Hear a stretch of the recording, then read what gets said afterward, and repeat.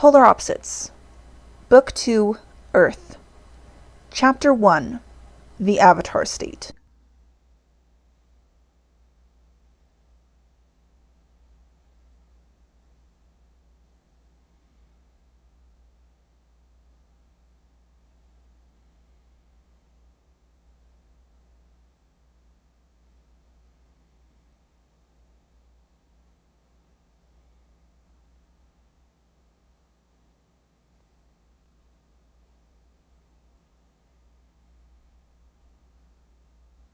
Three days after the Fire Nation's attack on the Northern Water Tribe, my siblings, Aang, and I are on a ship with the healers and waterbenders that had decided to go to the South Pole with Master Pakku, getting ready to get on Appa to fly to Omashu, where Aang's longtime friend, King Bumi, will teach him earthbending.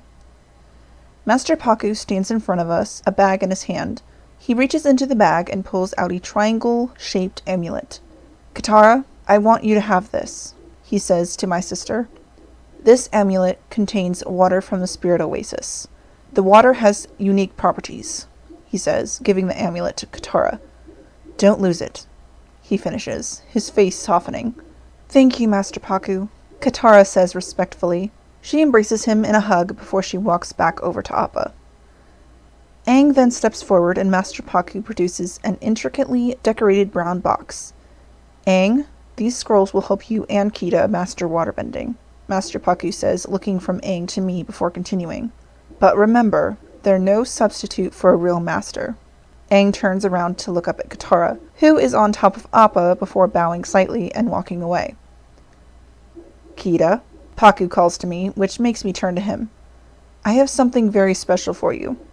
He smiles softly as he turns around, grabbing something from another Water Tribe member that stands behind him. My eyes widen at the sight of the dagger that he holds out for me. "Your siblings told me that you are very skilled with blades such as this," he says, and I take the intricately made dagger from him, examining it closely. "Use it well," he finishes with a smile. I smile back, bowing to him in respect. "I will. Thank you, Master Pakku." I then turn around towards Appa, ready to get on with our journey to Omashu. "Sokka," Master Pakku says as Sokka steps forward. Sokka looks at him proudly and expectantly, wanting to receive a gift like the others and I did. "Take care, son," Pakku says, patting Sokka's arm, giving him nothing. Katara and I giggle softly as Sokka's expression becomes very dejected and embarrassed. "Fly straight to the Earth Kingdom base to the east of here," Pakku says, looking up at Aang as Sokka climbs up onto Appa. "General Fong will provide you with an escort to Omashu. There you'll be safe to begin your earthbending training with King Bumi." "Appa, yip yip," Aang says as he flicks the reins, making Appa lift off. "Say hi to Gran for us," Katara shouts as we fly off, waving goodbye to Pakku and the other members of the Water Tribe.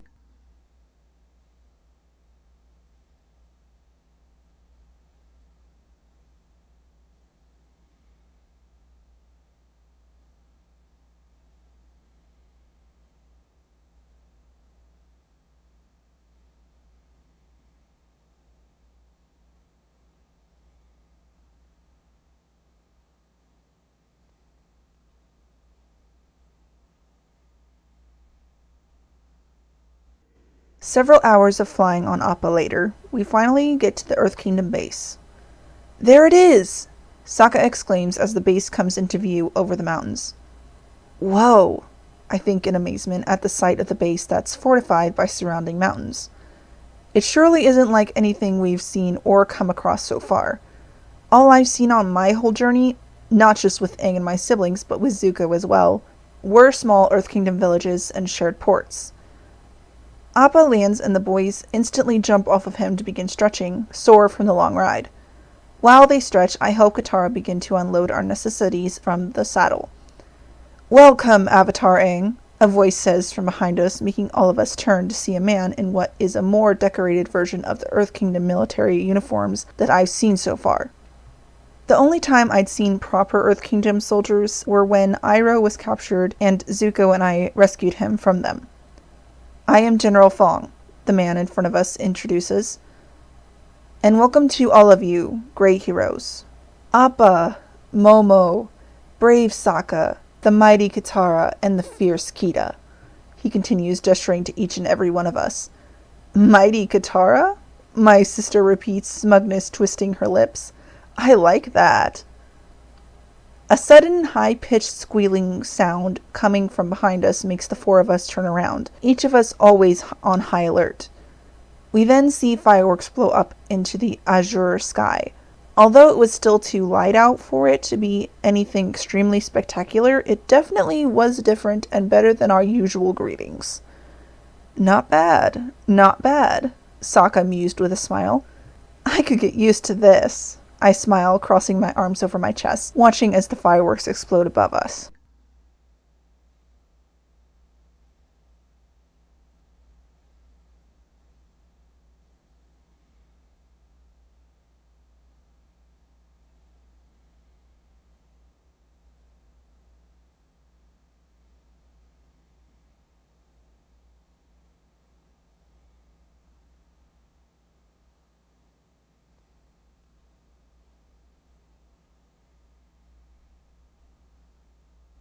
Aang, Katara, Sokka, and I are then led to a room to speak with General Fong. The room is painted in different shades of green and brown, with the Earth Kingdom insignia in different places around the room. Several soldiers linger at the other end of the room watching us, as if they expect us to attack General Fong. Or maybe they're waiting for the general to attack us. I remain alert, keeping several of the men in my view while my siblings and Aang speak to the general.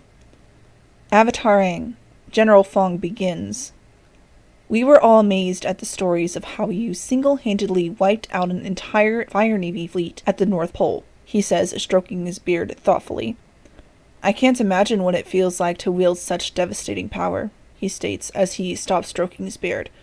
It's an awesome responsibility, he finishes as he turns to the four of us as we sit on a mat. I try not to think about it too much, Aang responds humbly. Avatar. Fong spoke the word as if it was Aang's name. You're ready to face the Fire Lord now, he finishes. The general looks at us as if his words were and are completely sensible. Thankfully, I'm not the only one who thinks that what he said is crazy. What? No, I'm not, Aang exclaims, alarmed by the general's words. Aang still needs to master all 4 elements, Katara says to the general. Why? General Fong questions as he rises from his desk.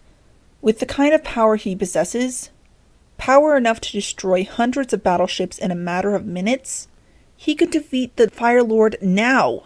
Sokka raises his hand somewhat timidly. But, sir, the thing is, Aang can only do those things when he's in the Avatar state. Aang then starts to elaborate on what the Avatar state actually is. See, it's this special state where... General Fong cuts Aang off, though, before he can fully finish explaining it to him. I'm well aware.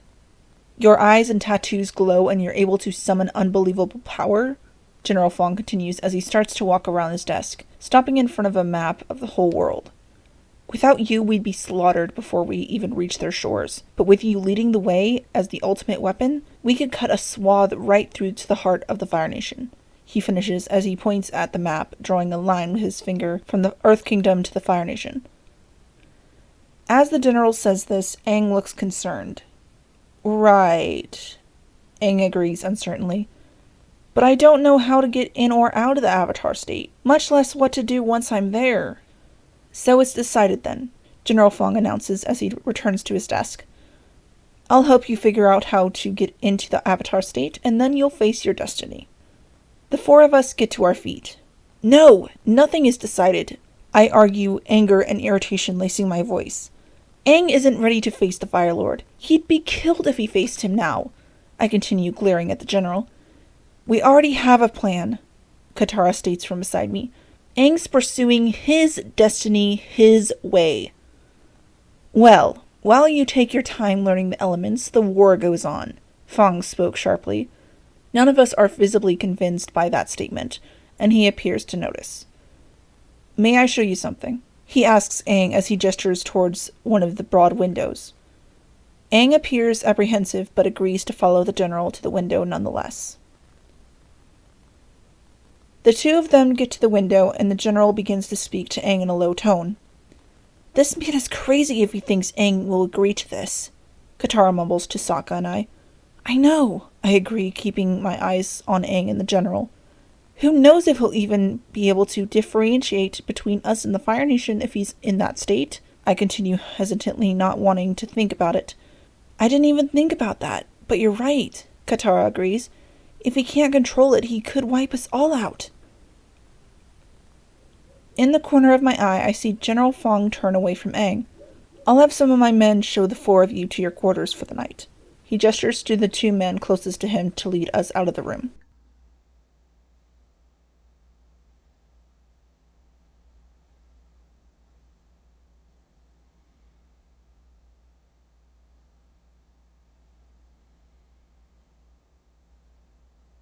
As we walked to our room, my siblings and I tried to get Aang to tell us what General Fong had said to him, but he remains silent until we are brought to our quarters.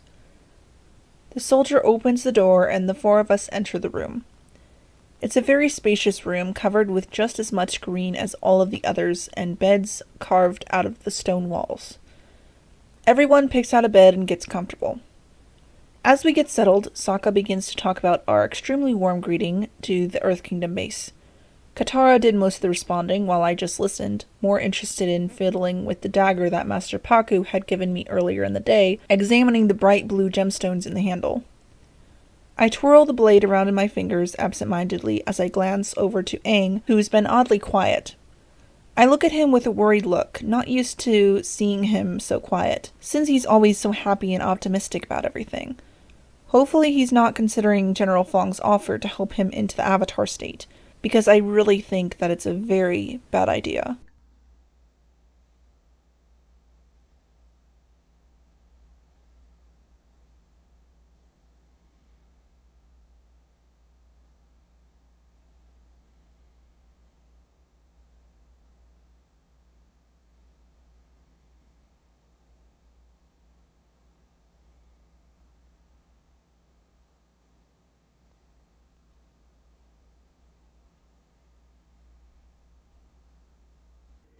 About an hour later, we all decide to get some rest before tomorrow, since we don't really know what the general will throw at us, as a way to convince Aang to let him help trigger the Avatar state. As I lay in my bed trying to get some sleep, I hear someone walking around the room. I lift my head, turning around to see Aang opening the door quietly before exiting the room, closing the door behind him with a soft click. I'm about to get up and follow him when I reconsider that decision. It wouldn't be right to follow him, especially if he just wants to be alone right now. I sit there on the edge of my bed, waiting for him to come back when Katara slowly sits up in her bed. She looks around the room, her eyes widening when she doesn't see Aang on his bed or anywhere else in the room. She looks over at me. "Where's Aang?" She asks me quietly, not wanting to wake Sokka up. "I don't know. He just left a few minutes ago," I replied back quietly. "What?" she whisper shouts, getting up from her bed, ready to go and look for him. I get up from my bed, too, placing a hand on her shoulder, stopping her in her tracks. "Katara, no. I wanted to follow him too, but right now I think he just needs to be alone to think some things over." Katara sighs softly before nodding. "You're right," she says quietly before going back over to her bed and sitting down, ready to wait for Aang to come back.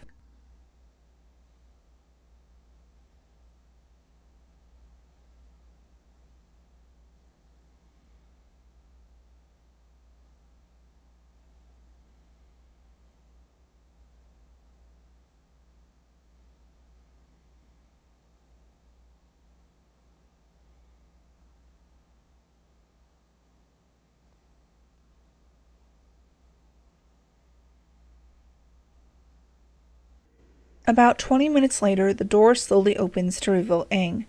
Katara and I watch him quietly as he walks over to his bed, not saying anything until he sits down at the edge of the bed. "I told the general I'd help him by going into the Avatar state," he says softly. "Aang, no," Katara says as she moves to where her legs go over the edge of the bed, making Momo, who was sitting in her lap, to jump off of her and run over to me as I haven't moved from my position. "This is not the right way," she finishes.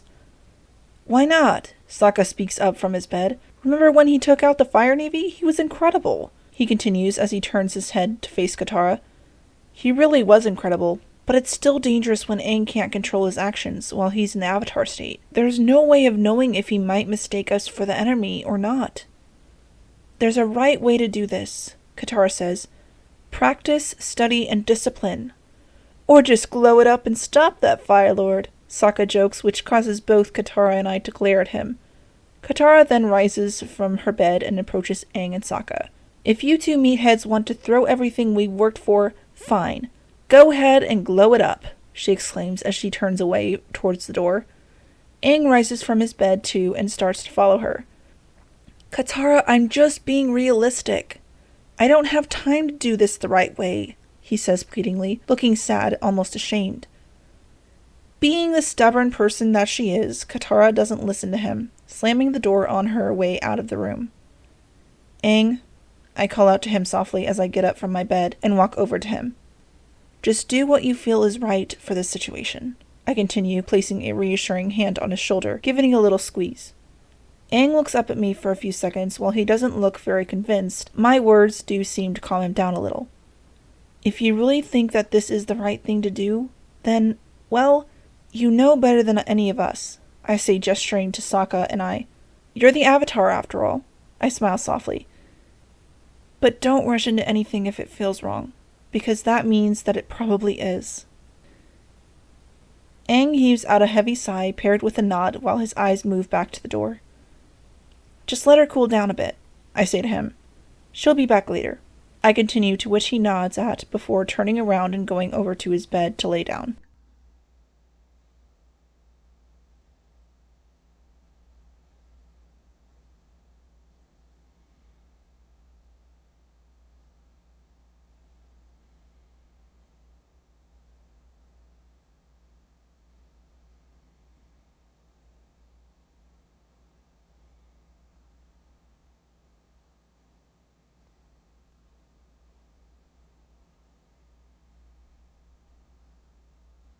The next morning, General Fong tells us how he's going to try and induce the Avatar state by using different tactics.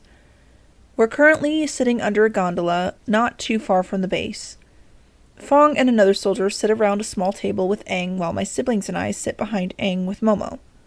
The soldier sitting across from Aang drops something white into the teapot in front of him before pouring some tea into Aang's cup. This rare chi-enhancing tea is a natural stimulant. In an ordinary warrior, it improves strength and energy tenfold. In you, it may induce the Avatar state, he says as he hands the cup to Aang. Tenfold energy, huh? Aang asks before he takes a small sip of the tea, causing his eyebrows to twitch slightly.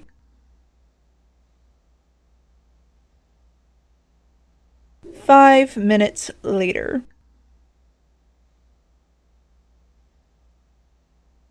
Aang is riding on an air scooter rapidly, hyper from the energy-boosting tea.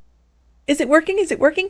I can't tell. Somebody tell me if I'm in the Avatar state, because I don't have a good view of myself. Am I talking too loud? Aang asks in a fast, high-pitched, hyper voice, while zipping around everywhere on his air scooter.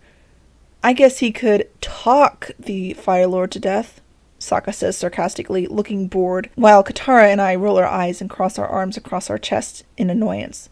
Aang then hits the pillar behind us, falling backwards.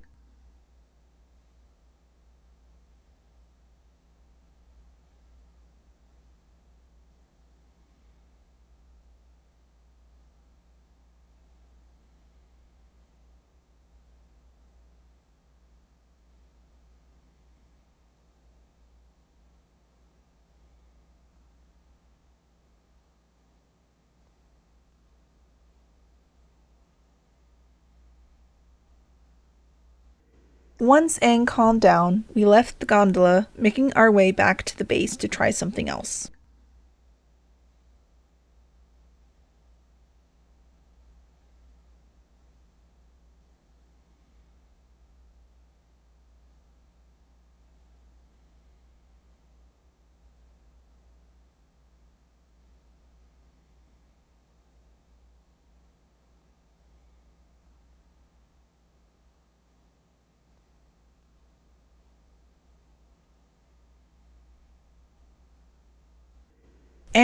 Katara and I sit on the ground, Sokka a few feet in front of us, and General Fong behind us. Maybe I can chuck you into the Avatar state, Sokka says to Aang. I love surprises, Aang says cheerfully before Katara covers his eyes with her hands. A few moments later, she removes them, and what Aang sees is Momo's head replacing Sokka's. Rah! Momo screeches. Ah! Aang screams, leaning back from him. He then glances at his arrow tattoos on his arms. Still not glowing, Aang says, holding his hands out. Sokka steps backward, losing his balance and falling to the ground with a grunt. I giggle softly at him while I see General Fong shake his head in dismay.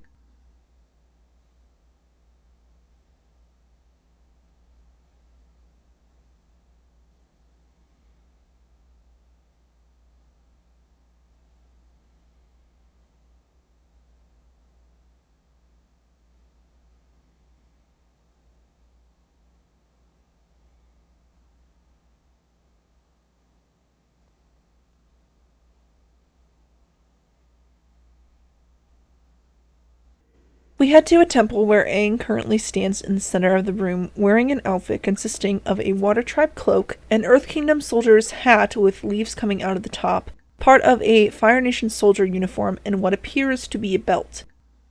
You are wearing a ceremonial piece of clothing from each of the Bending Nations. Now I will join the 4 elements into one, the priest standing on a staircase in front of Aang exclaims. Water! Earth! Fire! Air! He exclaims, putting each element into the pan that's in front of him. 4 elements together as one! The priest exclaims before he throws the mixture at Aang, coating him in mud. This is just mud, Aang says to him, sounding annoyed. So, do you feel anything? The priest asks Aang, giving him an odd look. After a moment, Aang raises his finger, catching our interest. Aang then sneezes, causing the mud to fly everywhere, coating Fong, Katara, Sokka, and I. Fong runs his hand over his face, wiping the mud away. We have to find a way.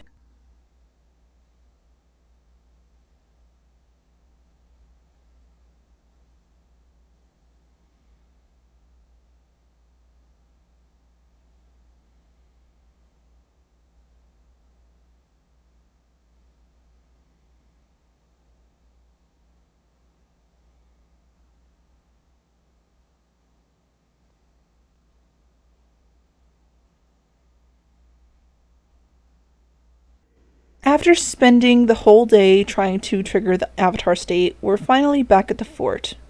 Katara, Aang, and I are currently standing on the fortification wall, watching the setting sun. I stand about 15 feet away from them, not wanting to interrupt their conversation. Can we talk about something?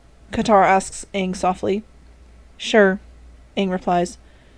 Do you remember when we were at the air temple and you found Monk Gyatso's skeleton? Katara asks him. At the mention of them being at the Southern Air Temple, I remember that after I first met up with my siblings at the Fire Temple, they had told me that what had happened at the Southern Air Temple. It must have been so heartbreaking for Aang to find out that he really was the last airbender, and that everyone that he knew and loved is dead, and have been dead for almost 100 years. It must have been so horrible and traumatic for you. I saw you get so upset that you weren't even you anymore.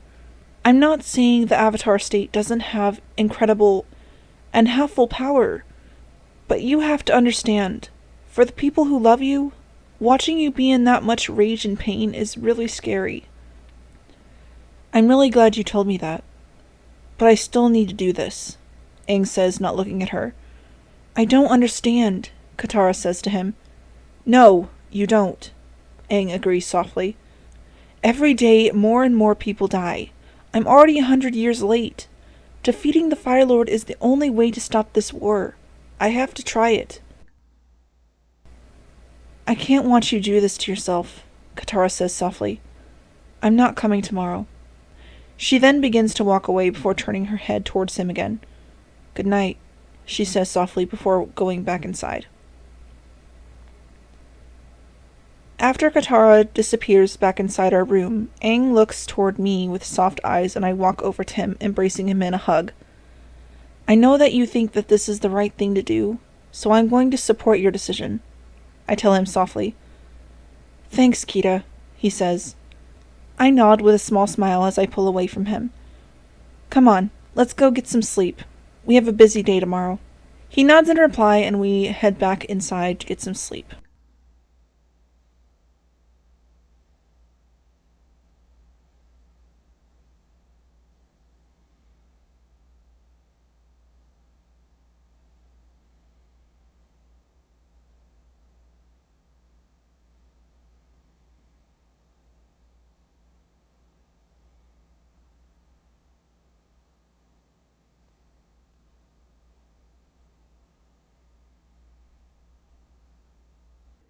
In the middle of the night, I'm awoken by Aang gasping awake. Sokka! Sokka, wake up! Aang calls over to my brother as I sit up in my bed. What? Sokka asks groggily. What is it, Aang? I ask softly. Aang sits up looking wary. I don't think we should be trying to bring on the Avatar state.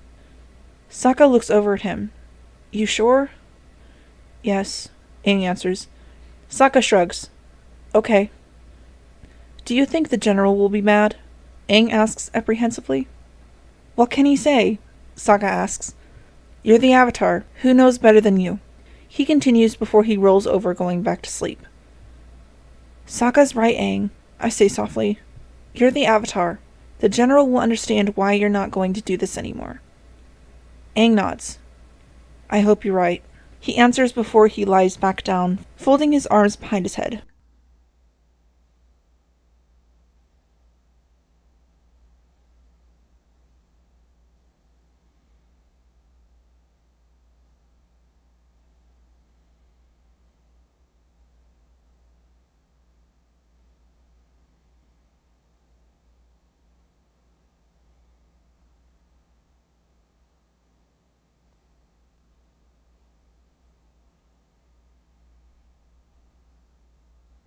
The next morning, Sokka, Aang, and I stand in front of Fong, Aang telling him that he's not going to use the Avatar state like the general wants him to. The thing is, I don't think we'll ever be able to trigger it on purpose. So, I guess that's it, Aang says to Fong. Sure I can't change your mind? Fong asks him, sounding disappointed. Aang looks down sadly. I'm sure. I can only reach the Avatar state when I'm in genuine danger. Fong looks away. I see. I was afraid you'd say that, he says, which makes my eyes widen in surprise at his response.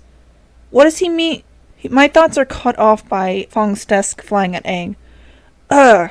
Aang groans as he gets hit by the desk. Aang! Sokka and I shout, trying to go after him as both the desk and Aang fly out of the window. Before we can even take a step in that direction, though, we're restrained by 2 guards each. Fong walks up to the hole in the wall, looking down at the ground, presumably at Aang. Men! Attack the Avatar! He commands. What are you doing? I shout at him as I struggle against the 2 guards that are holding me back. Fong ignores me and leaps down from the tower. I feel the building shake and assume that Fong had used his earthbending as he landed. What are you doing? I hear Aang ask. I don't hear the general's reply, but I do hear rocks being thrown and feel many vibrations. I am not your enemy! I won't fight you! I hear Aang shout to who I assume are Fong's men who are attacking him, just like General Fong had ordered them to do. Sokka and I glance at each other for a split second before looking away, a plan on how to get out of our captor's grip coming to mind. Sokka and I lift up our legs, slamming our feet down onto the feet of the guards holding us. The guards holding us grunt out in pain before letting us go. Sokka and I run over to the broken wall that Aang fell out of and look down to the ground below to see Fong and his men attacking Aang. Come on, we have to help him, Sokka says to me as he starts running out of the room towards the stairs.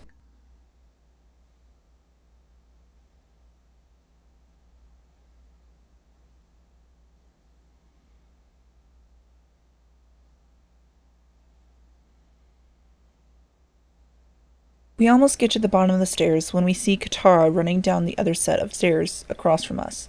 What's going on? Katara asks us as we meet at the bottom of the 2 staircases. The general's gone crazy. He's trying to force Aang into the Avatar state, Sokka exclaims.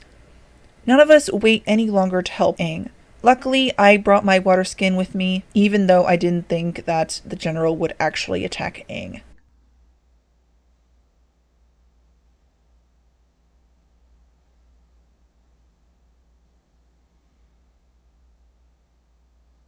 I've taken out many of the soldiers with my waterbending, trying not to hurt them too much, considering we're on the same side as they are. They're just doing as their commanding officer commands them, so it's not their fault. Maybe you can avoid me, but she can't, Fong says. I whirl around in shock to see soldiers surrounding Katara. I freeze in my spot as I watch General Fong use his earthbending, causing Katara to sink into the dirt. Ah! I can't move! Katara grunts, trying to move out of the dirt. No, Katara! I scream as I start running towards her, only to get blocked by 5 soldiers. Don't hurt her! Aang yells enraged as he leaps down the staircase and shoots a stream of air at Fong. Fong looks surprised, but he quickly raises a wall of earth to protect himself. Fong lowers the wall and then turns back to Katara, who sinks deeper into the ground. Ah! She screams.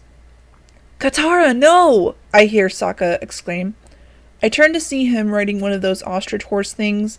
He charges toward Fong, but Fong uses his earthbending to sink the ostrich horse's legs into the dirt, causing Sokka to get tossed from the ostrich horse's back, landing in the hole of one of the discs made out of earth. I grunt as I take out the last of the soldiers that had surrounded me. As I put my bending water back into my water skin, I see Aang run up to Fong, grabbing his arm. Stop this, he begs. You have to let her go. Fong looks down at Aang angrily. You could save her if you were in the Avatar state, Fong growls maliciously. I'm trying, Aang says desperately, tears beginning to form in his eyes. Katara sinks even deeper. Aang, I'm sinking, she exclaims, the fear in her voice very evident. I don't see glowing, Fong taunts, and Katara sinks even more until only her head is above the ground. Ah! Please! Katara! I exclaim as I run toward her. Let her go! I scream, ready to attack Fong, my bending water out and ready to use. I get to be about 15 feet away from him before he uses his bending, making my legs get stuck in the ground. I growl at Fong as I struggle to get out of the dirt. Aang drops to his knees at Fong's feet, still clutching the general's arm. You don't need to do this, Aang begs hysterically. Apparently, I do, the general sighs. With one more twitch of Fong's hand, Katara is gone. Aang tried to get to her, but it was too late. The only thing that was left was dirt. I freeze at the thought of Katara sinking under the ground and never coming back up. I don't know what I would do. Katara and I were always close, and I don't know what I would do without her in my life. My thoughts are broken when the wind whips my hair around. I turn to where Aang is to see his tattoos glowing. He turns towards the general, and I see his eyes glowing the same color as his tattoos. He glares at Fong angrily as he begins to rise into the air. It worked! It worked! Fong cheers before a strong blast of wind hits him, and he shields himself with his arms. Fong's smile quickly fades, and he becomes terrified as Aang launches a karate chop-like attack, making Fong fly backward, landing at the base of the tower. I then see Aang lift himself up in a vortex of air and dirt. Avatar Aang, can you hear me? General Fong shouts. Your friend is safe, he says as he raises his arms and Katara emerges from the ground, gasping for air. It was just a trick to trigger the Avatar state. And it worked! He exclaims. Aang whirls around at that. His facial expression is complete and utter anger and rage. The vortex of air suddenly collapses and Aang slams into the ground, a cloud of dust shooting forward. Fong is sent flying. Large chunks of earth rise from the ground, sending Earth Kingdom soldiers into the air. The wave of destruction crashes into the buildings around the base, cracking them apart. Aang's body then goes limp, and he falls to the ground, his tattoos and eyes no longer glowing. Katara gets up from the ground, running over to him, pulling him into an embrace. I'm sorry, Katara. I hope you never have to see me like that again, Aang says, sounding tired and very remorseful. Ha! Are you joking? General Fong asks, making the two of them look up at him. That was almost perfect! We just have to find a way to control you when you're like that. You're out of your mind, Aang says. I guess we'll figure that out on the way to the Fire Nation, Fong says, ignoring him. Behind Fong, I see Sokka ride up behind him on the ostrich horse, holding his boomerang. He then bonks Fong on the head with his boomerang, knocking him out cold. He turns to the soldiers that stand around us. Anybody got a problem with that? All of the soldiers shake their head in unison, clearly not having a problem with what Sokka just did. Can someone please get me out of this? I ask, very frustrated that I still can't move. One of the soldiers steps forward and earthbends me out of the ground. I brush my clothes off as I walk over to my siblings and Aang. You alright? Sokka asks me as I stop next to him.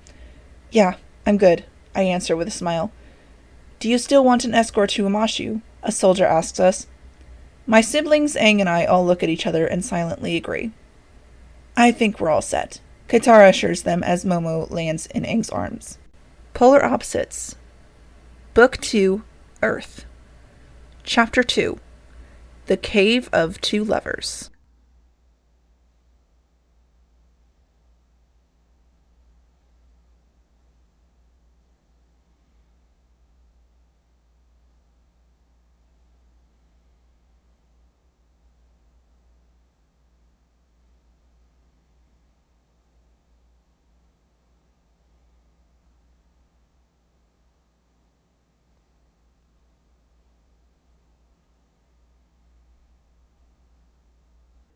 It's been 2 days since the incident at the Earth Kingdom base where General Fong had tried to force Aang into the Avatar state. He had succeeded in his plan only by using Katara as a literal bait to trigger it. Luckily for us, though, the situation didn't go too far, at least to the point where people died. Currently, my siblings, Aang, and I are taking a break from flying to Amashu. Aang is practicing waterbending with Katara while I practice by myself. Sokka is just lounging around lazily, using a large leaf as a boat, Momo laying in his lap. You guys are going to be done soon, right? Sokka asks as he floats past Aang, Katara, and I. We've got a lot of ground to cover if we want to make it to Amashu today. Katara drops her bending stance and slumps at her brother's statement, turning to face him with an arched eyebrow as she replies, What, like you're ready to go right now, naked guy? I can be ready in 2 minutes, seriously. Sokka replies as he lifts his hair to look at the two of them and lets his arm drop lazily back into the water. Whenever, he continues, which makes me roll my eyes at him before returning to practicing my waterbending. So, you were showing me the octopus form, Aang says to Katara. Right, let me see your stance, Katara replies. Aang gets into his stance and Katara evaluates his stance. She comes over to correct it. See, if you move them closer to your center, you protect your center. You got it? Katara asks. I see Aang blush at how close Katara is to him, and I smirk slightly, knowing that he has a majorly obvious crush on my little sister. Oh, yeah, thanks, Aang replies, slightly flustered. Katara drops her hold on him and walks back to her former position. She turns around to face him once again in a bending stance. Okay, let me see what you got, she says to him. Aang raises some water from the river, and with a smooth motion he causes the blob of water to sprout about a dozen wide tentacles. Katara then begins to rapidly fire icicles at him. The first one is grabbed and deflected in midair by one of Aang's water tentacles. After several more are deflected, Aang, who dodges Katara's icicles, uses one of his water tentacles to lash at Katara. Katara is slightly surprised when one of Aang's water tentacles grabs her leg and yanks tight. Katara then straightens, placing her hands on her hips with a smile. You make a fine octopus, pupil Aang, she says as Aang is now encased in a bubble of water, his arms and consequently his tentacles waving lazily around him. He's clearly having fun imitating an octopus. I giggle at his silliness. I'm about to concentrate on my bending again when I hear faint music and singing coming from behind us. My siblings, Aang, and I turn toward where the sound is coming from. A few seconds later, we see a group of people dressed in colorful clothing walking towards us, playing instruments and singing. Don't fall in love with the traveling girl. she'll leave you broken, broken heart. The man with the guitar sings softly as he and the rest of the group walk towards us. I jump slightly as Sokka's leaf boat capsizes, making him yell as he falls into the water. Hey, hey, river people, the man with the guitar says as he finally notices us, smiling and pointing briefly at us. We're not river people, Katara says, gesturing negatively with her hands as Sokka resurfaces behind her, Momo landing on his head. You're not? The man asks, confused. Well then what kind of people are ya? Just people? Aang replies hesitantly. Aren't we all, brother? The man asks with a smile. Who are you? Sokka asks, pointing an accusatory finger at the group in front of us, as he walks up to where he's standing next to me with Momo perched on his shoulder. I'm Chong, and this is my wife Lily, the man says, indicating to the woman on his left, who curtsies. To his left, not on his left. The man says, indicating to the woman to his left, who curtsies. We're nomads, happy to go wherever the wind takes us, he continues happily before he riffs on his guitar. You guys are nomads? Aang asks. That's great, I'm a nomad. Hey, me too, Chong says. I know. You just said that, Aang replies flatly. Oh, Chong says before his attention wanders elsewhere, then to Sokka. Nice underwear, he says creepily. Sokka's eyes bulge at the sudden realization that he's wearing very little in front of complete strangers. He grabs Momo and places him strategically over his body and slides rapidly off to the side.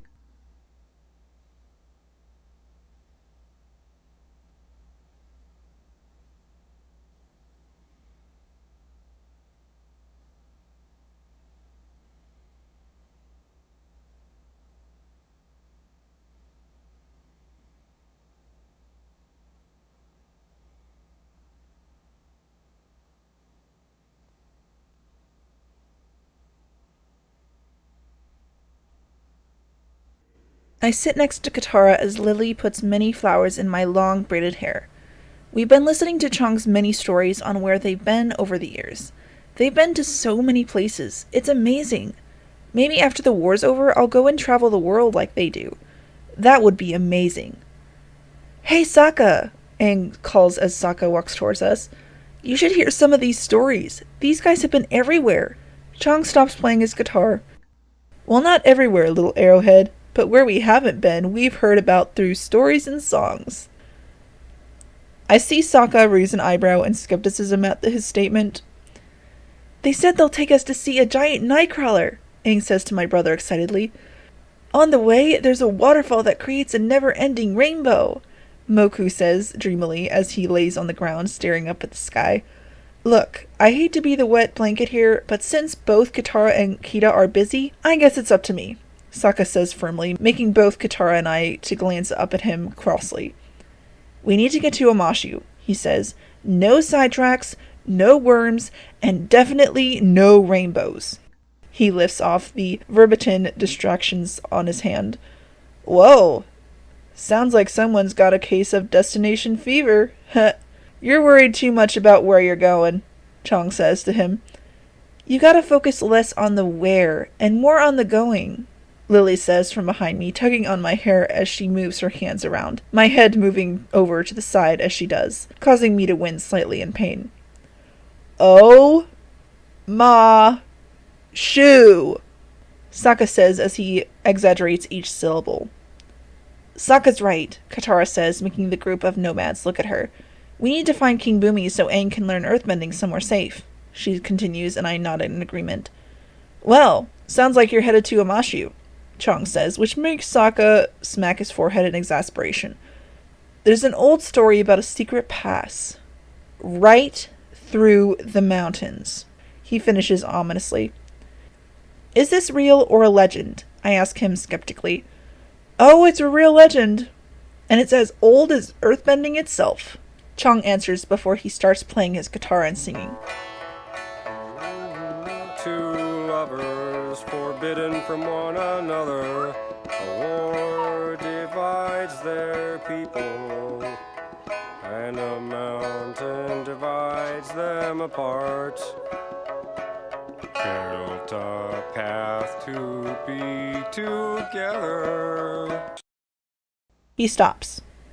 Yeah, and I forget the next couple of lines, but then it goes, he says before singing again. Secret tunnel, through the mountains. Secret, secret, secret, secret tunnel, yeah. He finishes the song, making the rest of the nomads, Aang, Katara, and I to clap enthusiastically. I think we'll just stick with flying. We've dealt with the Fire Nation before. We'll be fine, Sokka says. Yeah, thanks for the help, but Appa hates going underground, and we need to do whatever makes Appa most comfortable. Aang agrees, smiling widely at the end of this statement.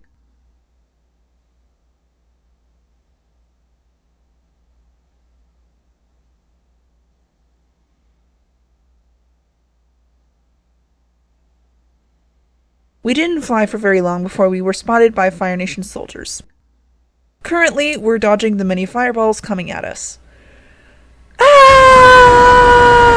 We all scream as Appa continues to dodge the fireballs that are flying towards us.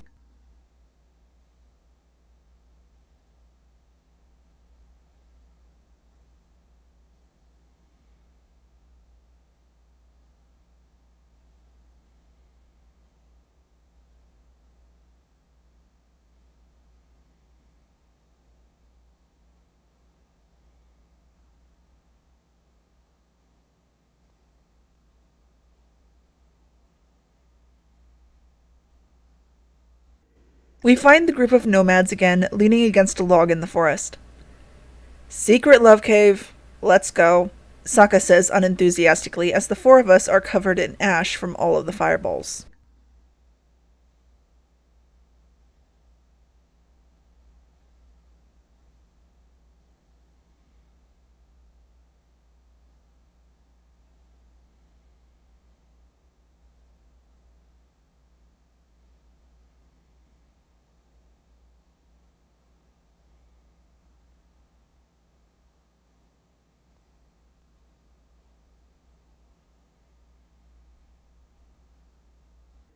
How far are we from the tunnel? Sokka asks as we walk with Chonk's group along a wide road lined with what look like the ruins of ancient temples of some sort. Actually, it's not just one tunnel, Chong answers. The lovers didn't want anyone to find about their love, so they built a whole labyrinth, he explains. Sokka turns to us in a pose of horror, his hands holding the sides of his head. Labyrinth? He shouts. I'm sure we'll figure it out, Chong shrugs, making Sokka turn and begin walking again, the rest of us following him. All you need to do is trust in love, Lily says, according to the curse. At her statement, Sokka stops, standing bolt upright. Curse! He shouts out in exasperation as the others and I pass him. Seeing that he's not following us, I roll my eyes before grabbing him by the arm and dragging him along with me.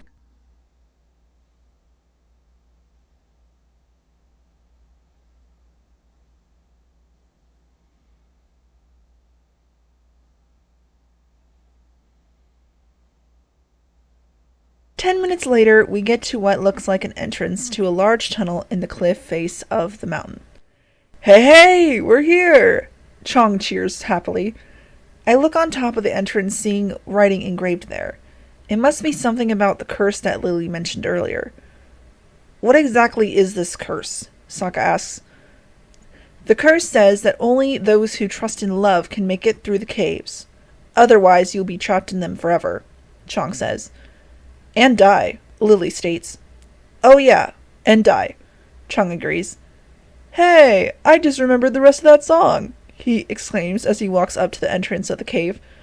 And die, he sings low and dramatically after he strums a chord on his guitar.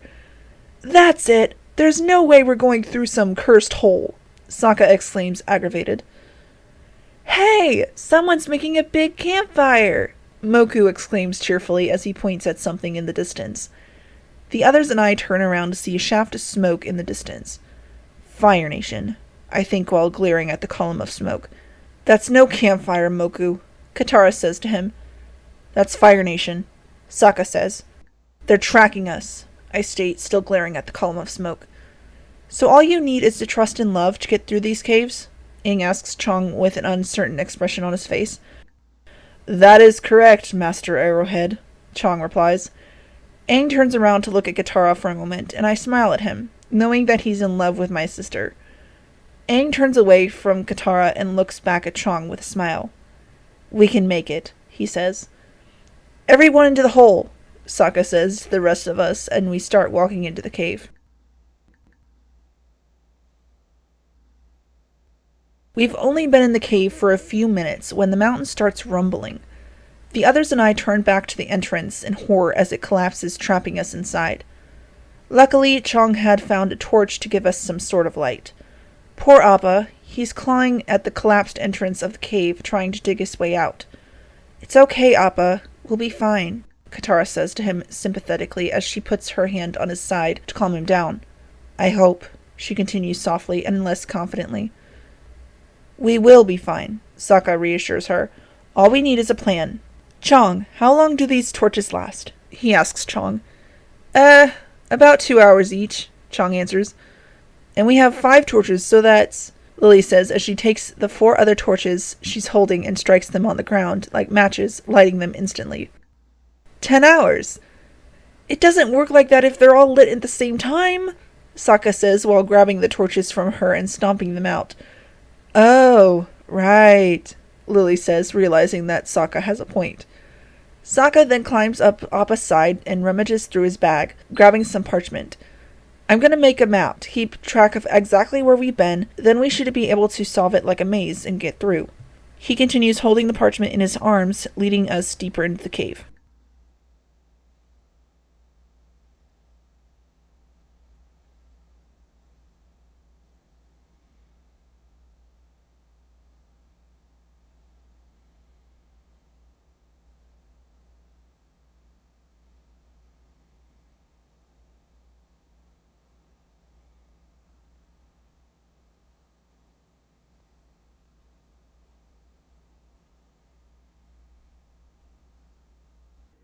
Sokka, this is the 10th dead end you've led us to, I say to my twin as he fools around with the map that he's made. This doesn't make any sense. We already came through this way, Sokka responds, looking at the rocks in front of us. We don't need a map. We just need love, Chong says. The little guy knows it, he continues, pointing over at Aang. Yeah, but I wouldn't mind a map also, Aang replies. There's something strange here. There's only one explanation, Sokka says, making the others and I to look at him in confusion. The tunnels are changing, he states as he turns to face all of us, just as a low rumble comes through the tunnel, making us all look up and worry. The tunnels! They're a-changin'! It must be the curse, Chong says worriedly. I knew we shouldn't have come down here. Right, Sokka agrees sarcastically. If only we listened to you. Everyone, be quiet. Listen, Katara says to us. Everyone quiets down, and I hear something in the darkness up ahead of us. Momo jumps off of Sokka's shoulder and flies off into the darkness behind us, probably sensing that something's coming. Sokka looks in the direction that the sounds are coming from.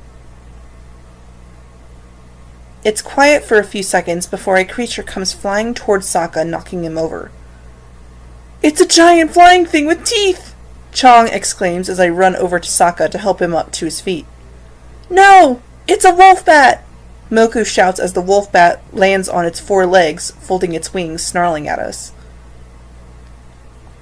After snarling at us a bit, it launches back into the air, flying over our heads. Sokka tries to burn it with the torch he holds, but fails. The wolf bat hits the torch, making it slip out of Sokka's hand and fly towards Appa, burning his foot. Appa rears up and cries out in pain before he runs around in anguish, hitting the cave walls and causing a cave-in. As rocks from the roof fall towards us, Aang sends a blast of air to get Chong, Sokka, the rest of the nomads, and I out of the way. Sokka holds me close to him as the dust from the collapse settles. You all right? He asks as he loosens his grip around me. I nod silently, looking at the collapse in worry, hoping that Aang and Katara didn't get crushed by the rubble.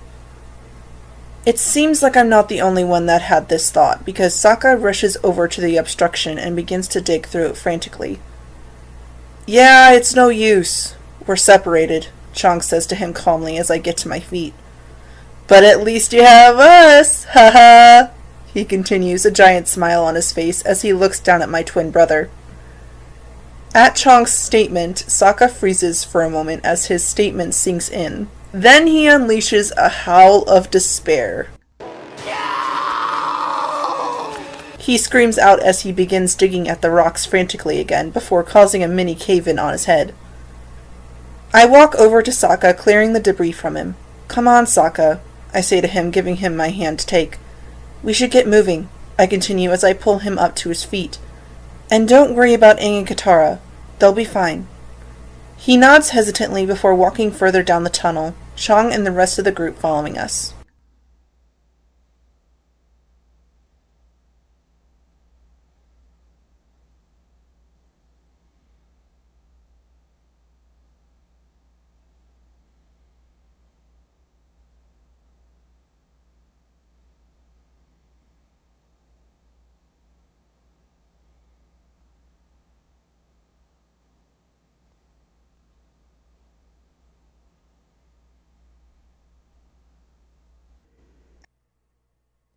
I walk beside Sokka with Momo on my shoulder, the nomads singing and playing their instruments behind us. I turn to look at Sokka and I roll my eyes at the sight of the scowl on his face. I elbow him in the side, giving him a "lighten up, will you?" look. He just rolls his eyes at me and I scoff in annoyance at his stubbornness.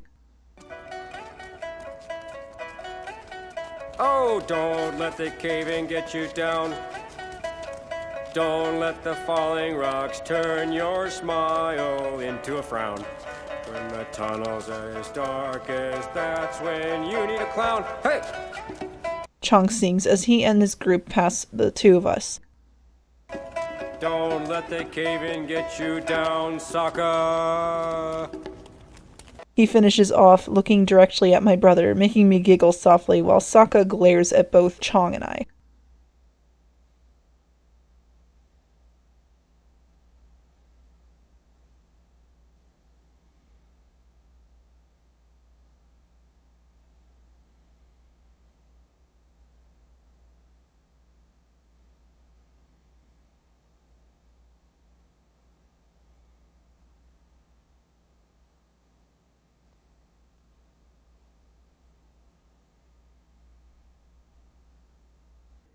Oh, great! Your plans have led us to another dead end, Moku complains. At least I'm thinking of ideas and trying to get us out of here. Moku, Sokka says defensively, glaring at him. Whoa, wait a minute. We're thinking of ideas? Chong says, making Sokka turn to him with an annoyed look on his face. 'Cause I've had an idea for like an hour now, he continues. Yes! We're all thinking of ideas! Sokka explodes, causing me to elbow him in the side while glaring at him as he glares back at me while rubbing his side. Well, listen to this. If love is the key out of here, then all we need to do is play a love song, Chong answers. Sokka smacks his forehead as Chong begins to play his guitar. Come on, Sokka, I say to him as I follow Chong and the others. Even if you're lost, you can't lose the love because it's in your heart.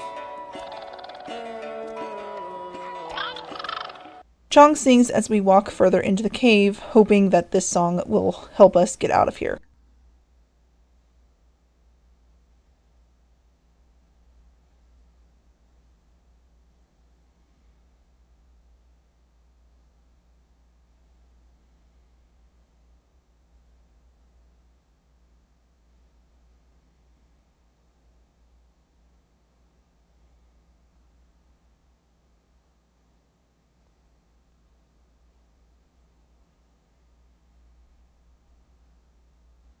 Chong is still strumming his guitar. He stops, though, when ominous sounds begin to echo through the darkness. Momo jumps from my shoulder as the noises continue in the darkness in front of us. Out of the darkness, a huge pack of wolf bats emerge running towards us. They fly over and around Sokka, who flails frantically about. They're gone in an instant, flying down the tunnel. "Hey, hey! You saved us, Sokka!" Chong exclaims happily. "No, they were trying to get away from something," I say to him as Sokka helps me up from the ground. "From what?" Chong asks, confused. That's when the wall behind Chong and the others explodes and the tunnel around us quakes. A large, furry, brown creature appears from the dust. Behind us, another explosion of rock reveals another creature. I gasp in surprise at the sight of the two creatures, not knowing if these creatures will attack us or not. The creature in front of Sokka bends earth around him, pinning him down and separating him from the others and I. The creature then stomps the ground in front of him and knocks Sokka backward onto the ground. "Sokka!" I exclaim, wanting to get to my brother before he gets hurt. Or worse. Killed. "No!" Chong says, grabbing my shoulders, keeping me from moving. As Sokka inches backwards from the advancing creature, his fingers accidentally strum against the strings of Chong's guitar. At the sound of the guitar, the creature in front of Sokka stops its advance and puzzles over Sokka. Sokka looks up at the creature, expecting to get killed. He then realizes what's going on, getting to his feet with the guitar, strumming the strings with his fingers. "Hey! Those things are music lovers!" Chong exclaims. "Badger moles coming towards me." Sokka tries to sing to the one note that he's strumming. Not doing too well, if you ask me. "Come on, guys, help me out," he sings, turning to the others and I with a worried look on his face. At Sokka's request, Chong and his troupe stand and begin to play their instruments and sing. The big bad badger moles who earthbend the tunnels hate the wolf bats but love the sounds. Chong sings as I run over to Sokka, giving him a hug, glad that he's alright.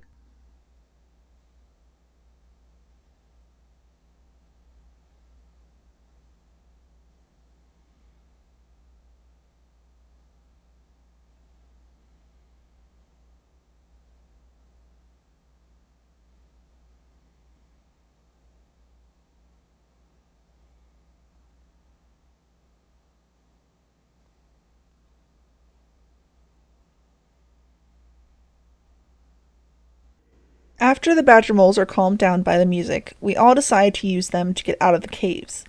Sokka, Momo, and I climb onto one, while Chong and the others climb onto the other badger mole's back, still singing and playing their instruments, making the badger moles lead us out of the cave.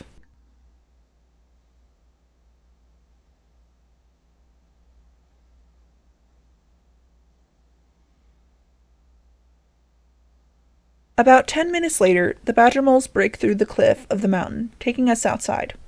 I grin as I see Appa, Aang, and Katara also out of the cave, safe and sound. "Sokka! Kita!" Katara shouts with a smile at the sight of us. Sokka and I slide down the side of the badger mole, running over to Katara. "How did you guys get out?" Sokka asks. "Just like the legend says, we let love lead the way," Aang answers with a smile and a slight blush on his cheeks as he shrugs. "Really?" Sokka asks. "We let huge ferocious beasts lead our way," he continues before he turns and waves goodbye to the badger moles as they turn to go back into the cave. I hug Katara, glad that she and Aang are alright, before letting her hug Sokka. Katara lets him go after hugging him for a moment or two, looking at his forehead. "Why is your forehead all red?" she asks him. I'm about to answer her question when Chong interrupts me. "Nobody react to what I'm about to tell you. I think that kid might be the Avatar," he says, his voice dead serious. Sokka smacks his forehead again, answering Katara's earlier question, and I to giggle as Sokka glares at the nomad as he stares at Sokka's red forehead. In the corner of my eye, I see the rest of Chong's troop walk away from Aang, who is waving goodbye to them. At this, Chong takes his flower necklace off and places it around Sokka's neck. "Sokka, I hope you learned a little something about not letting the plans get in the way of the journey," he says to Sokka before he hugs him. "Just play your songs," Sokka says sullenly. Chong releases him at such an excellent suggestion. "Hey, good plan!" he exclaims. Even if you're lost, you can't Lose the love because it's in your heart. Chang sings as he and the rest of his troop walk away.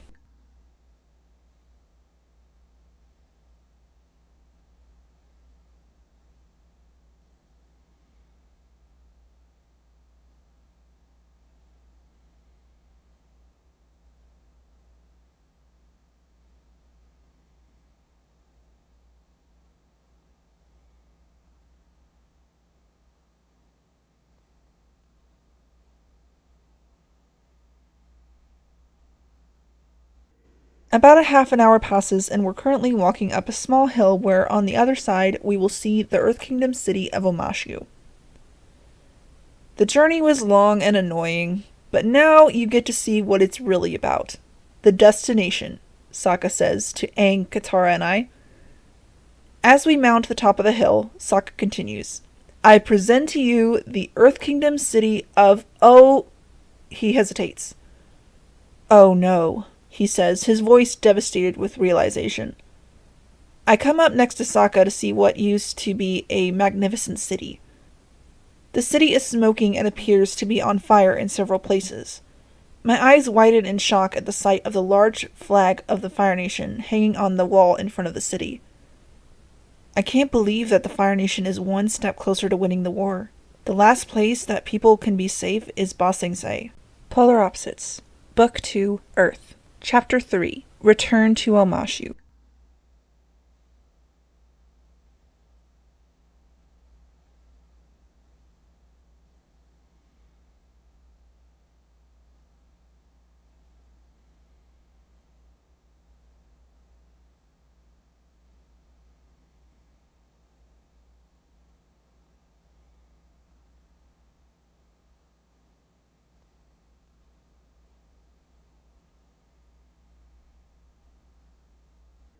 The four of us look out at the once great Earth Kingdom city of Omashu, the red Fire Nation flag blowing in the wind. I can't believe it. I know the war has spread far, Aang says before he turns to face my siblings and I. But Omashu always seemed untouchable.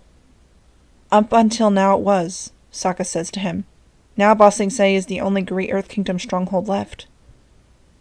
This is horrible, but we have to move on, Katara says solemnly. No. I'm going in to find Bumi, Aang says firmly. Aang, stop. We don't even know if Bumi's still... Sokka hesitates. Aang turns to look at my brother, his expression hardening. What? If he's still what? Sokka looks away from Aang, refusing to meet the airbender's eyes. Round, he says hesitantly, finishing his statement from earlier. He's right. And even if King Bumi is still in the city, no one from the Fire Nation would allow him to teach the Avatar earthbending anytime soon. I know you had your heart set on Bumi, but there are other people around who can teach you earthbending, I say to Aang.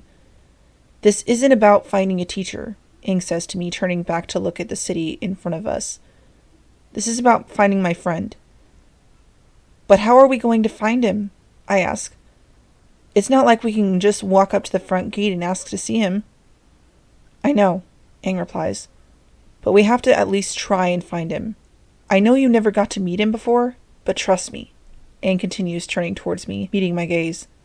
He's worth it. He finishes with a smile that makes me figure out that I can't argue and try to convince him not to go looking for Bumi.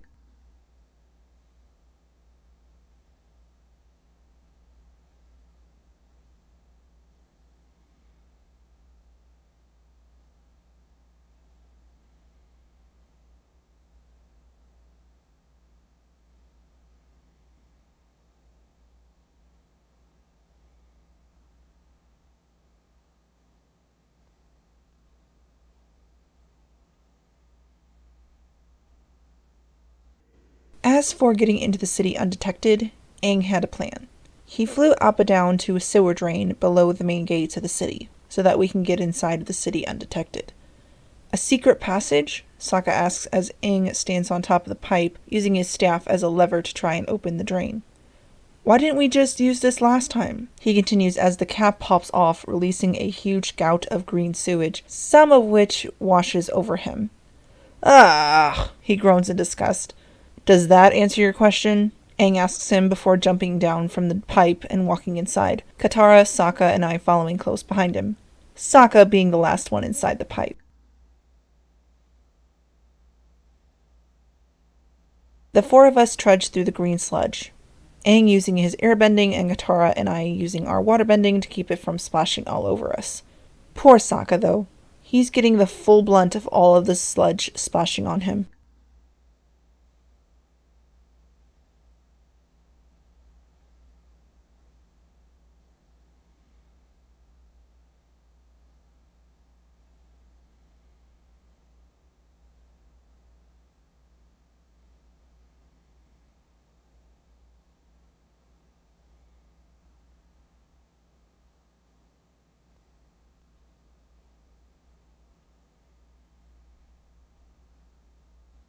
We finally find a manhole that leads up into the street. Aang climbs up the ladder to see if the coast is clear.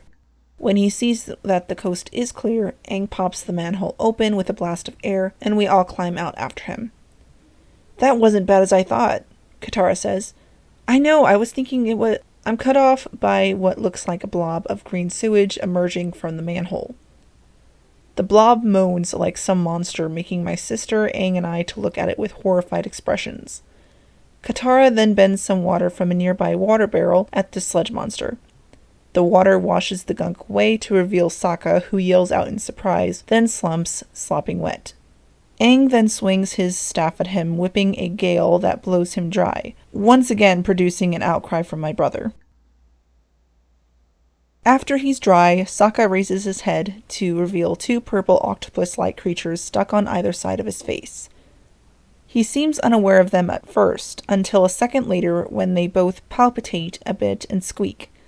"Ah!" he shouts as he grabs one creature in each hand, trying to pull them from his face, but their suckers keep them attached. He stretches them out to an absurd distance, but they still hang on. "Ah!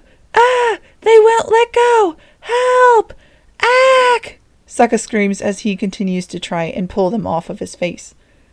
Aang pounces on Sokka, pinning him to the wall of a nearby building, then releasing him. "Stop making so much noise," he says to him. "It's just a purple pentapus," he continues with a small smile. The pentapus begins to palpitate again, making slight squishing noises. Sokka's eyes bug out as he looks to either side of his face in horror, slight choked noises emerging from his throat. Aang then reaches for the nearest pentapus, gripping its head. He rubs its head with his index finger, which makes the creature raise its tentacles from Sokka's cheek and pops off his face without further fuss. While rubbing his free cheek, Sokka repeats the process on his other cheek. The other pentapus squeaks a bit and releases his right cheek with another little popping sound. The suckers on the tentacles have left little red dots all over Sokka's cheeks. Sokka rubs his cheek for a second while Aang removes a third pentapus from behind his neck. "Hey!" a voice yells, making the four of us turn to see 3 Fire Nation soldiers coming closer to us. Realizing that Aang's arrows are still visible, Katara and I close ranks to obscure Aang for a moment. A second later, Aang has a red, flat-top hat on his head to hide his airbender tattoos. "What are you kids doing out past curfew?" one of the guards asks. "Sorry," I reply. "We were just on our way home." I continue to them as the four of us start to walk away. "Wait," one of the guards calls out, making all of us wince. "What's the matter with him?" he asks, making us turn around to face them again. Katara puts her hands on Sokka's shoulders, helping him turn around. He has pentapox, sir," she says, thinking of an explanation for the red marks on Sokka's skin. The guard walks up to Sokka and moves to touch him. It's highly contagious," Katara says to him, making the guard hesitate, pulling his hand back. I nudge Sokka with my elbow and he gets the hint to start acting like he's ill. He raises his hands in front of him in a zombie-like fashion and begins to moan. It's so awful. I'm dying," he moans. "And deadly," I state as Sokka continues to moan and lurch forward, causing the guards to begin to lurch backward to avoid contact. "Wait, I think I've heard of pentapox," one of the guards says. "Didn't your cousin Chang die of it?" he asks one of his comrades as Sokka continues his advances on them, coughing and spitting up gunk at them as he does so. "We'd better go wash our hands. And burn our clothes," one of the guards exclaims as they turn around, making a run for it. Sokka stops his act and straightens up. "Thank you, sewer friend," Aang says to the pentapose that he holds in his hand, rubbing it on the head with a smile on his face.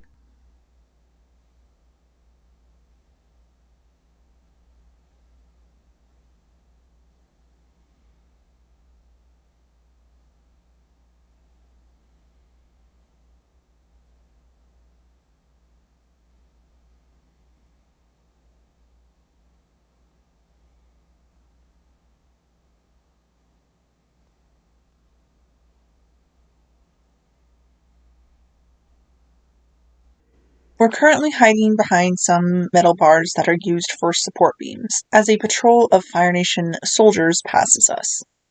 Once they pass, I turn to my siblings and Aang. "Let's find Bumi and get out of here," Katara says to us. "Where would they be keeping him?" Sokka asks Aang. "Somewhere he can't earthbend," Aang replies, looking up and around. "Somewhere made of metal."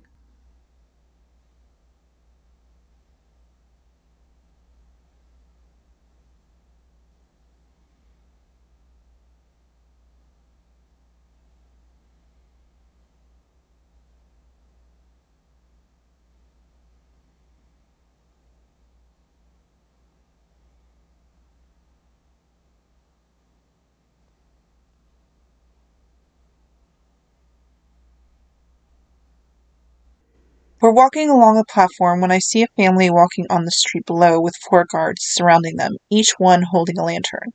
That's when a rumble comes from above the platform we're on, causing my siblings, Aang and I, to turn around in horror at the sight of a large boulder going down the ramp toward the family as they walk past. Aang runs up to the ramp, swinging his staff, pulverizing the rock with a blast of air as it passes. The party below is alerted by the sound and looks up to see the 4 of us above them.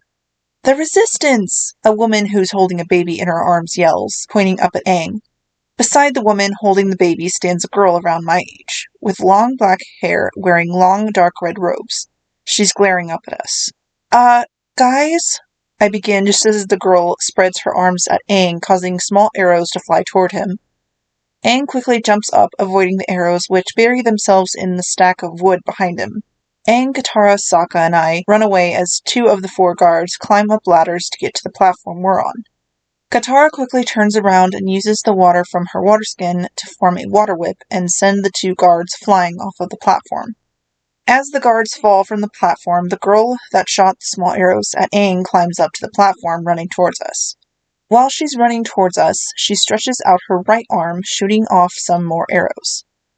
I use the water from my water skin to make a shield of ice to protect us as the arrows embed themselves in it. The wall of ice doesn't stop the girl in her pursuit as she jumps over it.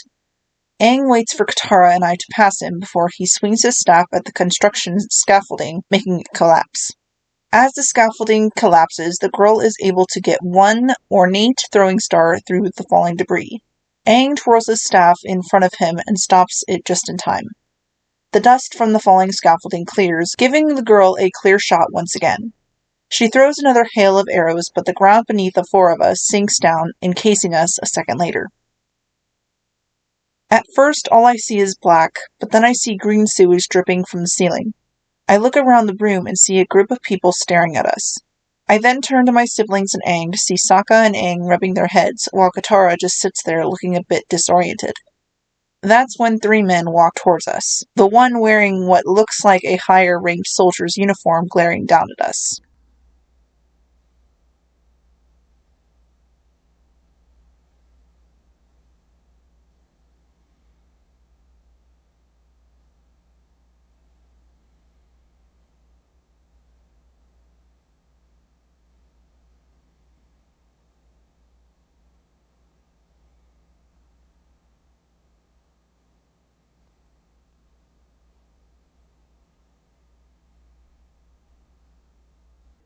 "So, is King Bumi with you guys? Is he leading the resistance?"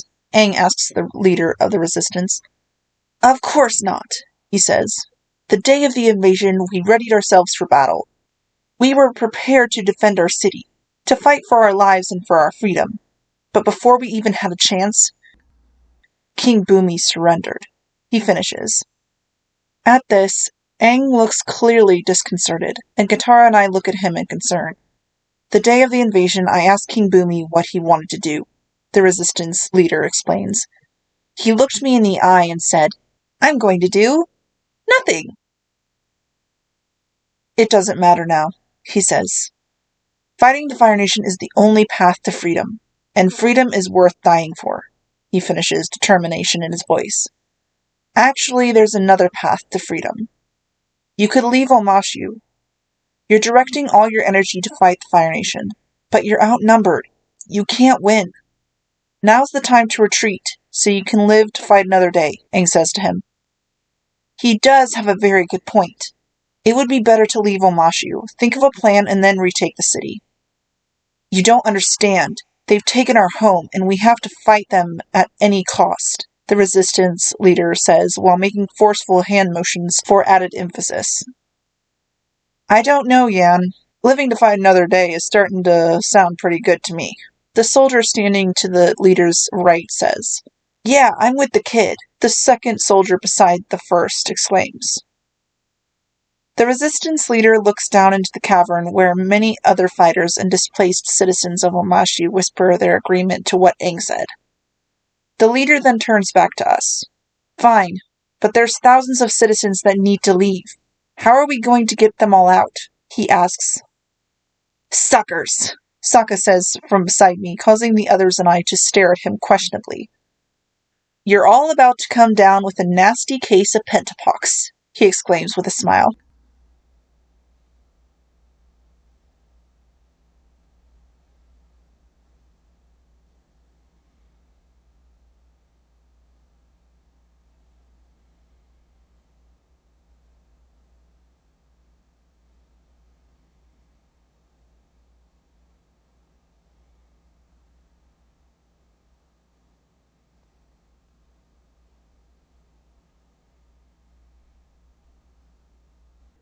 The next morning, we gather with the resistance fighters and more citizens of the city, ready to get out of the city. After getting some purple pentapus from the sewers, the citizens apply them to their exposed skin, making the red marks appear on their skin. Once everyone is ready, Sokka steps forward and addresses the crowd in front of him. The marks make you look sick, but you gotta act sick too. You gotta sell it, he tells them. An old man then walks between Sokka and the crowd, groaning and holding a hand to his allegedly aching back. Sokka puts his arm around the Omashu citizen next to him and points at the old man. Now that's what I'm talking about. Here's a practice, the old man says to him, tapping his wooden leg with his cane with a smile. Okay, everyone, into sick formation, Sokka says to the crowd. I'm about to follow Sokka and the rest of the crowd when I notice that neither Katara or Aang are following me. I turn my head towards them to see Katara looking back at Aang as he turns to head in a different direction. Aang, what are you doing? Aren't you coming with us? Katara asks him. No, Aang answers, turning to face her. I'm not leaving until I find Bumi. Momo jumps onto Aang's shoulder and chitters as he grabs Aang's mouth. Aang picks him up and drops him onto the ground. Sorry, Momo. I'll feed you later, he says to him before he airbends himself to the surrounding rooftops and bounds away. Katara watches him as he disappears out of sight. I walk up to her after a moment, placing my hand on her shoulder. Come on, Katara, we need to go. She nods and we meet up with Sokka, ready to get the citizens out of the city.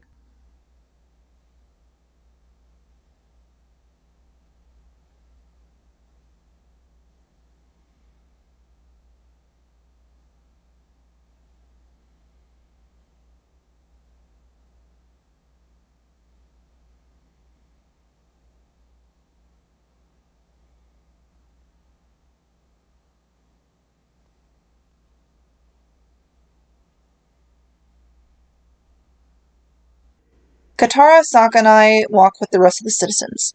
As we get nearer to the entrance of the city, we all start moaning and move like zombies, swaying back and forth. The Fire Nation soldiers back away at the sight of us. Plague! Plague! One of the soldiers exclaims to the others as he and the others start to retreat into the citadel.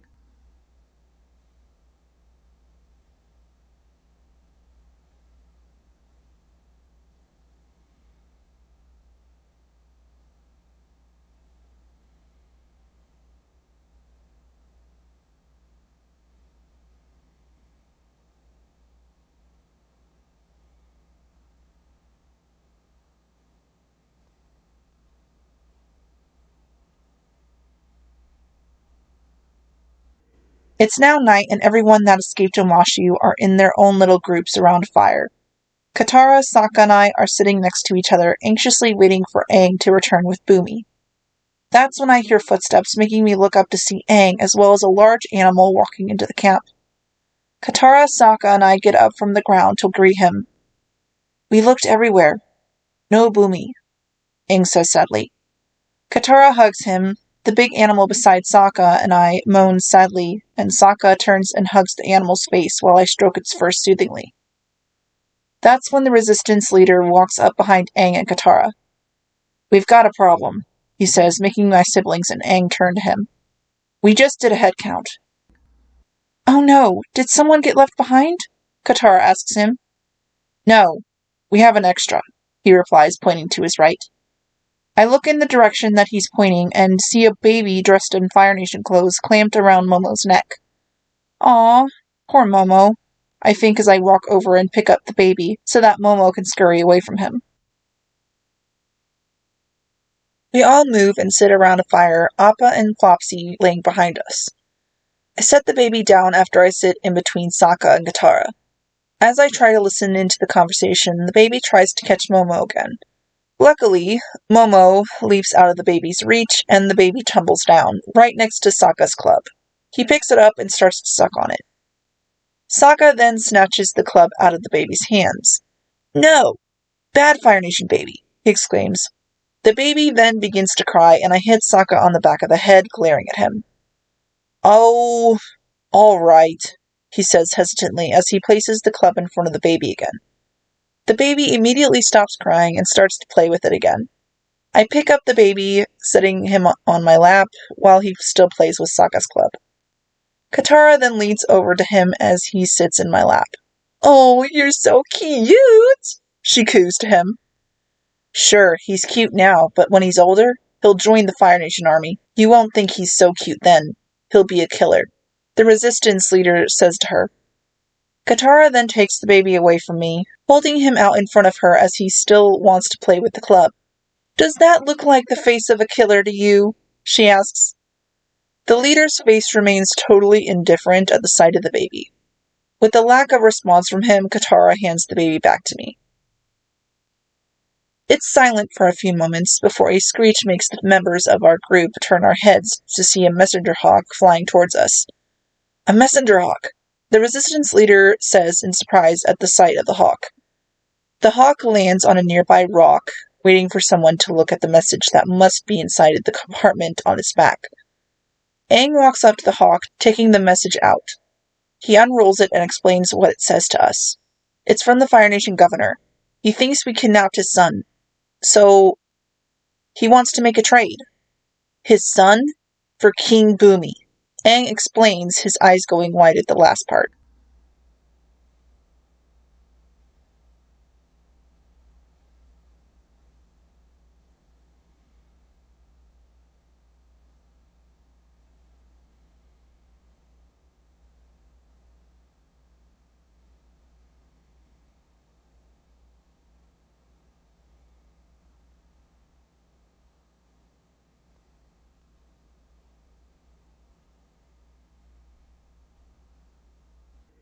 The next morning, the four of us get ready to take the baby back to Omashu for the trade. You realize we're probably walking right into a trap, Sokka asks Aang as he walks up to us with the baby in his arms. I don't think so, Aang disagrees. I'm sure the governor wants his son back as much as we want Bumi. It's a new day. I have a good feeling about this.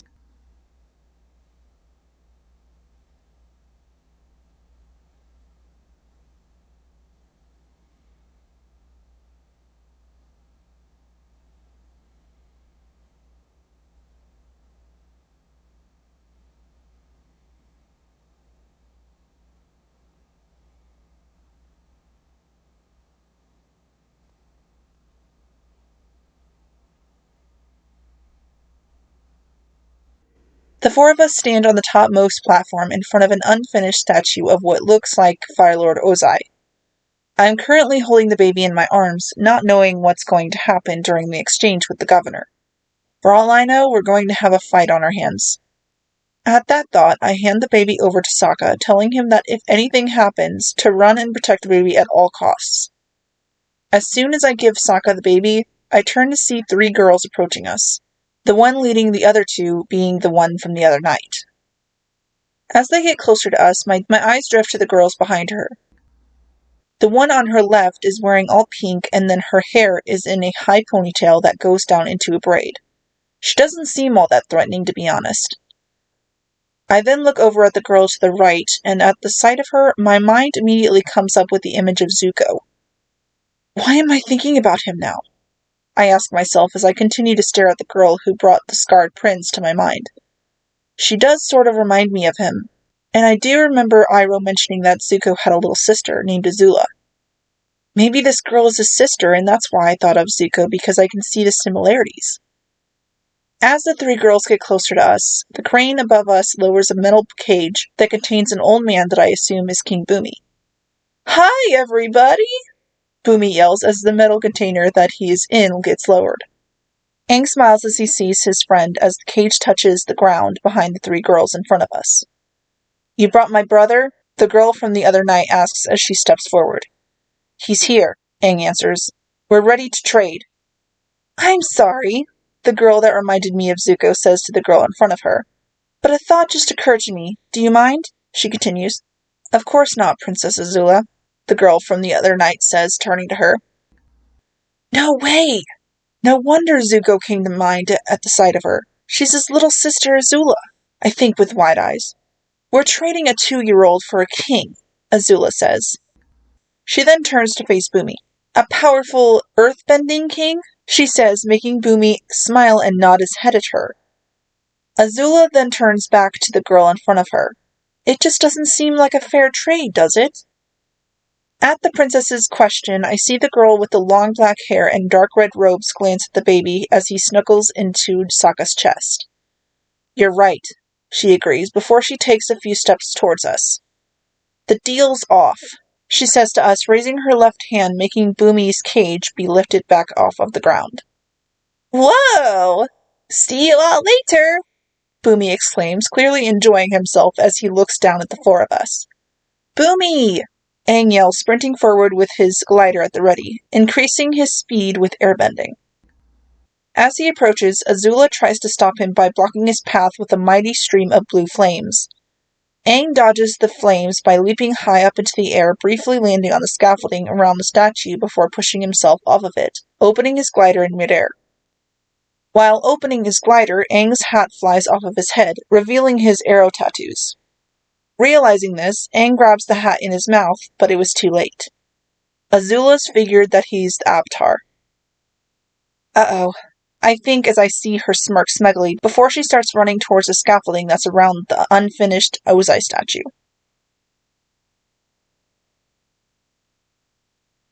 At the sight of Azula making her way to the scaffolding to go after Aang, I rush after her. Before she can duck into the scaffolding, I pull the water from my pouch and shoot it at her wrist. The water whip latches onto her wrist and I yank it back, causing her to tumble down to the ground. Azula quickly gets her bearings, turning her head to me, glaring at me through her bangs with a roaring golden fury that I recognize immediately from the many times that I've seen it on Zuko's face. She really is Zuko's sister. She jumps back to her feet and punches a blast of blue flames at me. I dodge it by jumping out of the way. As I dodge the flames, Azula makes a move to start after Aang again, but I throw another water whip at her, hitting her on the back of the head. Fed up with me, she focuses only on fighting me.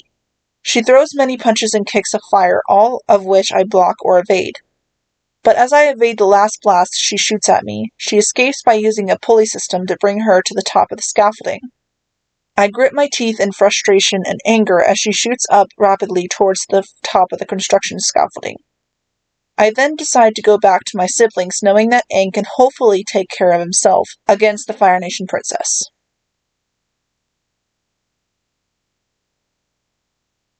I get back to my siblings just as Sokka lands Appa on the platform, Appa's tail slamming onto the platform, blowing the 2 girls that were fighting Katara back. Kida, come on! Katara yells as she climbs onto Appa. I get to Appa climbing up his tail and getting into the saddle. Yip yip, Sokka says, and Appa takes off. I look over the side of the saddle, looking for any sign of Aang or Azula. "There's Aang!" I hear Katara yell, making me look towards Appa's head to see Azula following Aang down one of the many ramps used for mail deliveries. "We can catch him," Sokka replies as he makes Appa fly faster, towards where Aang and Bumi are. "Hang on, Bumi! Our ride's here!" Aang yells. Aang strikes the side of the chute with his staff, launching the coffin that Bumi is in out of the chute. Katara, Sokka, and I try to grab the coffin as it passes over our heads, but it flies over Appa's back and lands on another chute, breaking right through it. They fall through to another chute, this time landing lengthwise, and then begin to slide down once more. Azula continues to pursue them in her box. She creates a circular blast of blue fire and launches it at the coffin. As it approaches, a rock is placed in the middle of the ramp, absorbing the blast. At the side of the rock, I see Azula jump out of her box just as it impacts on the pillar of earth. She slides to a halt in the chute, looking displeased as Aang and Bumi continue down the ramp. We follow the ramp that Aang and Bumi went down, finding Aang at the bottom of the ramp. No Bumi in sight. Polar Opposites. Book 2, Earth. Chapter 4.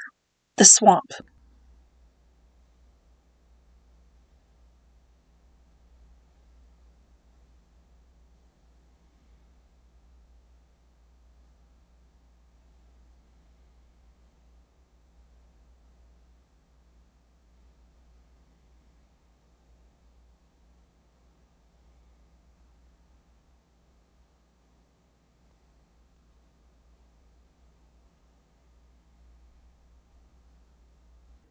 It's been 2 days since we were in Omashu. Currently, we're flying over a large forested area that's covered in a thick fog and looks rather menacing. I sit next to Sokka, who's rubbing a whetstone against his machete, sharpening it, while Katara is looking at one of her waterbending scrolls. I glance over at Aang to see him staring down at the trees, seeming to be in some sort of trance. "Hey, you taking us down for a reason?" Sokka asks Aang. Aang doesn't answer him. "Aang!" Sokka calls again, breaking Aang out of his trance. "Why are we going down?" "What?" Aang asks him in confusion. "I didn't even notice," he continues as Appa continues to descend towards the swamp below us. "Are you noticing now?" Sokka asks him. "Is something wrong?" Katara asks as she comes up to stand next to Sokka, looking at Aang. I know this is going to sound weird, but Aang begins as he continues to look down at the swamp with a slightly fierce expression on his face. "I think the swamp is calling to me," he finishes. "Is it telling you where we can get something to eat?" Sokka asks, holding his stomach, which makes me roll my eyes at him. "No, I think it wants us to land there," Aang answers. "No offense to the swamp," Sokka begins, "but I don't see any land there to land on." "I don't know," Aang answers softly. "Bumi said to learn earthbending I would have to wait and listen, and now I'm actually hearing the earth," he says. "Do you want me to ignore it?" he asks my siblings and I. At his question, Katara, Sokka, Momo, and I peer over the saddle to look down at the swamp as Appa continues to descend towards it. Yes, Sokka and I answer at the same time. "I don't know. There's something ominous about that place," Katara says. I continue to look down at the swamp, getting a weird feeling in my stomach. Momo chitters and Appa groans, making me get taken out of my trance. "See? Even Appa and Momo don't like it here," Sokka says to Aang. "Okay, since everyone feels so strongly about this." "Bye, swamp," Aang says to us before shaking the reins. "Yep, yep," he commands to Appa, making him accelerate with a groan. A moment later, I hear something behind us as we fly away. Having another twin moment, Sokka and I turn around at the same time, and our eyes bulge as we see what is pursuing us. "You better throw in an extra yip! We gotta move!" Sokka exclaims at the sight of the tornado coming straight for us. Aang drives Appa, trying to evade the tornado desperately, but the tornado is right on top of us, and we're not able to distance ourselves from it. As the tornado bears down on us, Sokka is blown off the saddle, Katara catches his arm and holds onto him tightly. As Sokka screams, Aang jumps into the saddle beside Katara and I and creates an air bubble around us and Appa, just as we get sucked into the tornado. Sokka falls back into the saddle next to me as Aang struggles to keep the air bubble up to protect us from the tornado. All of a sudden, Aang's barrier collapses and we're all engulfed by the tornado, which throws us out in all different directions. Sokka, Katara, and I scream as we drop from the sky and into the muddy swamp water below. I emerge from the water with a gasp, spitting out the water from my mouth, disgusted by the taste of it. I get to my feet just as Aang drops down, using his airbending to cushion his fall. I look to my right to a person-shaped shadow in the water, figuring it's Sokka. A second later, Sokka rises from the water, rubbing his head and groaning. I walk over to him, giving him a hand to help him up. He takes it and I pull him up to his feet. "Where's Appa and Momo?" Aang asks us. Sokka, Katara, and I look around us for a few seconds, looking for Appa and Momo, seeing no sign of them anywhere.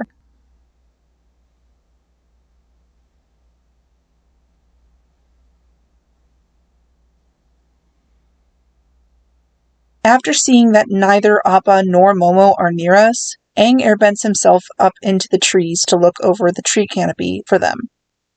"Let's look around a little bit more. They have to be around here somewhere," I tell my siblings as Aang disappears from sight. Sokka and Katara nod in agreement, and the three of us start walking again, calling out for Appa and Momo as we go.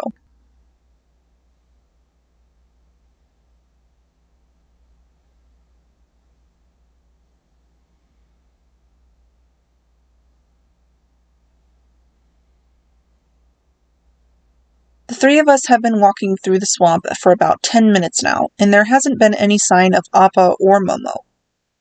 "Sokka!" Katara calls out to our brother, making me turn my head towards them. "You've got an elbow leech."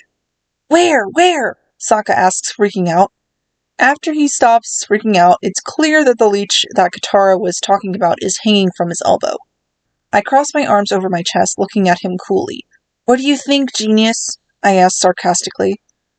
"Why do things keep attaching to me?" Sokka exclaims as he angrily rips the leech off of his elbow, throwing it near Katara and I. Katara and I look at him angrily for a moment before we see Aang swinging on a vine back towards us. "You couldn't find them?" Katara asks him before he lands in front of my siblings and I.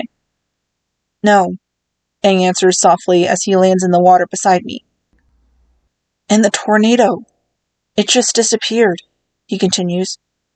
At this, my siblings and I turn around to look behind us into the dark depths of the swamp.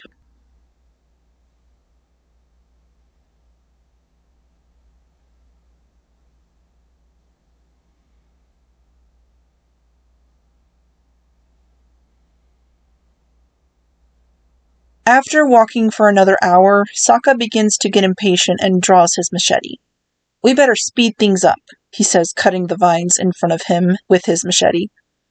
"Maybe," Aang begins, sounding concerned, "we should be a little nicer to the swamp." "Aang, these are just plants," Sokka says to him. "Do you want me to say please and thank you as I swing my machete back and forth?" he asks sarcastically as he continues to chop through the vines in front of him. "Maybe you should listen to Aang," I say, also concerned about Sokka cutting through the vines. "Something about this place feels alive," I continue as I look around, that weird feeling in my stomach returning as I do. "I'm sure there are lots of things that are alive here," Sokka begins, slightly annoyed and gesturing with his machete. "And if we don't want to wind up getting eaten by them, we need to find Appa as fast as we can," he continues before he begins cutting a path with his machete again.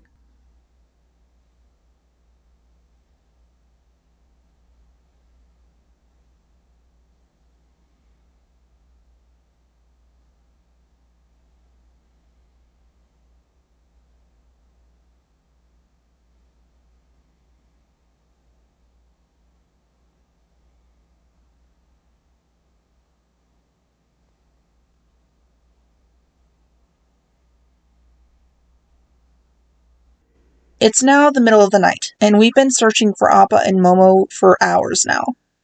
"Appa! Momo!" Katara calls out in the darkness. There's no way they can hear us and no way we can see them. We'll have to make camp for the night, Sokka says to her before he's surrounded by about a dozen swamp flies which he flails at with his arms and machete. There is then a puffing sound in the muddy water beneath us, making the four of us to jump slightly. What was that? Katara and I ask at the same time. Nothing, Sokka replies as if nothing had happened. Just swamp gas. Look, there's nothing supernatural going on here. Ugh! We all groan out in disgust as the smell of the swamp gas reaches our noses. Our disgust is interrupted a moment later by a terrifying scream, making us grab each other with wide eyes. There's another scream and then it goes silent. I think we should build a fire, Sokka says as he lets go of me, running over to some nearby tree or vine roots and starts hacking at them with his machete. Sokka, the longer we're here, the more I think you shouldn't be doing that, Aang tells Sokka. No, I asked the swamp. It said this was fine, Sokka replies to him sarcastically. He turns to address the root beside him. Right, swamp? He grabs the root and begins to shake it as he fakes a reply in a funny voice. No problem, Sokka. He then chops the top of the root off with his machete, making Aang give him a displeased look.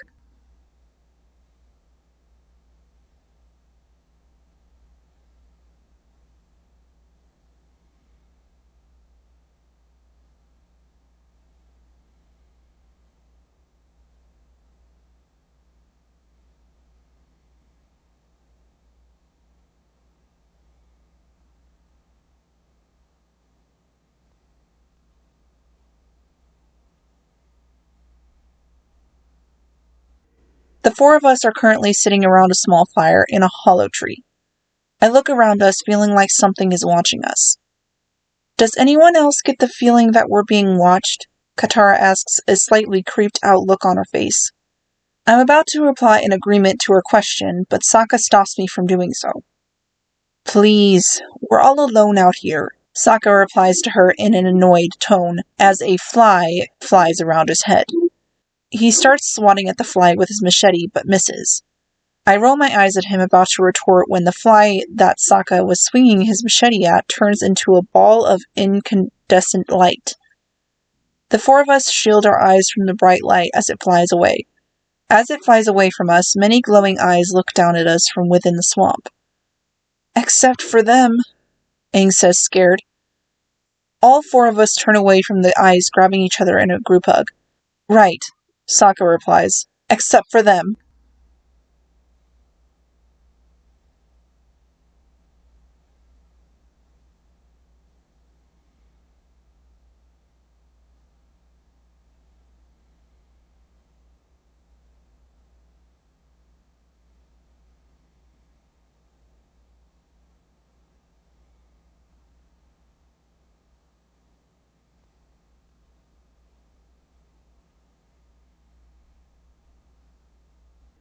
After another 2 hours of hugging each other tightly, we all decide that we should at least try and get some rest before we start looking for Appa and Momo again in the morning. We decide to have our backs pressed up against each other just to be safe. I was hesitant at first, still having that weird feeling in my stomach. It's as if my stomach is telling me that something bad is going to happen, but I eventually succumb to sleep due to exhaustion.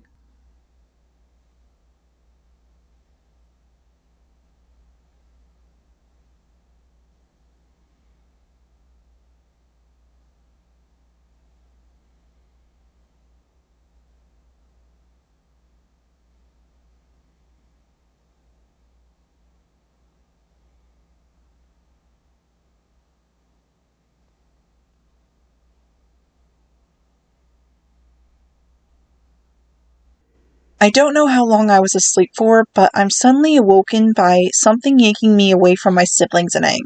I scream out in surprise as I'm being yanked into the mist by what looks like vines that are wrapped around my body. I struggle against the vines around my body until I can finally loosen the cap of my water skin and bend the water inside to cut through the vines. Once I'm free, more vines come out from the mist around me, trying to wrap around my body again. I quickly move the swamp water around me and create a water whip, cutting them before they can wrap around my body. When no more vines come after me, I don't hesitate to run in a random direction, hoping that I'll run into one of my siblings or Aang.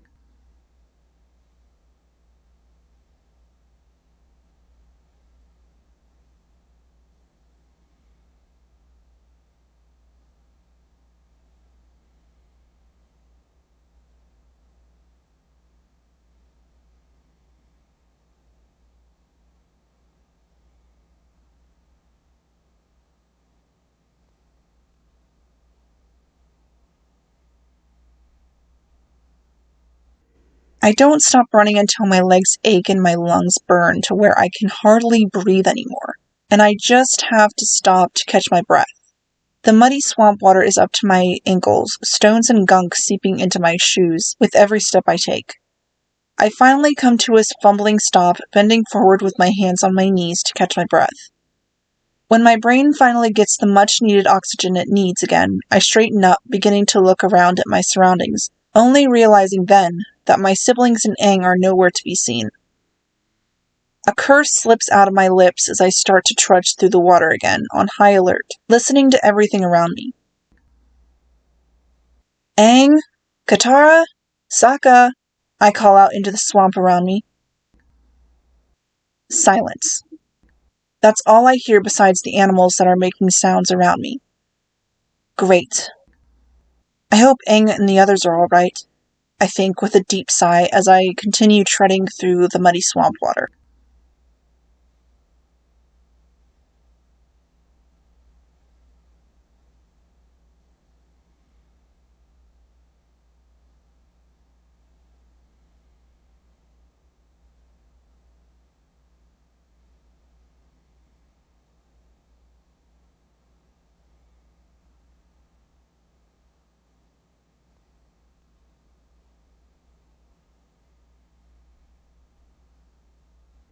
I've been walking for what seems like an eternity, and everything around me is silent.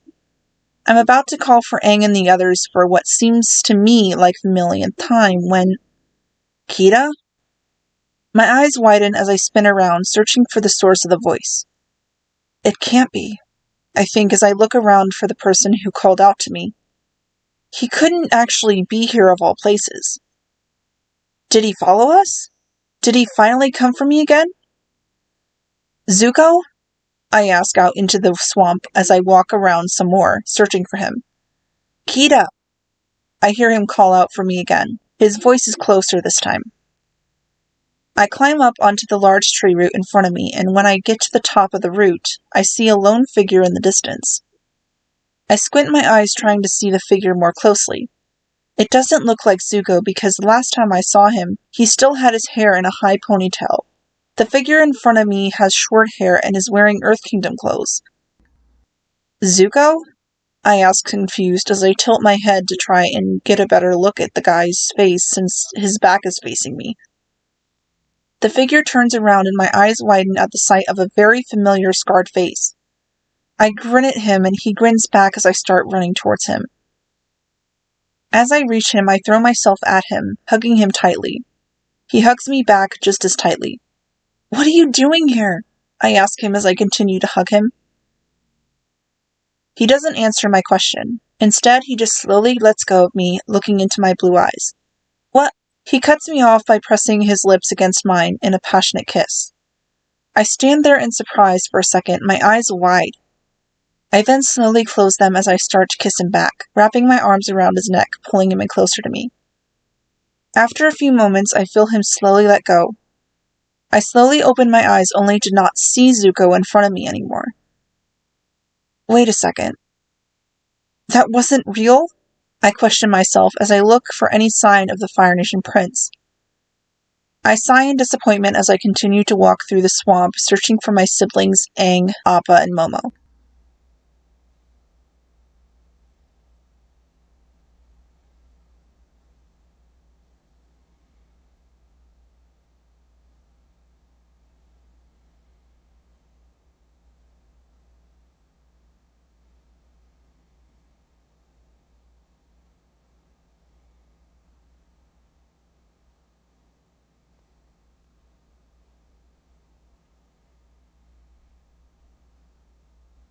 I walk along a long tree root, still searching for Aang and the others, when I finally run into Sokka.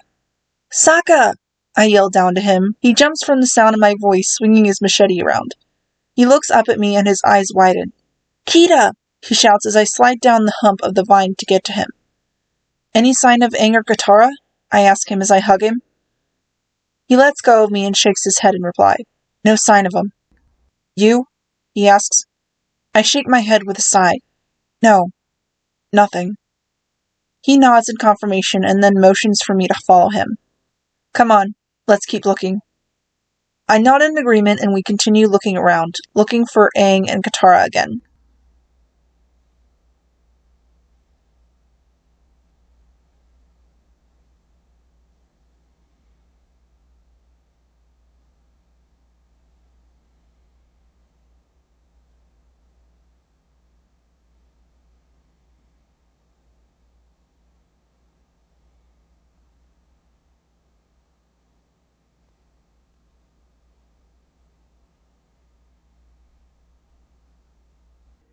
Sokka and I have been searching for Aang and Katara for about an hour now, when we hear rustling coming towards us. Sokka draws his machete ready to attack whatever is coming toward us. All of a sudden, we get rammed with something, making us roll around until we land at the bottom of another tree root. I look up to see both Aang and Katara laying on top of both Sokka and I. Sokka gets up. What do you guys think you're doing? Sokka asks them as he helps me to my feet. Kita and I have been looking all over for you. Well, I've been wandering around looking for the two of you, Katara replies back, displeased with Sokka's attitude. I was chasing some girl, Aang says as he airbends himself to his feet. What girl? Katara asks him. I don't know, Aang replies. He helps Katara to her feet as he continues. I heard laughing and I saw some girl in a fancy dress. Well, there must be a tea party here, and we just didn't get our invitations, Sokka says sarcastically, throwing his hands into the air in exasperation. I thought I saw Mom, Katara says after a pause, looking down at the ground sadly. Sokka and I's attention snap over to our little sister in surprise. I'm about to give her some sort of comfort, but Sokka stops me. Look, we were all just scared and hungry, and our minds were playing tricks on us. That's why we all saw things out here.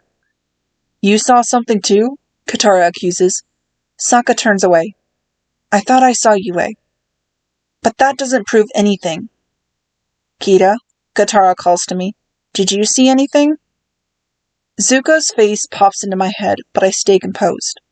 I thought I saw Mom too, I say softly, looking down at the ground, feeling bad for lying to the three of them. When I didn't see our mom, I actually saw Zuko. But I can't just go and say that I saw Zuko, especially when she and the others think that he's the bad guy who's just trying to get Aang so that he can get his honor back. Look, I think about her all of the time. And you two saw our mom. Someone you two miss a lot, Sokka says, turning back to us. What about me? Aang asks him. I didn't know the girl I saw, and all of our visions led us right here. Aang then begins scanning around as if looking for something. Okay, I say hesitantly. So where's here? The middle of the swamp? I ask, gesturing in front of us. Yeah, the center, Aang replies. It's the heart of the swamp. It's been calling us here. I knew it, he finishes with a smile. It's just a tree. It can't call anyone, Sokka argues, frustration in his voice.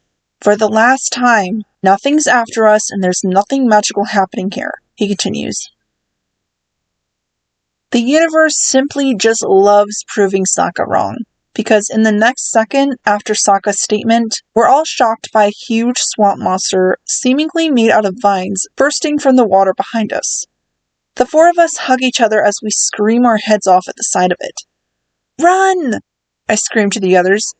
We all run in different directions, trying to get away from the creature, but it grabs Sokka and begins flailing him around. Sokka! I yell from the tree root that I'm currently standing on.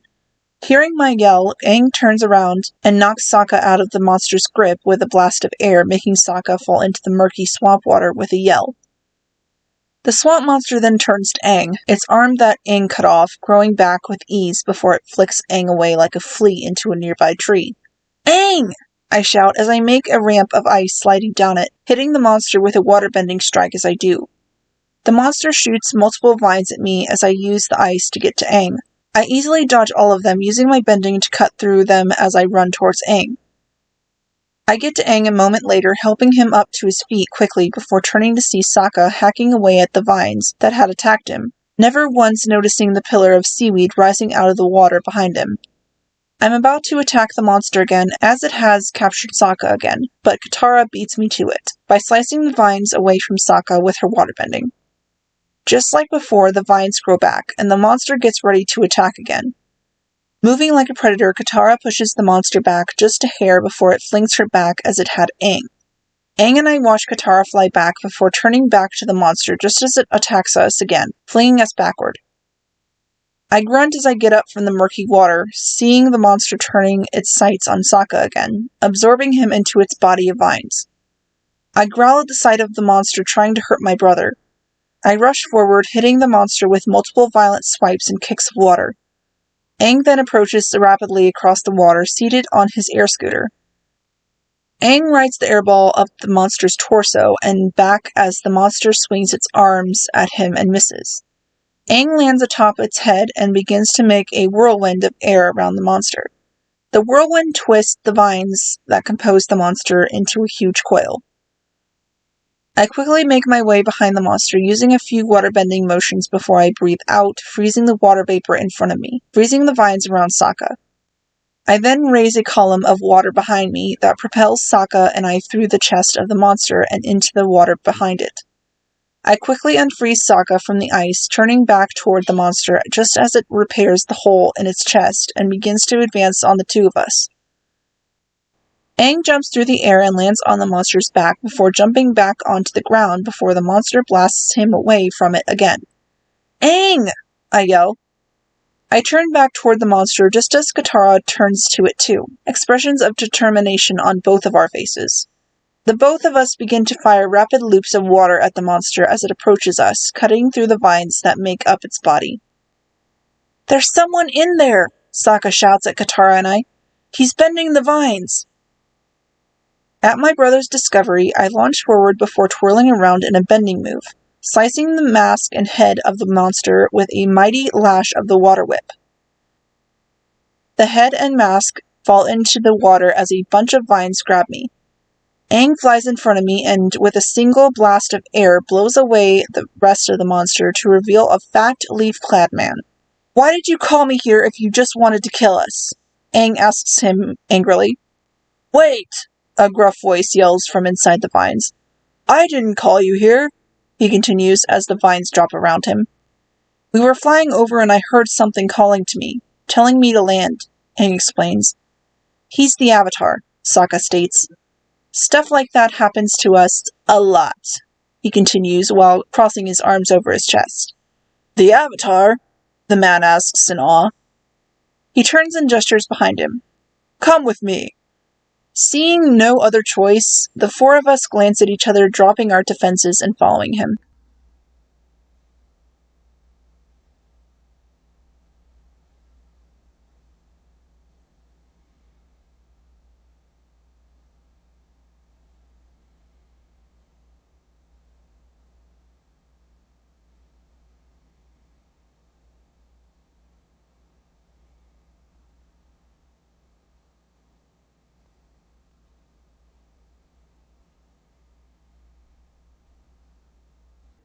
The man leads the four of us to the top of the giant tree Aang noticed earlier. So, who are you then? Katara asks the man. The man bends a vine out of the way. I protect the swamp from folks that want to hurt it, the man answers as he lets Aang, Katara, and I pass him. Like this fellow with his big knife. He gestures to Sokka. See? Sokka asks. Completely reasonable. Not a monster, he says as he sheathes his machete as he follows us. Just a regular guy defending his home. Nothing mystical about it. Oh, the swamp is a mystical place, all right. It's sacred, the guy says. I reached enlightenment right here under the banyan grove tree, he states as he sits cross-legged on a massive branch as he looks at us. I heard it calling to me. Just like you did, he finishes. Sure you did. It seems real chatty, Sokka replies sarcastically. See, the whole swamp is actually just one tree spread out over miles. Branches spread and sink and take root, and then spread some more.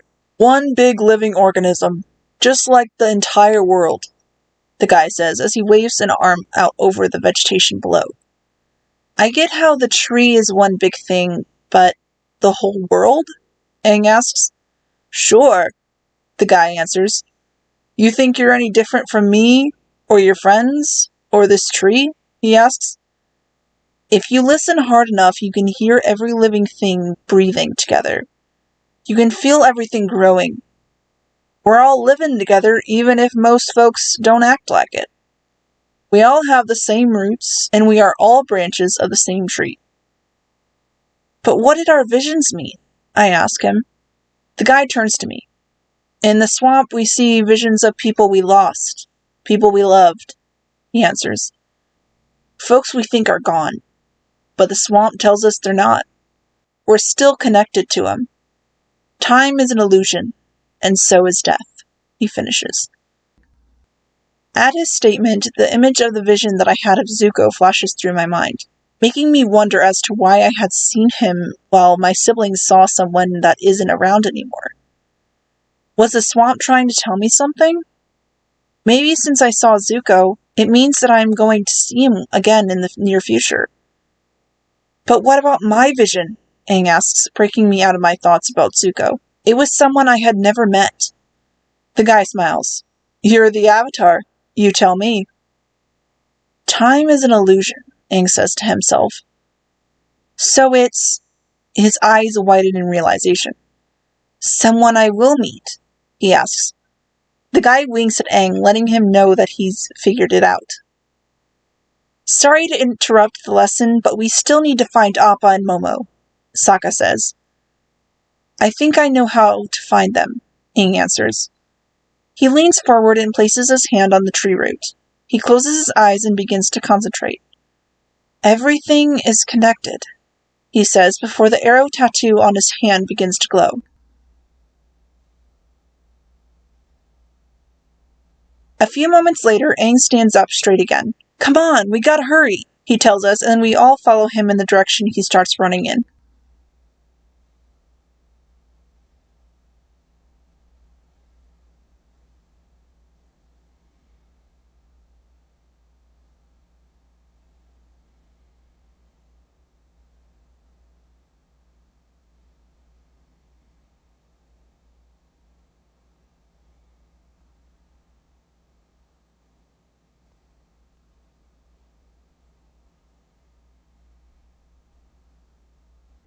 We soon find both Appa and Momo caught in nets. Aang, Katara, and I fight against the swamp people who had captured them, but our attack was short-lived. Hey, you guys are waterbenders, Katara notes as she realizes that the man she and Aang were fighting against was bending the stream of water in front of her. You too? The man asks. That means we're kin, he continues with a smile. Katara and I look at each other, sharing a slightly disgusted look as Sokka and the guy who was bending the vines earlier run over to us to see what's going on. Hey, you! The guy calls to the guy that we were with, hands on his hips, smiling. How you been? Oh, you know, scared some folks, swung some vines, the usual, he replies, smiling sheepishly. My siblings, Aang and I, look at him with various expressions of surprise. Hugh? Sokka repeats in astonishment.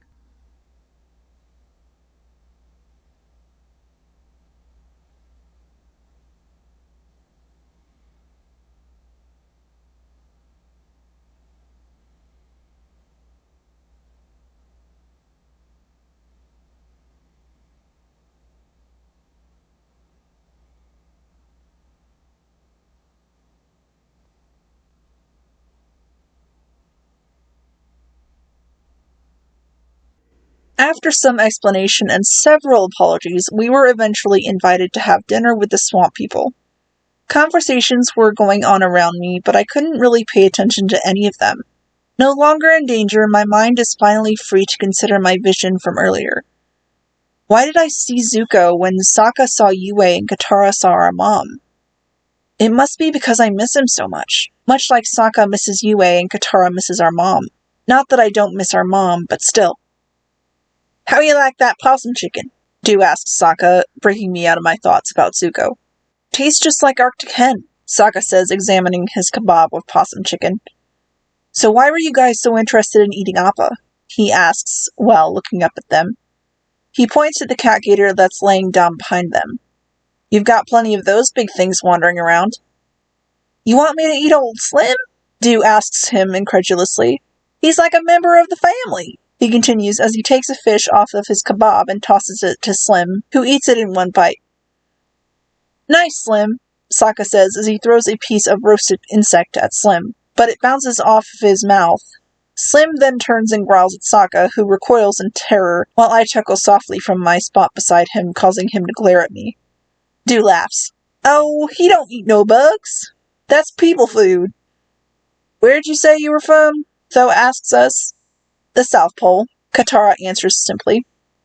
Didn't know there was waterbenders anywhere but here, Tho says. They got a nice swamp there, do they? He asks. No, it's all ice and snow, Katara replies. Tho and Du look surprised. No wonder you left, Du says. Well, I hope you realize now that nothing strange was going on here. Just a bunch of greasy people living in a swamp, Sokka says to Katara with a slightly sanctimonious tone. What about the visions? Katara asks him. I told you, we were hungry, Sokka replies. I'm eating a giant bug, he exclaims as he holds up a giant bug and takes a huge bite out of it, swallowing it. I cringe at the sight, disgusted that he would even consider eating a giant bug. But what about when the tree showed me where Appa and Momo were? Aang asks from his spot on the other side of Katara, Hugh sitting beside him and Appa and Momo behind him. That's Avatar stuff. That doesn't count, Sokka retorts. The only thing I can't figure out is how you made that tornado that sucked us down, he says to Hugh, making all of us turn to the waterbender. I can't do anything like that. I just bend the water in the plants, Hugh answers. Well, no accounting for weather, Sokka says, trying to sweep the issue under the carpet. Still, there's absolutely nothing mysterious about the swamp, he continues, which makes me roll my eyes at his skepticism. Polar Opposites, Book 2, Earth, Chapter 5, The Blind Bandit.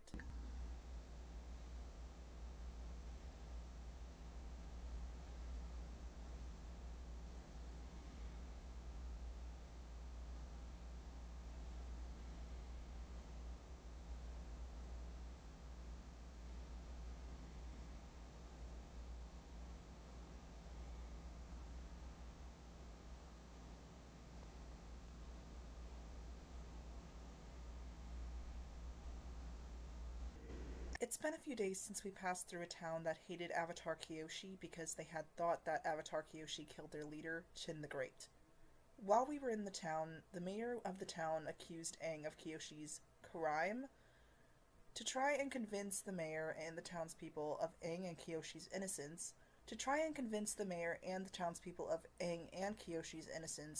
Sokka, Katara, and I went to Kyoshi Island to find out what had really happened that day. We gathered evidence that said that everything that the mayor and the townspeople had told us was false, in many ways.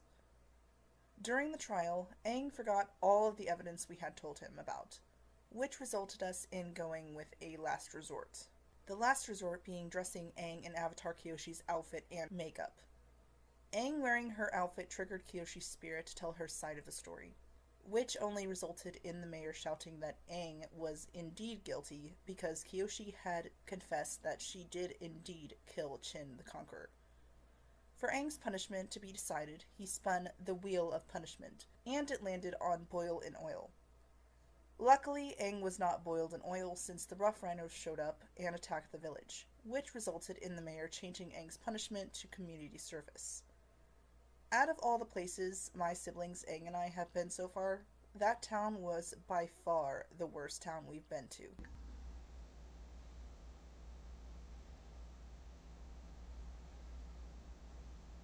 Currently, we're in a village nestled in low rolling hills going through the market to get some supplies before we continue on our journey to find Aang, an earthbending teacher.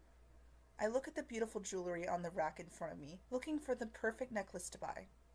I've been looking for some kind of necklace to wear ever since my siblings Aang and I ran into the pirates all those weeks ago. But with every town that we passed through, I found no necklace that caught my eye. This shop, however, has many beautiful pieces to choose from. As my eyes scan over the selection of necklaces in front of me, one catches my eye. It's a blue choker necklace with a golden flower with a diamond in the middle of it, for the center. I glance at the price tag and smile as I have enough money for it. I look up at the shopkeeper, giving him the money for it, before taking the necklace from the rack. "Excellent choice," the shopkeeper says with a smile as he puts the money into his money bag.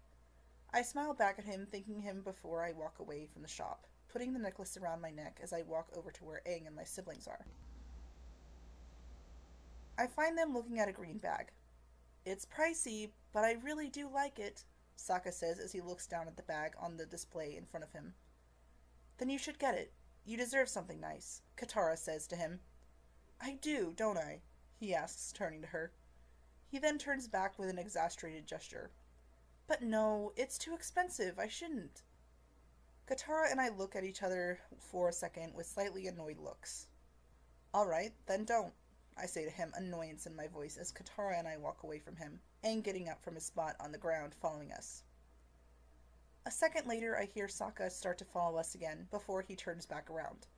"You know what? I'm gonna get it," he says, which makes me roll my eyes at him. While Sokka is paying for the bag that he wanted, Aang, Katara, and I are standing in the street waiting for him. That's when a man comes over with a paper in his hand. "Psst, psst. Hey, you kids like earthbending? You like throwing rocks?" he asks. "Then check out Master Yu's Earthbending Academy," he continues as he hands Aang a flyer with a smile before leaving. Katara, Aang, and I look at the flyer closely before Aang flips it over and says, "Look, there's a coupon on the back. The first lesson is free." "Well, that's convenient," I think. "Who knows?" Katara asks him. "This Master Yu could be the earthbending teacher you've been looking for," she continues, just as Sokka walks up to us, the green bag cradled in his arms.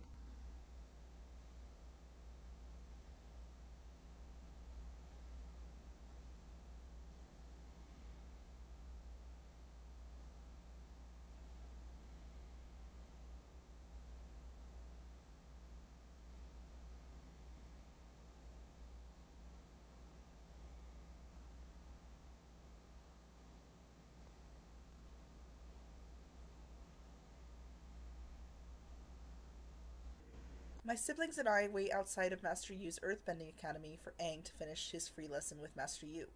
I hear multiple footsteps coming through the gate, which makes me look up to see Aang walking out of the dojo with some of the other students. "He's not the one," he says, sounding disappointed, before he tilts his head to the side, patting one side of his head, ejecting bits of dirt from his ear. "I think the boulder is going to win back the belt at Earth Rumble 6. A voice says, making the four of us turn to the two boys who had come from inside the dojo as they walk away. "He's gonna have to fight his way through the best earthbenders in the world to even get a shot at the champ," the other boy responds. I see Aang perk up at this before he runs over to the boys. "Excuse me, but where is this earthbending tournament exactly?" he asks them. "It's on the island of Nunya," one of the boys replies. "None of your business," he finishes before he and his friend laugh and walk away. They did not just do that. Don't they know that they were talking to the Avatar? How rude, I think as I glare at the two boys as they walk away from Aang. Beside me, Sokka begins to laugh as he, Katara, and I walk up behind Aang. "Ha! Ha! Oh, I gotta remember that one." That's when I get an idea. I smile as I put my hand on Aang's shoulder and left arm, causing him to look at me. "I'll take care of this," I say to him in a comforting tone before I run off after the two boys. "Hey, strong guys, wait up!" I call out as I run after the two of them. The two boys whirl around glaring at me. "What do you want?" one of them snarls. I glare at him as I pop the cork from my water skin, bending the water out of the pouch, shooting it at them, freezing them in ice. "Ah!" they scream out. "Now," I say to them as they struggle to get free from the ice around their bodies. You are going to tell me where Earth Rumble 6 is, or I start, but one of them cuts me off. All right, we'll tell you, he exclaims, which makes me smirk in satisfaction.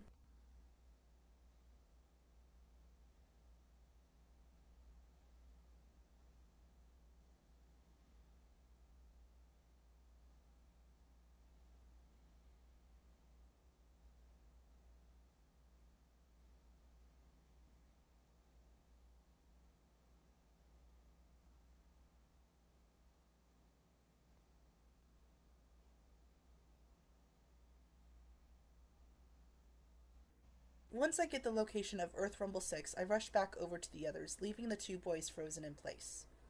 You ready to find an earthbending teacher? I ask Aang. Because we're going to Earth Rumble 6, I exclaim with a smile. How did you get them to tell you? Aang asks with a raised eyebrow. Oh, I say as I look over my shoulder coyly. A girl has her ways, I smirk. You are really scary whenever you want to get answers. You know that, right? Sokka asks. I smirk at him as we start walking. I know.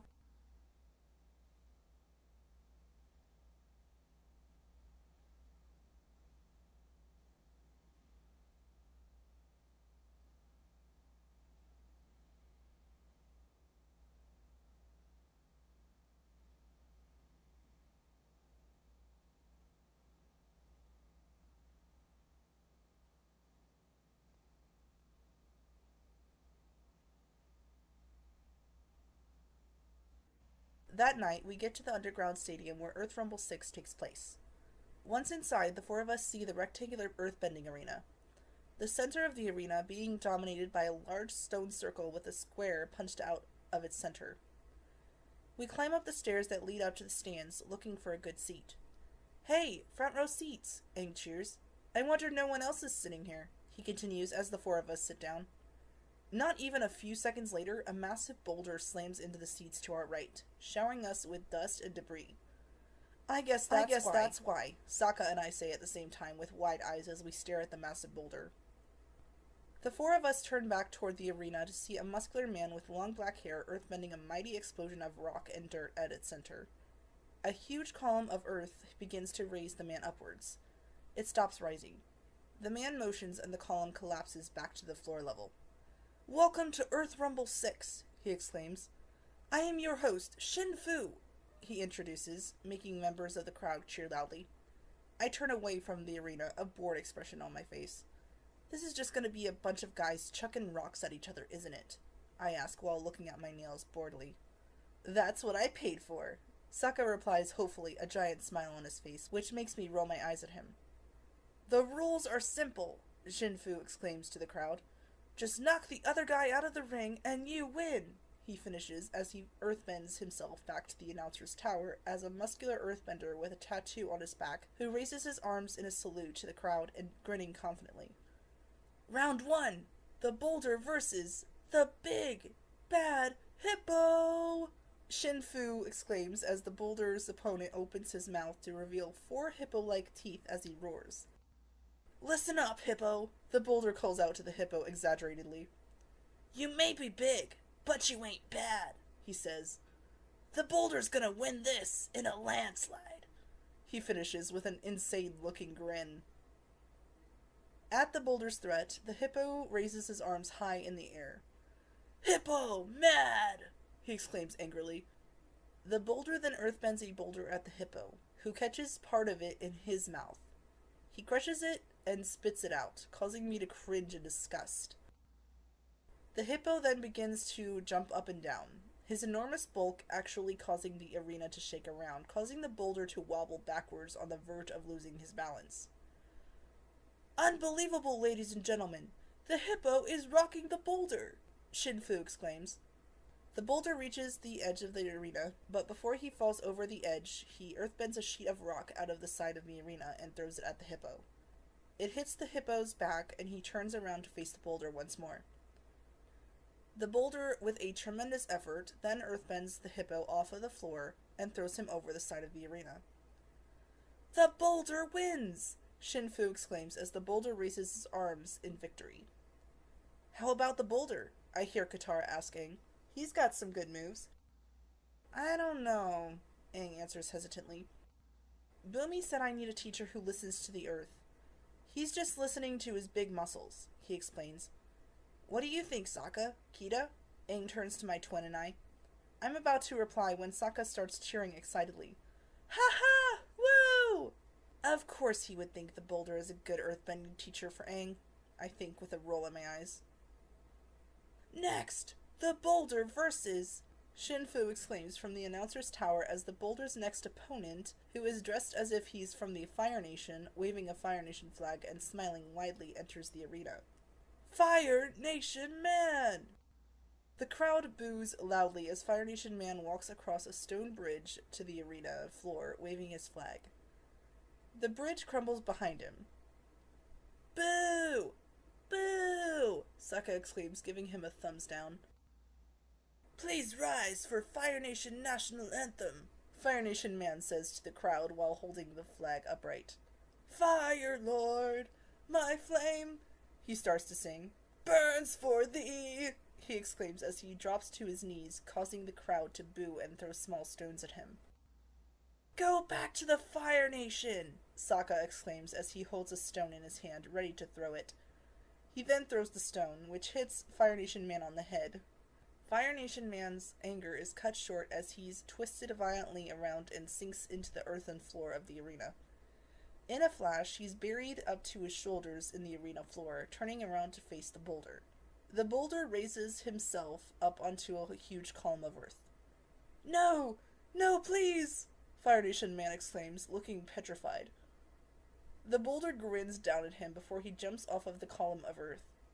He sails downward with his legs bent at the knees so he can hold his feet with his hands. He hits the ground in front of Fire Nation Man, who is hurled high into the air and out of the arena, slamming into the large boulder that hit the stands near us earlier. Yeah! Woo! The boulder knows how to put the hurt in the dirt! Sokka exclaims as he looks at Fire Nation Man's impact point, looking insane and making taunting faces. Yeah! Woo! He continues to cheer while I roll my eyes at him in annoyance.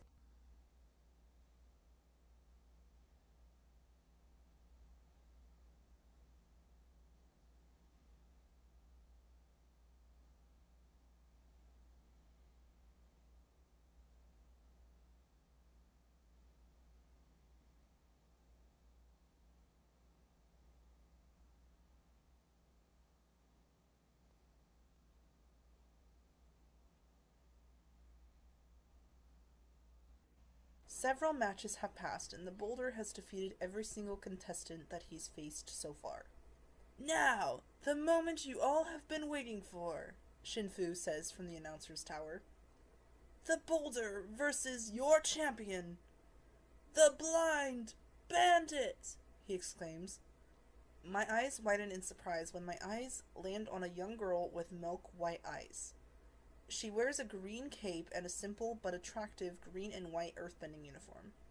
On her head, she has a black and green headband, and she holds the green prize belt. The crowd chants, Bandit! As the two young women next to the young girl remove her cape and take the belt from her. She can't really be blind. It's just part of her character, right? Katara asks, sounding unsure. I think she is, Aang answers. I think she is. Sokka starts, making me turn to him with a confused look, wondering what he's about to say. Going down! He yells. Of course he'd say something like that, I think, while giving him an unimpressed look. The boulder steps forward to face the blind bandit. The boulder feels conflicted about fighting a young blind girl, he says to her. The blind bandit points at the boulder. Sounds like to me you're scared, Boulder, she says in a mocking tone. The boulder is silent for a second, looking stung. The boulder's over his conflicted feelings, he starts. And now he's ready to bury you in a rock-a-lanche, he continues, making a dramatic, crushing gesture. The blind bandit points at her opponent again. Whenever you're ready, the pebble, she says. She throws her head back. Ha ha ha! She laughs. It's on! The boulder shouts back, accepting her challenge. The two of them square off with each other for a few more moments, before the boulder raises his foot to strike. But before he even gets to finish the strike, the blind bandit strikes the ground with her foot. As she strikes the ground, her strike creates a shockwave in the arena floor that turns up the ground and heads towards the boulder in a straight line, as if a gopher were tunneling toward him at a great speed. The boulder's foot meets the shockwave just as he puts it back on the ground. The shockwave makes him drop down to the ground in a perfect split. "Oh!" I cringe as he shouts out in pain, a look of excruciating pain on his face. And in one chopping motion of the blind bandit's right hand, 3 stalagmites erupt from the ground near the boulder, ejecting him from the ring. He slams into the wall beneath the stands before he slides down into the crevice between the arena and the stands. "Your winner, and still the champion, the Blind Bandit!" Shinfu exclaims. Sokka exclaims sadly at the boulder getting beaten. "How did she do that?" Katara asks incredulously. "She waited," Aang answers before turning to Katara with a smile on his face. "And listened."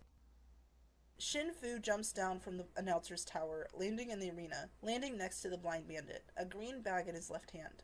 "To make things a little more interesting," he exclaims to the crowd, "I'm offering up this sack of gold pieces to anyone who can defeat the blind bandit," he exclaims, motioning toward the young girl next to him.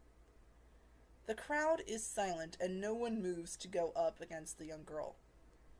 To be completely honest, whoever would go up against her would be a complete and utter idiot. "What?" Shinfu asks. "No one dares to face her?" "I will," a very familiar voice exclaims, making my eyes widen as I see Aang walking up to Shinfu and the blind bandit. What's he doing? Does he want to get killed or something?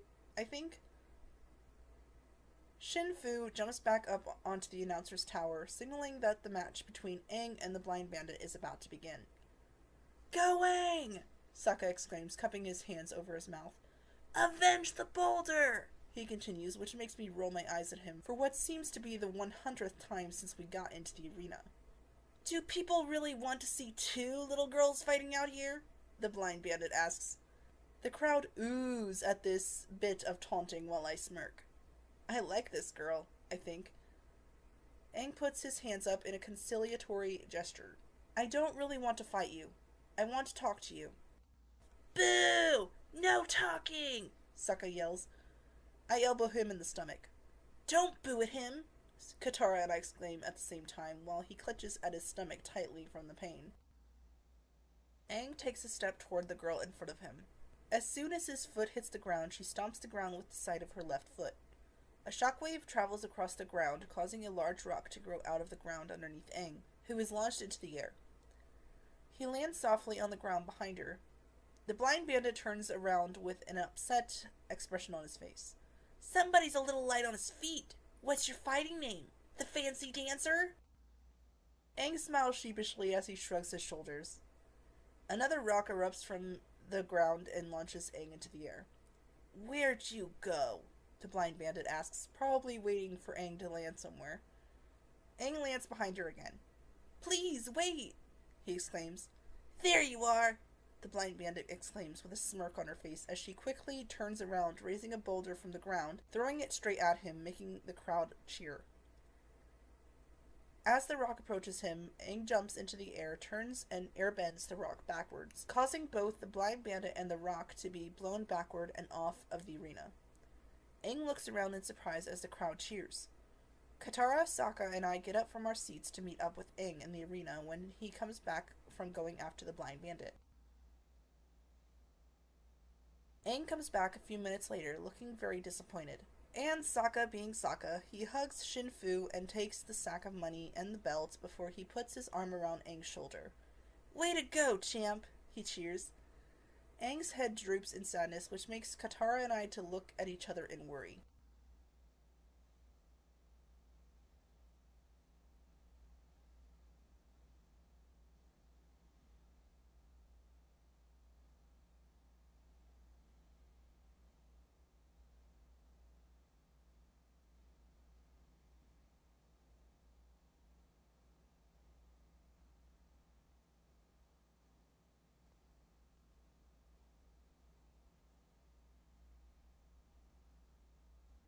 The next morning, Aang, my siblings, and I are walking through the village again, trying to see if anyone knows who and where the blind bandit is, so that Aang can talk to her and hopefully convince her into teaching him earthbending.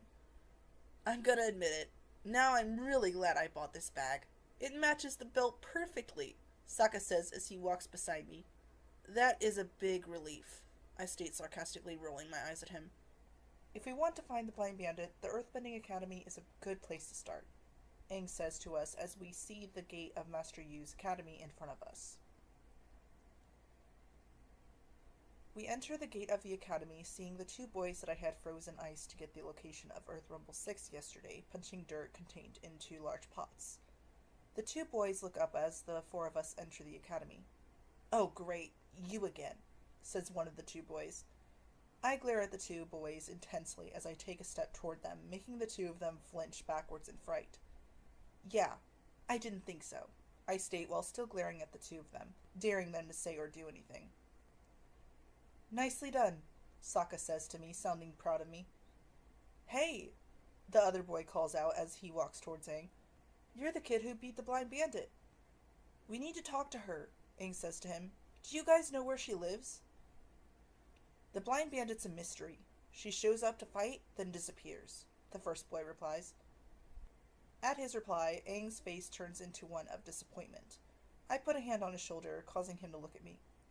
Let me handle this, I say to him. I point at the boy in front of Aang angrily.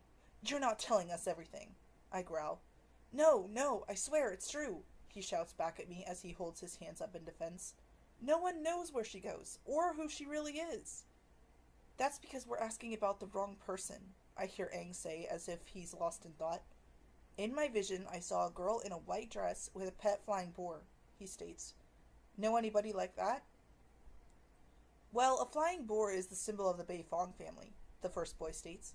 They're the richest people in town, probably the whole world. Yeah, but they don't have a daughter, the other boy replies. Flying boar is good enough for me, Aang says. Let's check it out, he says to my siblings and I, and we all start walking out of the academy. Yeah, you better leave, I hear one of the two boys say as we leave. I turn to face the two of them as I walk out of the courtyard, putting two of my fingers up to my eyes. Hey, I call out to the two of them. I've got my eye on you, I continue before turning away and walking out of the courtyard.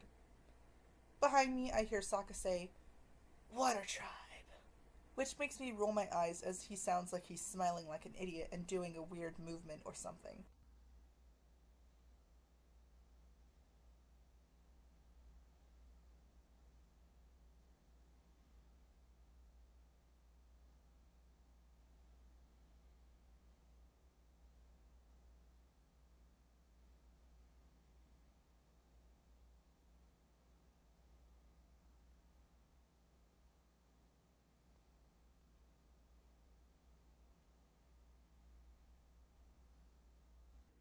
We walk up to the Beifong family's home and stand outside of the large gates. Above the door was a portrait of a flying boar emblazoned upon it. That's the flying boar from my vision. Come on, Aang says to us as we walk away from the large gates to get into the estate by climbing over the wall. Aang airbends himself over the wall, then Sokka, Katara, and I climb over. We run across the grass before hiding behind one of the large bushes that are inside the large courtyard. The four of us look over the bush, looking out for anyone who might be in the courtyard. We're about to move toward the house when we're suddenly blasted into the air, landing on some bushes nearby. Well, except for Sokka. What are you doing here, Twinkletoes? The familiar voice of the blind bandit asks. How did you know it was me? Aang asks her. Don't answer to Twinkletoes, it's not manly, Sokka whines. I roll my eyes at him. You're the one whose back matches his belt, I retort, which makes him glare at me from where he had landed on the ground as I get up and out of the bush that I had landed on. How did you find me? The blind bandit asks. Aang airbends himself up to his feet before he answers. Well, a crazy king told me I had to find an earthbender who listens to the earth, and then I had a vision in a magic swamp and, he says. Katara cuts him off by saying, what Aang is trying to say is, he's the Avatar, and if he doesn't master earthbending soon, he won't be able to defeat the Fire Lord. The bandit sticks her open hand in Katara's face, making her look taken aback by the sudden movement. Not my problem. Now get out of here or I'll call the guards, the bandit replies as she walks away from the four of us. Look, we all have to do our part to win this war, and yours is to teach Aang earthbending, Sokka replies. When Sokka concludes his statement, the bandit turns around looking distraught. Guards! Guards, help! She shouts, making Aang, Katara, Sokka, and I run off and over the wall again, just before two guards come running over to the young blind girl. Toph, what happened? One of the guards asks her, as the two of them look around for a threat of any sort. I thought I heard someone, Toph says. I got scared. You know your father doesn't want you wandering the grounds without supervision, Toph, the same guard replies before he starts to escort Toph away and toward the large mansion on the other side of the courtyard.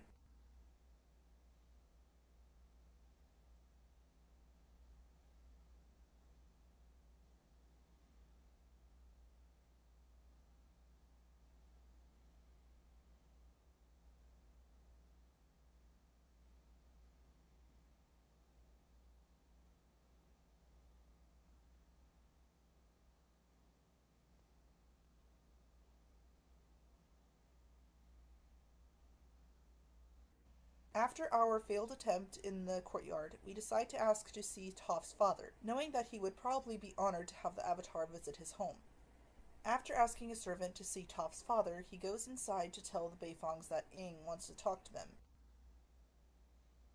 I was literally expecting him to come back and tell us that we're not welcome, but the servant comes back a few minutes later, leading us into the large home.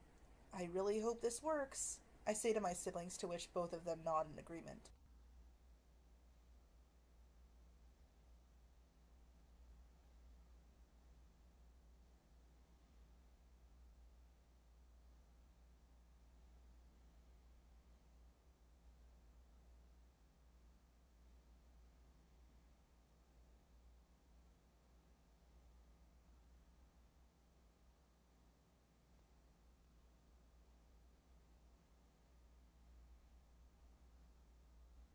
Aang, my siblings, and I are currently sitting at a large dinner table opposite of Toph, her mother, and Master Yu, who I assume is Toph's earthbending teacher. In front of us is a large feast which Sokka is scarfing down like a pig. A servant places a hot dish in front of Toph, who sits across from Aang. Blow on it, her father tells the servant. It's too hot for her. Allow me, Aang says before he creates a small whirlwind which zooms across the table and peters out over her dish, cooling it. Toph's parent and Master Yu clap. Oh my, says Master Yu, sounding very impressed at what Aang just did. Avatar Aang, Mrs. Beifong says. It's an honor to have you visit us, she continues with a smile. In your opinion, Lao, Mr. Beifong, and Toph's father starts making Aang turn to him. How much longer do you think the war will last? I'd like to defeat the Fire Lord by the end of summer, Aang replies. But, he looks over at Toph suggestively, I can't do that without finding an earthbending teacher first. Well, Master Yu is the finest teacher in the land, Lao says, gesturing to Master Yu, who is daintily dabbing his mouth with his napkin. He's been teaching Toph since she was little. Then she must be a great earthbender, Aang says, looking at Toph.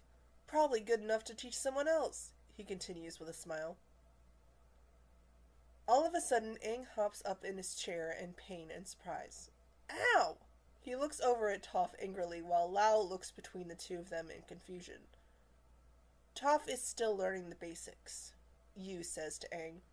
Yes, and sadly because of her blindness, I don't think she will ever become a true master, Lao says while looking at Toph.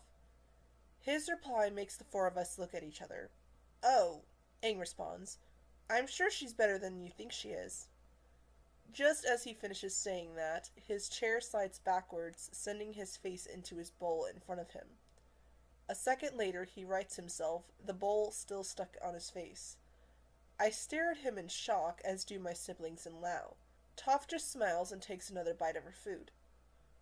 Aang slides the bowl to the top of his head before smacking his face in frustration, then smiles before his face contorts as if he's going to sneeze. He sneezes, sending a blast of wind across the table that sends food all over the place, covering Master Yu, Mrs. Beifong, and Toph with food. The bowl slides down and off of Toph's face before she gets up from her chair in anger. What's your problem? She asks Aang angrily. What's your problem? Aang repeats. The two of them glare at each other across the table, Lao in between them, looking very uncomfortable. "Well," Mrs. Beifong begins as she and Master Yu wipe themselves off, "shall we move to the living room for dessert, then?"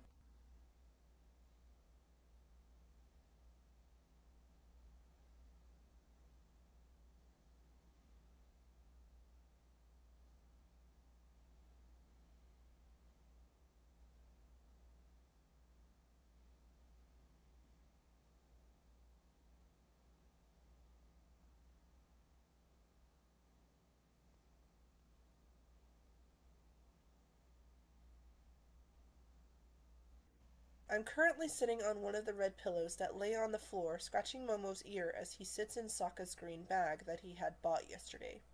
Aang stands in front of the large window where Appa stands outside of. "Good night, buddy," Aang says to Appa, petting his head.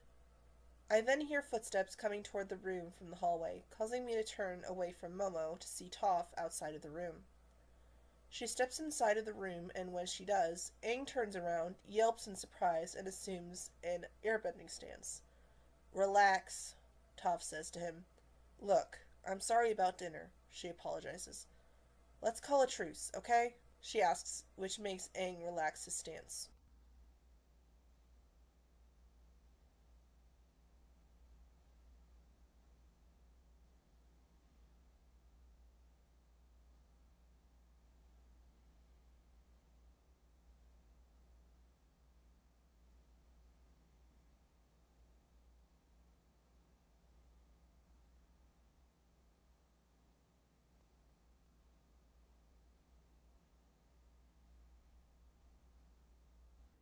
It's been about 2 hours since Aang and Toph went out into the gardens to talk, but they haven't come back yet.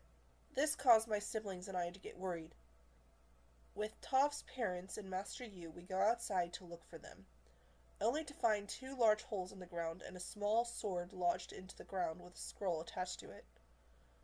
"Whoever took Aang and Toph left this," Sokka says as he offers the scroll to Katara. "If you want to see your daughter again, bring 500 gold pieces to the arena. It's signed Shin Fu in the boulder," she reads. "I can't believe it," Sokka says somberly.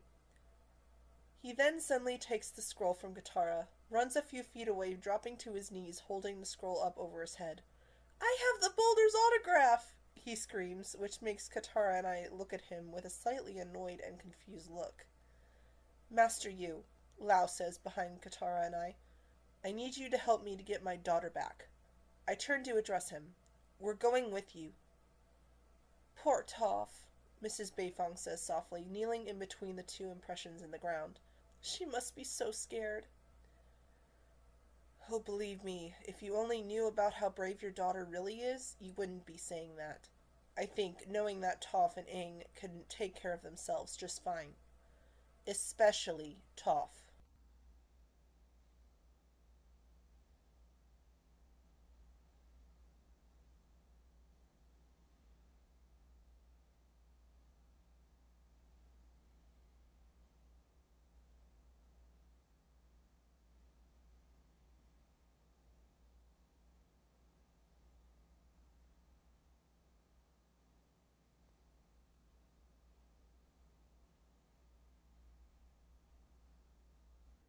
Lao, Master Yu, Katara, Sokka, and I get to the arena, finding that both Aang and Toph are in metal cages that are hanging in the air by chains.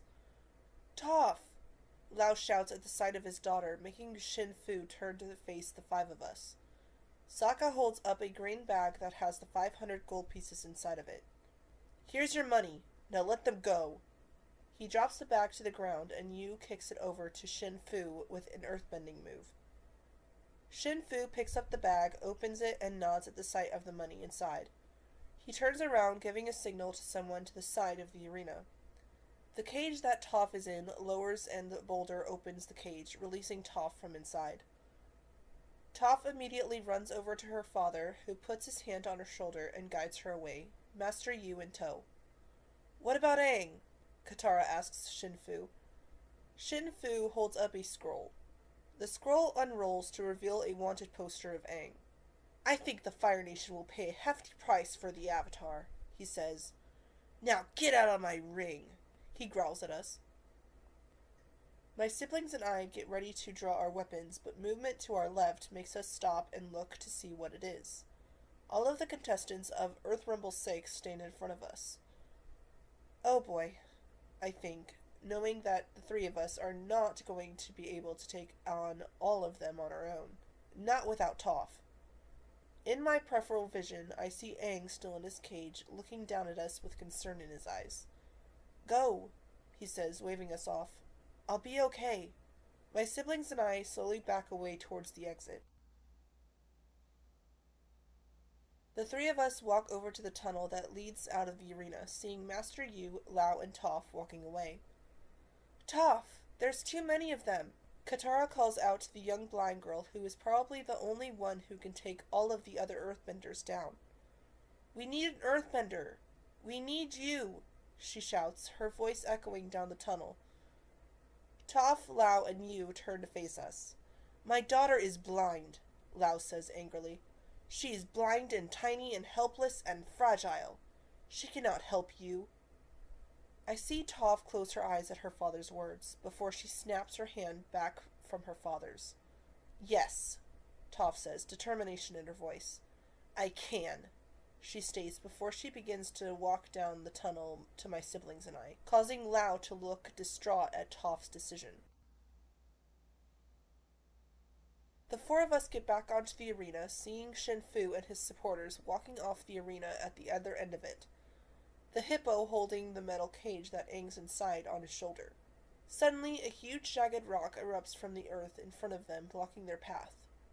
They all turn around and their eyes widen at the sight of Toph standing in front of my siblings and I. Let him go, she tells them, pointing at all of them. I beat you all before and I'll do it again. The boulder takes issue with that comment, the boulder says while pointing at her. The hippo throws Aang's metal case across the arena floor, which makes my siblings and I move up to fight against the earthbenders coming toward us. But Toph stops us by putting her arms in front of us, stopping us in our tracks. Wait. She turns her head looking off to the side. They're mine, she growls, which makes my siblings and I to look at her with wide eyes before we look at each other in shock, since she wants to fight all of the earthbenders charging at us all by herself. Toph stomps her foot onto the ground before slowly raising her arms in an earthbending move, as the earthbenders come running towards the four of us. Toph waits a few more moments, then stomps the ground again, causing an explosion of rock and dust to occur. The entire group of opponents is blown backwards in an enormous debris cloud. After a few seconds, Toph walks forward, entering the dust cloud. Let's get Aang out of there, I tell my siblings. They both nod and we run over to where the cage holding Aang is. As we're trying to get the cage open, I see Fire Nation Man get flung out of the dust cloud, crashing into the stands before he slams into the ground in between the arena and the stands where Master Yu and Lao sit watching the fight. Hit it harder, Aang's voice says, making me turn back to the metal cage again. I'm trying, Sokka shouts back as he continues to hit the rock in his hand against one of the buttons on the cage. The next earthbender that flies out of the dust cloud is a green-masked man who crashes into Fire Nation Man as he stumbles back onto his feet. Not too long after that, as Fire Nation Man and the green-masked man try to get back up onto their feet, they are knocked down by yet another earthbender. Something hitting metal grabs my attention, causing me to turn back to my siblings and Aang. The bottom of the cage opens and Aang emerges, ready for combat, but Sokka shakes his head and points toward the dust cloud, making Aang drop his combat stance to follow Sokka's finger. The hippo runs out of the dust cloud, swinging one of the Earth Kingdom's stone circles with a square in the center. He stops as the boulder gets flung out of the cloud and lands beside him. The boulder gets up to his feet as Toph emerges from the cloud. She now stands on the large stone circle that dominates the center of the arena. She moves forward with her arms bent at the elbows, her hands held up in front of her. The boulder makes some intimidating noises, and the hippo beats his chest as she advances. As the hippo and the boulder begin to rush at her, the painted-faced man swings on a vine towards his target below. Toph makes several jerky motions, and the whole stone circle begins to turn. The painted-faced man slams into the hippo and the boulder just as they are about to strike her. The three men lay on the ground in a heap, groaning, before Toph executes some more powerful bending moves, which makes the three men get ejected from the ring, crashing into their compatriots below. Toph then clears the dust cloud from the arena, revealing the only earthbender left, Shin Fu. Shin Fu cracks his neck in preparation before he takes a bending stance. Toph spits to the side before she and Shin Fu start circling around each other in the center of the arena. Shin Fu starts the battle by taking the first strike.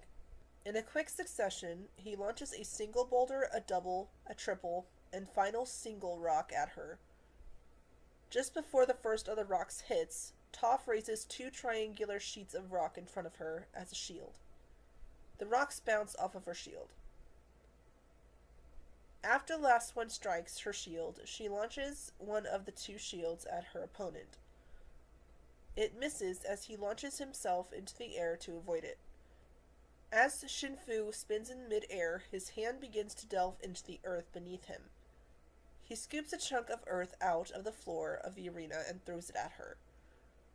She dodges and it passes by her face.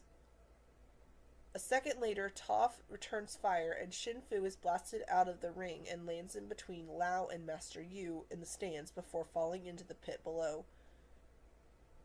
Aang, Katara, and I smile widely while Sokka faints out of amazement.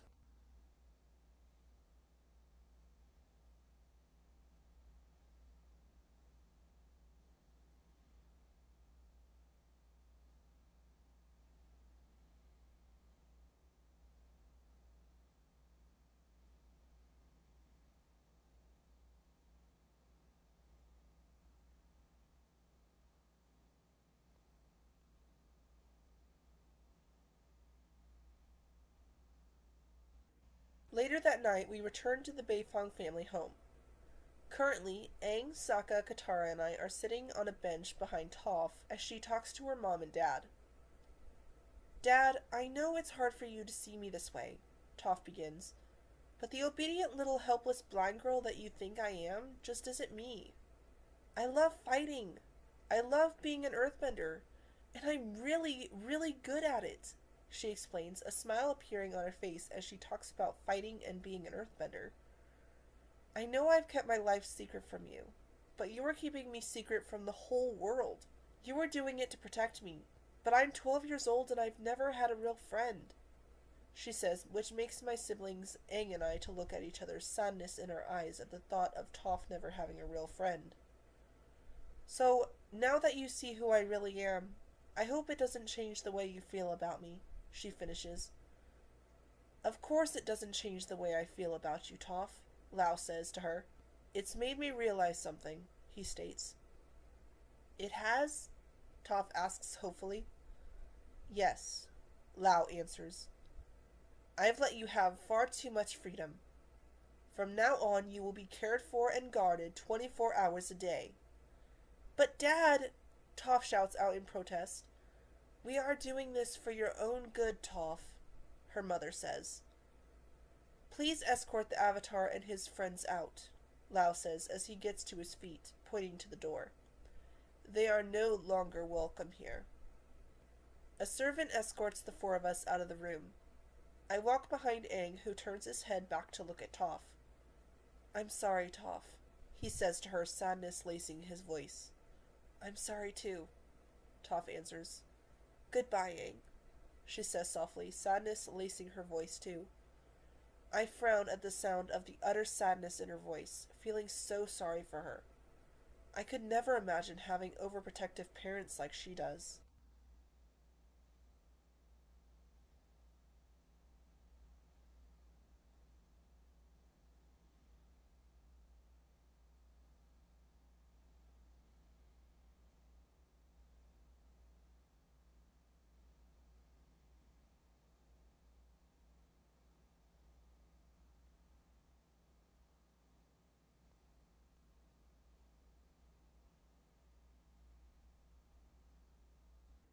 We walk out of the house to Appa, looking over a cliff down at Toph's home. Don't worry, Katara says to Aang as the four of us look down at Toph's home below. We'll find you a teacher. There are plenty of amazing earthbenders out there. Not like her, Aang says softly. I nod in agreement to Aang's statement about Toph. Toph is an amazing earthbender, and I seriously doubt that we'll ever meet another earthbender like her. I climb up onto Appa, sitting next to Sokka in the saddle as he cleans the belt that Aang had won when he beat Toph. Aang and Katara follow my lead, getting onto Appa, ready to leave. I can tell Aang is ready to make Appa start flying when I hear heavy panting and footsteps coming up from behind us. I turn to see Toph running up the hill towards us in her blind bandit outfit and a bag slung over her shoulder. Toph, what are you doing here? Aang asks her in surprise. My dad changed his mind. He said I was free to travel the world, Toph answers with a smile on her face. Katara, Sokka, and I look at each other quickly before turning to look down at her again. Well, we better get out of here, before your dad changes his mind again, Sokka says to her. Good idea, Toph agrees. You're gonna be a great teacher, Toph, Aang tells her. Speaking of which, Toph begins. I want to show you something, she says slyly. Okay, Aang answers as he airbends himself from Appa's head. As he lands on the ground in front of Toph, she taps the ground with her foot, and a rock erupts from the ground, throwing Aang up into the tree behind him, where he hangs from one of the branches by his foot. Now we're even, Toph says to him. I'll take the belt back, she says, lifting her hand up toward my brother, who stands next to me. Sokka unhooks the belt from his waist and drops it on her. It hits her on the head, causing her to fall to the ground. Ow! Toph yells as she falls to the ground. Sorry. Sokka apologizes sheepishly. In the corner of my eye, I see Aang fall out of the tree and land on the ground in a heap himself, which makes me put my hand over my mouth to stifle a laugh.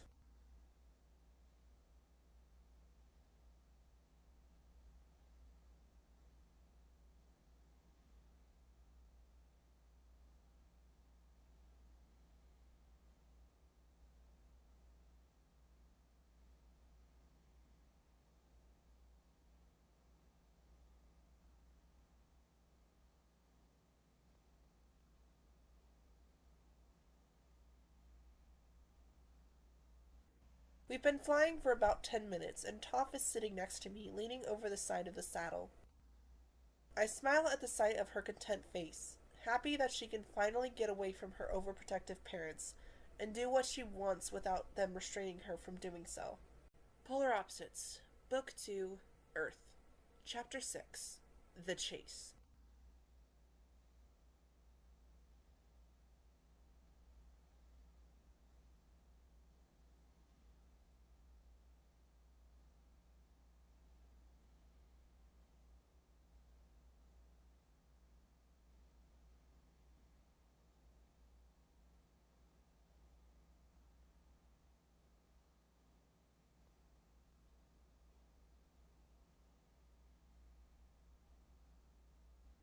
It's been 3 days since Toph joined us, and currently we're just about to start setting up camp for the night, since we've been flying all day. Hey, you guys picked a great campsite, Toph says as I slide down Appa's tail, only to see Toph standing in Appa's fur. The grass is so soft, she says. That's not grass. Appa's shedding, Sokka tells her. Katara jumps, lifting her right foot out of the fur, balancing on her left. Oh, gross, she exclaims in disgust. That's not gross, it's just a part of spring, Aang explains from in the saddle on Appa's back as a bluebird lands gracefully on his head and a yellow butterfly flutters by his right ear, which Momo jumps up in an attempt to snatch. You know, rebirth, flowers blooming, and Appa gets a new coat. Ah, the beauty of spring, Katara drawls as Appa sticks his tongue out, revealing that fur is covering it. A second later, the fur on his tongue causes him to sneeze, blowing fur everywhere. Stop, Appa, stop! Katara shouts, coughing, waving her arms to stop Appa from covering her in even more fur. It's not that bad, Katara, Sokka says to her, making me turn him to see him putting fur on his head. He stands to reveal fur piled on his head to form a tall pillar of hair. "It makes a great wig," he exclaims with a giant smile on his face. "And a great beard," Aang says while jumping down from Appa's back with a large mustache and beard made out of fur on his face. Sokka and Aang point and laugh at the sight of one another. "I'm just glad we finally have another girl in the group because you two are disgusting," Katara says unamused while I nod in agreement. "Excuse me," Toph's voice begins, causing Katara and I to turn to the three of them as Toph walks in between the two boys. "Does anyone have a razor?" She lifts both arms to reveal a massive white fur emerging out of both of her sleeves under her arms. "Because I've got some hairy pits," she finishes, causing the three of them to laugh, at least until Aang gives one of his powerful sneezes, thrusting him backwards into Appa's leg, and then falling face down on the ground. He lifts his head to reveal his beard and mustache are gone, but he now has a large mass of fur sticking jaggedly up on his back. All three begin laughing again. Katara and I stand there for a moment in silence before giggling softly.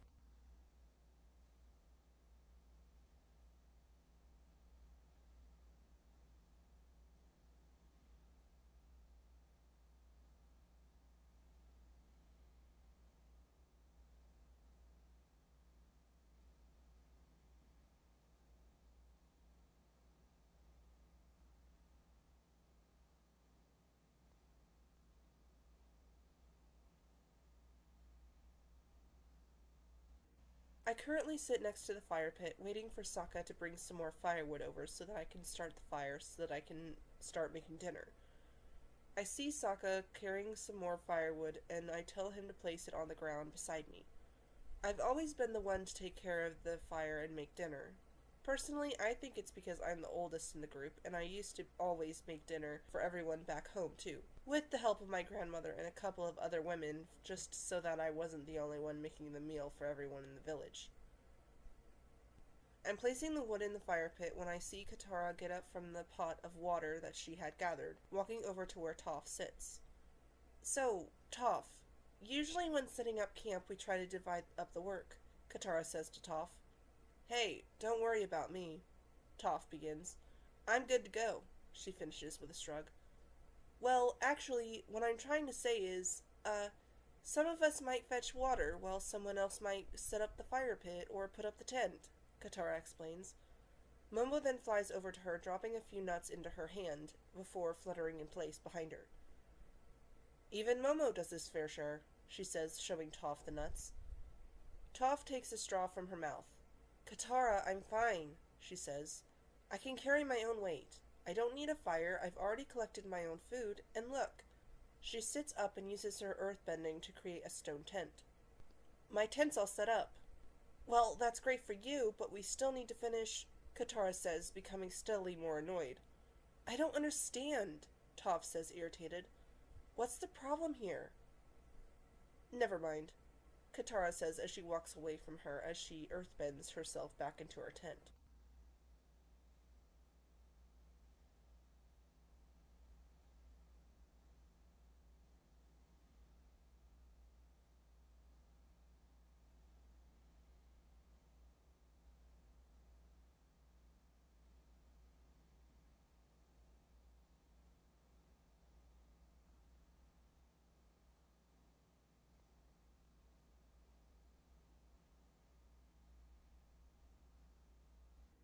I sit next to the fire, watching as Sokka and Aang take Appa's saddle off for the night.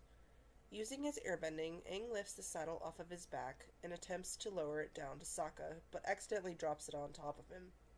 "Ah!" Sokka yells as he squirms underneath the saddle. Aang leaps down from Appa's back, lifting the saddle off of him.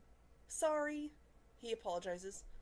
I giggle softly before turning to see Katara walking over to Toph again. "Hey, Toph, I wanted to apologize for earlier," Katara says to her. "I think we're all just a little tired and getting on each other's nerves." "Yeah, you do seem pretty tired," Toph replies. "I meant all of us," Katara says angrily. "Well, good night," Toph says to her before she turns around, laying down on her chest inside of her stone tent. "Good night," Katara says half-heartedly before she walks away. Katara sits down next to me with a tired sigh. Don't worry, Katara, she'll come around, I tell her. Yeah, I know, she answers softly. Just give her some time to get used to being a part of this team. For now, though, let's get a good night's rest. We have a long day of flying tomorrow. She turns to me with a soft smile. Okay.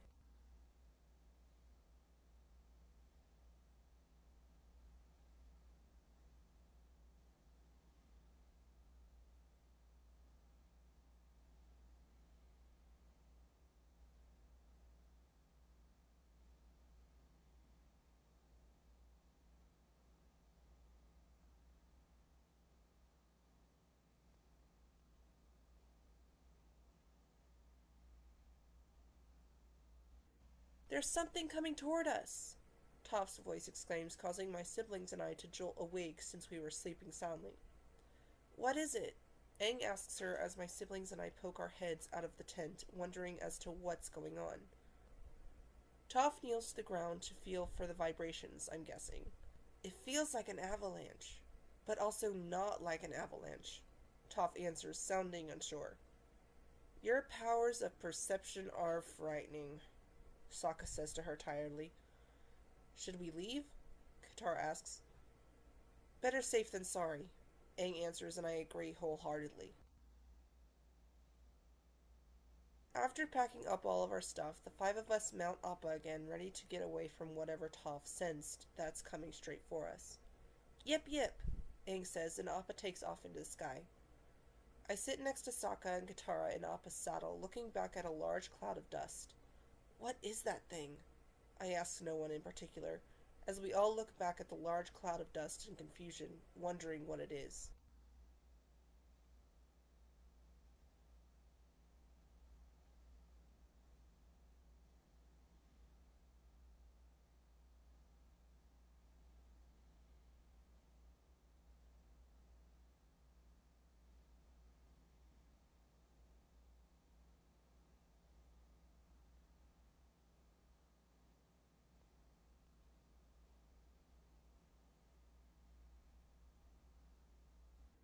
We've been flying for a couple of hours now, and the others and I are getting really tired.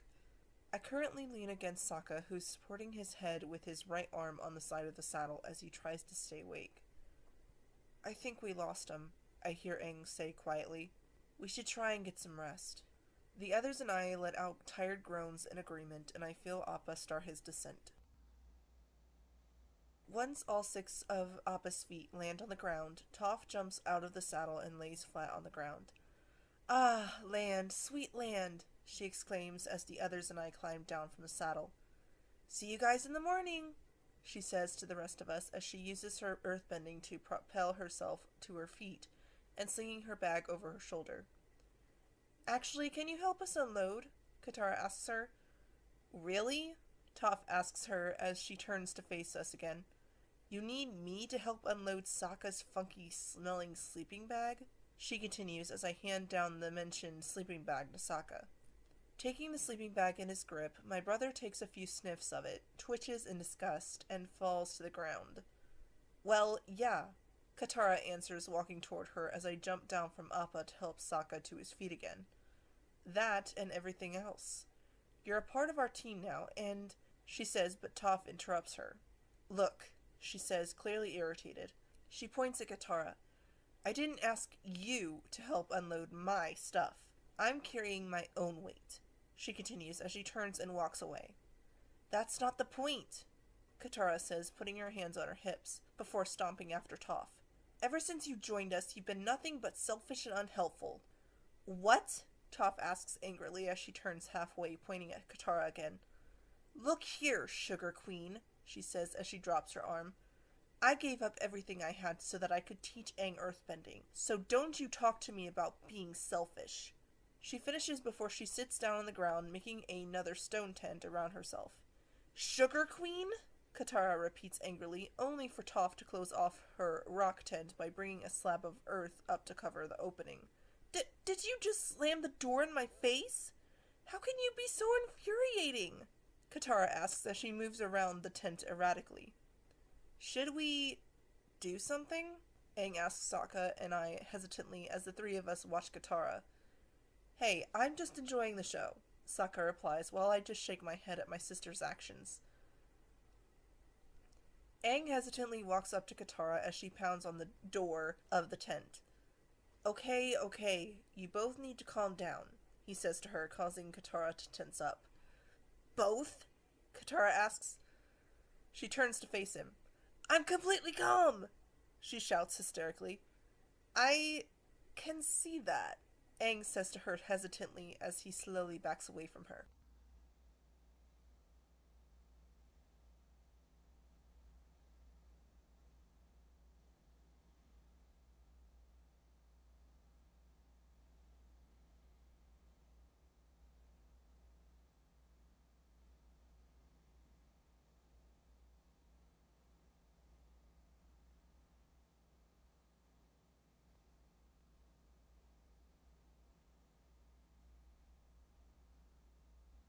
After Katara finally calmed down, we just decided to unload our sleeping bags, not wanting to waste any more time setting up camp.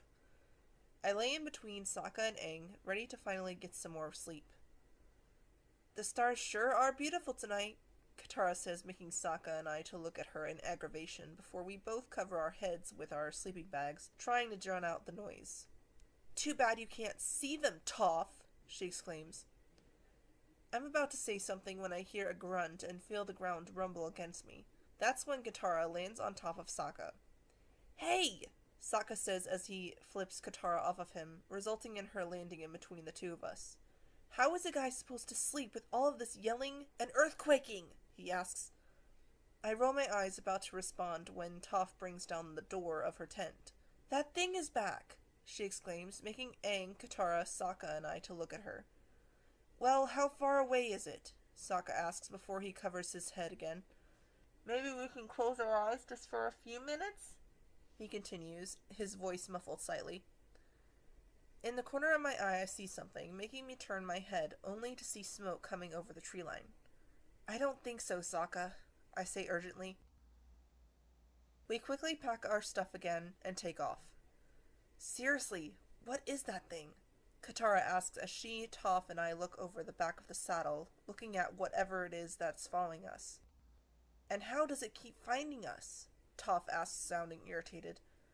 I don't know, but this time I'm going to make sure we lose 'em, Aang replies, making Appa fly even faster.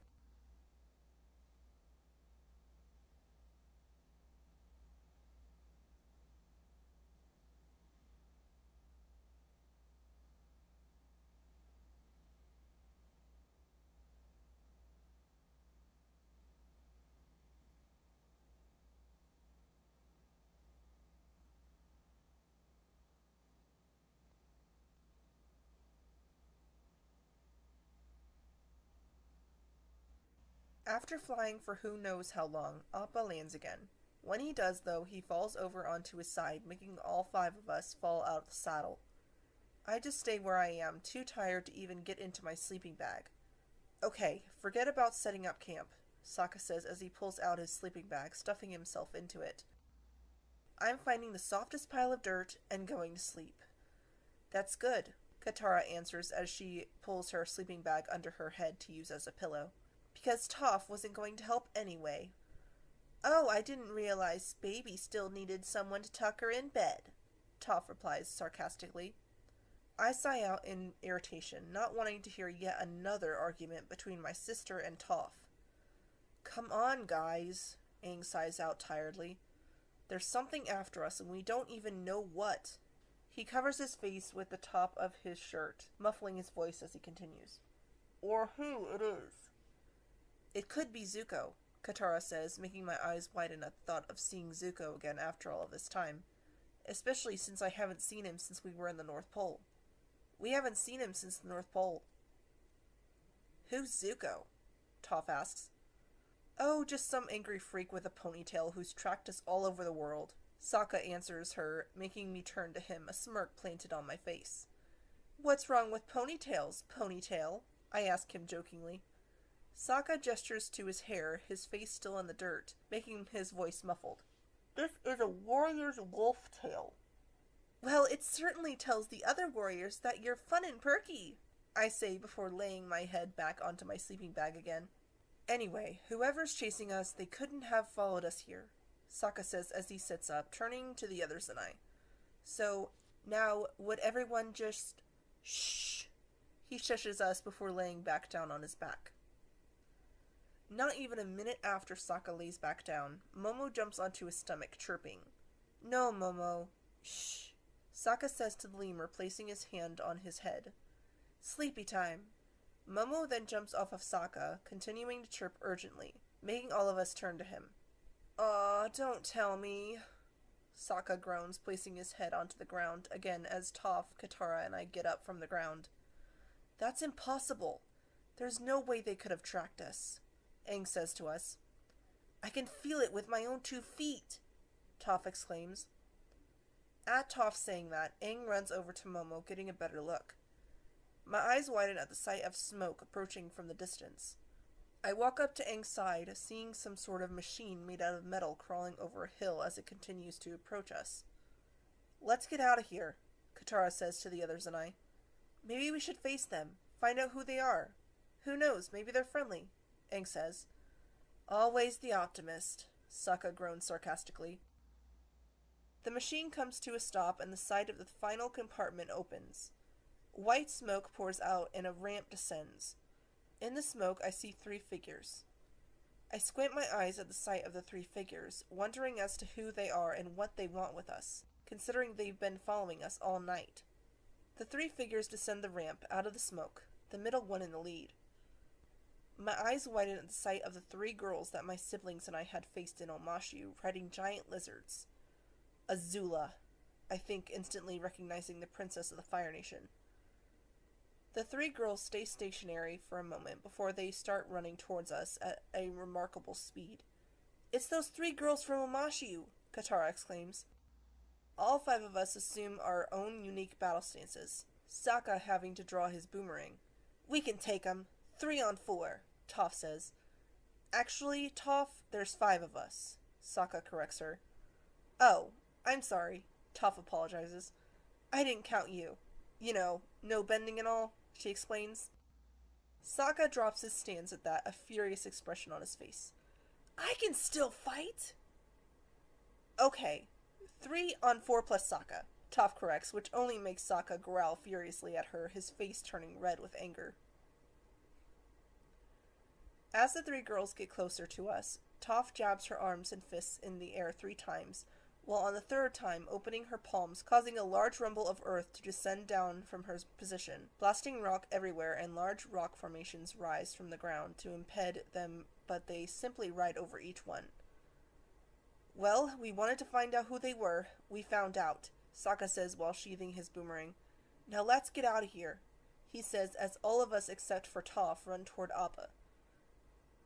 As I climb up onto Appa, I see a large wall of earth blocking the girl's path, which causes me to let out a small breath of relief.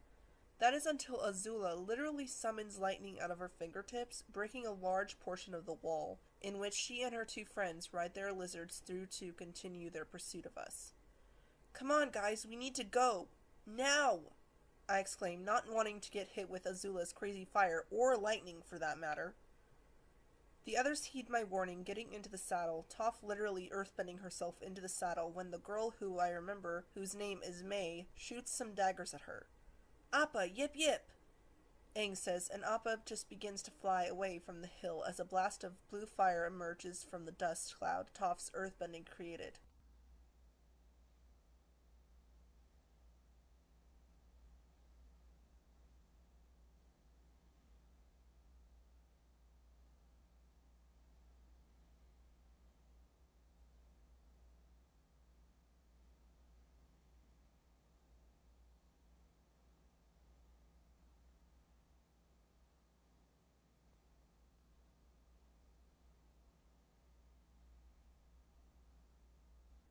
I yawn tiredly as I lean up against the side of the saddle, just wanting to go to sleep, but with Azula and her 2 friends following us, I don't think that's going to happen anytime soon. I can't believe those girls followed us all the way from Omashu, Katara says, making me look at her. I still think we could have taken them, Toph says. Are you kidding? Katara asks exasperatedly. The crazy blue firebending and the flying daggers are bad enough, but last time we saw them, one of those girls did something that took my bending away. That's scary. That's right. I do remember her saying that one of them did something to cause her bending to go away. I wasn't there since I was trying to stop Azula from getting to Aang when he was trying to get Bumi. A bright orange light shining in my eyes makes me wince as I look into the distance to see the sun rising over a hill. Oh no, the sun is rising! Sokka exclaims. We've been up all night with no sleep. I groan softly at the thought of not sleeping for the whole night, wishing that we could just land and get at least a couple of hours of sleep. Sokka, we'll be okay, Aang says to him. Are you sure? Sokka asks him hysterically. I've never not slept before. What if I fall asleep now and something happens? And something always happens, he exclaims. Every time we land, those girls are there, so we'll just have to keep flying, Katara says.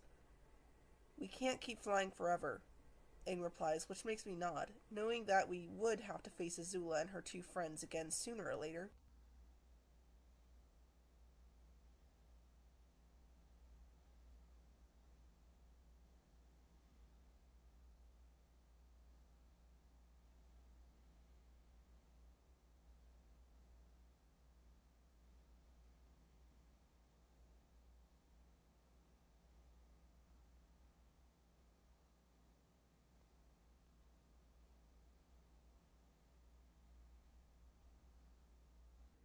It's been a few hours since the sun rose, and we're still flying. I hear Aang let out a yawn. So what's the plan? He asks. I groan softly at the thought of thinking of a plan. Don't know. Too tired to think, I say tiredly. I'm sure we'll come up with something after a short nap, Katara says. Yes, sleep, Sokka replies, to which I hum in agreement too, thinking that taking a nap would be heavenly right now.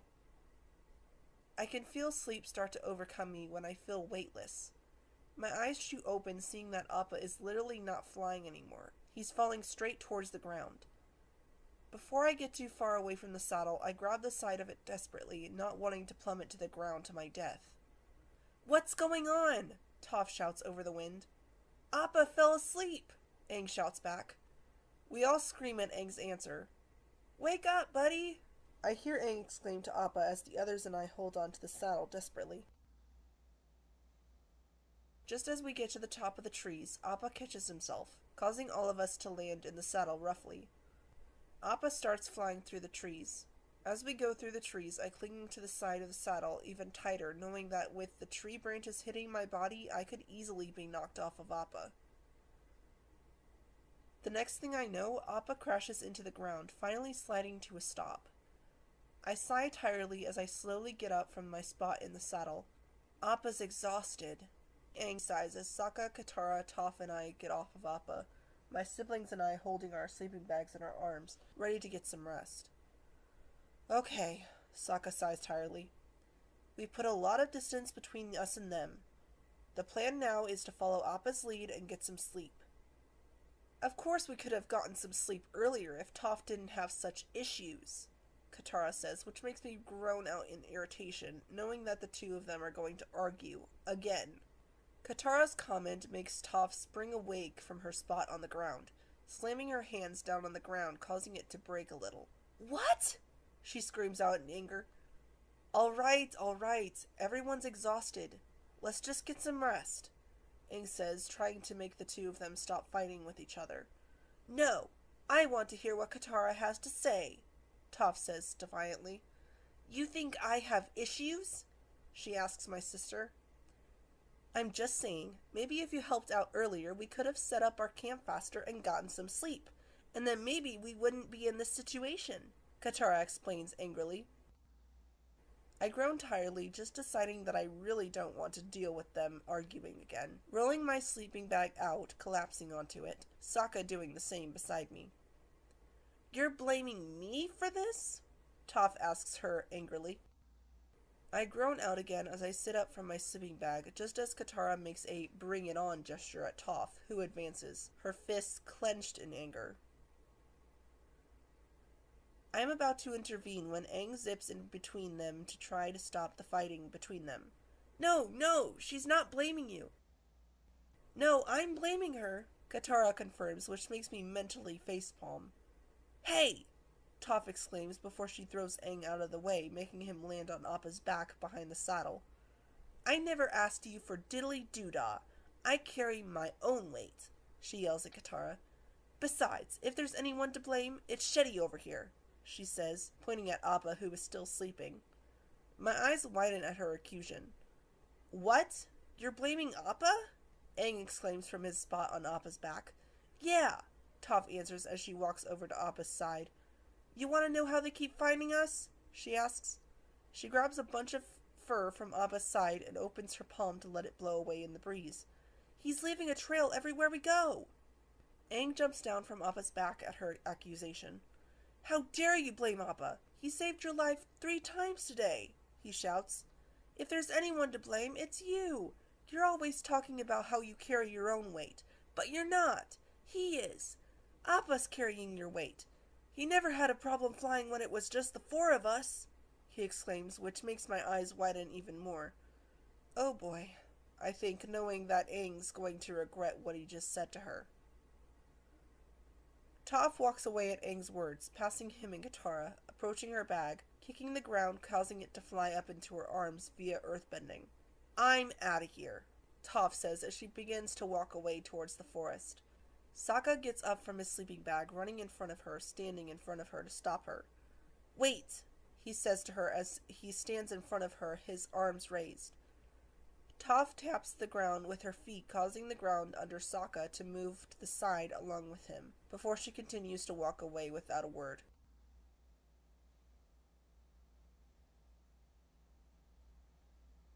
Toph disappears into the forest, and I look over at Aang, who just realized what he did. Aang raises his arms to the sky, his eyes wide in shock.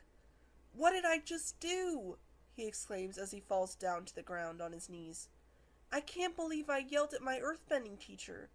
Now she's gone, he says sadly. I know, Katara agrees sullenly. We're all just trying to get used to each other, and I was so mean to her. Yeah, Sokka agrees as he hands me a cup of tea.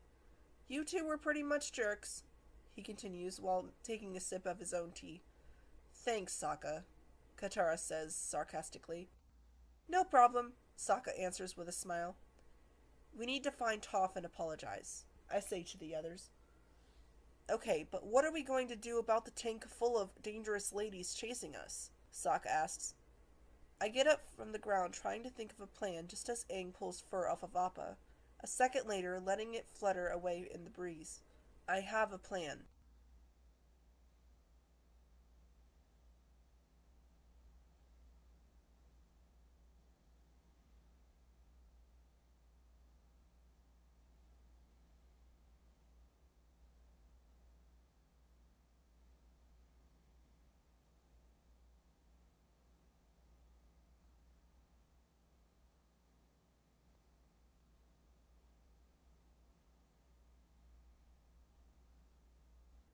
A little while later, Aang, Katara, and I stand on the banks of the river using waterbending, creating spouts of water that are splashing onto Appa's back, while Sokka stands in the water next to Appa's head with a scrubbing stick. Once we think that all of the loose fur is off of Appa, we get ready to find Toph. Toph was right. Appa's fur was leaving a trail right to us, Aang says to us. But now that he's clean, no more trail. Are you sure that he's okay to fly? Katara asks him. He'll be fine as long as we leave his saddle and all of our stuff here, Aang answers. He then moves to a pile of fur on the ground and places it into a bag. I'm going to use Appa's fur to make a fake trail and lead the tank off course, he says. I step forward. I'll go with you. You might need some backup. Aang nods in agreement. Aang and I watch as my siblings take off on Appa. With a grunt, Appa takes off, but he doesn't manage to clear the closest trees and hits them, causing their tops to break off and crash below. All right, Aang says, making me turn to him. Let's get moving. I nod in reply, getting ready to jump on top of his glider. With a running start, Aang opens his glider and the two of us take off into the air, fur dropping out of the bag that he had put it in. as we go.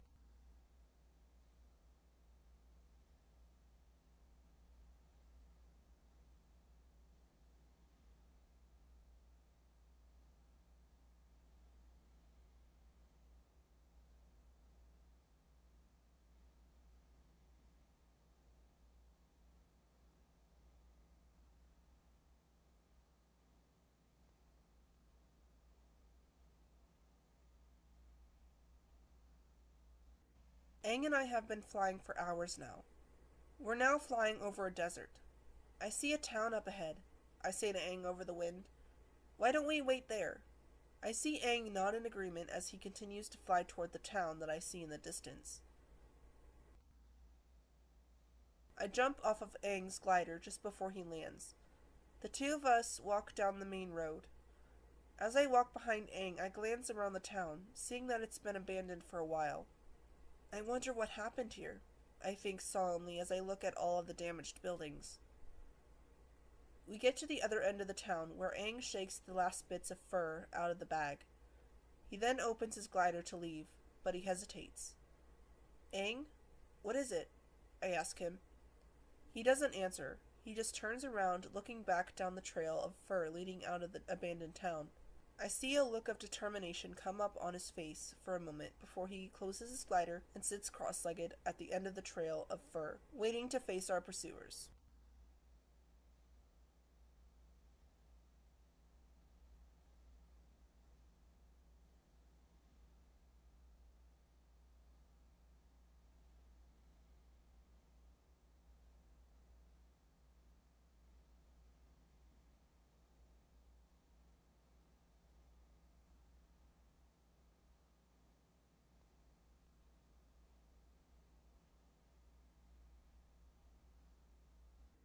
It's been a couple of hours now, and Aang and I have been waiting patiently for one or all three of the girls to find us.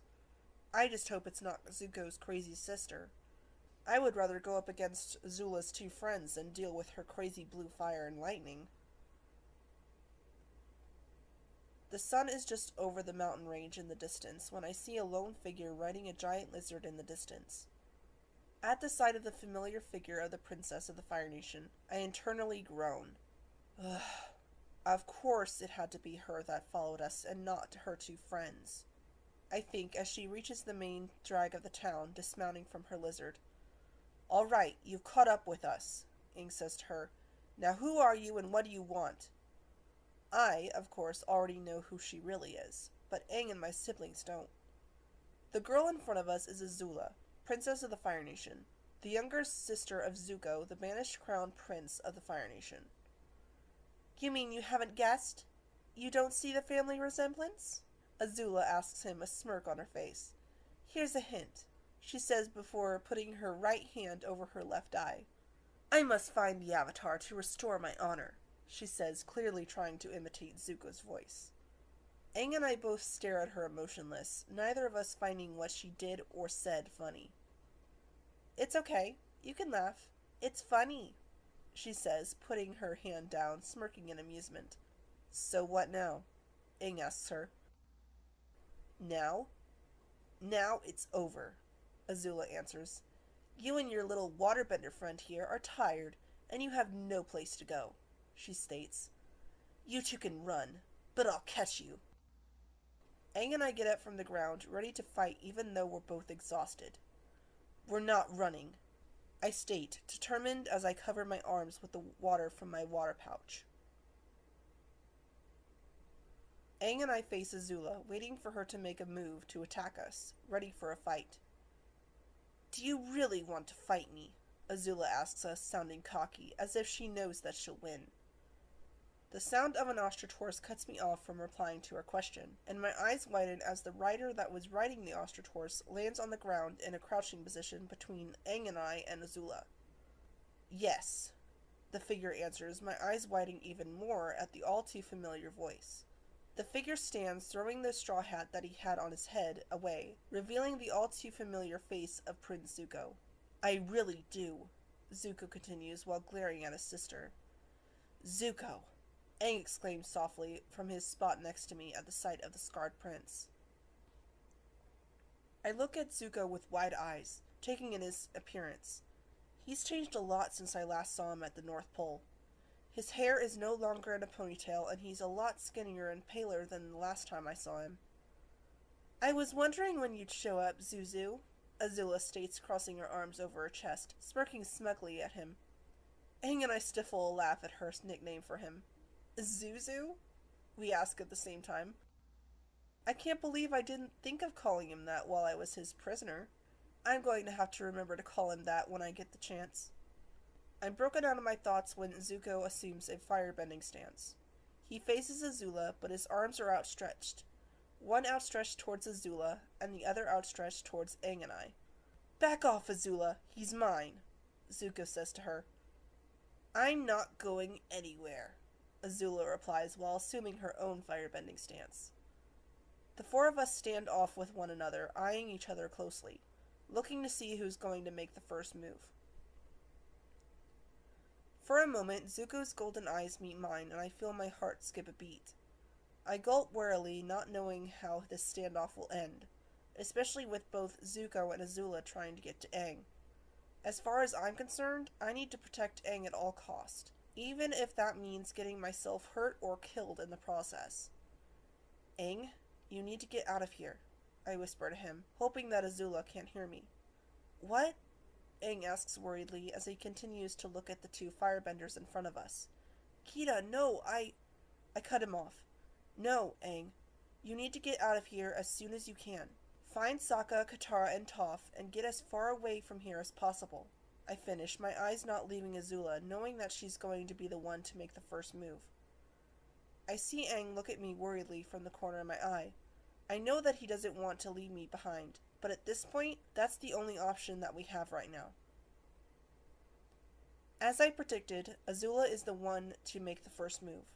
She launches a blast of blue fire at Zuko, who blocks it with a wall of his own fire. Though he blocks the blast, it does knock him back into one of the buildings. "Go, Aang! Get out of here!" I say to him. Aang doesn't hesitate to jump into the air with his glider. I turn to Azula, who shoots a long wave of blue fire towards the two of us. I somersault out of the way, just in time, not getting burned by the blue flames. I turn my head toward where Aang is, only to see him land on the ground, twirling his staff to dissipate the flames as they come down on him. I turn back to see where Azula is, seeing her run along the roofs of the buildings, running toward Aang. I shoot multiple icicles at her, hoping that just one can make her stop going after him. She dodges all of them by jumping off the building and landing near Aang. Aang avoids her by mere inches, getting up as she swings her leg around, shooting fire at him. In the corner of my eye, I see that Zuko has rejoined the fight and is now firing blasts at Azula. Well, at least I know he's not going after Aang right now. I launch multiple blasts of water at Azula, which makes her attack me as well as both Zuko and Aang. The four of us continue trading bending blasts, none of them landing on their targets. After a few more moments, Azula chases Aang into the upper floor of one of the destroyed buildings. Zuko and I meet eyes for only a second before running after her. I run up the stairs behind Zuko, my eyes widening when I see him literally fall through the floor with a shout of surprise. I hear him land on the ground with a crash, which makes me wince. Luckily, I didn't rush in like he did. I focus on Aang again, who is sitting on an air scooter in midair. He makes a noise of surprise as Azula fires at him. Aang dissolves the rest of the scooter before bounding over to her on the ledge, knocking her off. Aang runs out of the building with me right behind him as another shot of blue flames shoots through the door of the second floor of the building. Aang and I jump down into the main drag, ready to run when the side of the building is blown open by a blast of blue fire and Zuko is blown out onto the street in front of us. Azula charges at Aang and I, firing blasts at both of us. We both dodge each of them, going in different directions. I glance over at Zuko for a moment, seeing that he hasn't gotten up yet. I'm about to run over to his side when I see Appa land at the end of the road. I smile at the sight of my siblings as they jump off of Appa, running toward me. "Where's Aang?" Katara asks, the worry in her voice very evident.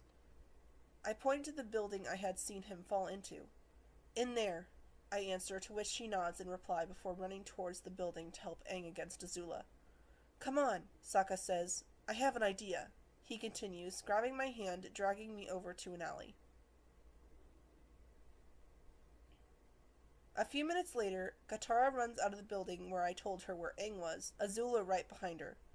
Azula passes the alley that Sokka and I are hiding in, and we jump out, attacking her. Sokka with his club and me shooting icicles at her, which she dodges. Azula backs up into the street as Aang, Sokka, Katara, and I form an arc around her, pushing her back. Azula launches herself at Aang, who jumps out of the way. I shoot a blast of water at the princess, which makes her turn to my siblings and I, shooting a blast of fire at us, making the three of us dodge before continuing to exchange blasts. The four of us continue to make her fall back, at least until Azula falls to the ground. I smile at the sight of a very familiar blind earthbender standing behind the princess, who is still on the ground. I thought you guys could use a little help, she says with a smile on her face. Thanks, Katara replies with a genuine smile. Azula gets up and starts to run to get away from the five of us. As she runs off, she fires at us a few times before turning down an alleyway. The others and I run down the alley after her, seeing her run into Iroh's stomach, literally. I smile at the sight of the old man, as well as Zuko, as I reach the end of the alleyway with the others. The seven of us start to close in on Azula, who is now backing up into a corner of a burnt-out building. She has no place to go. Well, look at this. Azula smirks as the seven of us spread out around her, making sure that she has nowhere else to run. Enemies and traitors all working together, she growls. I'm done, she states as she raises her hands in surrender. I know when I'm beaten. You got me. A princess surrenders with honor, she finishes, still holding her hands up in surrender. I glare at the princess from my spot in between Zuko and Toph, knowing that she probably will do something to escape. I glance at Zuko and Iroh for a second, seeing that Iroh's eyes are focused on the others and I instead of Azula. I turn my focus back on Azula again to see her smirking smugly. In a flash, she strikes Iroh with a blast of blue fire in the chest. Iroh spins around before he falls to the ground. Zuko and I turn around, Zuko screaming at the sight of him falling to the ground. No! I scream as the others and I simultaneously fire at Azula. Azula makes a shield of blue fire, but the combined blows of the forces directed at her cause a tremendous explosion. The others and I brace ourselves against the explosion as it passes over us. After a moment, I get to my feet from my crouched position on the ground. I look at the abandoned town to see the burning debris from the explosion raining down from the sky. I turn to where Azula was a moment ago, waiting for the smoke to clear. Once it clears, my eyes widen to see that Azula is gone. I grit my teeth in anger, wanting to go after her, but that's when I remember what had happened to Iroh just moments ago. I quickly turn around to see Zuko no longer beside me, but kneeling beside Iroh. I hear him groan out in sadness and anger, his hands clenching his hair for a second before he slumps down. The others and I slowly approach him from behind. Zuko then turns to address us. "Get away from us!" he shouts angrily. Katara then steps forward, placing one hand over her heart and stretching out the other in a gesture of aid freely offered. "Zuko, I can help!" Zuko then turns and unleashes a wave of fire over our heads. "Leave!" he screams. I see Aang and Katara look at each other for a second before they and the other two turn away from Zuko and Iroh. While the others start to run over to Appa, I stay put, staring at Zuko and Iroh with tears threatening to fall down my cheeks, knowing that if I go with the others and not help Zuko to take care of Iroh, I don't know what would happen. I hear the others stop in their tracks, probably wondering as to why I'm not following them. "Kida?" I hear Katara ask from behind me, and from her voice, I know that she doesn't want me to go with Zuko and Iroh. "What do you—" I cut her off by shaking my head as I turn to face her and the others. "I can't leave them," I say softly, my eyes not leaving Zuko's back as he kneels over Iroh. I glance over at the others. They look hesitant. I can understand why they're hesitant about me staying with Zuko and Iroh.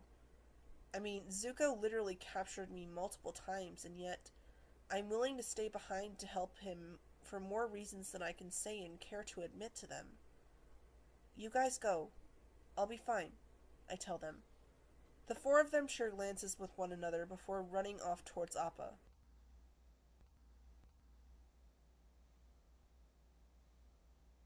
Once I know that the others are gone, I slowly make my way over to Zuko. I see him tense up the closer I get to him, but he doesn't make a move to tell me to go away. Zuko, I say softly as I place my hand on his shoulder. Surprisingly, he doesn't push me away, or tell me to leave him alone like he just did with the others. Go away, Kida, he says softly, the sadness and the anger at himself and about what had happened to Iroh very evident in his voice. I'm not going anywhere, Zuko, I say to him softly as I kneel next to him. Please, let me help you, I plead softly. He turns to me, and my heart breaks in seeing the immense hurt in his eyes. It's going to be okay, Zuko, I say to him as I pull him into my chest, holding him tightly. Iroh's going to be fine. I promise. I continue as he wraps his arms around me as he sobs into my chest. With the help of my healing abilities, I know that Iroh will survive. Well, at least I hope he does. For Zuko's sake. Polar Opposites. Book 2, Earth. Chapter 7, Bitter Work.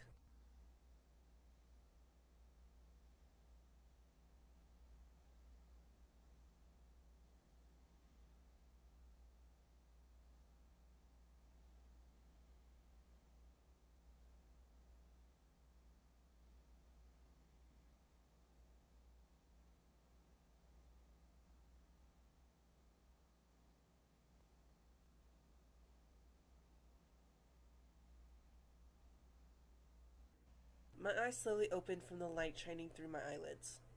I groan softly as I slowly wake up, the feeling of being watched stirring me awake. I slowly open my eyes just enough to peek through my eyelashes to see who it is that's watching me. I nearly jump up from my spot on the floor when I see a figure sitting on the floor across the room from me. I then realize that it's just Zuko, and not anyone that would hurt me, as the events from 2 days ago flashed through my head as I lay there for a few more moments. Facing Azula, seeing Zuko again, Iroh getting hurt by Azula, and telling the others that I wasn't going with them. At the memory of going with Zuko, I look up at the said scarred banished prince in front of me. He's watching me intently, but I keep up with the sleeping farce, not wanting to risk him covering up his emotions once he realizes that I'm really awake. After a few seconds, though, his eyes flicker away from me to where Iroh currently lays, still unconscious. With his attention turned away from me, I open my eyes just a little more to study him. I hold in a small gasp at the dark circles under his eyes. He probably didn't sleep at all the last couple of nights, and I have no idea as to how much sleep or food he's gotten since the North Pole. He looks like a scared child who knows he's done something wrong and is waiting for his punishment as he sits in the corner of the room, his knees up to his chest with his arms wrapped around them. He turns away from his uncle again, making me close my eyes to where I can just see him through my eyelashes again. He lowers his head, dropping his chin onto his knees. The shift in his position causes the early morning sunlight to reflect off of the tears welling in his eyes. At the sight of the tears in his eyes, I decide to get up and comfort him. I slowly sit up, staring at him. Zuko? I ask quietly. At the sound of my voice, he instantly sits back again, starting to release his tight posture. I get to my feet, cautiously walking over to him before sitting down on the floor next to him. My shoulder brushes against his, making his body stiffen. It's not your fault, you know, I say quietly as I look up at him as he avoids my eyes. He shakes his head in reply before turning his gaze to Iroh again. No, it is my fault, he answers solemnly, tears still in his eyes.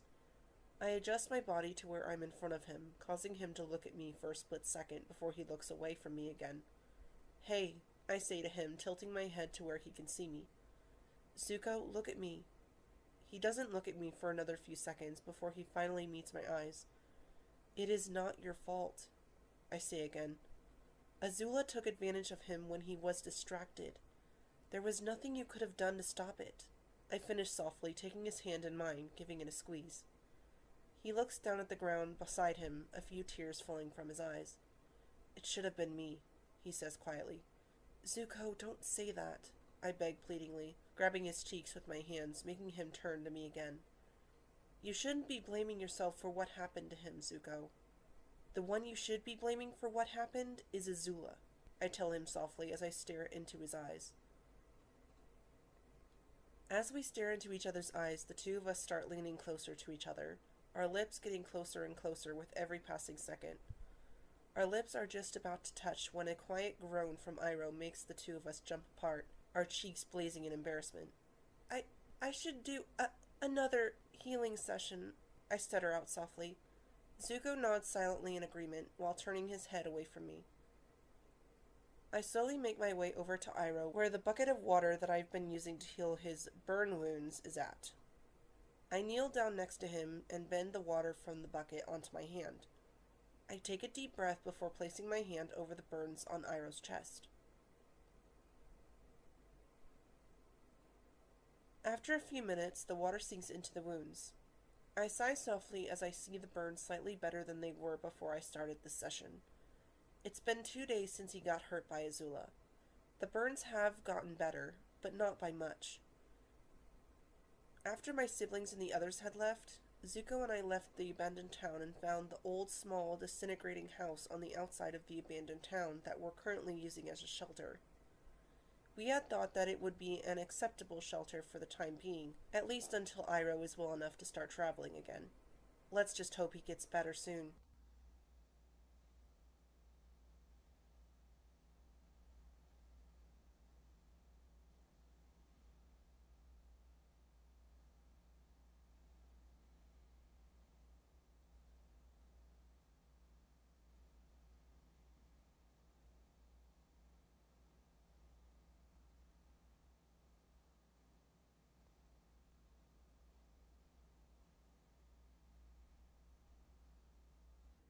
It's been a couple of hours since I did my last healing session on Iroh, as well as changing the bandages around it.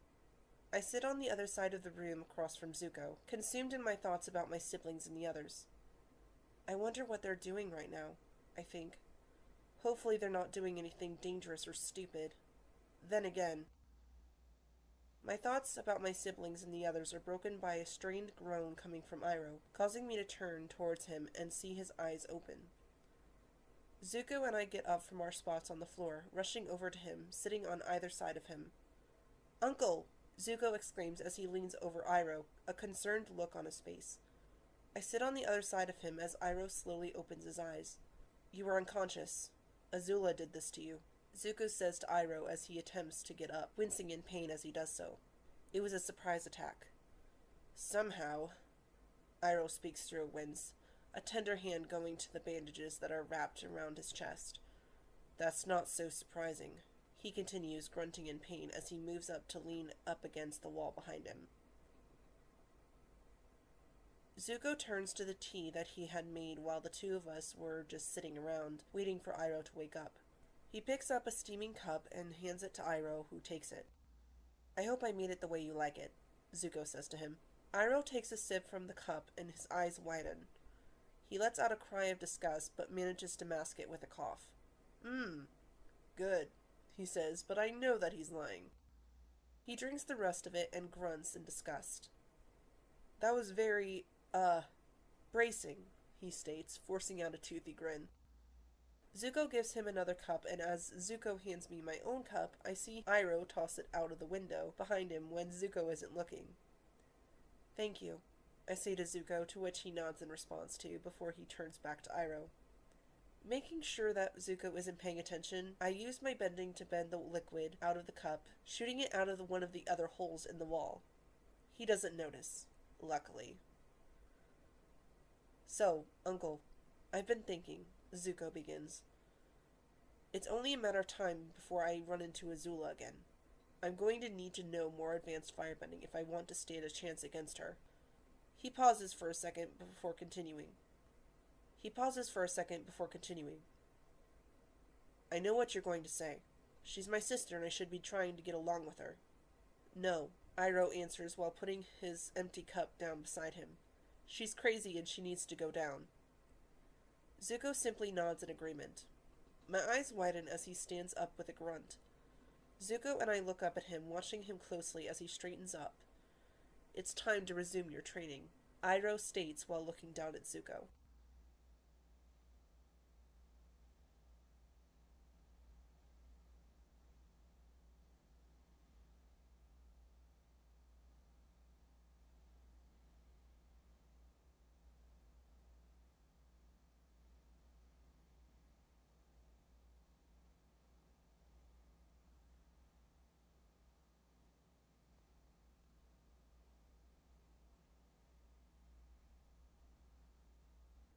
The two firebenders didn't waste any more time to begin Zuko's training. Before he began, though, Iroh had offered to make the next pot of tea, and I know it's because he doesn't want Zuko to make any more tea. Lightning is a pure expression of firebending, Iroh begins, without aggression. It is not fueled by rage or emotion the way other firebending is, he says to Zuko, who sits across from him while I sit not too far behind Zuko, listening in on the conversation while practicing my waterbending by streaming the water out of a small bowl in front of me.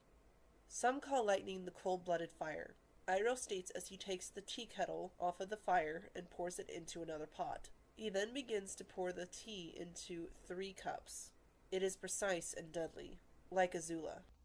To perform the technique requires peace of mind, he finishes as he hands a cup to Zuko and then the other to me, which I take gratefully. I see, Zuko says to his uncle. That's why we're drinking tea, to calm the mind, he explains. Iroh takes a sip from his own cup of tea before replying. Oh yeah, good point, he says with a smile on his face, which makes me smile at him as I take a sip of my own tea. I mean, yes, he corrects with a nod in reply.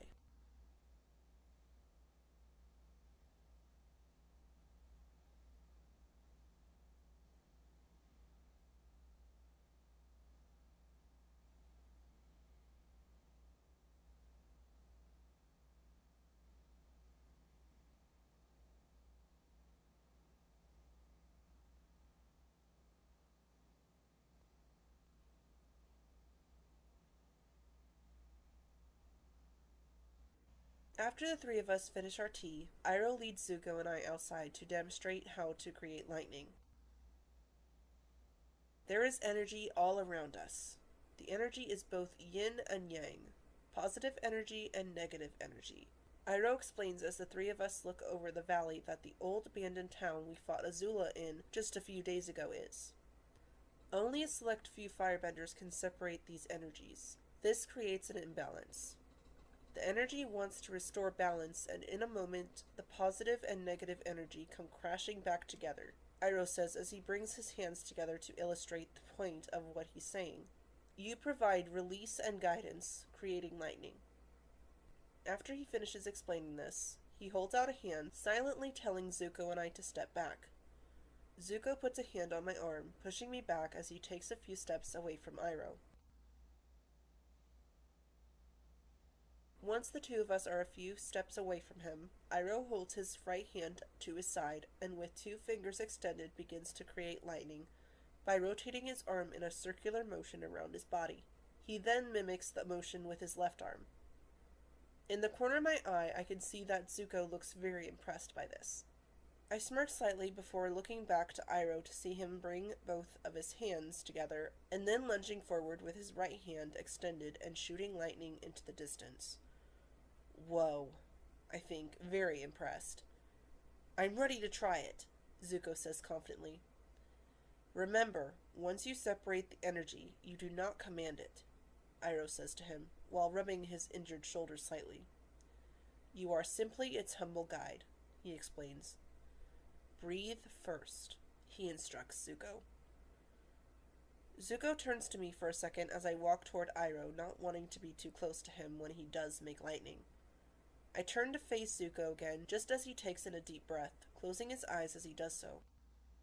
He then begins to mimic the motions that Iroh performed, except that he does not create traces of lightning like Iroh did. He shouts and shoves his right hand forward, but it merely causes a fire explosion that shoves him backward. He falls on his back next to Iroh and I, causing Iroh to shake his head slightly.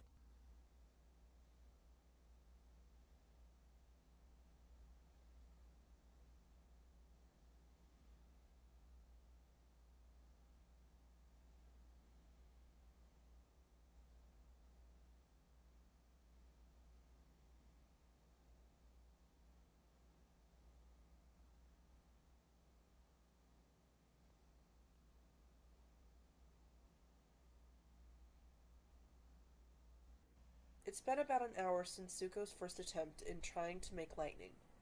I just finished yet another healing session on Iroh, who sits outside of the abandoned house that we've been using for shelter for the last couple of days. I take the pail of cloudy pink water and lug it out to the side, dumping the water onto the sandy ground. An explosion behind me makes me turn around to see Zuko getting blown back and landing on his back. Zuko quickly sits up from the ground, a frustrated look on his face as he clenches his fists. "Why can't I do it?" he asks out in frustration.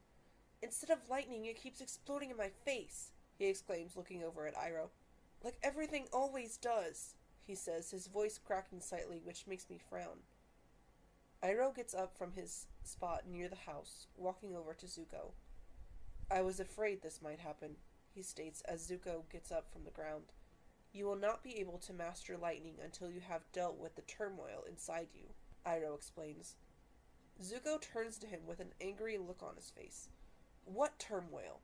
he shouts, sounding very frustrated and enraged that Iroh would even say that. "Zuko, you must let go of your feelings of shame if you want your anger to go away," Iroh explains to him softly. "But I don't feel any shame at all. I'm as proud as ever," Zuko replies defiantly. "Even I don't even believe that. I know that ever since the other day when Iroh got hurt by Azula, he blamed himself for it. And I know that he still does, even if he won't admit it to himself. Prince Zuko, pride is not the opposite of shame, but its source," Iroh explains. "True humility is the only antidote to shame." "Well," Zuko begins softly, turning his head away from both Iroh and I, "my life has been nothing but humbling lately." Iroh looks to the side for a second before turning towards Zuko again. "I have another idea. I will teach you a firebending move that even Azula doesn't know. Because I made it up myself," he explains while pointing his thumb toward himself while smirking slightly.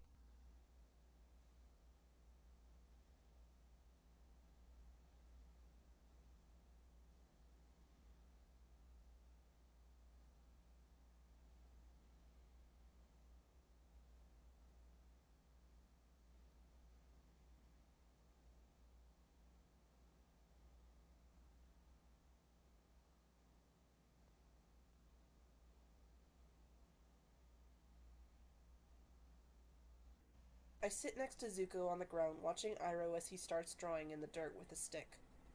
Fire is the element of power. Iroh begins as he draws the Fire Nation insignia in the dirt. The people of the Fire Nation have desire and will, and the energy and drive to achieve what they want. At Iroh's statement, I look over at Zuko. He's basically the most stubborn firebender I've ever met, and I haven't met very many. And he definitely has the desire and will to achieve what he wants, especially when it comes to capturing Aang to get his honor back. Earth is the element of substance, Iroh says as he draws the Earth Kingdom symbol in the dirt. The people of the Earth Kingdom are diverse and strong. They are persistent and enduring. Air is the element of freedom.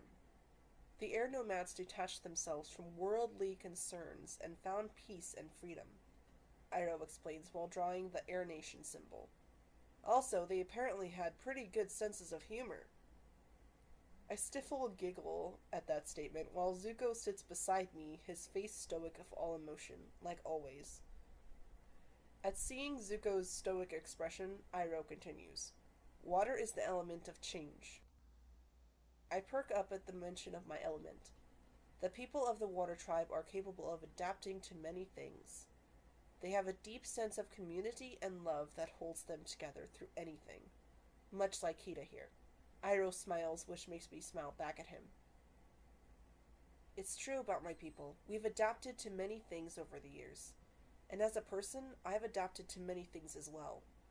Back home, after my father left to fight in the war with the rest of the men of the tribe, I had to adapt to being in charge of my people.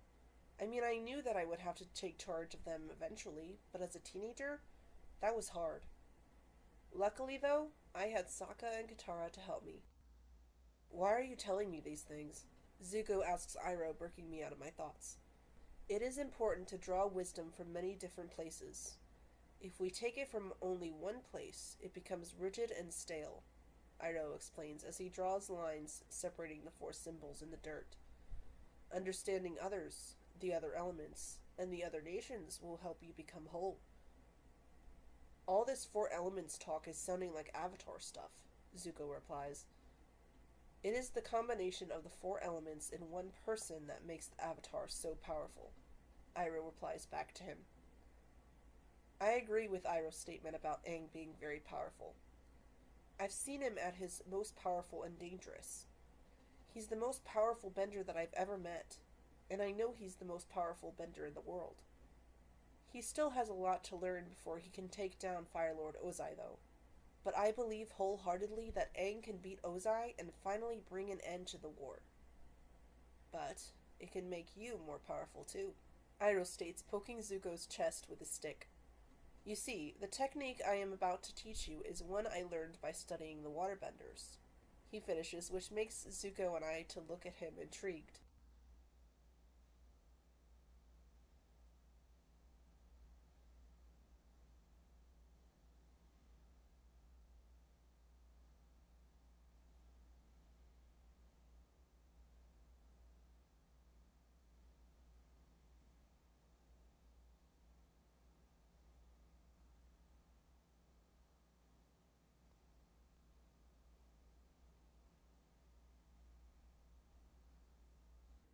It's almost sundown now, and Iroh begins to explain what move he's going to be teaching Zuko.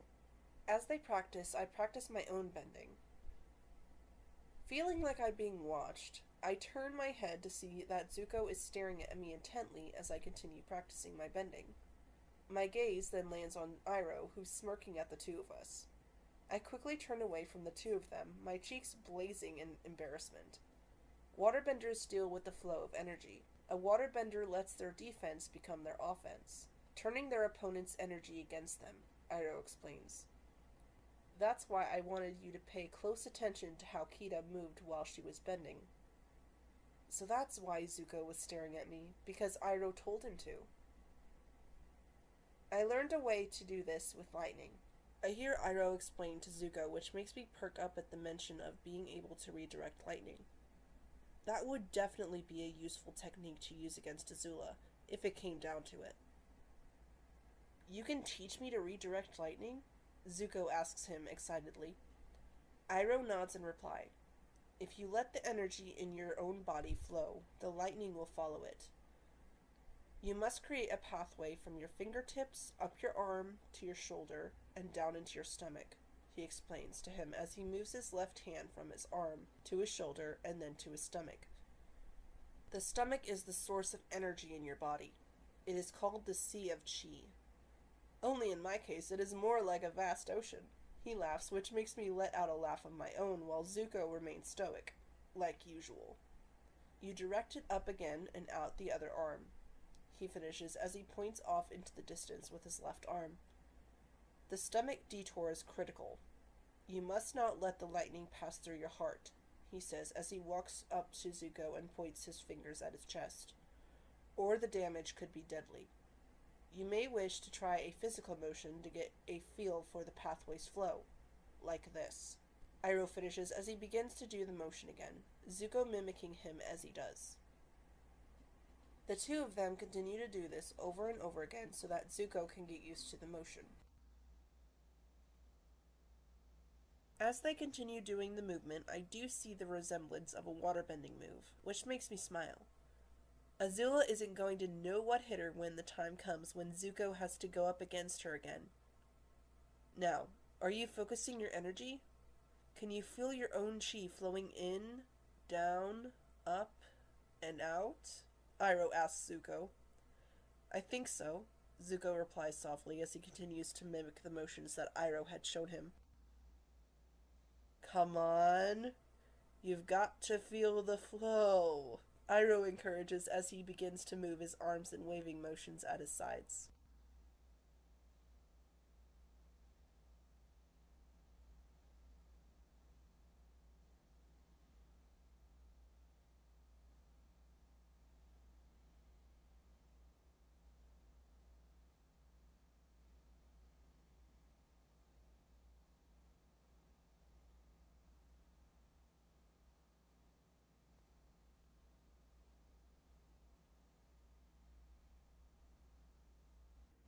A couple of hours pass of Iroh and Zuko still practicing the motions while I sit on the ground near the small house that we currently call home when Iroh stops. Excellent! You've got it! Zuko puts his hands together, bowing slightly. Great!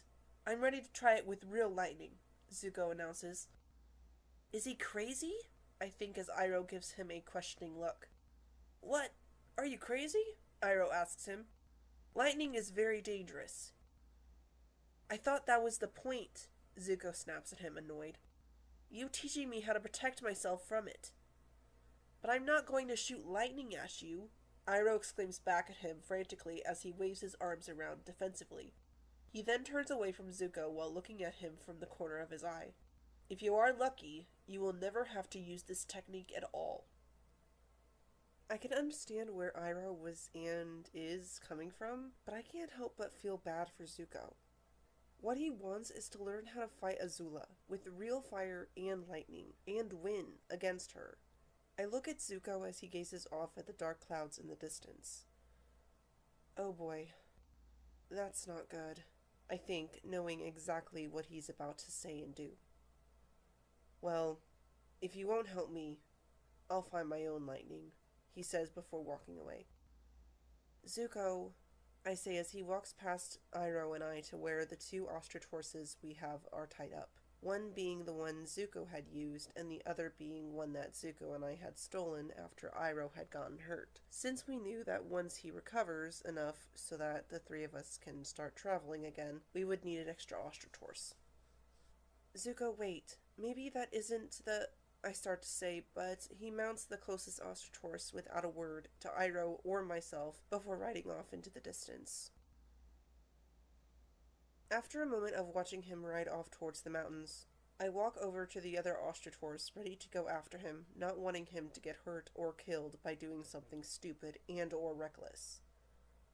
Kida, Iroh says behind me as I feel him put a hand on my shoulder, stopping me from mounting the ostrich horse and going after Zuko.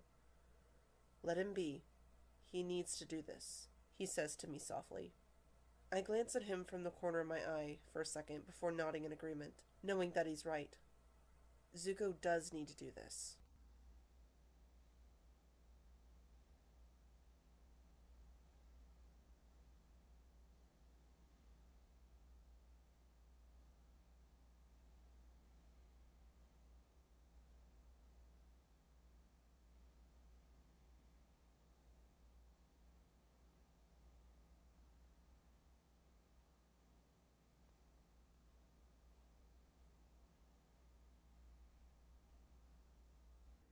Hours have passed and Zuko hasn't come back yet.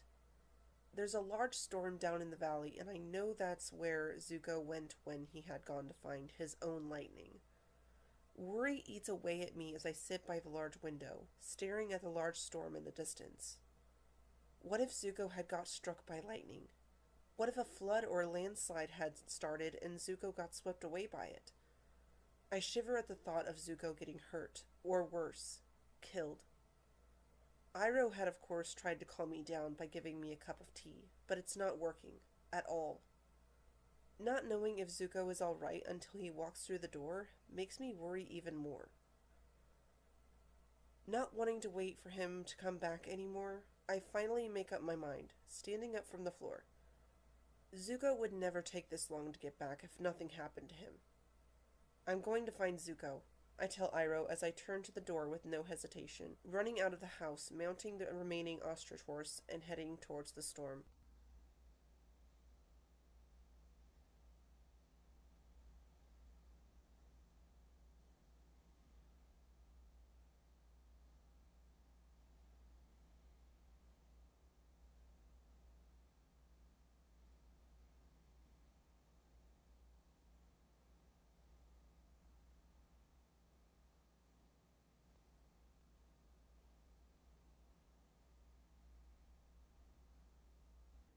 Zuko! I yell out over the wind, desperately hoping that he'll be able to hear me over the harsh winds that are currently blowing over my face. I squint through the raindrops pelting down on me, hoping for any sign of Zuko.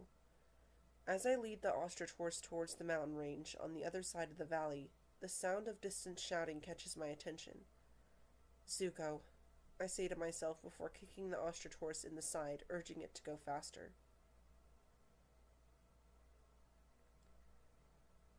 A few minutes later, I find the ostrich horse that Zuko had taken, tied to a branch of a tree. I dismount from my own ostrich horse before tying it to the same branch that the other one is tied to. I hear more shouting coming from the top of the mountain. I start my ascent, determined to get to Zuko before he ends up doing something that might get himself killed.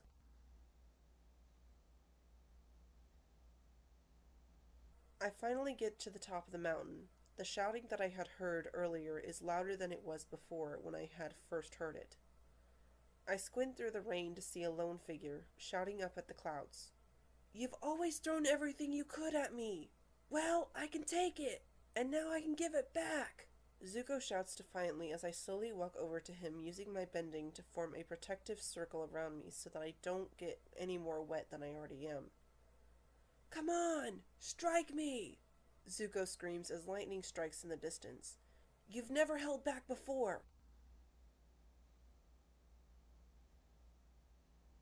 He stares up at the sky for a few more seconds before closing his eyes, tears starting to stream down his good eye. He then collapses onto his hands and knees with a shout of anguish. In all the time that I've spent with Zuko since he first captured me all of those months ago, I've never seen him like this before. And seeing him like this breaks my heart. I'm used to seeing the confident and determined Zuko that thinks that capturing the Avatar will bring his honor back. I walk up to him, my protective circle covering him too, making him look up at me in surprise. I crouch down next to him, pulling him into my arms. Immediately, he has his arms around me as he begins to cry in the crook of my neck, as I rub his back, feeling his hot tears slide down into my shirt. "It's okay, Zuko," I soothe. "Everything's going to be okay," I continue as he cries onto my shoulder.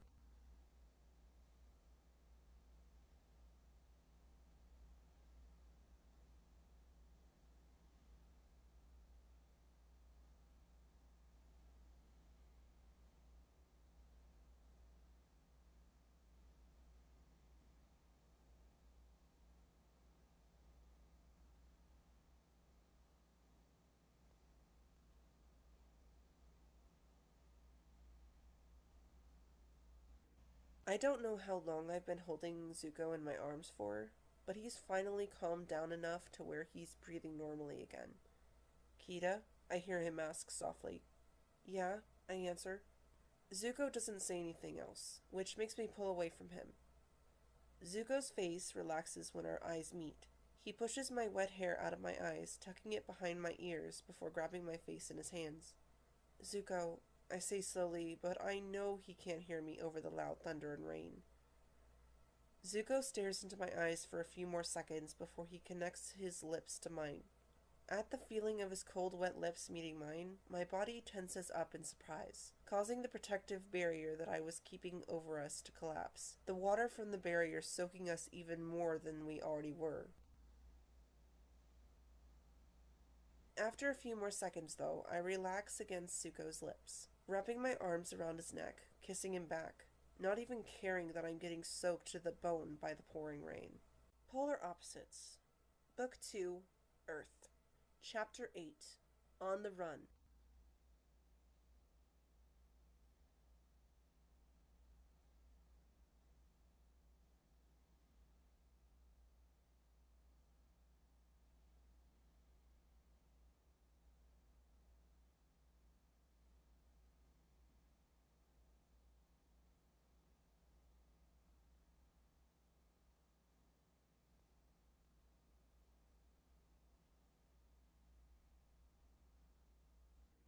It's been a few days since Iroh had taught Zuko how to redirect lightning, and I had gone after him, finding him on top of the mountain, screaming at the sky. After we had gotten back to the cabin, my hair was a tangled mess from getting poured on for so long. I tried to brush it out as best as I could, but it was no use. So, I took my dagger that Master Paku had given me before my siblings, Egg and I, left for Omashu, and cut my hair. In a way, I'm kind of glad that I cut my hair. With my hair shoulder length now, it's a lot easier to brush than it was before I cut it. I also had to steal some Earth Kingdom clothes so that I blend in a lot better. I'm not very proud of that, though.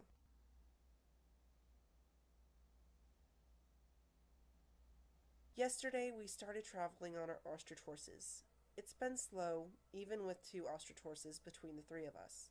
Zuko has attempted to walk the whole time, letting Iroh and I to ride the ostrich horses. It was a losing battle to get him to ride with me, but I managed to talk him into taking the reins. We've been riding for hours now, and Iroh's been groaning in pain and discomfort for the last 10 minutes. My ability to heal might not be exemplary like Katara's, but I know that he shouldn't be in that much pain still. He just has to be faking it. I feel Zuko tense up in annoyance at Iroh's pained groans. Maybe we should make camp, Zuko says. No, please. Don't stop just for me, Iroh pleads, his voice so convincing that I almost believe him. Almost. Iroh lets out several more pain groans before Zuko pulls on the reins of the ostrich horse that me and him are riding, stopping it, causing Iroh to stop as well. We all dismount and I help Zuko tie up the ostrich horses as Iroh plops down onto a rock in the middle of the path. You know he's faking, right? I ask Zuko, my voice quiet to keep Iroh from overhearing. It seemed fairly obvious, but it was also something that would likely go over Zuko's head. He grinds his teeth together as he nods. Yes, but it's easier to just go along with it. And I don't want to risk it if he actually is in pain, he adds. A smile appears on my face before I teasingly shove him with my elbow. Ah, who knew you were such a big softy? I giggle. He sends me a light glare that's more of a forceful attempt at not smiling. Shut up. If it were you, I'd let you wallow in your pain, he replies. I scoff at that.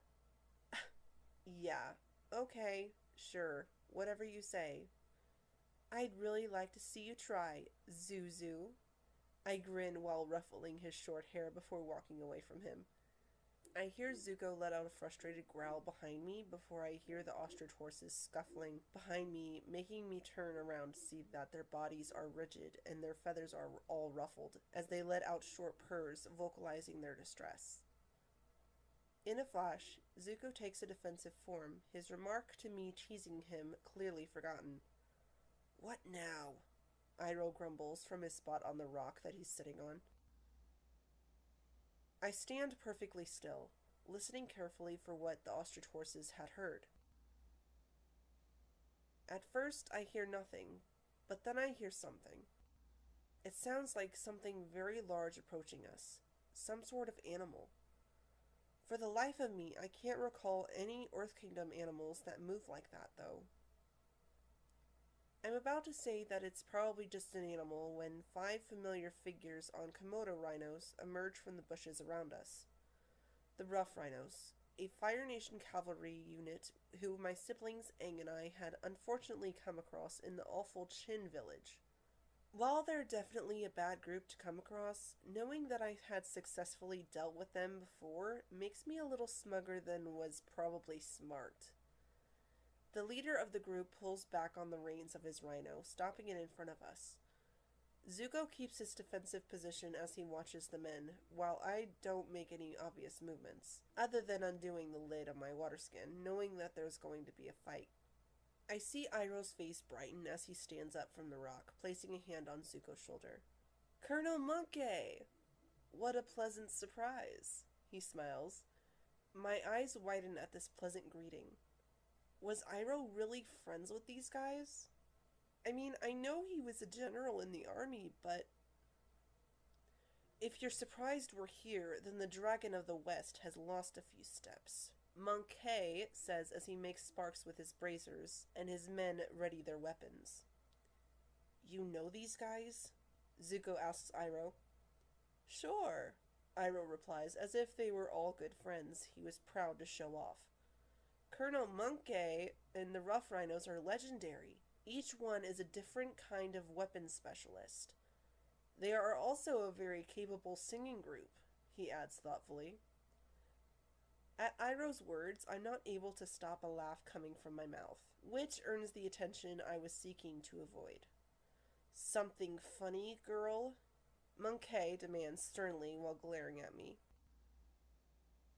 You really should tell your little girlfriend to watch herself, he continues, probably referring to Zuko. I look at him over my shoulder, glaring at him sharply.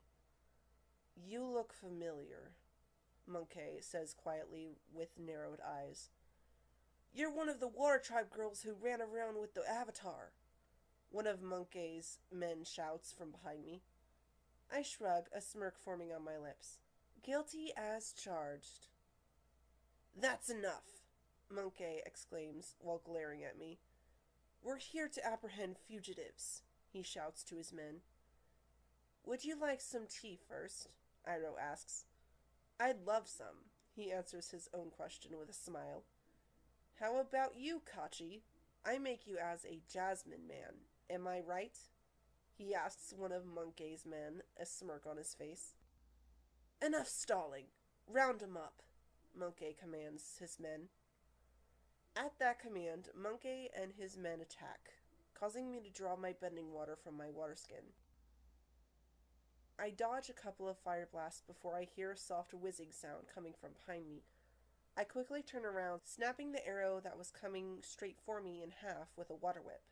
Zuko then comes up right behind me, releasing an extremely precise fire blast that goes through the bow and snaps the string in half. I smirk at the archer before using my water whip to knock him off of his rhino. With all three of us fighting, the 5 weapon masters were of little issue to us. Zuko told me to mount my ostrich horse while he helped Iroh take down the last of the rough rhinos.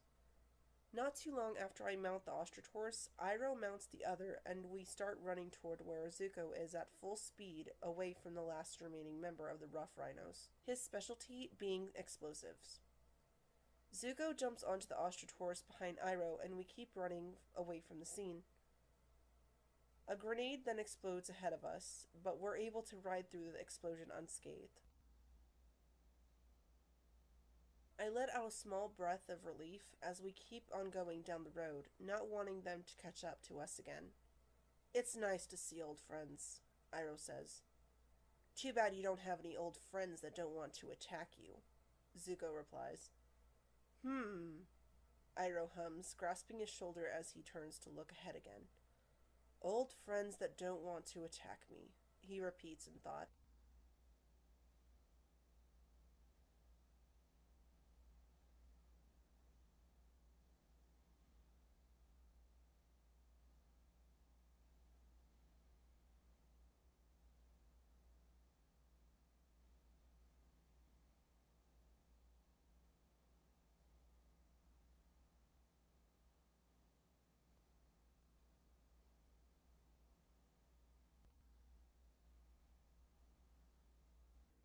Not too long after that, Iroh leads us to a small village on the edge of the desert. This place feels... I trail off as I look around at the dust-covered settlement in front of me. Village or town don't seem to be the right words to describe it. Villages and towns are places where people live and have families of their own. This place feels like a place where people go to die, either by heat stroke or murder. I feel a warm hand grab my upper arm, which makes me turn my head to the side to see Zuko standing next to me. Don't worry about it. No one will hurt you, he assures. Thanks, but I don't need... My voice is cut off by an odd chill running down my spine. What makes it such a weird occurrence is that we're currently at the edge of a desert, one of the last places in the entire world one would ever expect to feel a chill going down their spine. All I can sense is a tight feeling of dread in my stomach, like something had gone wrong. My eyes find a kiosk in the middle of the small town square. On it are several wanted posters. My attention focuses only on the sketch of the little bald monk. Where are you? I think as I continue to stare at the poster. Kira? Zuko's voice breaks me out of my thoughts about my siblings Toph and Aang. What? I'm fine, I answer. I just had a weird feeling. I don't know how to explain it. Zuko looks at me, worry in his eyes for another moment before nodding in reply. Come on, he says, his hand still on my arm.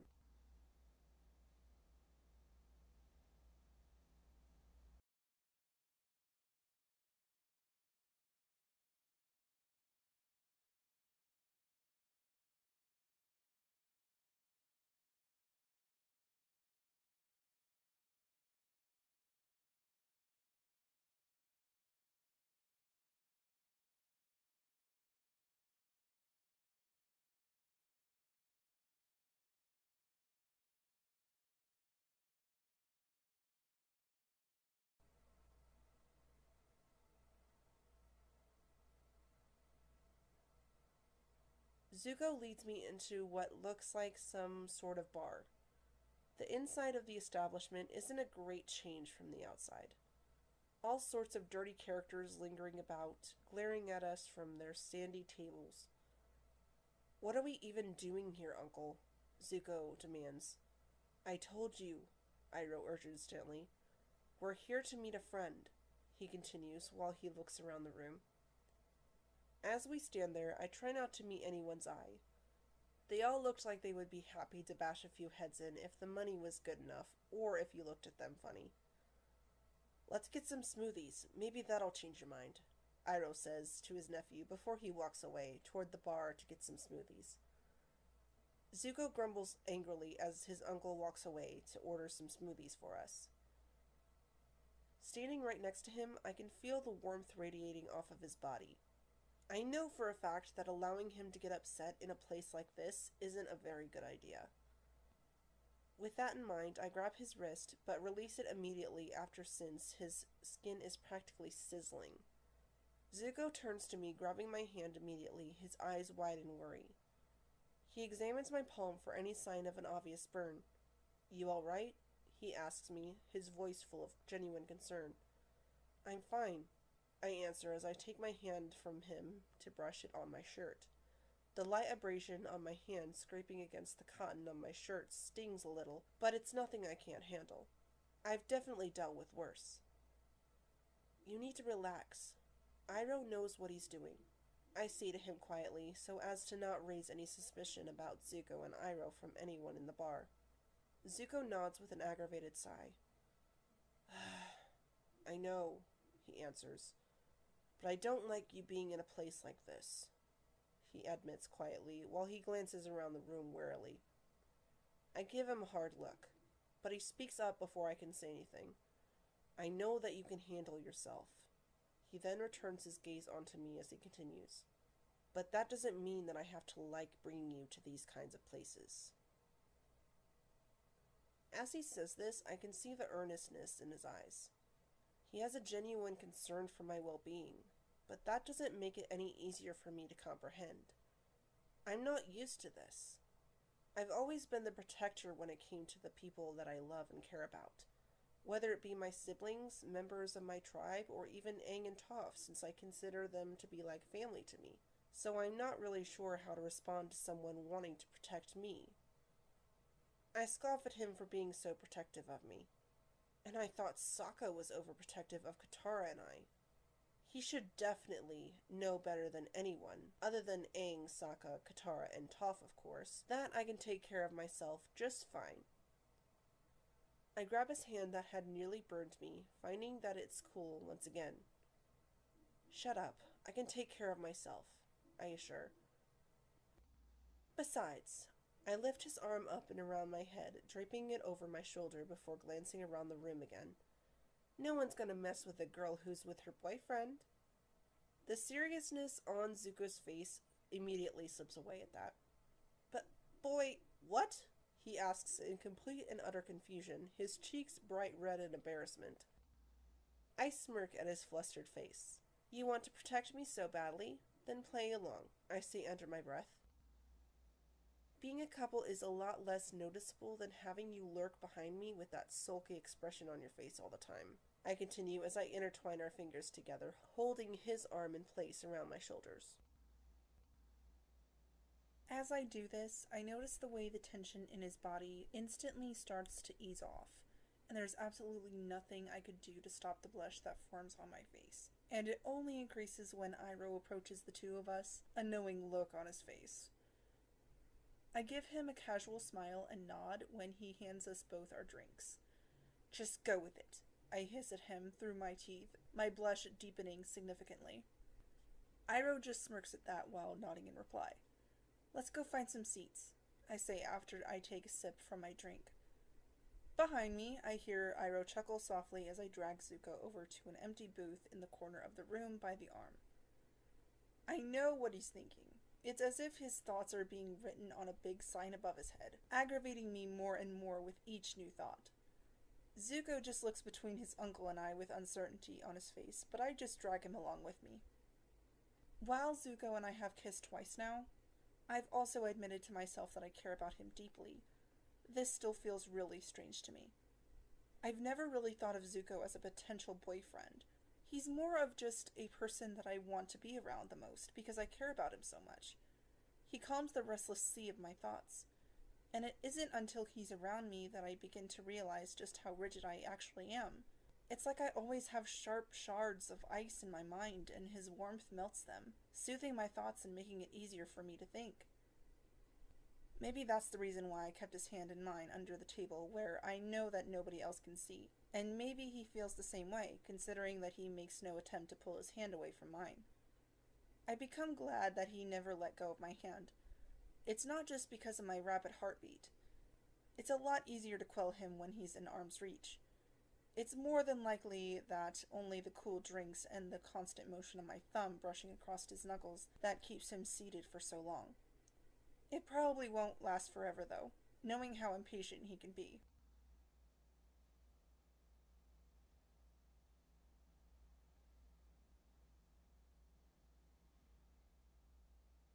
After what feels like nearly an hour, he's finally had enough.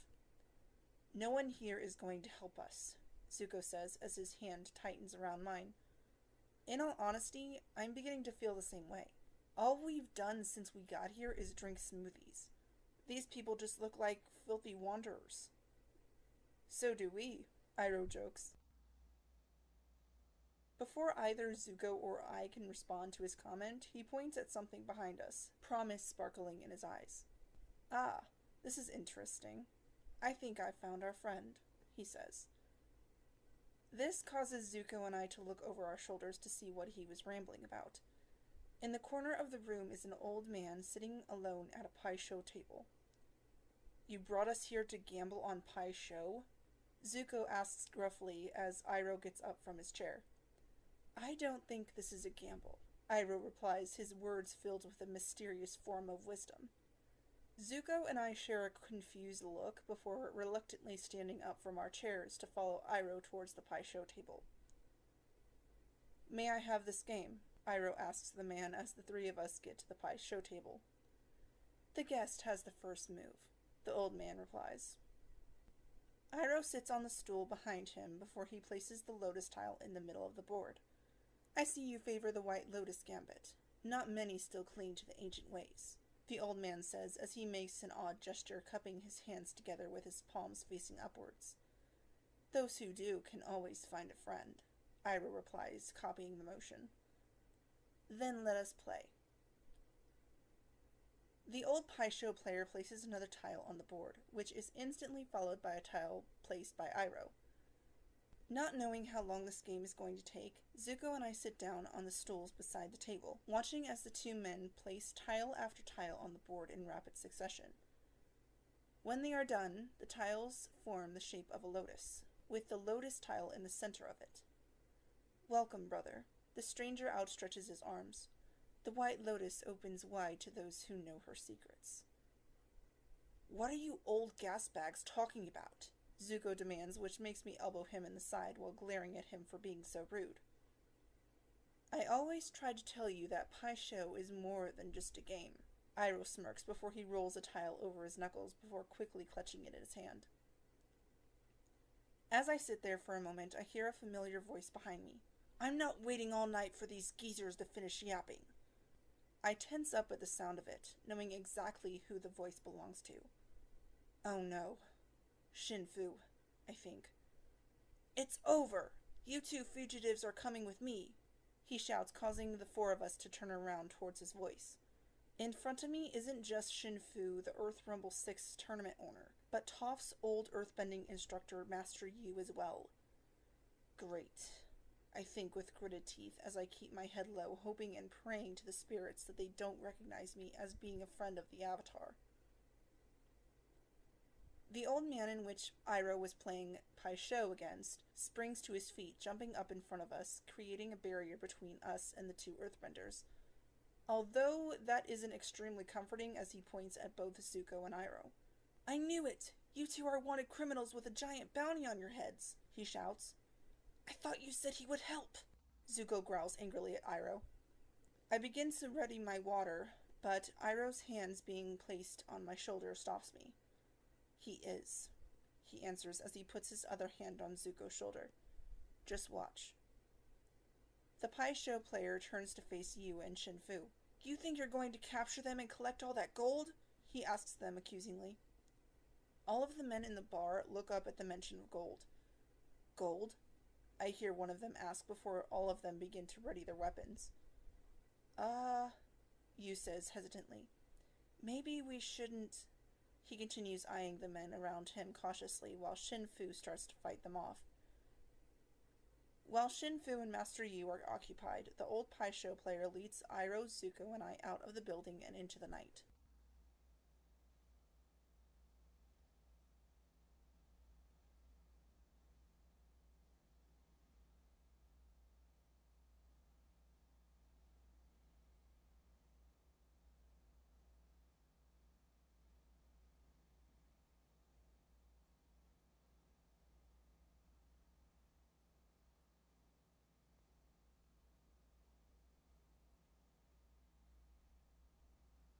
We continue running for about 20 minutes before we enter a small village near the edge of the desert. The Pai-Sho player leads us into one of the buildings that's a flower shop. It is an honor to welcome such a high-ranking member of the Order of the White Lotus. Being a Grand Master, you must know so many secrets. The man whom we learned, whose name is Feng, praises Iroh. Now that you played Pai-Sho, are you going to do some flower arranging, or is this club going to offer some real help? Zuko asks his uncle angrily as the three of us follow Feng back to the back of the store. I elbow him in the side again, giving him a pointed look, to which he just replies with a glare of his own. You must forgive my nephew, Iroh says to Feng as we get to a door at the back of the store. He is not an initiate and has little appreciation for the cryptic arts, Iroh continues as he looks back at Zuko. Feng then knocks on the door twice. A second later, a small window in the door snaps open and a set of dark eyes appear on the other side. Who knocks at the guarded gate? The man asks. One who has eaten the fruit and tasted its mysteries, Iroh replies. At Iroh's answer, the door swings open to let him and the Pai-Sho player step through. However, when Zuko and I attempt to follow them, the door is shut in our faces. The small window in the door slides open again a second later, revealing Iroh's eyes. I'm afraid it's members only. Wait out here, he tells us before he closes it again. Zuko lets out a huff as he crosses his arms over his chest in anger and frustration.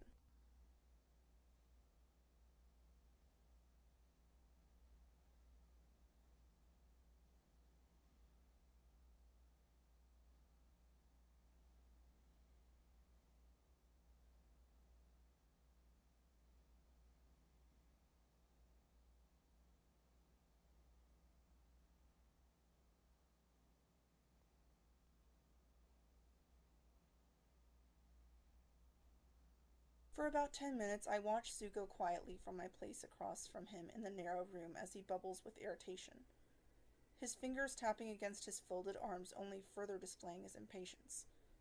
I sigh, having enough. I step toward him, placing my hands on his arms, but flinch away from him instantly. I know that he has a long-sleeve shirt on, but I could still feel his hot skin through the fabric. Zuko's eyes enlarge with worry. He jumps forward, taking my hand in his to examine it. "You need to stop grabbing onto me when I'm upset," he scolds. "I do it because you're upset," I reply, looking up at him. He tears his gaze away from my hand to meet my eyes. "I know that you don't like being out of the loop. Neither do I. But you need to trust your uncle," I tell him. "He knows what he's doing." "I do trust him," he says. "And I know that he knows what he's doing. But I already told you, Kida. I don't like having you in danger." "And I already told you," I urge, snatching my hand from his grip. "I can take care of myself. You of all people should know that by now." He doesn't let the subject drop, though, like I had hoped he would, his eyes sparkling with another layer of aggravation. "You know you can let other people take care of you, right?" he snaps. "It doesn't always have to be a one-way street. If you can comfort me, then I should be able to take care of you." I shake my head. "Don't blame yourself for it. It's not that bad since I grabbed your sleeve." He reaches out for my hand again. "I'm not doing it because I feel responsible. I'm doing it because I care about you." Once again, I don't really know how to respond to him saying that. His words were simple enough. He cares about me. I care about him, and we take care of each other because of how much we care for one another. Nevertheless, it still feels like a bizarre concept. To me, caring about someone means having their back in a fight, not nursing a little burn or holding their hand in a grimy place. I don't really understand this type of affection. He looks a little lost in it too.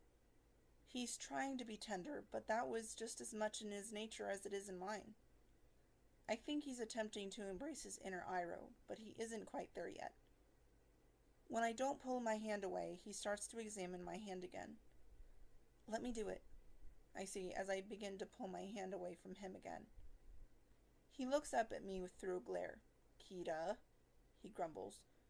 "I can do it quicker," I remind him.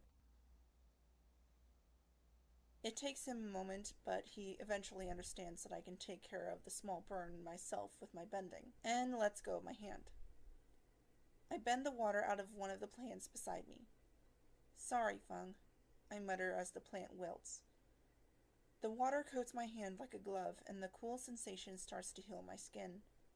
It was barely a burn, so in a matter of seconds my hand is back to normal. No abrasions in sight whatsoever.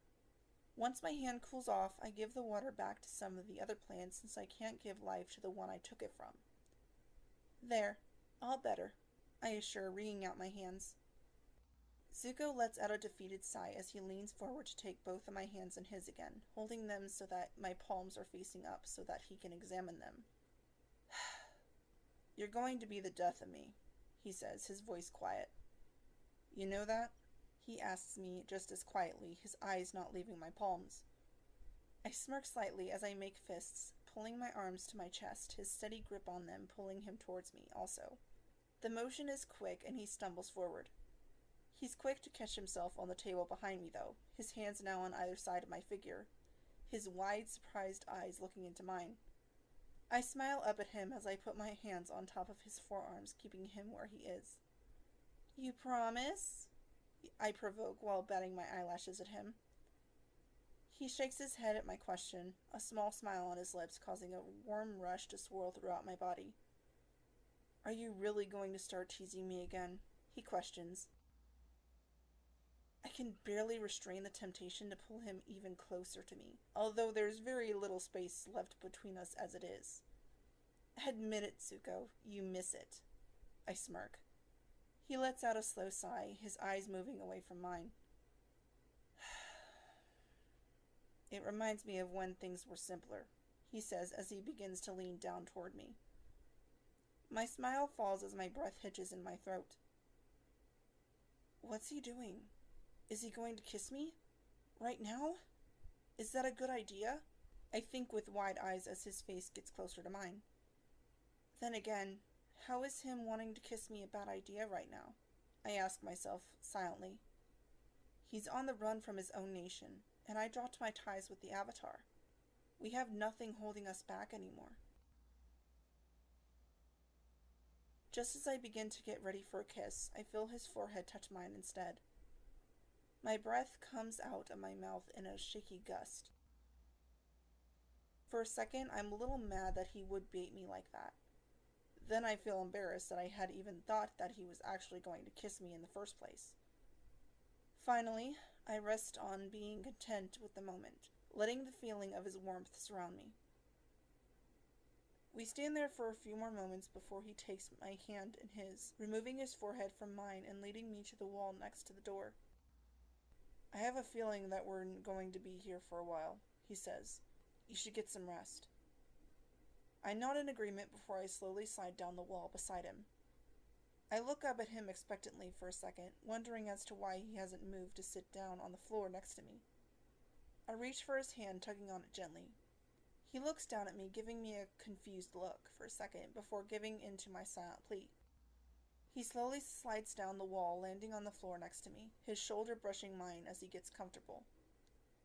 You should get some rest too, you know, I say to him. You'll need it, I state before I let out a yawn, suddenly overcome by tiredness. I guess, he replies hesitantly. Just try to get some sleep, I tell him as I lean my head onto his shoulder. I feel him tense up for a second before he relaxes again. I let out a soft sigh before closing my eyes, letting sleep consume me.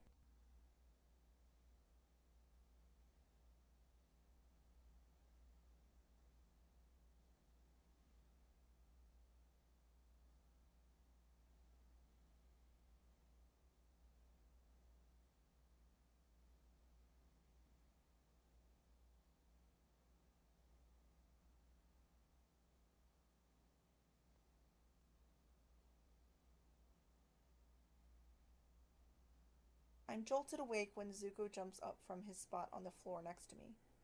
What's going on? He asks as he gets into a defensive stance. Is the club meeting over? Everything is taken care of, Iroh assures before bowing respectfully to Feng, who bows back. We're heading to Ba Sing Se. Ba Sing Se? Zuko and I chorus at the same time in surprise as he helps me to my feet. Why would we go to the Earth Kingdom capital? Zuko asks irritably. The city is filled with refugees. No one will notice 3 more, Feng replies.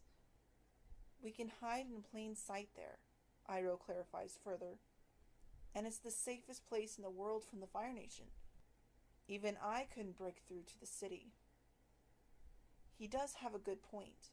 Ba Sing Se is the safest place in the world from the Fire Nation, and since we're currently on the run from Azula, Ba Sing Se seems like the only reasonable place for us to go right now. The bell over the front door rings throughout the shop, calling all of our attention as a young man approaches with papers in his hands.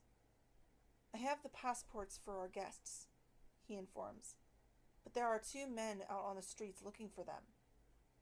Zuko, Iroh, and I walk up to the door and look out of the small window to see Shin Fu and Master Yu standing outside in front of the shop we're currently in. Shin Fu holds up a wanted poster to a man that is walking by them. You seen these guys? He asks. Uh-oh, I think as Iroh, Zuko, and I share a worried look. Polar Opposites. Book 2, Earth. Chapter 9, The Ferry.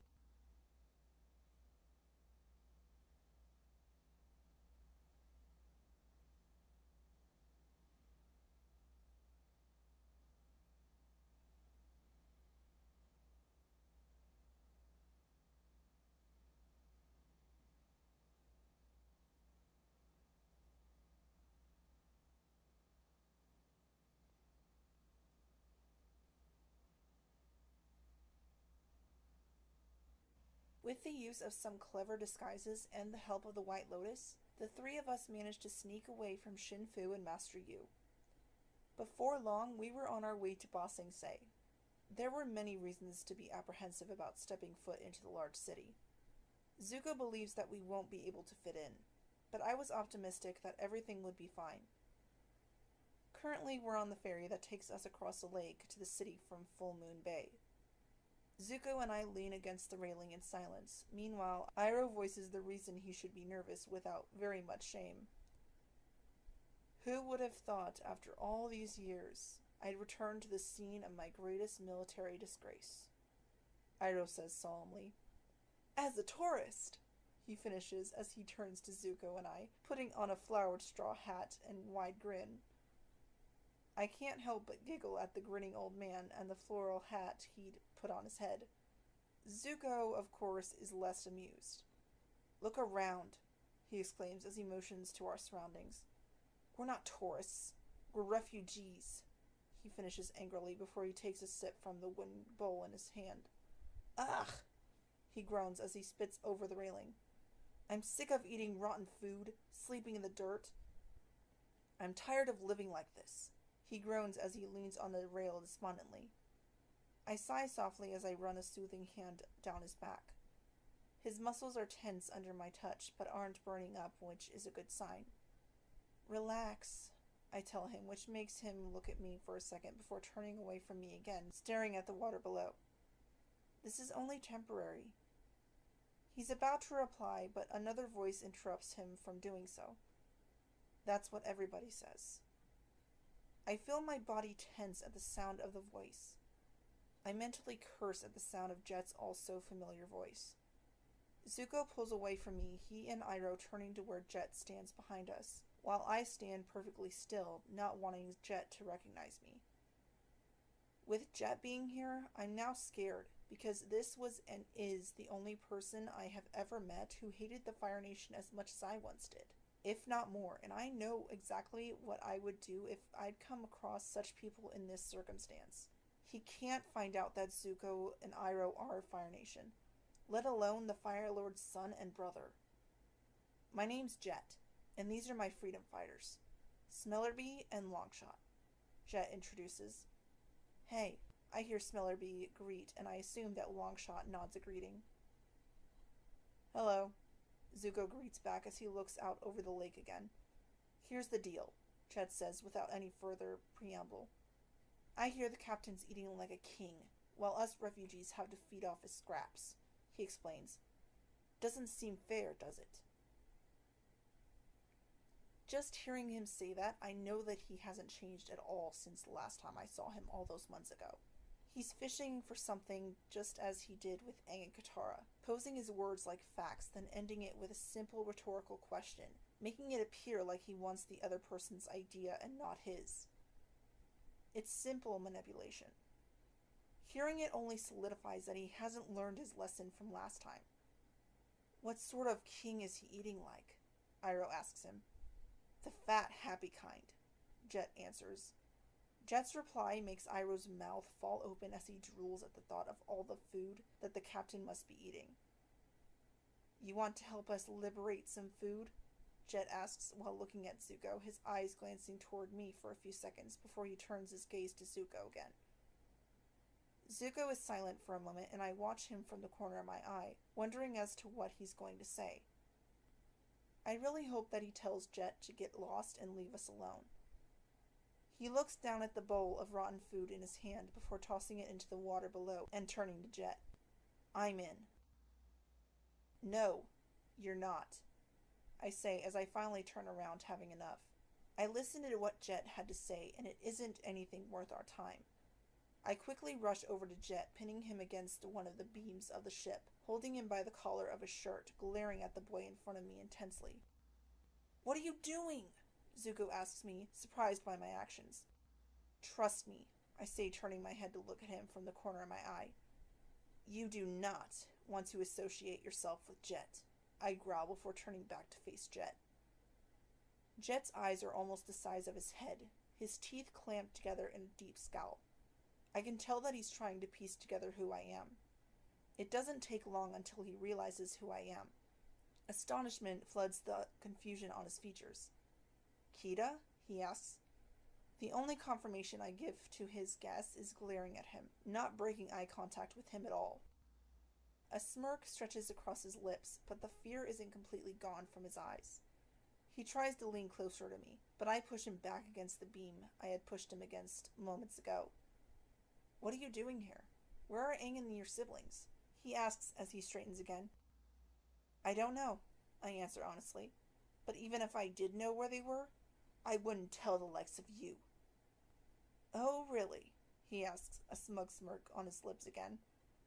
Did they finally get tired of your high and mighty attitude? Watch your tongue, Jet, I snarl. I'm about to continue my threat, but a hand being put on my shoulder stops me. Kida, you're going to cause a scene, Iroh says softly. It takes me a moment before the realization dawns on me that we're still on a ship with other people. We're supposed to be blending in. I hesitate for a moment before letting Jet go, backing away from him to where I'm standing in between Zuko and Iroh again. I cross my arms over my chest to hold back the urge to punch him in the face. What are you doing here, Jet? Are you going to flood Ba Sing Se too? I ask. You do realize that there isn't any Fire Nation here. You won't be able to use that as an excuse. He glowers at me, and I know that I've struck a nerve. I admit, I did some pretty messed up things in the past, but I've changed. I scoff at him, not believing a single word he just said. My snub only seems to inflame his irritation even more. He takes a stomping step forward, his face contorting into a sneer. It's not like they don't deserve it. They killed off a whole race, remember? He asks. Jet, Smillerby warns, but neither Jet nor I listen to her warning. You don't think I know that? I exclaim, taking a step toward him. I may not have been around back then, but do you really think that I wouldn't have done everything that I could to help the Airbenders? His face relaxes just enough for him to let out a bitter chuckle. No, I have no doubt about what you would have done, but as you said, Kida, you weren't alive then. Do you know who was? He asks. Your precious Avatar. What is that supposed to mean? I snarl as fury flows through my body. I ball my hands into fists at my sides, causing the boat to slosh around as we suddenly come into contact with jagged water. Jet, do you really think that it's smart to be antagonizing a waterbender while we're on a boat? Smillerby urges as she and the others stumble around, trying to stay on their feet. I could barely hear her words as I'm trying my best to restrain myself, but the water only becomes even more ferocious. Kida. Zuko's voice breaks through my raging mind as I feel his warm hand on my shoulder, giving me something to ground myself with. Zuko and Iroh are here with me. It isn't just Jet and I on this boat. Other people's lives are at risk if I let my emotions get out of hand. My frozen stance gradually begins to melt into Zuko's firm hold, and I lessen my grasp on the water, letting it balance itself out. I lean back into Zuko's chest, partly to get farther away from Jet and also to get closer to the warmth of Zuko's body. Jet speaks up again before I calm down completely, earning a glare from both Zuko and I. I'm sorry, Kida. That was too far. Jet apologizes, but I can tell it's not sincere. Not completely, anyway. The Avatar being back is great. We can finally have peace again. At his apology, I push away from Zuko, standing strong once more, while glaring and shaking my head at Jet. No, Jet. I then jab my index finger at this supposed freedom fighter. You don't want peace. You want everyone from the Fire Nation to be slaughtered. Civilians and soldiers, benders and non-benders. All of them. I growl, crossing my arms over my chest, trying to control my anger. Another genocide won't make things right. It'll only make everything worse than it already is. So what? Jet asks angrily. They killed your mother and forced your father to go fight in the war. I shake my head again with a sigh. There are families on both sides of this war with the same exact story as mine, or worse. After I finish, I drop my folded arms, turning to walk away, not wanting to deal with Jet anymore. You've changed, Kida, Jet calls out after me, causing me to stop mid-step before finally responding to his remark. Good. Maybe it's a good thing that I did. I continue to walk away, not looking back. After that whole situation, I need to meditate or something to calm my mind.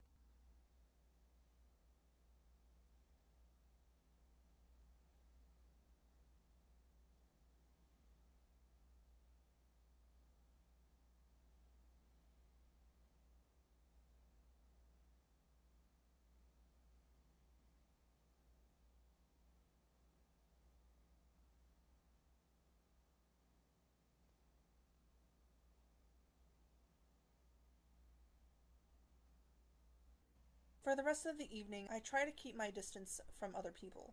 I would like to go over to where Zuko and Iroh are sitting, but with Smellerbee and Longshot there, not that I mind their company or anything, Jet won't be too far away from them. I groan softly as my stomach growls. Even though Zuko had come over to give me some of the food he and Jet took, I wasn't hungry then. But now, it seems, I'm really hungry. I turn my head toward where Zuko and Iroh are, hoping that I can get his attention, when I see Jet walking towards me. At the sight of him coming closer to me, I quickly get up from the ground, walking away from him.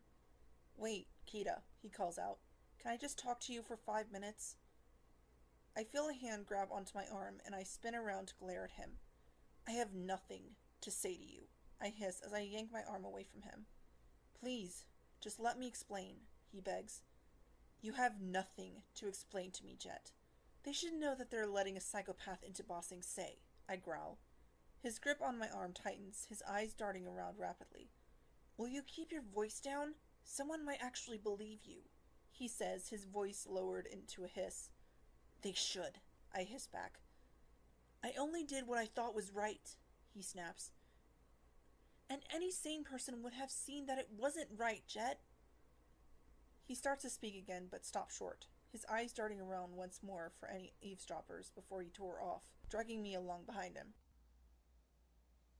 He brings us to the front of the ferry boat, which is relatively private. He finally lets go of my arm, and I take several steps away from him. "Don't act like you actually cared about what I did," Jet begins. It's a wild accusation and nearly earns him a scathing response, but before I can say anything, he continues. "What really made you hate me so much was that I threatened your brother and used Aang and Katara. You didn't really care about the people of the Fire Nation back then." "That may have been the case, but I have never condoned the harming of innocent people," I roar angrily. "No, but you do understand when a sacrifice needs to be made, don't you?" Jet asks. I shake my head as I turn away from him. "You're still trying to justify what you did." "No, I'm not," he exclaims as he tries to grab my arm again, but I yank it away from him before he can get a good grip on it. He instantly puts his hands up in surrender, seeing the deadly look in my eyes. After a second more of staring at each other, I turn around, walking away from him, returning to where I had been sitting before Jet had come over to me.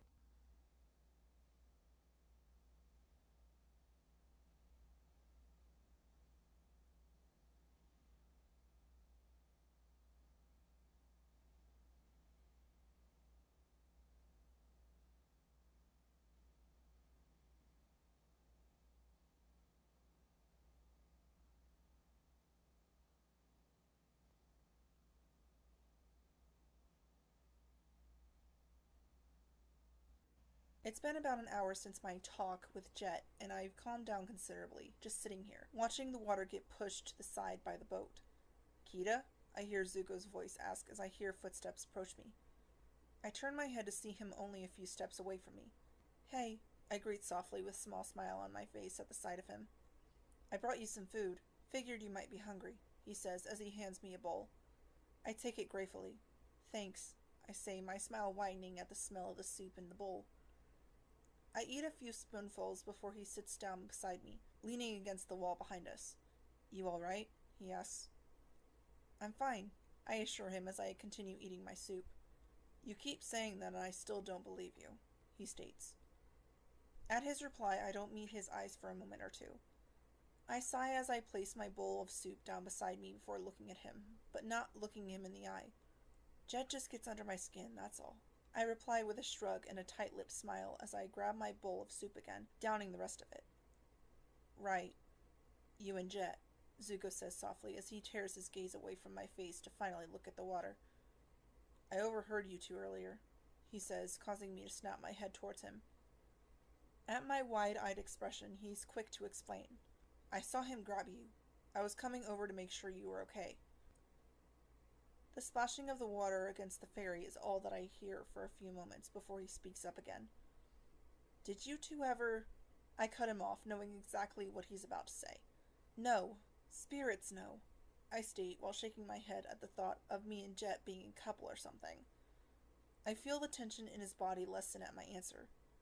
"Why do you ask?" I ask him, looking up at him. Are you jealous of me and Jet or something? I continue with a smug smirk on my face. What? No! He exclaims while turning his head away from me, and even though I can barely see his face, I can tell that he's blushing. I giggle softly before nudging his shoulder with my own. I was joking, I assure through my giggles. All of the tension in his body drops, but he turns to glare at me. There's no need for you to be jealous of Jet, I say reassuringly as I lay my head on his shoulder. There's nothing to be jealous of anyway, I sigh softly, closing my eyes, enjoying the warmth of his body against mine.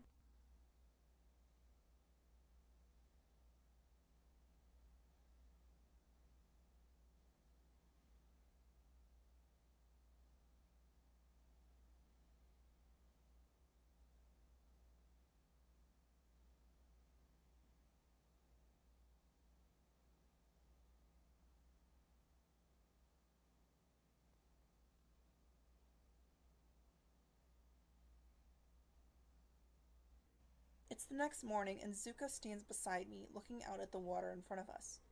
I hear footsteps behind me, causing me to turn my head slightly, only to see Jet walking towards the two of us. I scoff quietly before turning to face Zuko, leaning in close to his ear. I'm going to find Mushi. He nods in reply, and I give him a soft smile before walking away from him and Jet, not even sparing a glance towards the latter.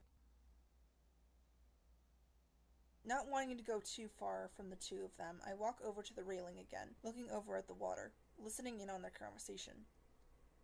You know, as soon as I saw your scar, I knew exactly who you were, Jet begins. I see Zuko glance at Jet warily as he now stands next to him. I tense up at the thought of Jet knowing that Zuko is the Prince of the Fire Nation, or just him being someone from the Fire Nation in general. The chance of him knowing that is very slim, but I keep my guard up, just in case. You're an outcast, like me, Jet explains, which makes me relax my muscles, only slightly though. And us outcasts have to stick together. We have to watch each other's backs, because no one else will, Jet continues solemnly. In the corner of my eye, I see Zuko glance at me before looking away again. I've realized lately, he begins, that being on your own isn't always the best path. He continues, his voice grim as the wall of Ba Sing Se gets closer and closer. I've been wanting to ask you, Jet says to him, turning his head towards Zuko. How do you and Kida know each other? He asks, while turning to look at me for a moment before looking at Zuko again. I look at Zuko from the corner of my eye to see what he'll say about how he and I know each other. I've known her for a while, Zuko answers simply, his eyes landing on me as he speaks. She decided to travel with my uncle and I after she got separated from her siblings, he continues as he turns away from me. What he said was somewhat true. I didn't get separated from the others per se, but I did decide to travel with Zuko and Iroh after Iroh had gotten hurt by Azula. Jet doesn't have to know that, though. She's pretty amazing, isn't she? Jet asks him, and I see him turn to look at me from the corner of my eye. I don't think he meant for me to overhear his question, but then again, it's Jet. Maybe he's just trying to win some points with me with compliments, which is not going to happen, no matter what he says. Yeah, Zuko sighs softly. She is. I smile softly at his answer, knowing that he's being genuine. Zuko may not be one to show his emotions that often, but I can always tell when he's being genuine. I can feel their eyes on me, but I don't look over at them, not wanting them to know that I'm listening in on their conversation. I've never seen a woman quite like her. She has to be one of the best warriors that I've ever seen, Jet adds. She's good at fighting, Zuko agrees, but that's not all she is. She cares about people. She'd give her last breath just to save a stranger. She doesn't blindly listen to what others say either. She makes her own judgments, he says. When we first met, I was a lot different, and she should have hated me, but she didn't. She believed in me. It's true. Even though we didn't get along very well in the beginning, the more time that I spent with Zuko, whether it was when I was his prisoner or now, I've always believed in him in some sort of way, and I know that I always will. Polar Opposites. Book 2, Earth. Chapter 10, Jet's Suspicions.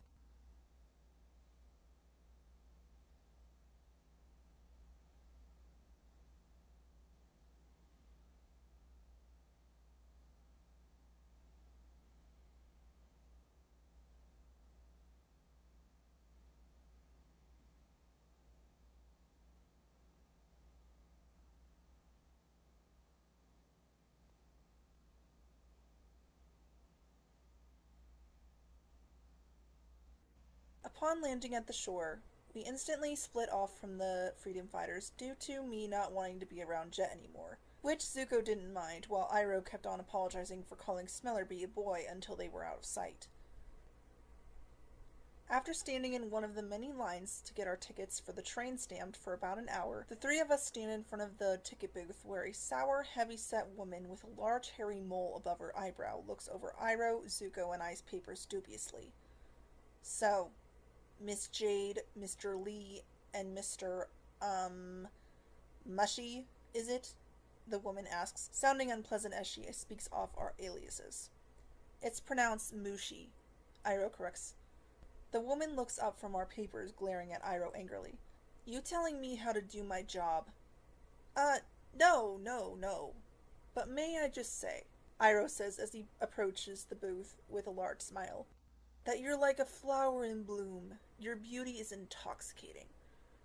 I have to bite my lip in order to keep me from laughing, as the woman responds, "You're pretty easy on the eyes yourself, handsome. Rawr." "Welcome to Ba Sing Se," she states with a smirk as she stamps our papers before pushing them forward for Iroh to grab. Iroh holds our papers out for us to grab, and I take mine with a smile. "I'm gonna forget I saw that," Zuko snarls as he snatches his papers from Iroh before walking away, Iroh and I following close behind him.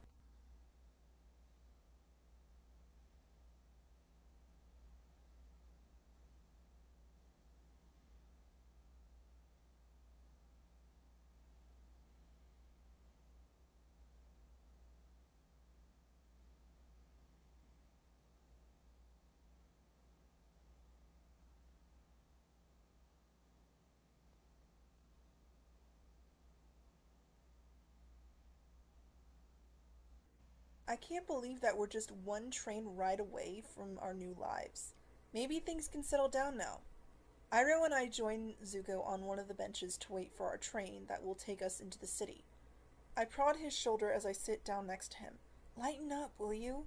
Zuko rolls his eyes and lets out a soft growl, which makes me roll my eyes at his sour attitude. I'm about to say something else when Jet casually sits down on the opposite side of Zuko. "So, you guys got plans once you're inside the city?" he asks. Before Zuko, Iroh, or I could answer his question, a voice goes through the room. "Get your hot tea here! Finest tea in Ba Sing Se!" We all turn to see a tea merchant pushing a concession cart around. "Oh!" Iroh calls, waving his hand at the man, getting his attention. "Jasmine, please," he says. The merchant comes over and pours tea into Iroh's bowl, who delightedly takes a sip of it as the merchant walks away. Not even a second later, his eyes widen in shock as he spits it out in disgust. "Blah! Ugh!" he groans. "Coldest tea in Ba Sing Se is more like it. What a disgrace!" he exclaims. "Hey," Jet calls as he sits up from his seat. "Can I talk to you two for a second?" he asks Zuko and I before he gets up from the bench, walking away. Zuko and I look at each other before getting up from our seats, following him. "You and I have a much better chance of making it in the city if we stick together," Jet says before we stop. "You two want to join the freedom fighters?" he asks Zuko and I, which makes my eyes widen before I turn away from him with a scoff. "Thanks, but I don't think you want either of us in your gang." Zuko declines for both of us, clearly knowing that having him join the freedom fighters is a very bad idea. Not to mention he knows that I would rather be captured by Azula than join Jet's little group. "Come on, we made a great team looting that captain's food," Jet urges Zuko. "Think of all the good we could do for these refugees." I turn to face him, a stony glare on my face. "He said no, Jet. And I think you know my answer too," I hiss as I grab Zuko's arm and start walking back towards Iroh. "Have it your way," I hear Jet reply, sounding mildly surprised, probably because Zuko said no to his offer. When we reach Iroh, I see that the cup of tea he had gotten before Jet talked to Zuko and I is steaming. I tense up for a second at the sight of the steaming tea. I mentally curse, hoping Jet doesn't put two and two together and figure out that Iroh is a firebender. I don't seem to be the only one who thinks this, as Zuko and I turn to look back toward Jet, who now wears a look of hostile suspicion on his face before he turns away and walks off.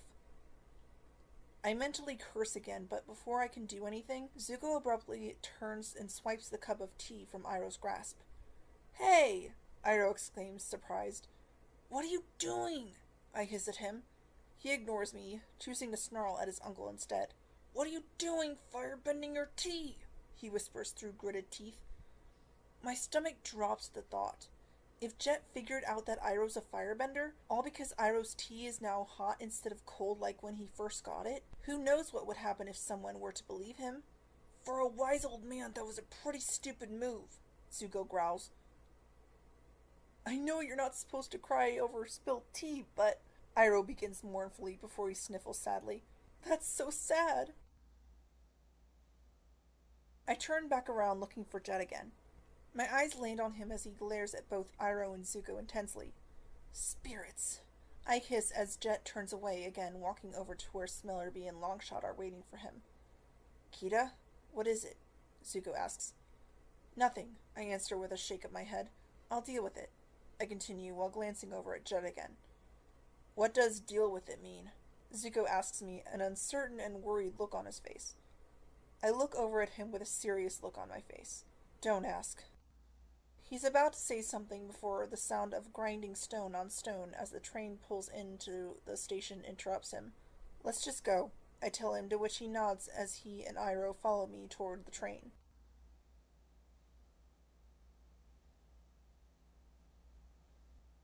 The three of us walk towards one of the carts, and I glance over to the side to see Jet, Smellerbee, and Longshot entering another car a few down from the one we chose. Well, at least they're not going to be in the same car as us, where Jet would most likely try and cause a scene.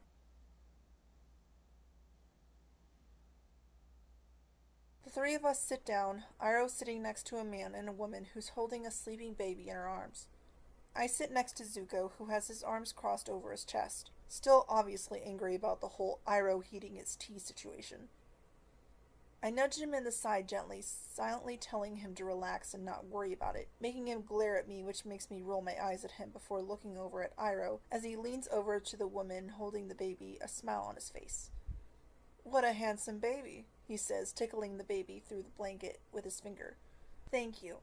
The woman smiles.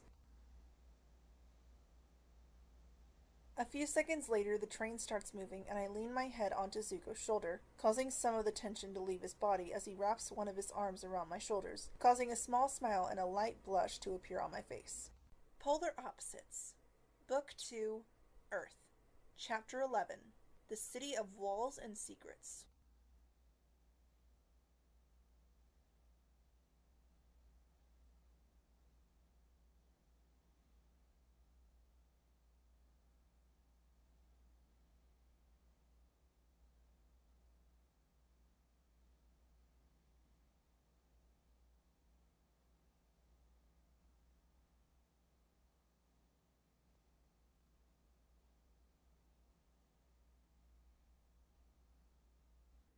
Ba Sing Se is certainly a sight to behold.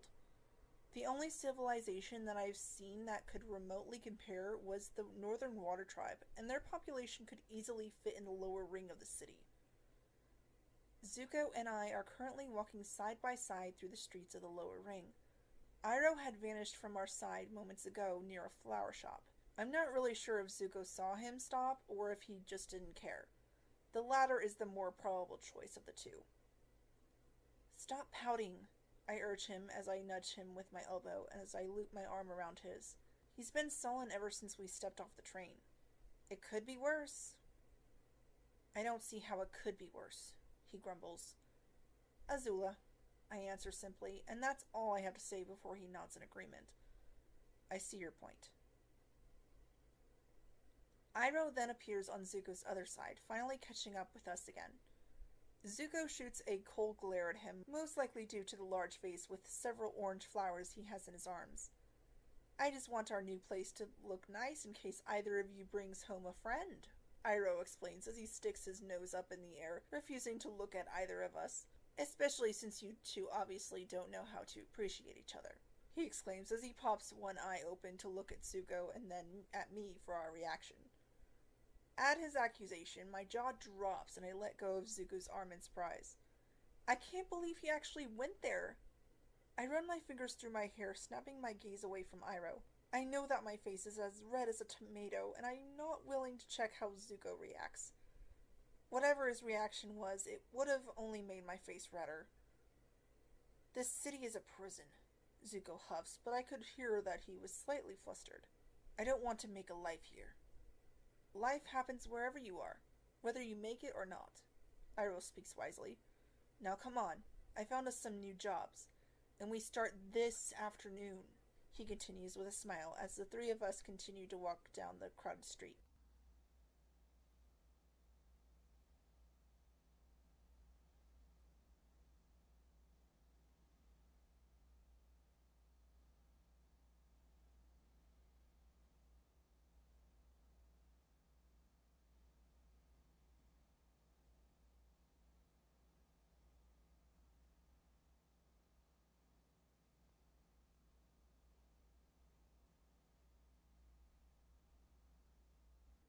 A couple of hours later, Iroh leads Zuko and I to a tea shop, not too far from our new apartment.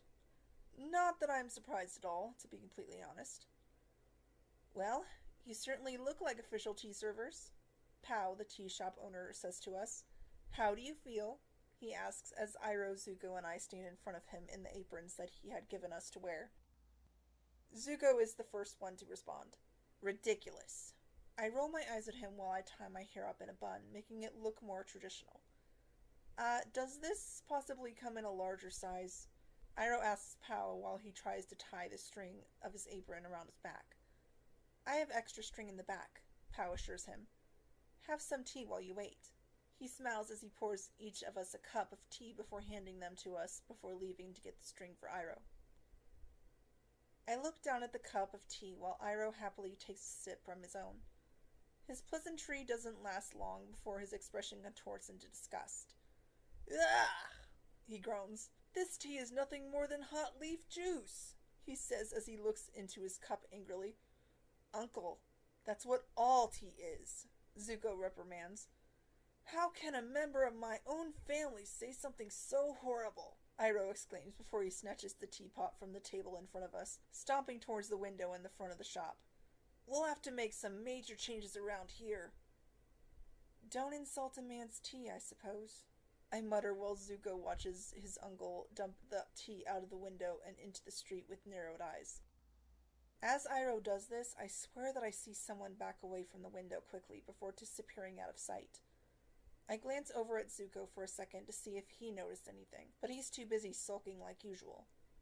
I rack my brain trying to think of anyone who would literally jump away from a window like that, as if they didn't want to be seen by Iroh as he walked over to the window. That's when it hits me. Jet.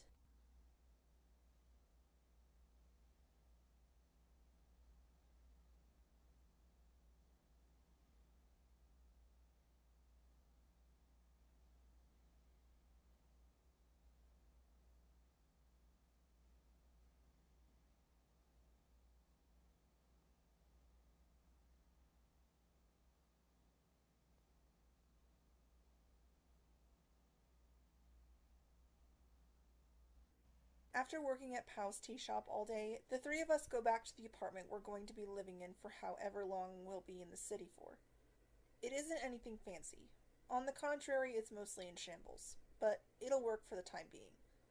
It's a miracle that the first floor is still standing, let alone the third floor in which we live on. Even if it is in bad shape, it's still better than sleeping in the dirt that we've become quite accustomed to these last few weeks.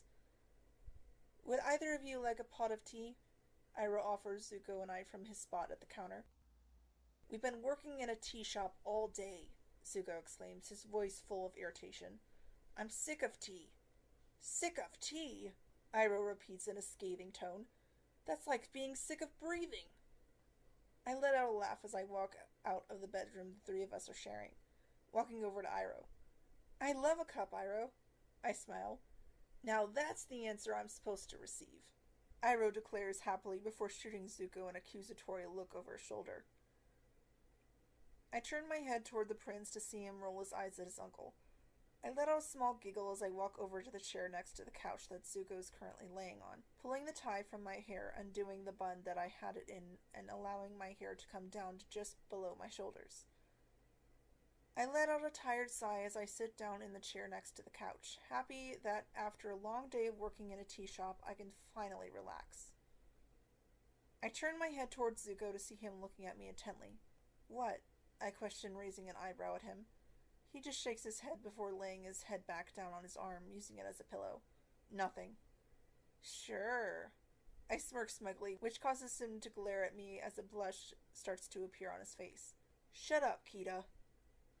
"Have either of you seen our spark rocks to heat up the water?" Iroh questions us. "No," I answer, shaking my head.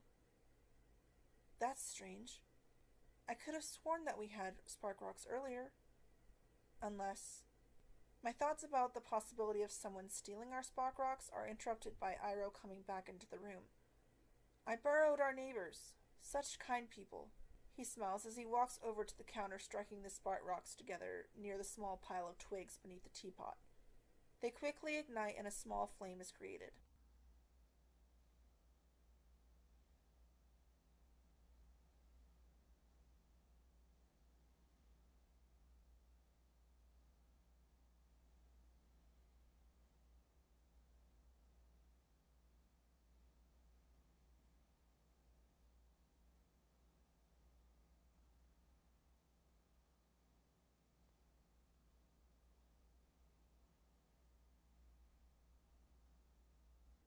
After Iroh gives me a cup of the tea he had made, I decide to go out for a walk before I go to bed. "You sure you don't want me to go with you?" Zuko asks for the third time. "I'm sure," I answer. "Besides, I won't be out for very long," I continue as I open the front door of the apartment. "You two should get some rest. Don't wait up for me," I tell the two of them as I walk out of the apartment and toward the stairs that lead it to the street.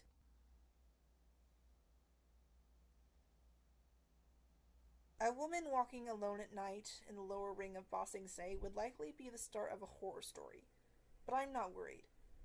I know how to defend myself. Besides, the further I walk down the street, the more certain I feel that I'm not alone anymore. Ever since we got on the train yesterday, I've been waiting for Jet to confront me about Zuko and Iroh, or Lee and Mushi as he knows them as. And after having a feeling of being watched all day, I knew that it would be a matter of time until he comes to confront me about them. When I hear footsteps following me, I make sure the street is empty before stopping in my tracks. "Jet," I speak without turning to face him. "Kida," he replies back. I turn to face him, seeing that he's carrying both of his hook swords in his hands. He looks as if he's ready for a fight. "It's Jade here, actually," I say to him calmly. At my reply, he narrows his eyes at me. "Are you the only one in your little group who's had to change their name?" he asks. "Maybe, maybe not," I speak vaguely with a shrug. "Some people change their names just to forget their past." His face contorts with disgust at my reply. "So you do know the truth." "I have no idea what you're talking about, Jet," I say to him, not affected by his anger in any way. "What kind of past do your friends come from exactly?" he asks. "That's none of your business, Jet," I reply, crossing my arms over my chest. At my answer, he takes a step toward me, tightening his grip on his swords, but I don't flinch. "How did you meet them?" he asks. "When you're friends with the Avatar, you meet a lot of people," I state. "They're my friends, and I trust them." He scoffs at that. "I've noticed. You and Lee seem to be pretty cozy with each other. And the way he talked about you on the boat," he continues, his voice contorting with disgust. "Is that why you suddenly like the Fire Nation? Because you fell in love with a firebender?" he asks me, his voice full of anger and disgust. I glare at him. "I never said that I liked the Fire Nation. They're wrong in their ways, but it's all they know," I state icily. "Lee and Mushi are just normal people, and I care about them. And whether it's the way you think or not, it doesn't matter. Everyone has a past, Jet." I finish my words slow and full of warning. I begin to walk away from him, but he calls out after me, making me stop again. "How can you defend them?" I whirl around to face him again, my eyes full of fury as I stomp over to him. I'm only going to tell you this once, I growl. I would leave us alone if I were you. I may be an understanding person, but when it comes to someone hurting the people that I love and care about, I am not as forgiving. I stare into his eyes for a few more seconds before turning away from him. Goodbye, Jet. With that, I walk back to the apartment, ready to get some sleep.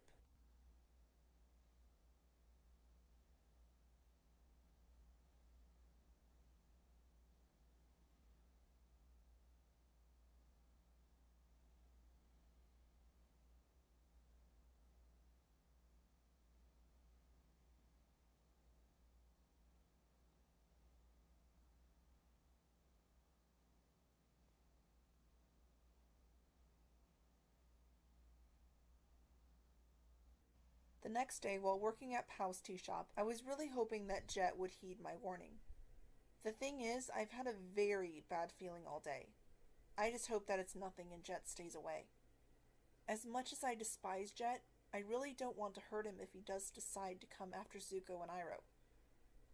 I sigh softly as I walk out of the kitchen, a tray of 4 cups of tea in my hand. This is the best tea in the city. I hear a customer exclaim from the other side of the room as I hand each of the cups to the 4 people in front of me. I bow to the 4 of them and tell them that if they need anything else, to just call me over. The secret ingredient is love, Iroh says as he waves his hand through the steam produced from the teapot in his hand. I walk past Zuko, who has a disgusted expression on his face, probably because of what Iroh just said and did. You should smile more.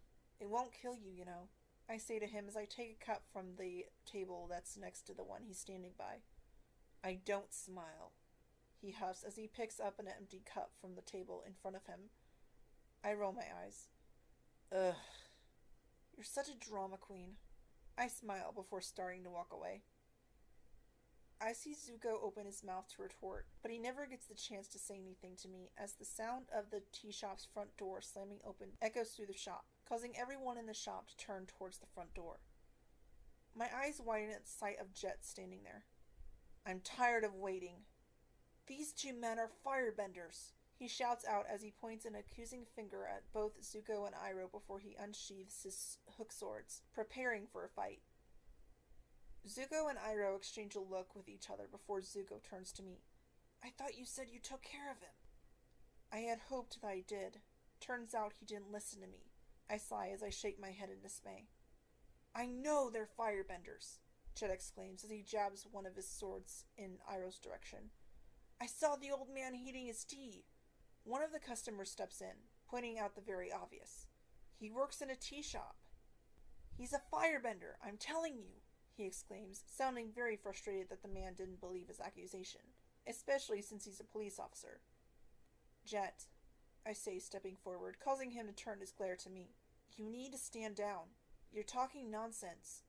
I continue calmly, not wanting the situation to escalate any more than it has already. Shut up! You're just as rotten as they are, he snarls. I'm about to attack him for saying that when Zuko puts a hand on my shoulder, causing me to turn to him. He shakes his head, silently telling me not to attack him. The 2 Earth Kingdom officers stand up from their table. Drop your swords, boy.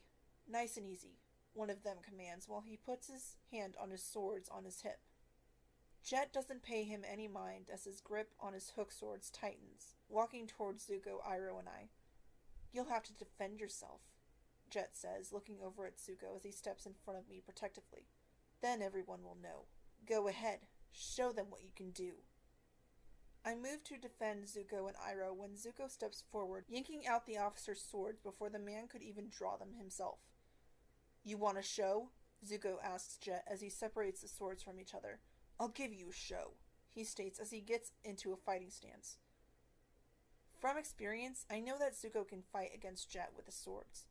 I've seen him fight with broadswords before, and the way he fights with them is amazing. Zuko then pulls a table in front of him with his foot and kicks it at Jet. Jet slices his hook swords into the table and jumps over it. As he lands, Jet swings both hook swords down at Zuko, who deflects the attack and jumps backward onto another table. Jet then swings one sword through the middle of the table, slicing it in half. Zuko steps to one half of the table and balances on one foot. Jet follows up his last attack by cutting through the legs of the half of the table Zuko is standing on. In response, Zuko quickly hops onto the other half that is still standing and lands in a crane stance. Jet knocks this half to the ground too, but Zuko jumps into the air and swings both broadswords at Jet's feet as he lands. Jet somersaults away and lands in a crouching position before charging forward at Zuko again. Zuko swings both of his swords at Jet, their blades clashing once again.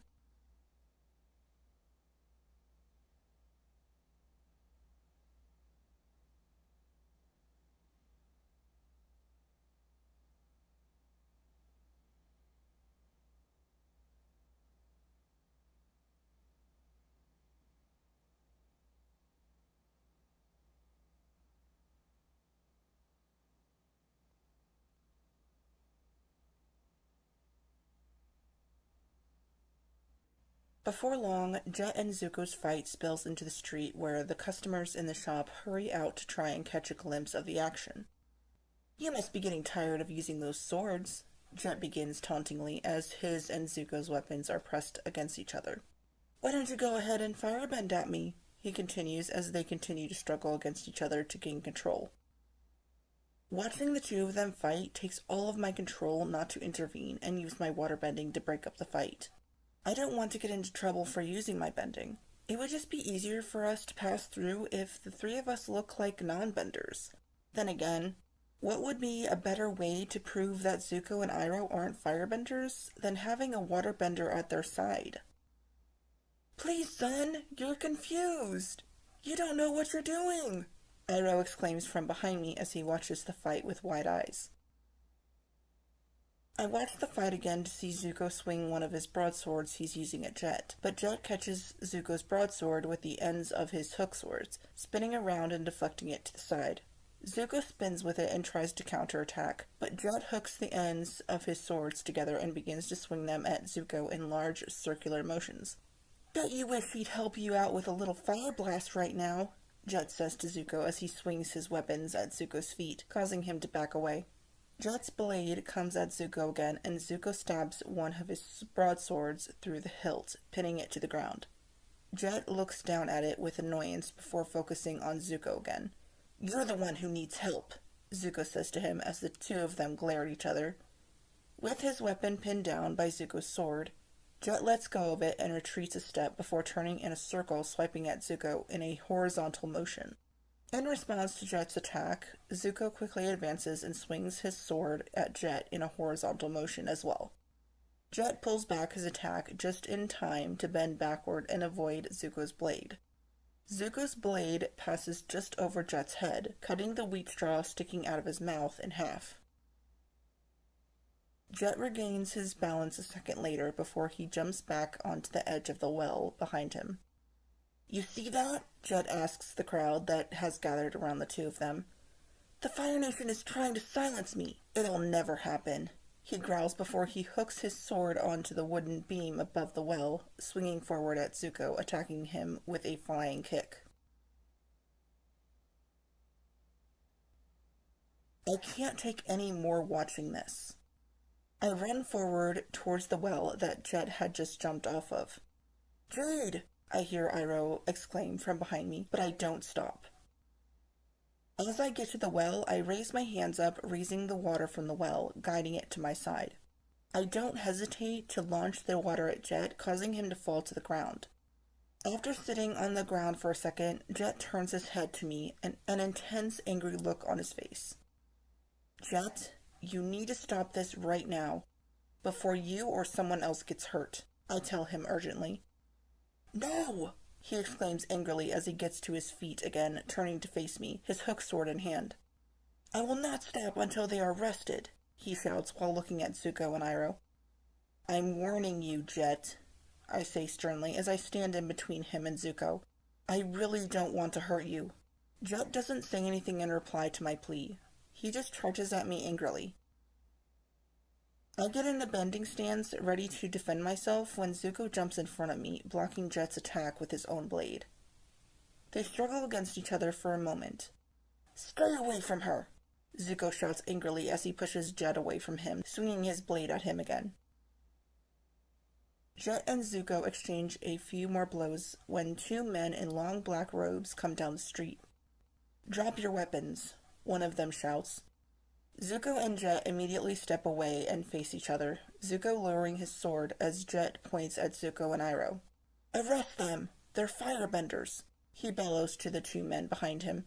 "This poor boy is confused. We're just simple refugees," Iroh urges, keeping up our persona as I walk over to Zuko, putting my hand on his shoulder, silently asking him if he's alright, to which he nods in reply, while still keeping his focus on Jet and the two men in long black robes. "This young man wrecked my tea shop and assaulted my employees," Pow exclaims while pointing at Jet. "It's true, sir. We saw the whole thing," one of the officers from before vouches for us. "This crazy kid attacked the finest tea maker in the city." "Oh, that's very sweet," Iroh blushes. Jet then turns his accusatory finger towards me. "She knows the truth," he shouts. "You can't protect them forever, Kida. What would your siblings say about this?" he asks. I glare at him for bringing my brother and sister into this. He has no right to bring my siblings into this, especially when they're not even here right now. "Tell them the truth and you can be free of them," he finishes as he throws a seething glare at Zuko and Iroh. I hear Zuko growl angrily behind me, and he almost lunges at Jet again, but I stop him by placing my hand on his shoulder again. Zuko looks back at me, and I stare into his eyes for a second before looking at Jet again, seeing the anger rising in his eyes. I don't say anything as I shake my head at him before turning my head away from him again, not wanting to see the anger and hurt in his eyes at my silent reply. "Kida!" Jet roars as he attempts to take a step toward me, but one of the two men in black robes grabs him by the upper arm, stopping him. "Come with us, son," the other man speaks.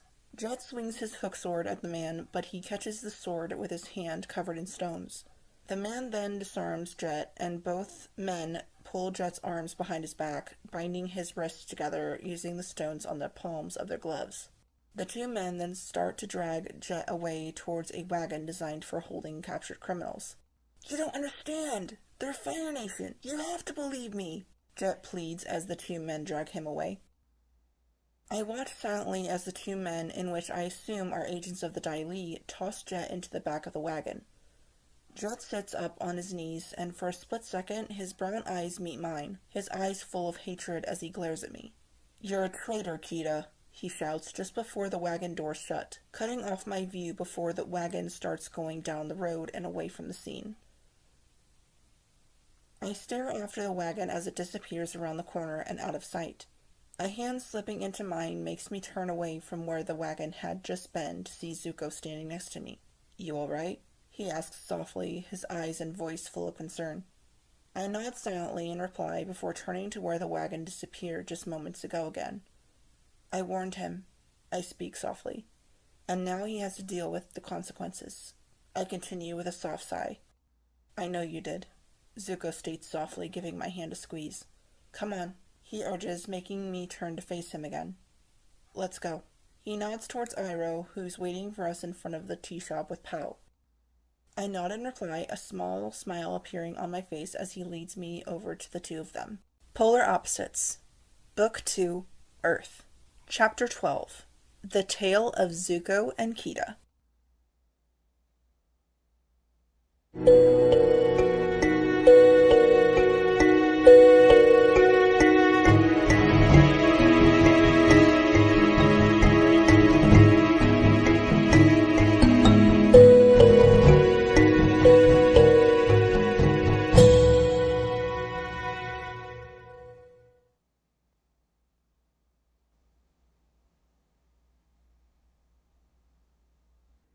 Several days have passed since the incident with Jet, and our lives are going as well as they could be. We still have our ups and downs, obviously, but I know that we'll get through them like we always have been able to. At the very least, work at Pow's tea shop is going well. That was until a certain customer began to get on my nerves. I turn away from the customer that I had just given a cup of tea to, my eyes landing on the very girl that has been coming into the tea shop a lot the last few days. It's glaringly obvious as to why she's been coming into the shop so much. She barely ever takes her eyes off of Zuko when he has his back to her, and she always flags him down to take her order, even if Iroh or I are free to do so. I tell the customer to let me know if they need anything else before I walk towards the kitchen to get some more tea for other customers. I'm about to exit the kitchen again when Zuko walks towards the counter, glancing back behind him toward the girl for a second before turning back around. "Uncle, we have a problem," he says quietly as Iroh descends the ladder that he had been on, putting supplies on a shelf. "One of the customers is on to us. Don't look now, but there is a girl over there at the corner table. She knows we're Fire Nation." I roll my eyes at his statement, knowing that's not the situation at all. I see Zuko force Iroh to turn around as he had turned to look at the girl. "Didn't I say don't look?" Zuko growls as Iroh grins. "You're right, Zuko. I've seen that girl in here quite a lot," Iroh states. "Seems to me she has quite a little crush on you." Zuko reels back in surprise at Iroh's statement. "What?" I laugh quietly, not wanting to admit that I really don't like the idea of that girl having a crush on Zuko, as I walk out of the kitchen and to the next customer that I'm serving. As I walk over to the table, the girl gets up from her table and walks over to the counter. I hand the woman her tea just as the girl reaches the counter. "Thank you for the tea," she says, making both Iroh and Zuko turn to her. She hands Zuko a few coins, and he takes them before turning away from her, putting the coins into the money bag. "What's your name?" the girl asks Zuko as I walk away from the woman I had just given a cup of tea to. Zuko turns to face her again. "My name's Lee," he starts. "My uncle and I just moved here with a very close friend of ours," he continues while gesturing to me as I walk past him before I enter the kitchen, but I don't acknowledge him or the girl. "Hi, Lee. My name is Jin," I hear the girl introduce. "Thank you, and, well, I was wondering if you would like to go out sometime," she asks him. I freeze at her question, praying to the spirits that Zuko won't say yes to her question. "He'd love to," I hear Iroh exclaim before Zuko could even respond himself. "Great," Jin smiles. "I'll meet you in front of the shop at sundown," she says before she walks away, leaving a bewildered Zuko behind while Iroh throws an arm around his shoulders with a large goofy grin on his face, again, causing Zuko to glare at him.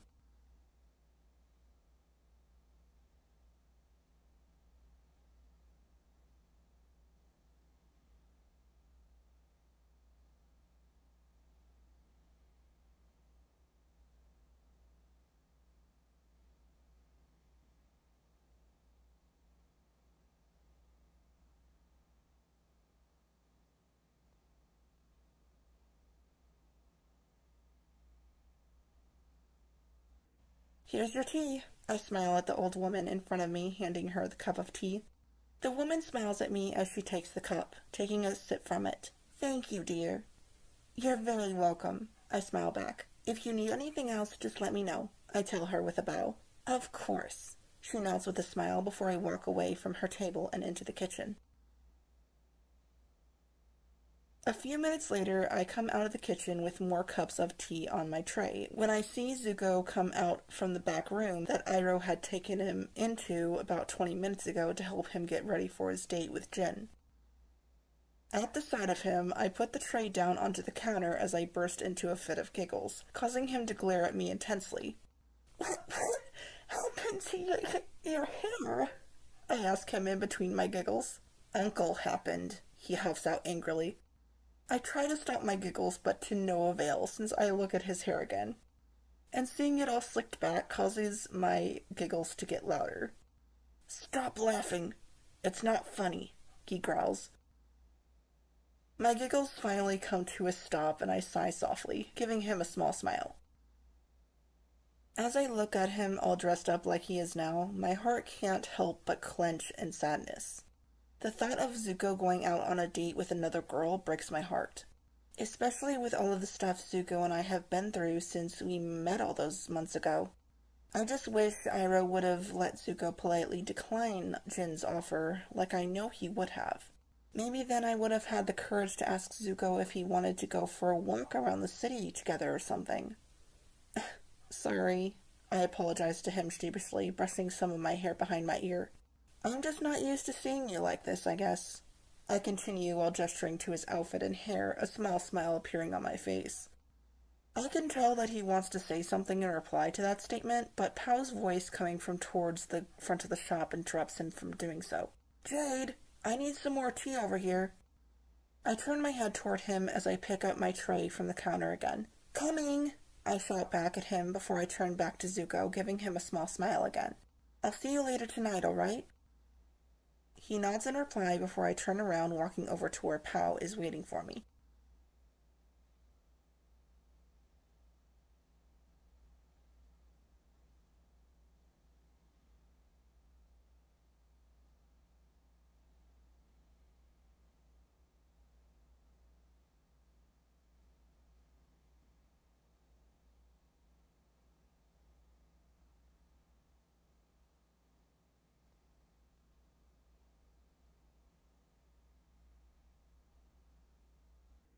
Finally, Iroh and I are done for the day at the tea shop.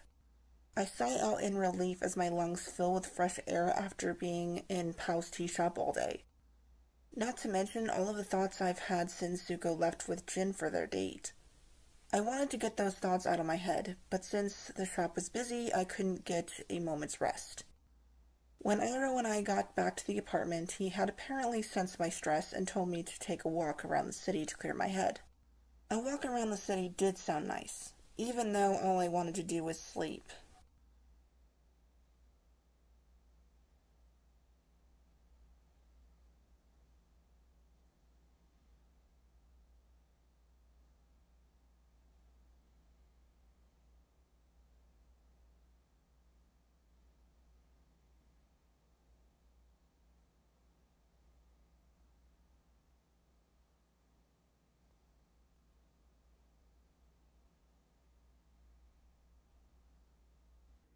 I've been walking around the lower ring for about an hour now, and I'm finally not being bombarded with thoughts of Zuko and Jin being on their date. I sigh in relief as I walk back to the apartment, taking the long way back since I wanted to enjoy the starry night a little bit longer, when I hear voices coming from in front of me. I'm about to go around the block when I hear Zuko's all-so-familiar voice. Maybe he's heading back to the apartment, I think as I walk up the street, staying in the shadows of the buildings around me. My eyes widen when I see Zuko and Jin standing there, lit lanterns glowing around them. My heart breaks slightly as I see Jin grab a hold of Zuko's hand, making him turn to her, her lips about to touch his. Before their lips touch, though, Zuko holds up a piece of paper in between them. I brought you something. It's a coupon for a free cup of tea, he explains. Lee, this is so sweet, Jin smiles as she takes the coupon from him. Zuko takes a few steps away from her before he answers. Don't thank me. It was my uncle's idea. He thinks you are our most valuable customer. Your uncle is a good teacher. Jin smiles, to which I agree to wholeheartedly. Iroh is indeed a good teacher in multiple aspects. Not just for Zuko, but to me as well. I have something for you too, she says as she walks up to Zuko, placing her hand on his cheek, making him turn to face her. Now it's your turn to close your eyes. My heart clenches painfully at her words, knowing exactly what she's about to do. At that thought, I turn away from them, running down the street, wanting to get back to the apartment as soon as possible.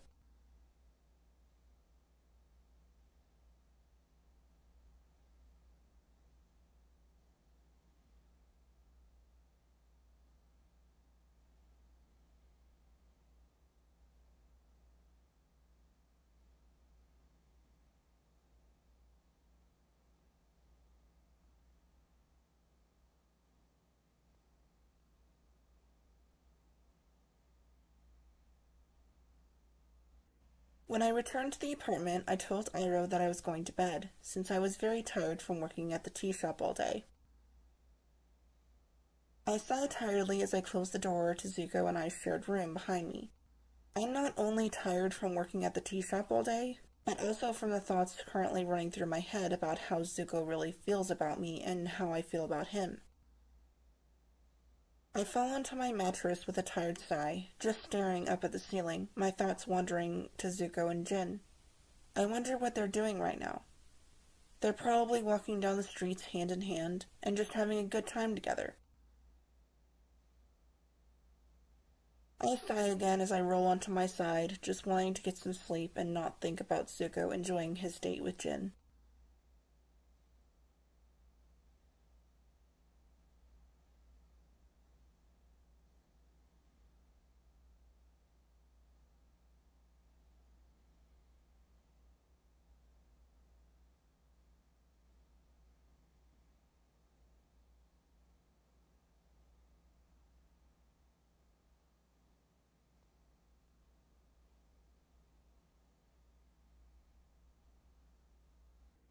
About 10 minutes later, I hear the door to the apartment open, and I know that Zuko had just gotten back from his date. "How was your night, Prince Zuko?" I hear Iroh ask from the living room. I don't hear any reply from Zuko, just the door to the room that I'm currently in opening and then slamming shut. I don't move from my position on the mattress as I hear Zuko sigh softly before I hear him open the door again. "It was nice," he says, his voice soft and filled with what sounds like sadness. I still don't move from my spot on my mattress as I hear Zuko walk over to his own mattress that lays next to mine. I hear his footsteps stop for a second behind me before I feel someone sit on the edge of my mattress. My body tenses slightly at feeling him so close to me, not knowing what he's going to do. "Gita, you awake?" I hear him whisper as I feel him put his hand on my shoulder. I hum slightly as I slowly turn to him. "Yeah, I'm awake," I answer, trying to sound as if I just woke up from him putting his hand on my shoulder. I stare at him for a second before seeing his sad expression. "Zuko? What's wrong?" I ask as I sit up to where I'm sitting right next to him. "Nothing," he says softly, but I don't believe him. Did something happen during his date with Jin after I had seen them kiss? He then turns his head to me. "Can I show you something?" I look at him in confusion for a second before nodding. "Follow me," he tells me before getting up from my mattress and over to the window. "You can't be serious," I say as he steps out of the window and onto the roof outside of it. "What?" he asks while turning to me, a small smile on his face. "You don't trust me?" He smirks while giving me his hand to take. I give him a small smile in reply as I take his hand in mine. "I trust you." He smiles back before helping me through the window and onto the shingled roof of the apartment building. Zuko leads me by the hand down the darkened streets of the lower ring. "Where are you taking me?" I ask him as he finally slows down to a walk. He just smiles at me, not answering my question.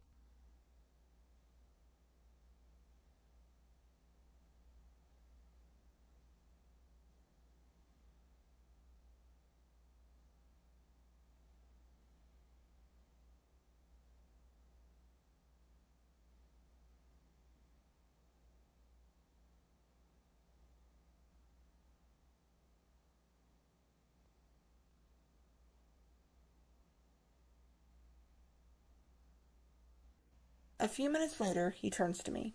"All right, close your eyes." "You're not taking me out here to kill me, are you?" I ask jokingly. He rolls his eyes at me in reply. "Just close your eyes," he groans. Okay, I smile before closing my eyes. "No peeking," he says, and I nod with a giggle. A few seconds later, I feel him grab my hands before leading me down the street again. He leads me forward and I have a slight hunch as to where he's taking me. The place where I had seen him and Jin earlier. I'm really hoping that I'm wrong, though. Not too much longer after that, he tells me to stop, and I do. Behind my eyelids, I see the lights from the lanterns that I had seen around Zuko and Jin earlier. My heart drops slightly, but I try to stay optimistic about why he had taken me here. I then feel Zuko's body heat behind me and his hands on my shoulders. At his touch, I feel my cheeks burn, not used to him being so touchy-feely with me like he's been since we left the apartment. "Open your eyes," he says softly, his breath tickling my ear, causing a shiver to run down my spine. I open my eyes and my eyes widen in surprise at the sight in front of me. "Wow," I exclaim softly. The sight of the lanterns around me sparkling against the water in the fountain is beautiful. Even though I saw this earlier, the position I was in then doesn't compare to the position I'm in now. "Jin brought me here earlier," I hear Zuko say from beside me. My heart breaks at that. Why would he tell me that after he brought me here? But I promise, me bringing you here has nothing to do with her. "Then, why did you bring me here?" I ask him quietly. He hesitates. "Honestly, don't know myself," he answers while turning his head away from me. I turn to face him confused. "What do you mean?" "I don't know," he answers again. I look at him for a moment, seeing the conflicted look in his eyes. I can tell that he's confused and very conflicted about what he feels about me. I walk up to him, taking his hand in mine, causing him to look at me. "What does your heart tell you?" I ask him. He stares into my eyes for a second before lifting his hand up to my cheek, brushing a strand of hair out of my eyes. "It's telling me," he begins as he leans his face closer to mine. "Telling me what?" I ask him softly, as his lips are just centimeters from mine. He doesn't answer my question. He just presses his lips against mine gently. My body freezes in surprise for a second before I relax against his lips, kissing him back gently. Zuko's hands land on my waist, pulling me closer to him, in which I respond by wrapping my arms around his neck. We continue to kiss each other until I have to break away for air. I press my forehead against his, my hands on his chest as I catch my breath. Once I catch my breath, I look up into his eyes to see them sparkling with happiness. "What?" I ask, a smile appearing on my face. "Nothing." He shakes his head slightly, a smile on his face as well. "You're just so beautiful." I blush at his statement, looking down at my feet in embarrassment. "Come on," he says softly while taking my hand in his. "We should get back to the apartment before Uncle realizes that we're gone." I nod in agreement, knowing that he's right. And with that, we both start making our way back to the apartment, hand in hand, smiles on our faces.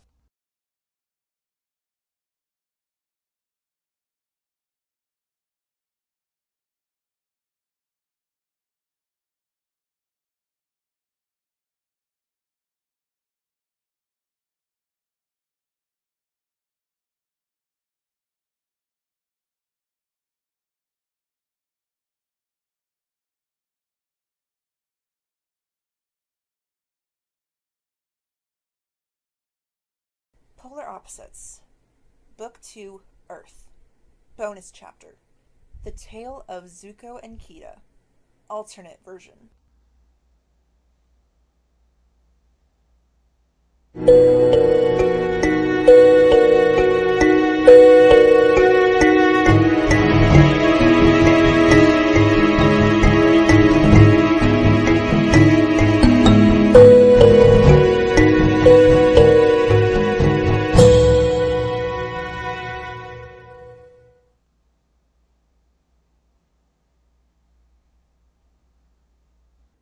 Several days have passed since the incident with Jet, and our lives are going as well as they could be.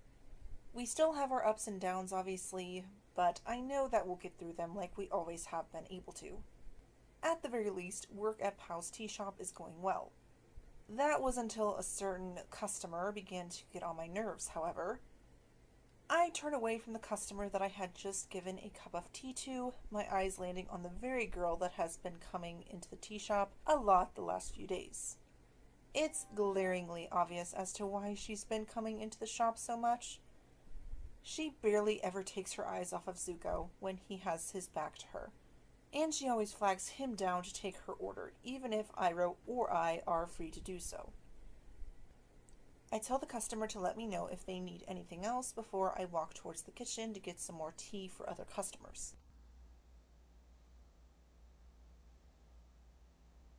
I'm about to exit the kitchen again when Zuko walks toward the counter, glancing back behind him toward the girl for a second before turning back. "Uncle, we have a problem," he says quietly as Iroh descends the ladder that he had been on, putting supplies on a shelf. "One of the customers is on to us. Don't look now, but there is a girl over there at the corner table. She knows we're Fire Nation." I roll my eyes at his statement, knowing that's not the situation at all. I see Zuko force Iroh to turn around as he had to turn to look at the girl. "Didn't I say don't look?" Zuko growls as Iroh grins. "You're right, Zuko. I've seen that girl in here quite a lot," Iroh states. "Seems to me she has quite a little crush on you," he continues with a smirk. Zuko reels back in surprise at Iroh's statement. "What?" I huff quietly, not wanting to admit that I really don't like the idea of that girl having a crush on Zuko, as I walk out of the kitchen and to the next customer that I'm serving. As I walk over to the table, the girl gets up from her own table and walks over to the counter. I hand the woman her tea as the girl reaches the counter. "Thank you for the tea," she says, making both Iroh and Zuko turn to her. She hands Zuko a few coins, who takes them and turns away from her, putting the coins into the money bag. "What's your name?" the girl asks Zuko as I walk away from the woman that I had just given a cup of tea to. Zuko turns to face her. "My name's Lee," he starts. "My uncle and I just moved here with a very close friend of ours," he continues while gesturing to me as I walk past him before I enter the kitchen, but I don't acknowledge him or the girl. "Hi, Lee. My name is Jin," I hear the girl introduce to him. "Thank you, and... well, I was wondering if you would like to go out sometime," she asks him. I freeze at her question, jealousy running through me. I grit my teeth in anger as I exit the kitchen. "Lee," I call out, causing Zuko to turn to me. "Could you do me a favor and help me with this?" I ask while pointing into the kitchen. Yeah." He looks back over at Jin and then back at me. "Sure." Without another word to Jin, Zuko and I go into the kitchen.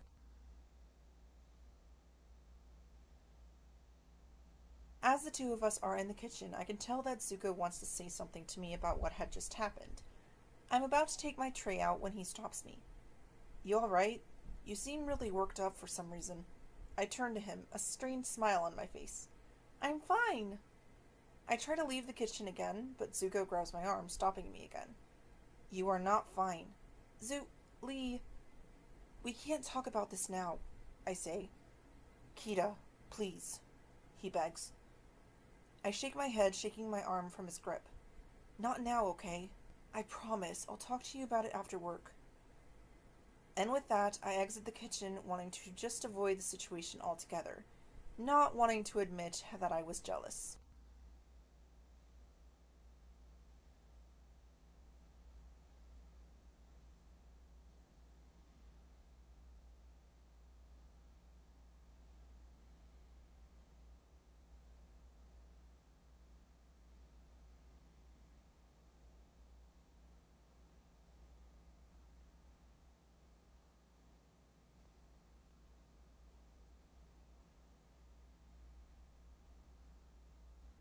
After a long day of work at the tea shop, the three of us are finally able to go home to our apartment and relax. After relaxing for about 2 hours, I got restless and decided to go for a walk. "Why don't I go with you?" Zuko asks as I open the door. "No, that's okay. He cuts me off by grabbing the door and gesturing to me that I should exit the apartment. I sigh gently before exiting the apartment as Zuko tells Iroh that we'll be back in a little while.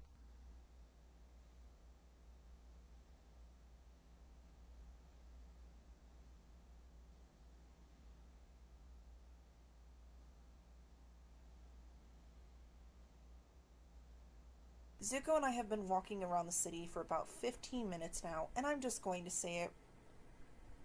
It's been really awkward. Usually it's not all that awkward between Zuko and I. It's usually so easy for me to talk to him about anything. But right now, I don't even know what to say to him at this point.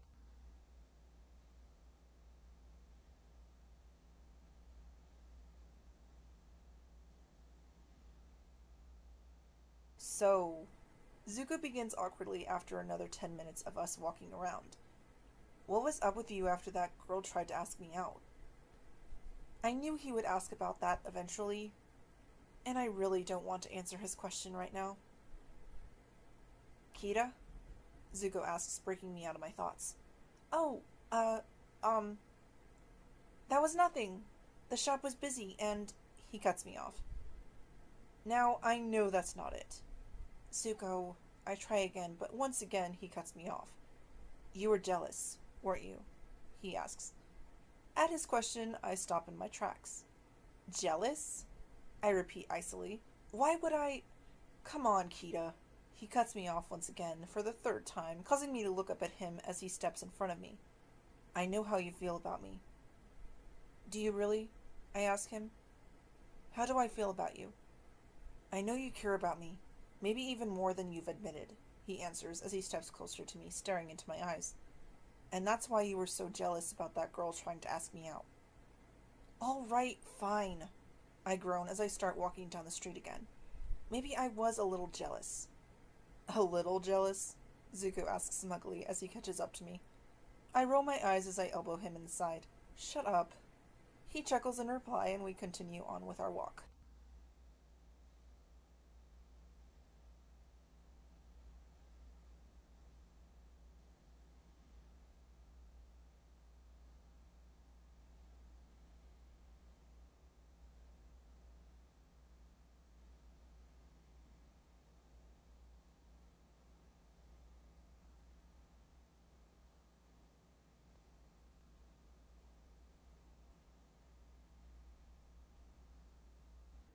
I want to show you something before we head back to the apartment, I say to Zuko after another hour of walking.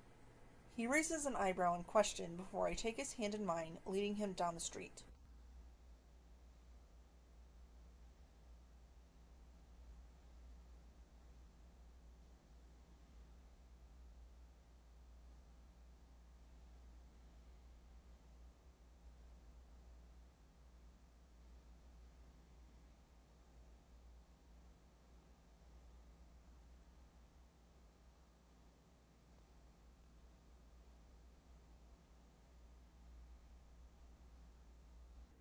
I can't wait to show you this fountain that I found the other night when I took a walk around while you and Iroh were asleep. I tell Zuko as we get closer to the fountain that I want to show him. I'm hoping it's lit because the lanterns reflected the water in the most beautiful way. I continue with a smile as we finally reach where the fountain is. Zuko and I stop only to find that the lanterns aren't lit. I don't believe it. They aren't lit, I say disappointedly. Come on, Zuko, I say as I turn around, about to make my way back to the apartment. Wait, Zuko says to me, making me turn to him. What are you... I stop seeing Zuko take a step towards the fountain. Zuko looks around for a second, making sure that no one is around, and at that moment, I know what he's going to do. Zuko, are you sure? I try to ask, but he cuts me off by turning to me. Trust me, Kida. I know what I'm doing. Just let me do this for you. I stare at him for a moment, just staring into his eyes and seeing his want to do this for me. Knowing that I can't talk him out of doing this, I nod. Okay. Just be careful. We don't want to get caught. He nods in reply before looking around again, just to make sure that no one is around, because if there was anyone around and they saw Zuko using his bending, well, let's just say it wouldn't be very good for either of us. Especially for Zuko.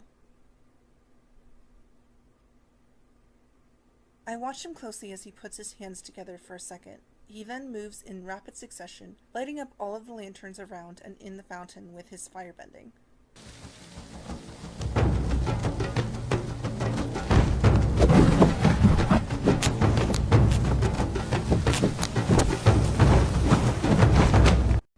Once he's done lighting up all the lanterns, he turns to me, a small smile on his face. I smile back at him as I walk up to him. Thank you for doing this, Zuko. You know you didn't have to do that for me, I say as I look at the fountain, my eyes sparkling in amazement. I wanted to, Zuko responds back gently. His reply makes me turn to him, and I see that he's already looking at me. Seeing that he's already looking at me causes me to blush and look away from him again. You know, I would have told that girl no when she asked me out, Zuko says gently. Really? I ask, turning to face him again. He nods in confirmation as the two of us turn to face each other fully, just staring into each other's eyes. I mean, I'm sure she was a nice girl, but... He stops, hesitating for a moment. But... I ask him, genuinely curious about what he was going to say. But I would rather do something like that with you, he answers. Wow. I definitely wasn't expecting that answer from him. Can I ask you something? I ask while taking his hands in mine as we still face each other. Zuko nods in reply to my question. What is your heart telling you to do right now? I ask, continuing with my question that I have for him. It's telling me, he begins as he leans his face closer to mine. Telling you what? I ask him softly as his lips are just centimeters from mine. He doesn't answer my question, he just presses his lips against mine gently. My body freezes in surprise for a second before I relax against his lips, kissing him back gently. Zuko's hands land on my waist, pulling me closer to him, in which I respond by wrapping my arms around his neck. We continue to kiss until the two of us break away from each other to catch our breath. I press my forehead against his, my hands on his chest as I breathe deeply, trying to catch my breath. Once I catch my breath, I look up into his golden eyes to see them sparkling with happiness. What? I ask, a smile appearing on my face. Nothing, he replies with a shake of his head, a smile on his face as well. You're just so beautiful. I blush at that statement, looking down at my feet in embarrassment, my cheeks blazing. Come on, he says to me softly while taking my hand in his. We should get back to the apartment before Uncle gets too worried. I nod in agreement, knowing that he's right. We wouldn't want Iroh to get worried about us by staying out too late. So, with that, we both start making our way back to the apartment, hand in hand.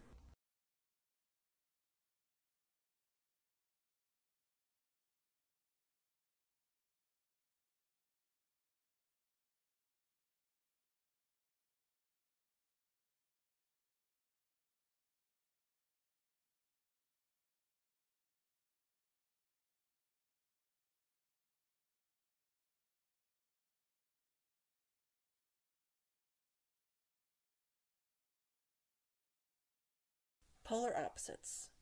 Book 2, Earth. Chapter 13, Lake Laogai.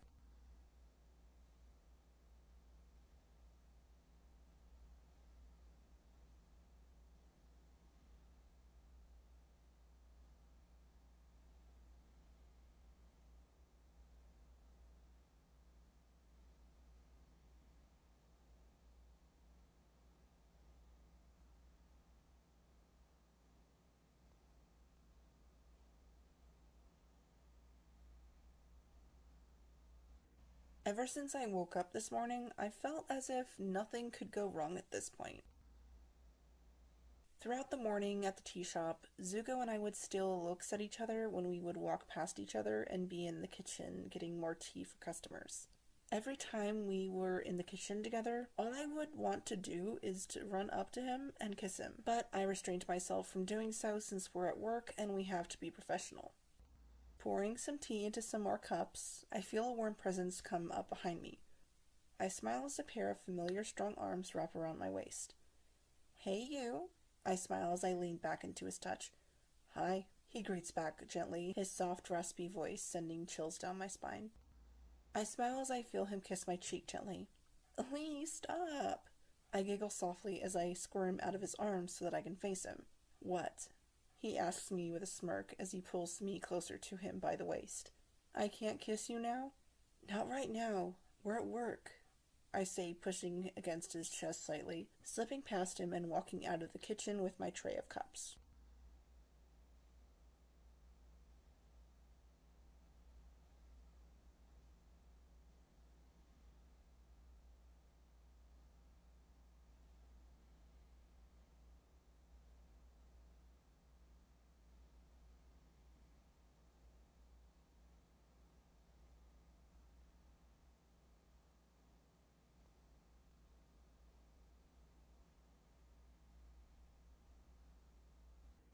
I pass out the tea that I had on the tray, and just as I start making my way back into the kitchen to get more, a man in fancy clothing approaches Iroh with 2 other men that I assume are his bodyguards. He must be from the upper ring of the city, considering how fancy his clothing is. "So you're the genius behind this incredible brew," he exclaims, causing Iroh to turn around to face him. "The whole city is buzzing about you. I hope Pao pays you well."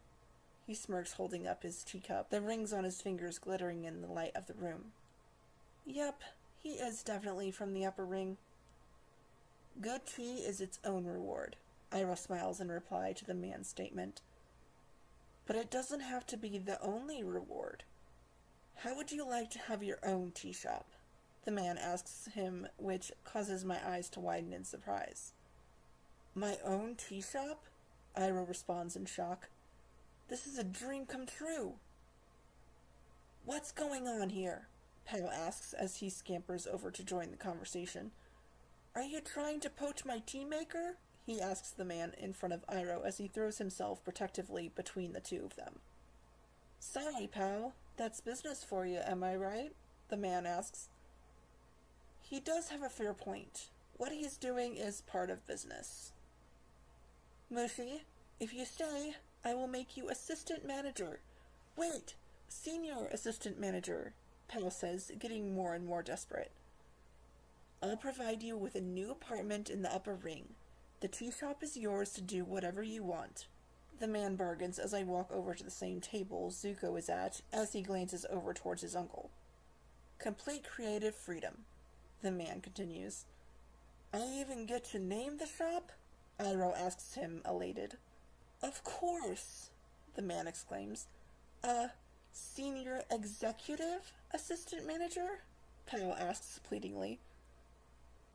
Iroh sets the teapot into Pao's arms, who grimaces before he walks away, just as Zuko grabs my arm as he starts to walk away from the table we were just at and pauses as Iroh turns to speak to us.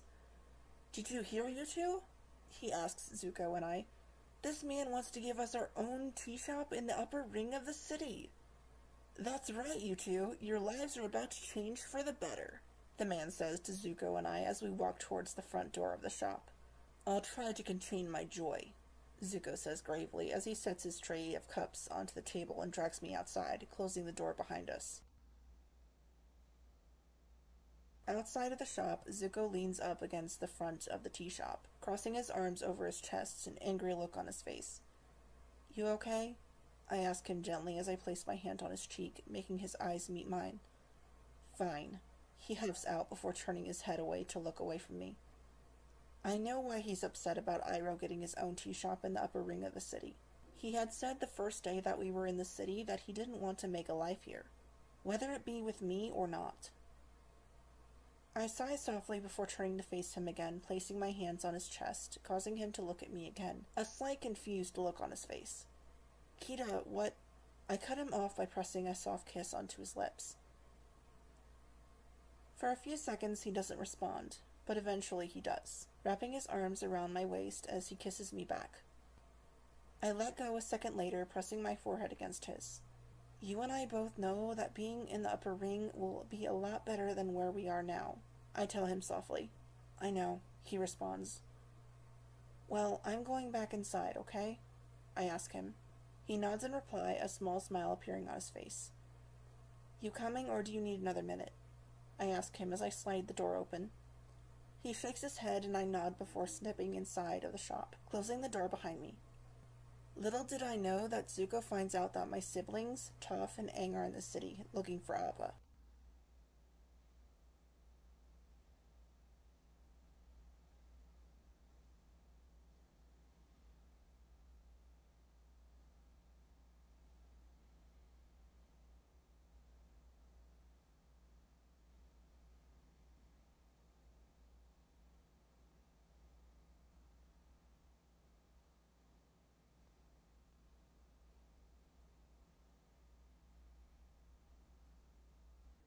Zuko never returned to the shop, so Iroh and I walked back to the apartment together, him telling me all of the details about the tea shop he's going to be getting in the upper ring. Too bad I was only half listening. too busy wondering as to where Zuko could be. About a half an hour's passed since Iroh and I got back to the apartment now, and Zuko isn't back yet. I know that he probably needs his space, considering he's going to have to deal with staying in Ba Sing Se longer. The thing is, though, we can't really leave anyway. With Azula as well as the rest of the Fire Nation hunting us down, staying in the city is our best bet. At least for now, anyway. The front door of the apartment sliding open catches my attention as I pack the very few belongings that I have into a trunk. Since we'll be moving to the upper ring next week, and Iroh wanted everything packed up before that, so that we don't have to rush with packing up everything. So, I was thinking about names for my new tea shop. How about the Jasmine Dragon? Iroh asks Zuko, I assume. It's dramatic, poetic, has a nice ring to it. The Avatar's here in Ba Sing Se, Zuko's voice says, causing me to freeze at the mention of Aang. And he's lost his bison. What? What happened to make them lose Appa? I ask myself as I walk up to the sliding door of the room that I'm currently in to listen in on their conversation and look through the crack. We have a chance for a new life here, Iroh tells him as Zuko walks up to the window in front of him. If you start stirring up trouble, we could lose all the good things that are happening for us. Zuko spins around to face Iroh, clearly irate. Good things that are happening for you. Have you ever thought that I want more from life than a nice apartment and a job serving tea? I sigh softly at his reply. I was hoping that he would get accustomed to being here with Iroh and I, but clearly that's not going to happen anytime soon. Especially now that he knows that Aang's in the city looking for Appa. There is nothing wrong with a life of peace and prosperity. I suggest you think about what it is that you want for your life, and why, Iroh says earnestly. Zuko turns to look out the window again. I want my destiny, he answers simply. What that means is up to you, Iroh tells him as he walks away from the window and out of the room. I know that Zuko's reply can mean only one thing. It means that he wants his honor back by bringing Aang to his father.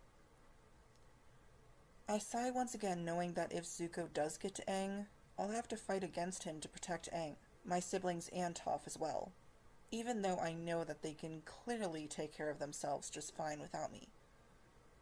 The Tree Weevil! Iroh exclaims suddenly, breaking me out of my thoughts. No, that's stupid, he says, sounding irritated that he even thought of that stupid name.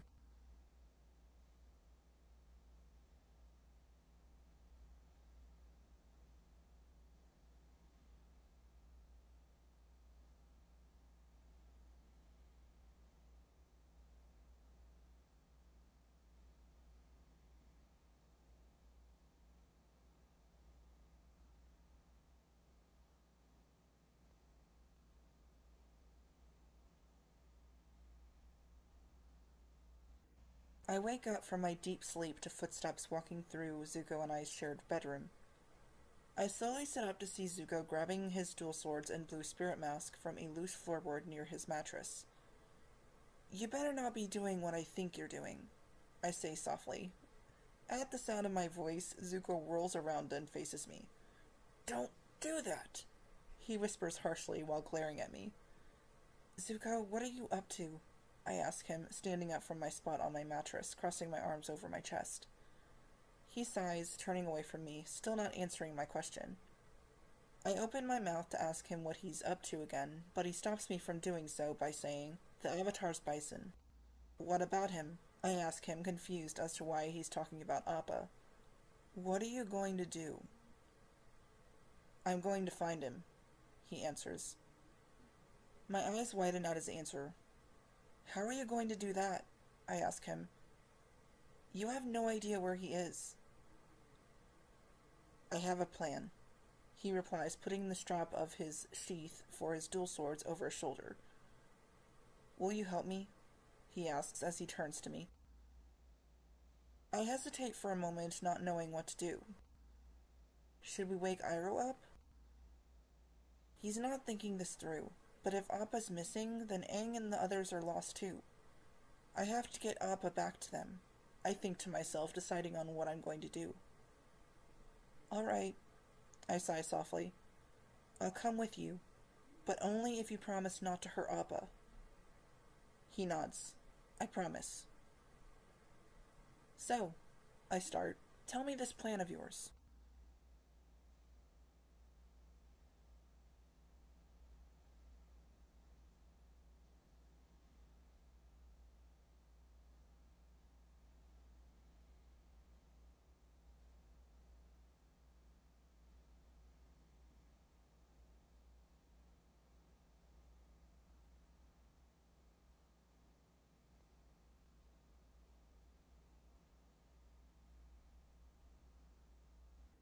After Zuko had told me his plan, I changed into an all-black outfit. Here, Zuko says as I tie my water pouches to my belt. I turn to him, seeing a black cloth in his hands. Put this on, he continues as he holds it out to me. I finish tying one of my pouches to my belt before taking it from him. I slip the scarf over my head before pulling up the front cloth, covering my nose and mouth, leaving only my eyes to be seen.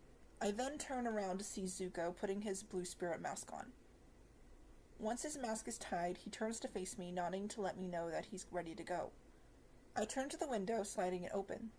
I'm about to slip through the window when I feel Zuko grab my arm, getting my attention. I look up at him, wondering as to what he's doing and why he's stopped me. He's silent as he lifts up his mask from his face, pulling down my scarf from my face. What? He cuts me off by leaning down and planting a long kiss on my lips. I jump slightly out of surprise before I slowly relax against his lips. I feel him about to pull away, but before he can, I place my hand on the back of his head, stopping him from pulling away from me. After a few more seconds, we pull away from each other. I give him a small smile before I pull my mask back over my nose and mouth. Let's go, I say to him before slipping out of the window, Zuko following close behind me.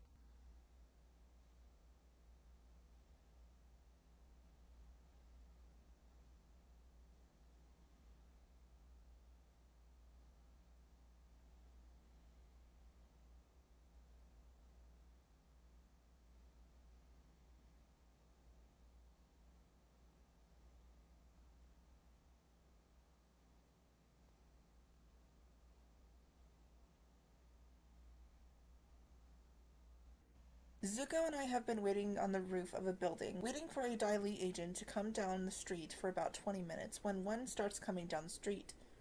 We wait until he walks past the building that we are on, jumping down from the roof and running down the street behind him. Out of our way, Skinny! Zuko exclaims as we bump him aside, knocking him to his knees. We turn down an alley not too far away, quickly jumping onto a roof of one of the buildings out of sight. The Dai Li agent gets to the end of the alleyway, spotting the stuffed dummy of the blue spirit Zuko had made before we had left the apartment. He shoots his rat glove at the dummy, knocking the head of the dummy off. The agent's eyes widen and he's about to look around the alleyway, but Zuko and I jump down from the roof, sneaking up behind him. I quickly bend the water from my pouches, making large icicles, crossing them under his neck. Don't move, I hiss, causing him to freeze in place, not wanting to get stabbed by my icicles. Zuko steps in front of the agent, making the agent turn his head to look at him. Now, if you don't want to end up like him, he begins, referring to the beheaded dummy, you'll do what we say.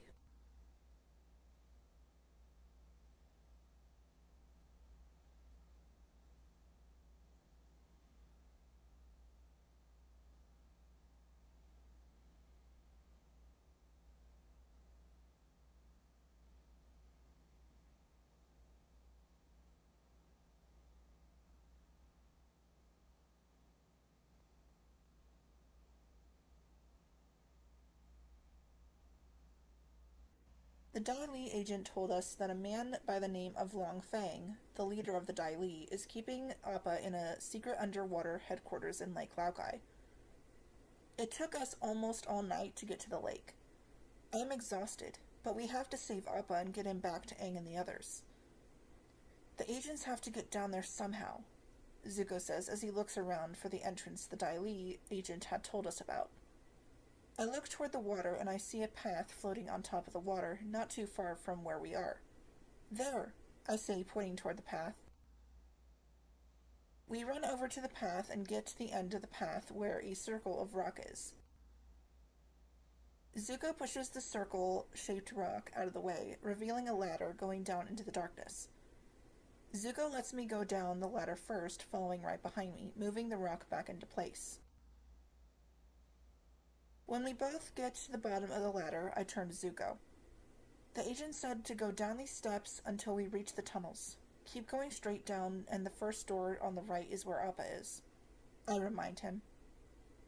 He nods, and the two of us start walking down the stairs, keeping an eye out for any Dai Li agents. The tunnels are dark and muggy. It also smells of lake water, almost like a sewer, and the only light source comes from the crystals from the walls.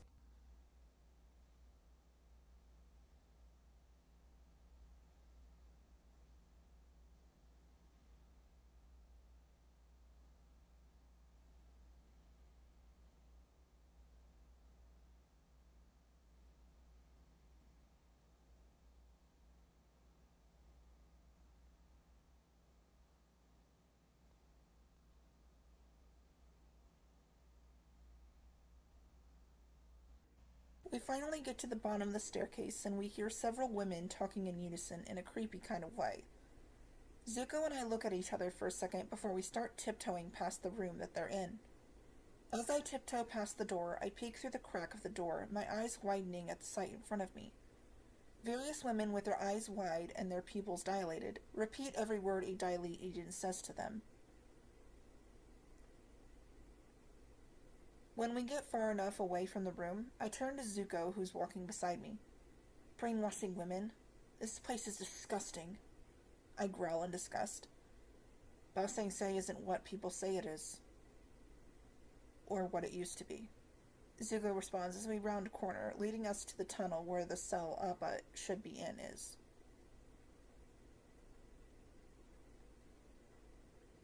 When we reach the door that leads into the room where Appa is, my stomach churns in nervousness, not knowing the condition that he's currently in.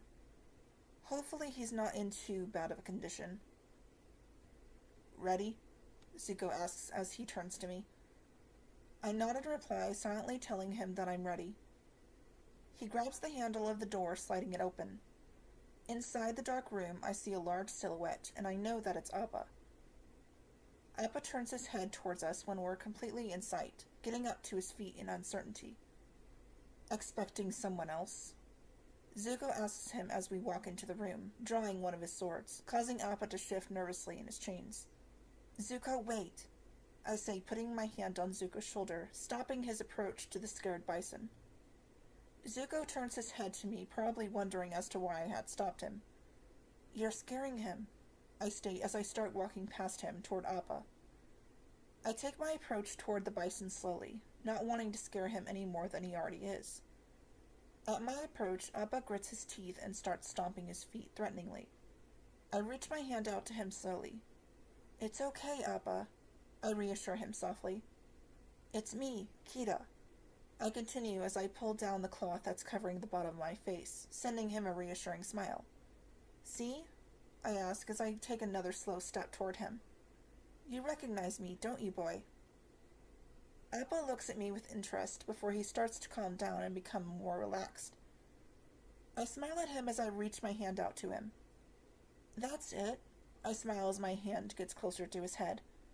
We're here to get you out of here, buddy, I reassure softly as I keep my hand in front of his face, waiting for him to come to me. It takes a moment, but Appa pushes his nose to my palm softly. As he does this, I smile sadly at his current condition.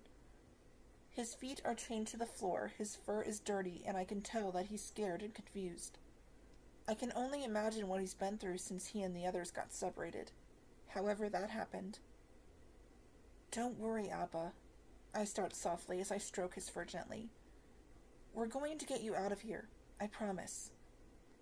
He grunts softly at my words, closing his eyes, pushing his nose against my hand again. And I'm going to get you back to Aang, I promise. I whisper to him reassuringly, not really wanting Zuko to hear my words. I'm about to turn to Zuko to find out what we're going to do to get Appa out of here, when the sliding of the door to the cell is heard. I follow Zuko in taking a fighting stand, thinking that it's Dai Li agents coming to stop us from setting Appa free. However, at the sight of who I see standing in front of the now closed door, I drop my defensive stance. "Uncle?" Zuko asks, taken aback by Iroh's appearance. "So, the Blue Spirit," Iroh begins, feigning puzzlement. "I wonder who could be behind that mask." Zuko sighs before he removes his mask. "What are you doing here?" "I was just about to ask you the same thing, since I already know why Kida is here," Iroh states, looking between Zuko and I. "What do you plan to do now that you have found the Avatar's bison? Keep it locked in our new apartment? Should I go put on a pot of tea for him?" he asks mostly to Zuko, apparently knowing that Zuko is the one who came up with the idea to find Appa in the first place. "First I have to get it out of here," Zuko replies as he turns to face Appa. "And then what?" Iroh exclaims angrily, causing Zuko to turn to him as I jump slightly at his loud voice echoing through the cell. "You never think these things through. This is exactly what happened when you captured the Avatar at the North Pole. You had him, and then you had nowhere to go." It's true. Zuko didn't think it through when he took Aang through the blizzard at the North Pole. Luckily, others and I found them before they froze to death. "I would have figured something out," Zuko replies heatedly. "No! If Kida and his other friends hadn't found you, you would have frozen to death," Iroh shouts angrily.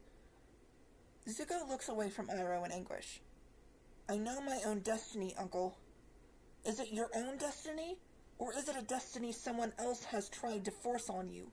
Iroh asks forcefully. "Stop it, Uncle. I have to do this," Zuko says in torment as he turns away from him toward Appa and I, his eyes not meeting mine. "Oh, Zuko," I think sadly as I stare at him, knowing that he's conflicted as to what he should do at the moment. "I'm begging you, Prince Zuko," Iroh pleads furiously. "It's time for you to look inward and begin asking yourself the big questions. Who are you? And what do you want?" At Iroh's words, I can see Zuko shaking in anger. His eyes meet mine for a moment before he lets out a cry of frustration, hurling both of his swords to the ground, followed by the Blue Spirit mask. A second later, he falls to his knees, holding his face in his hands. Instinctively, I rush over to him, dropping to my own knees in front of him, holding him in my arms, giving him some sort of comfort in his time of need. I feel him shake against me, and I know that he's crying. I rub his back in comfort, hoping that it'll help him calm down a bit. "Shh, it's okay, Zuko. But we need to get out of here before any Dai Li agents find us here," I continue, not wanting to fight against the Dai Li to get Appa out of here and back to Aang and the others. I feel Zuko nod in agreement against my shoulder after a moment, his shaking body relaxing slightly. Once Zuko calms down fully, he gets to his feet. I walk over to Appa again, pressing my hand against his head, reassuringly. Zuko grabs one of his swords from the ground, slowly walking toward Appa. Appa growls at him, but he doesn't stomp his feet at him like he did earlier. Zuko steps closer to one of Appa's feet and cuts the chain, connecting it to the floor. Appa seems to realize that Zuko is helping him, and he calms down, letting Zuko cut through the rest of the chains around his feet. After Zuko breaks through all the chains, I press my body up against Appa's head, giving him a sort of hug, a few tears escaping from my eyes from just thinking of Appa being reunited with Aang and the others. "Give them all a big kiss for me, alright, boy?" I ask him as I pull away from him. At my words, Appa licks my whole body, making me laugh, knowing that he'll do the same thing to Aang and the others. "Okay, buddy," I say, taking a few steps back away from him. "Time for you to get out of here." Yep. Appa grunts as he slams his tail onto the ground, taking off into the air and through the air duct in the ceiling and out of sight. "See you soon, buddy. I promise," I think with a smile on my face.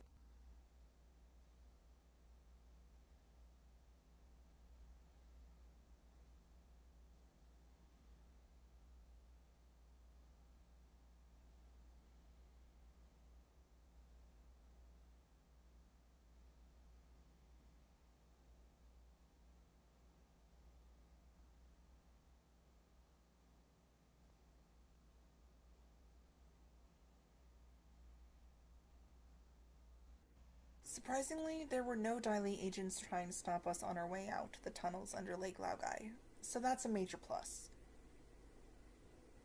I squint from the bright sunlight as I get to the top of the ladder, Zuko and Iroh following close behind me. Zuko helps Iroh up from the hole before turning away from him. "You did the right thing, nephew," Iroh says to him softly. Zuko then pulls out the blue spirit mask, regarding its demonic visage.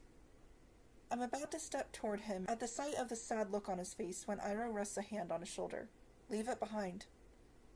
I watch Zuko carefully as he walks over to the edge of the path, dropping the mask into the lake, where it slowly sinks into the depths. I walk up behind him, placing my hand onto his other shoulder, making him turn to me. "Come on," I tell him.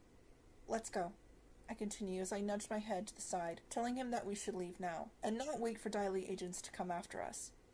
Zuko slowly nods in reply, and he and Iroh follow me as I lead them away from the lake so that we can get back to the apartment. Polar Opposites. Book 2, Earth. Chapter 14, Metamorphosis.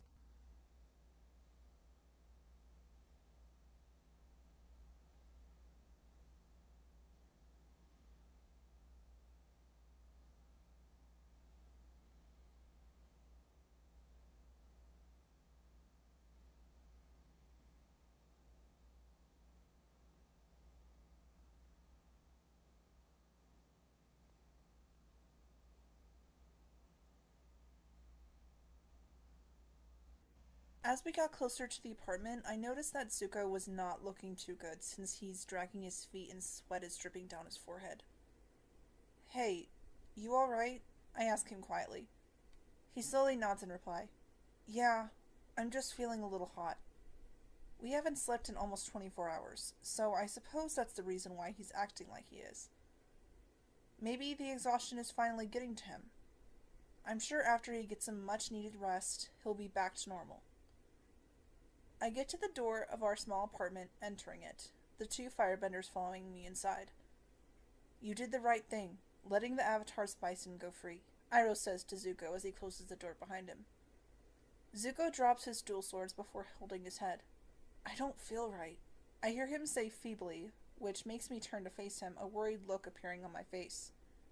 I take a step toward him, ready to lead him to the couch to sit down, when he suddenly collapses unconscious to the floor, breaking a vase on the table in the process. "Zuko!" Iroh and I exclaim at the same time, alarmed as we both rush over to Zuko's side, making sure that he's alright.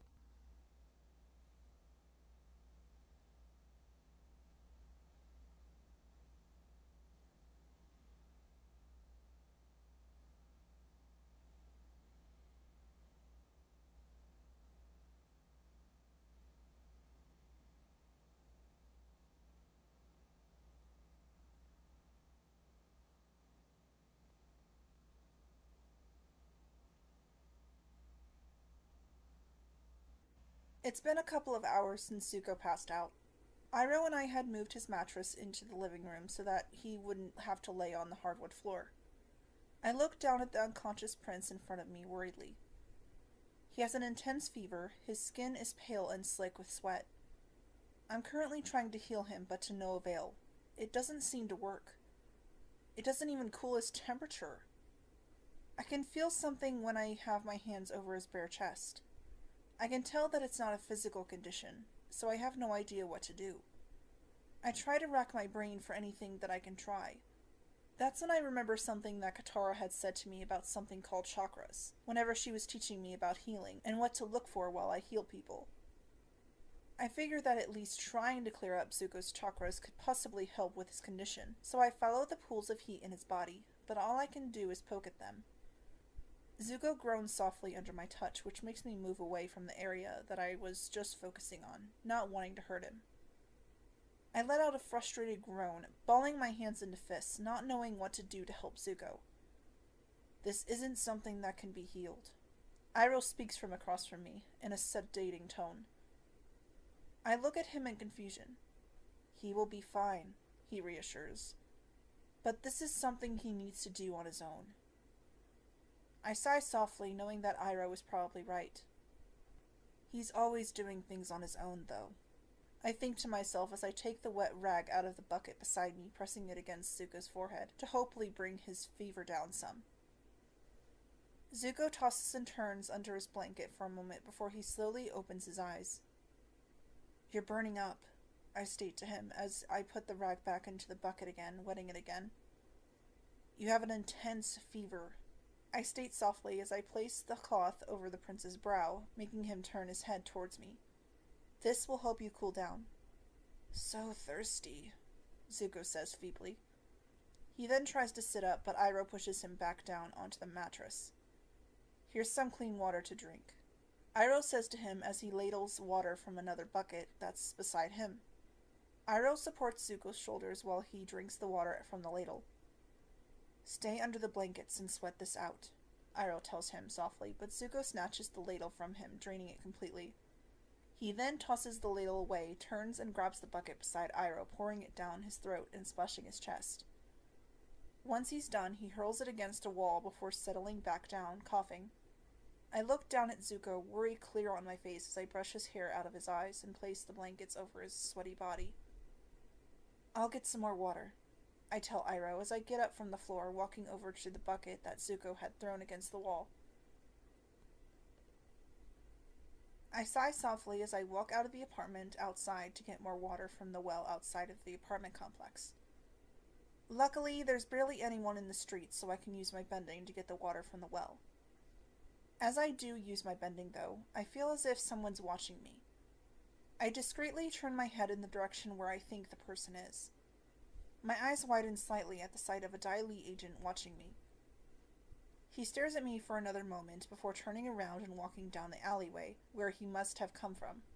I quickly get the water in the bucket and make my way back into the apartment. I don't know why the Dai Li would watch me of all people. Hopefully it's not because of Zuko and Iroh, because as far as I know, the three of us just look like simple refugees just trying to make a living in the city of Ba Sing Se. It might be because my siblings Toph and Aang were in the city, but they should be long gone by now since they have Appa again. With a shake of my head, I enter the apartment, placing the bucket next to Iroh again before taking my spot on Zuko's other side.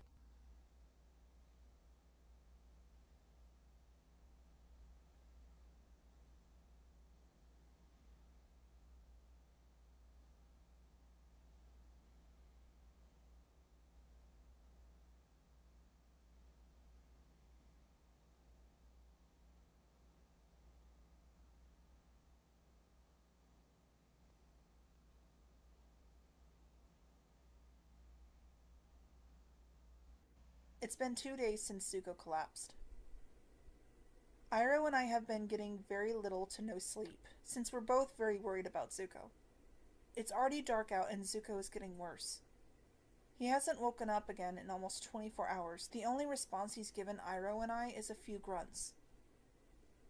The longer this goes on, the more on edge I become. Illness back home was never easy. It wasn't very hard for the cold to eat someone's health away. Being weak from a fever only made it worse. So instinctively, I'm terrified. I wipe the sweat away from Zuko's forehead, then pat the towel down to keep him cool. I sigh softly, brushing my fingers against Zuko's hot skin. I wish there was more that I could do to help him. "You are doing enough," Iroh replies, making me look up at him. "This is something he has to go through on his own," he continues, which makes me confused and wonder what he meant by that. Before I can ask what he means by that, though, Zuko slowly opens his eyes. His tired eyes meet mine for a second, and I give him a small smile. "You should know this is not a natural sickness," Iroh begins to tell Zuko as he pours him his own cup of tea. "But that shouldn't stop you from enjoying tea," he continues as he sits Zuko up, putting the cup of tea to his lips. After Zuko takes a sip of it, he looks up at Iroh wearily. What's happening?" "Your critical decision," Iroh answers. "What you did beneath that lake. It was in such conflict with your image of yourself that you are now at war within your own mind and body," he explains, referring to when Zuko set Appa free from the tunnels beneath Lake Laogai. Zuko takes a second sip of the tea. "What's that mean?" Zuko asks Iroh before he collapses back down onto the mattress in a coughing fit, laying his head on my lap. I run my fingers through his soft black hair, giving him some sort of comfort, hoping that it's enough to let him know that I'm here for him. You're going through a metamorphosis, my nephew, Iroh answers while looking down at Zuko. It will not be a pleasant experience, but when you come out of it, you will be the beautiful prince you were always meant to be. He continues as I mop Zuko's forehead with the wet cloth that I've been using. As Zuko falls back asleep, I look up at Iroh. How much longer? Only time will tell, Iroh answers softly. Zuko shudders in his sleep, and I grab hold of his hand, giving it a small squeeze. This isn't fair. He shouldn't be going through this, I think. Do not worry, Kida. When this is all over, you won't be able to recognize him, Iroh states. I look at him with a raised eyebrow for a moment, wondering as to what he means by that, before looking back down at Zuko again, hoping that he'll get through this soon. You should get some rest, Kida, Iroh tells me softly, breaking me out of my thoughts. This is going to last all night. I nod tiredly, knowing that he's right. I lay down beside Zuko, resting my arm under my head. I gaze at Zuko's sleeping face for a moment before my eyes close and I get some much-needed sleep.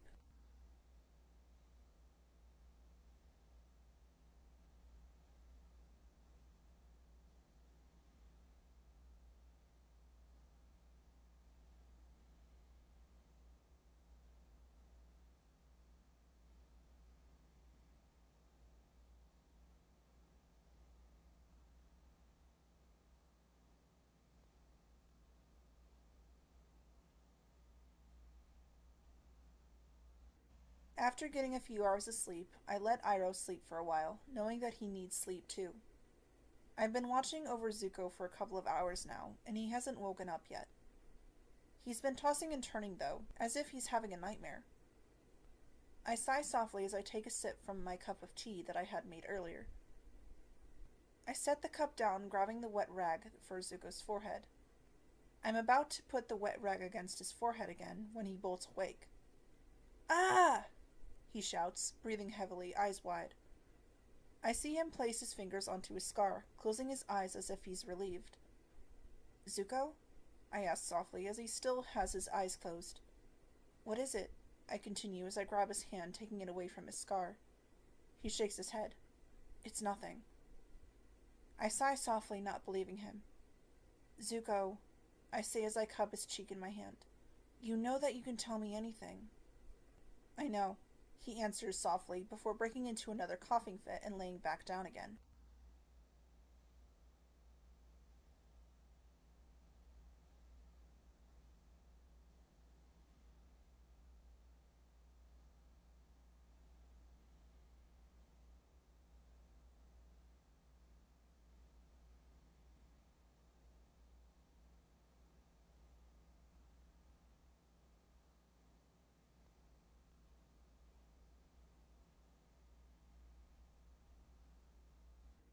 Quan said that he's going to be sending movers.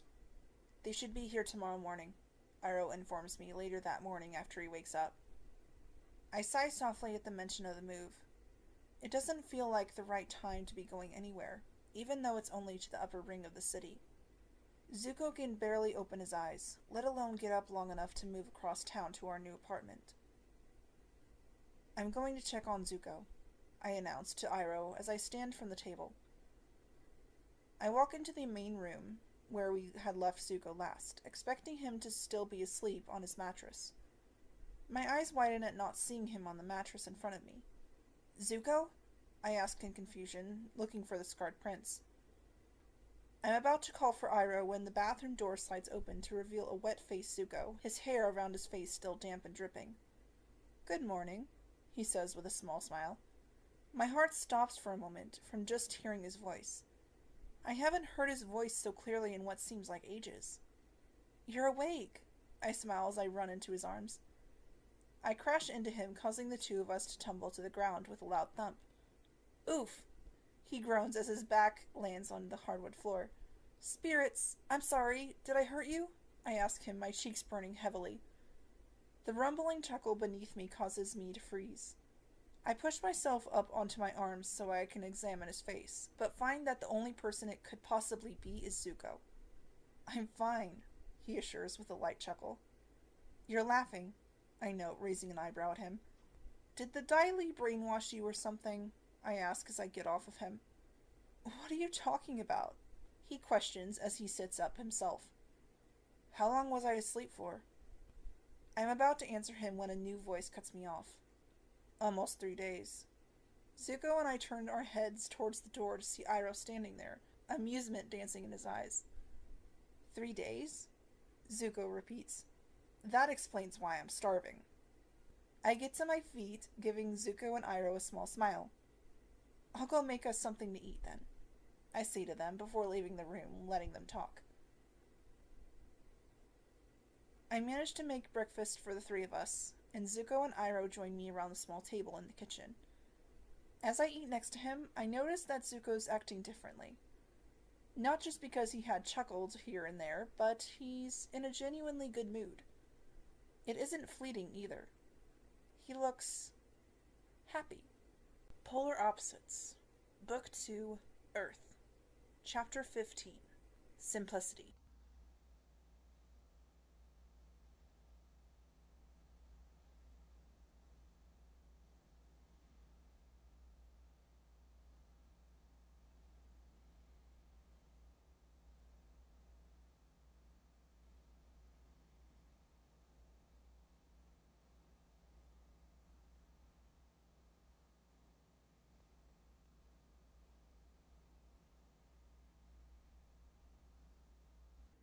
It's been about a day since we moved into our new apartment in the upper ring of the city.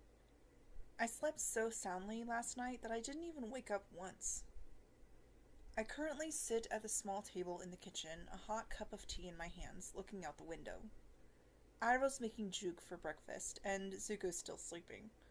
I would have expected him not to sleep very much last night, with him sleeping for 3 days straight when he was sick. But, can't really do anything about it. Plus, I don't really want to wake him up. What's that smell? I hear Zuko's voice say as he walks into the kitchen, still groggy from sleep. It's Juk, Iroh answers. I'm sure you wouldn't like it. Zuko walks over to his side, bowing over the pot, inhaling the smell of it.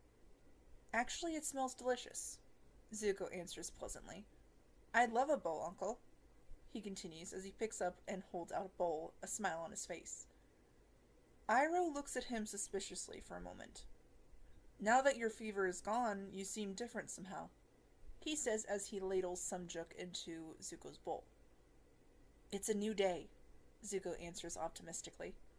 We've got a new apartment, new furniture, and today's the grand opening of your new tea shop, he says as he walks over to the table, sitting down next to me, his bowl of juk in hand. Things are looking up, Uncle. He finishes with a smile as he turns his head toward the window, taking a sip of his juk. Iroh and I meet eyes for a second, and we share a smile before he turns back to the juk, stirring it. Well, you're in a good mood today, I smile at the prince beside me. He turns to me with a smile on his face. As I said before, things are looking up. They sure are, I think to myself as Zuko and I smile at each other, enjoying each other's company.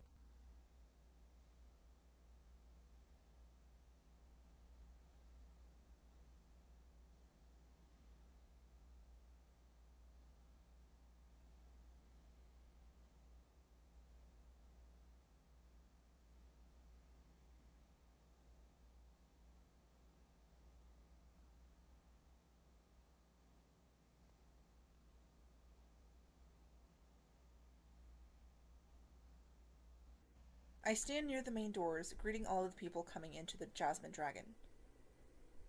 It's the grand opening, and the shop is already packed with people. The Jasmine Dragon is sure to be the talk of the town. Follow me, I say to the family in front of me, which consists of a man, woman, and their young daughter. I lead them towards the back of the shop, close to where Zuko and Iroh are overseeing the operation. I give them a smile as I pass them, leading the family to their table. Here's your table, I smile as I put the menus down onto the table in front of me as the family takes their seats around the table. Do you know what you want, or would you like a few minutes? I ask the man and the woman. I'll just have a jasmine tea, the woman says. I nod in reply before turning to the man. I'll have the same, he answers with a smile. And what would you like, sweetie? I ask the young girl in front of me. I'd like a berry pastry, please, she grins. Of course, I giggle. I'll be over with your order in a few minutes, okay? I ask them, to which they nod in reply. I take the menus from them before walking back to the counter to make their tea and grab a berry pastry. As I pour the tea into 2 cups, I hear Iroh speak up from his place next to Zuko in front of the counter. Who thought when we came to this city as refugees that I'd end up owning my own tea shop? Follow your passion, Zuko, and life will reward you, he advises Zuko with a smile on his face. Congratulations, Uncle, Zuko says cheerfully as I place the pastry onto my tray before making my way to the family's table again. I'm very thankful, I hear Iroh say behind me as I reach the table, handing the respective tea and pastry to each member of the family. You deserve it, Zuko reassures confidently as I tell the family to call me over if they need or want anything else before walking away towards Zuko and Iroh. He's right, Iroh, I speak up, causing the 2 of them to turn to me. The Jasmine Dragon will be the best tea shop in the city. I grin, stopping next to Zuko, who wraps his arm around my waist. No, I'm thankful because you 2 decided to share this special day with me, Iroh explains, putting a hand on Zuko's arm. It means more than you know. At Iroh's words, Zuko lets go of my waist and gives Iroh a big, warm hug, causing his eyes to widen in surprise. Now let's make these people some tea, Zuko says enthusiastically as he lets go of Iroh. Yes, Iroh exclaims eagerly. Let's make some tea.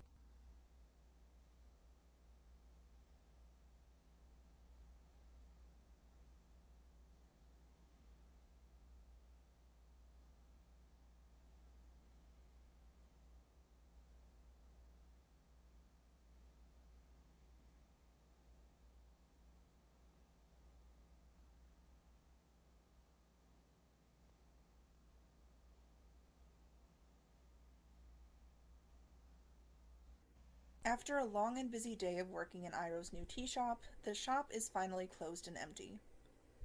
I stand at the counter counting money as Zuko sweeps and Iroh clears off a table near the front of the shop. I put all of the money in the money pouch, placing it on the counter when a man in fancy green clothing enters the shop, walking up to Iroh. A message from the royal palace, he says to Iroh, bowing to him as he hands Iroh a scroll before leaving the shop. My eyes widen in surprise at the mention of the royal palace. Why would the royal palace want anything to do with Iroh? I walk over to Zuko as Iroh reads the scroll, a look of worry on his face. Zuko and I exchange a glance before we turn back to look at Iroh to see his eyes widen in astonishment. I can't believe it. What is it, Uncle?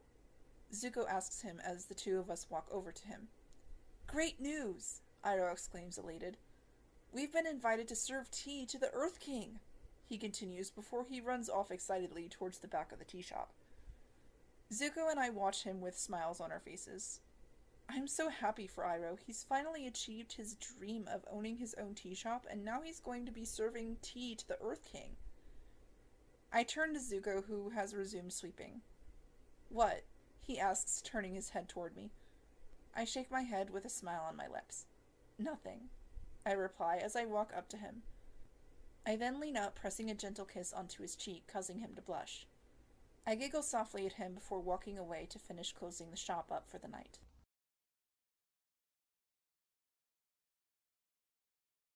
Polar Opposites. Book 2, Earth. Chapter 16. The Crossroads of Destiny. Part 1.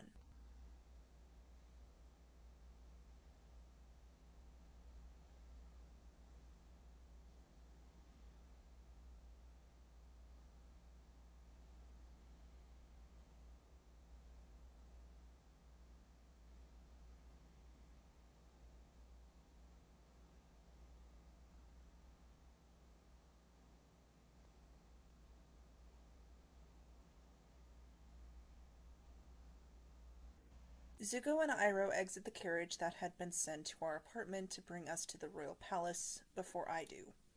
Once he gets out of the carriage, Zuko turns back to me, giving me his hand to take so that he can help me out. I take his hand with a smile. Why, thank you, my good sir, I say as I grab my skirts, climbing out of the carriage. You're very welcome, my lady. He smiles back at me, pressing a kiss on the back of my hand. I blush harshly from his action as I link my arm around his, turning to face the large palace in front of us, following close behind Iroh as he walks towards the large entrance of the palace. Many times I imagined myself here, at the threshold of the palace, but I always thought I would be here as a conqueror. Instead, we are the Earth King's personal guests, here to serve him tea, Iroh says, a smile appearing on his face. Destiny is a funny thing. It sure is, Uncle. I couldn't agree more. I agree, a smile on my face as Zuko turns to look at me with a smile on his face too. As the three of us walk towards the main entrance of the palace, my mind brings back everything that I've been through since I was captured by Zuko for the first time. We've been through so much since then, and right now, I couldn't be happier.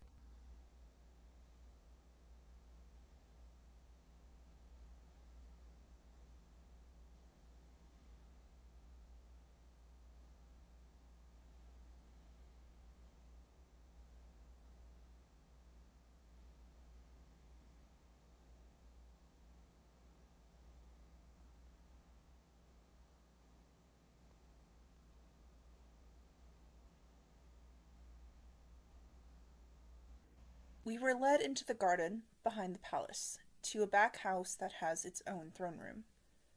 We've been seated at a small table in front of the large throne for about 30 minutes now, and we're still waiting for the Earth King to show up. What's taking so long? Zuko asks. Yeah, we've been waiting for half an hour, I say lowly, looking around the room, wondering why the Earth King is taking so long to come have tea with us. Maybe the Earth King overslept? Iroh suggests. That couldn't be right. With the Earth King being one of the most powerful men in the world, one would think he would show up on time to have tea.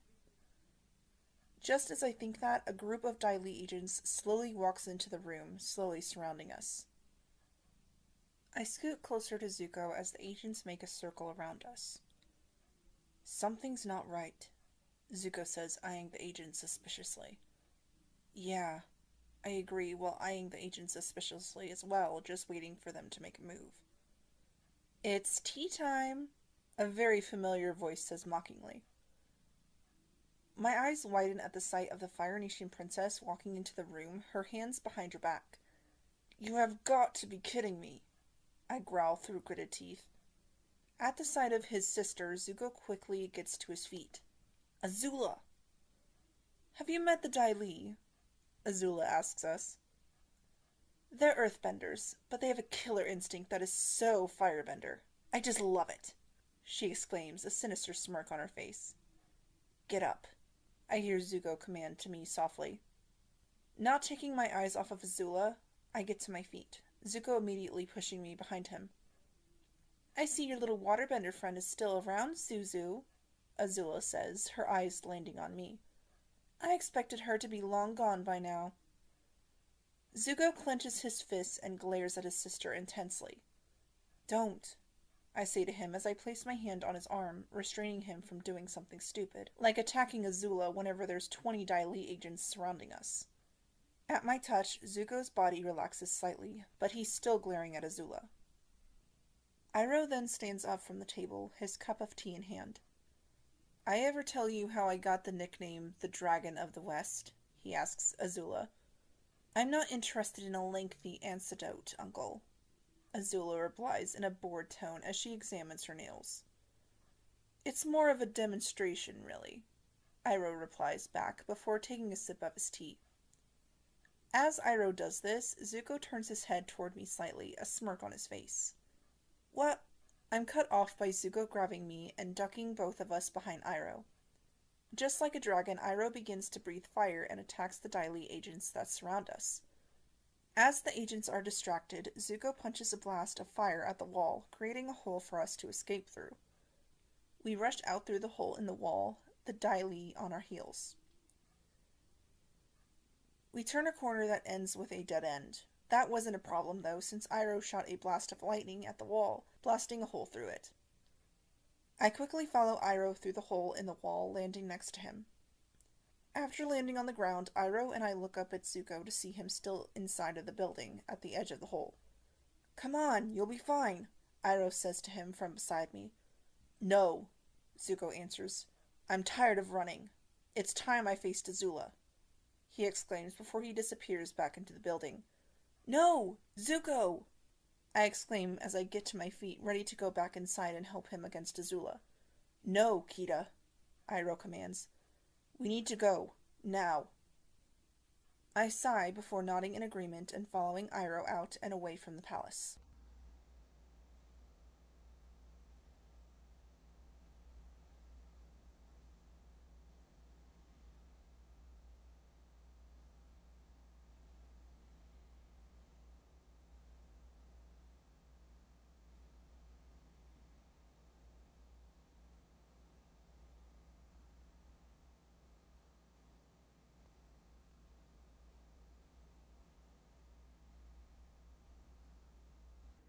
After capturing a Dai Li agent, Iroh leads me to the house that my siblings Aang and Toph have been staying in since they arrived in the city. After all of this time, I can't believe I'm going to be seeing my siblings and the others again. "Wait, someone's at the door," I hear Toph's familiar voice say from inside just before Iroh knocks on the door. "Actually, I know who it is. It's an old friend of mine and someone we haven't seen in a while," she says to who I assume are my siblings and Aang. "What do you mean?" I hear Aang try and ask her before she slides the front door open. "Glad to see you're okay," she smiles at the two of us. "We need your help," Iroh tells them. "Huh?" Zuko exclaims in surprise, probably from seeing Iroh. "You guys know each other?" Aang asks Toph in shock while pointing at Iroh. "I met him in the woods once and knocked him down. Then he gave me tea and very good advice," Toph explains. "May we come in?"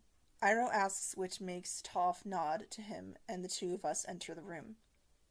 "Princess Azula is here in Ba Sing Se," Iroh explains while I hug Sokka, Aang, and Toph. "She must have Katara," Aang says. "Katara?" I ask in surprise, and Sokka nods. "Great. Iroh and I just escaped from Azula, and now we have to go and save Zuko and Katara from her, I think.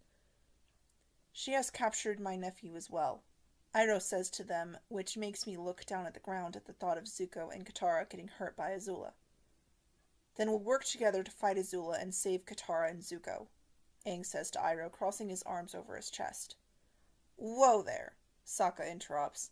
"You lost me at Zuko." "Sokka, please, just hear him out," I tell him pleadingly. Sokka nods and I look to Iroh so that he can explain why we should help both Zuko and Katara. "I know how you must feel about my nephew, but believe me when I tell you there is good inside him," Iroh explains as he places his hands on Sokka's shoulders in a pleading way. "Good inside of him isn't enough," Sokka states. "Why don't you come back when it's outside him too, okay?" he asks while he removes Iroh's hands from his shoulders, shoving him away. "Come on, Sokka," I plead. "Katara's in trouble. All of Ba Sing Se is in trouble. Working together is our best chance right now." At my words, Sokka closes his eyes and nods grudgingly, which makes me smile at his resolve. I place my hand on his shoulder, causing him to look at me. I give him a look that says, "Thank you," and he nods, a small smile appearing on his face. "I brought someone along who might be able to help us," Iroh states before he walks over to the door, sliding it open and walking outside, the others and I following close behind him. Outside, we find the Dai Li agent Iroh and I had captured to tell us where Azula had put Zuko and Katara.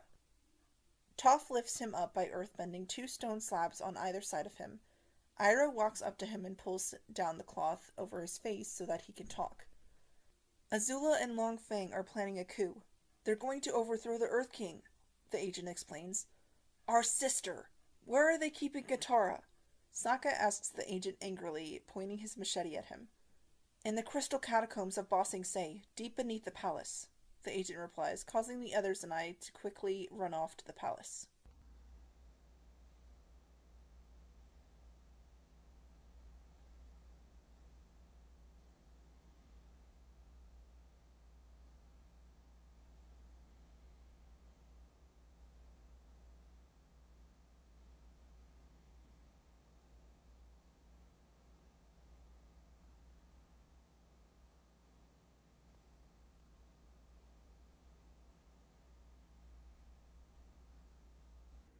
In the palace garden, Toph kneels down, her hand placed on the ground, seeing if the Diley agent was indeed telling us the truth about the catacombs underneath the palace. "Well, what do you know?" Toph says, causing the others and I to perk up. "There is an ancient city down there, but it's deep," she continues, causing a smile to form on my face, happy that we're going to be able to save Zuko and Katara. Toph waves her fists outward, earthbending a small crater in the ground. "We should split up," Sokka says to us. "Aang, you and Kida go with Iroh to look for Zuko and the Angry Jerk," he says. "No offense," he finishes, turning to Iroh. "None taken," Iroh shrugs while I roll my eyes at Sokka's statement about Zuko. "I mean, sure, he's angry, but he's changed. And I'll go with Toph to warn the Earth King about Azula's coup." Sokka finishes explaining the plan.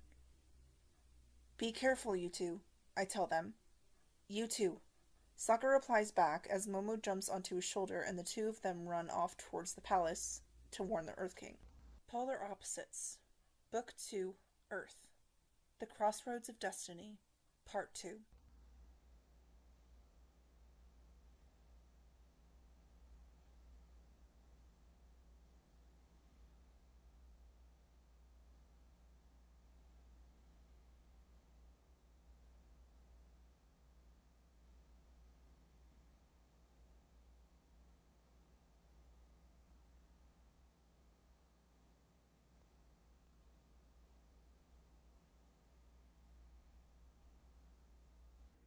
Aang, Iroh, and I have been traveling down the tunnel for about 15 minutes now.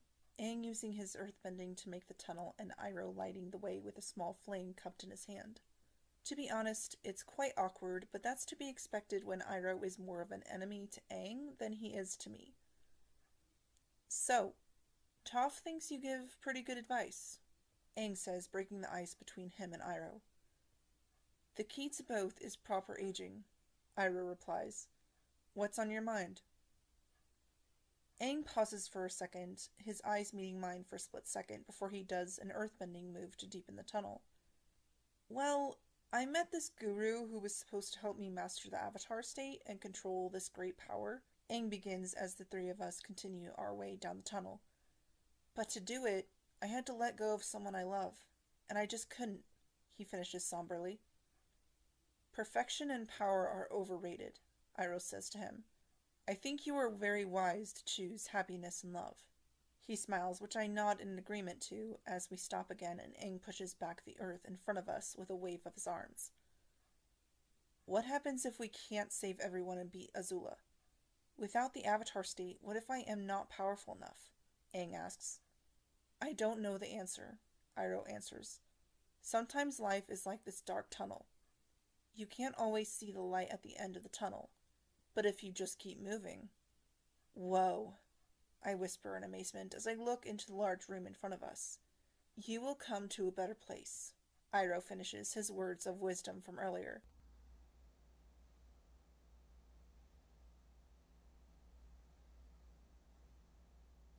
We climb out of the tunnel that we had come down, and Aang uses his abilities to locate Zuko and Katara, the same way he found Appa and Momo in the swamp all those weeks ago. A few minutes later, Aang gets to his feet again. "I know where they are. Come on," he shouts before running off, Iroh and I close behind him.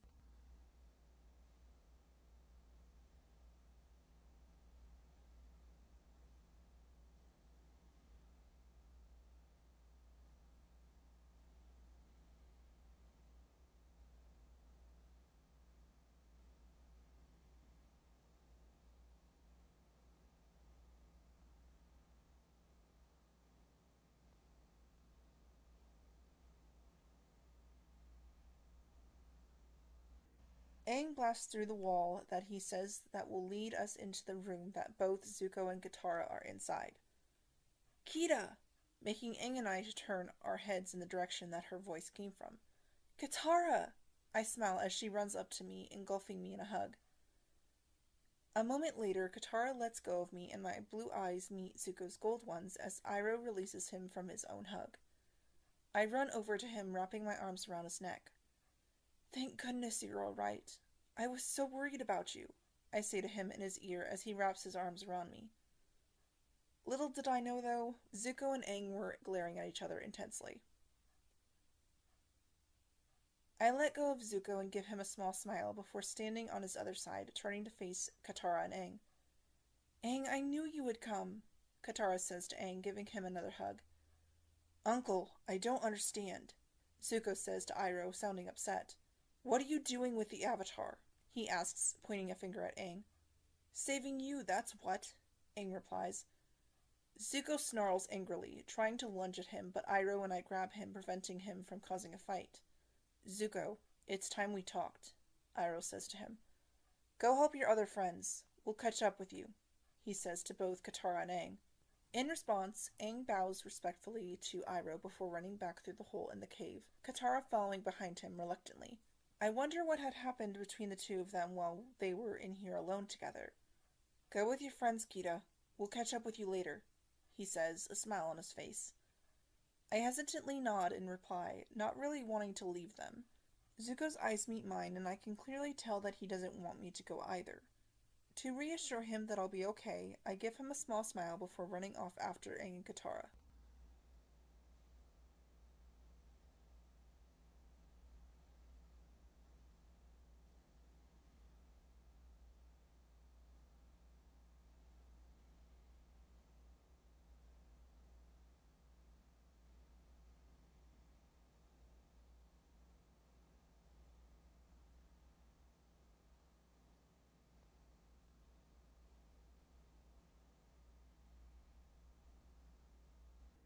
Aang, Katara, and I make it into the main part of the catacombs where the waterfall is.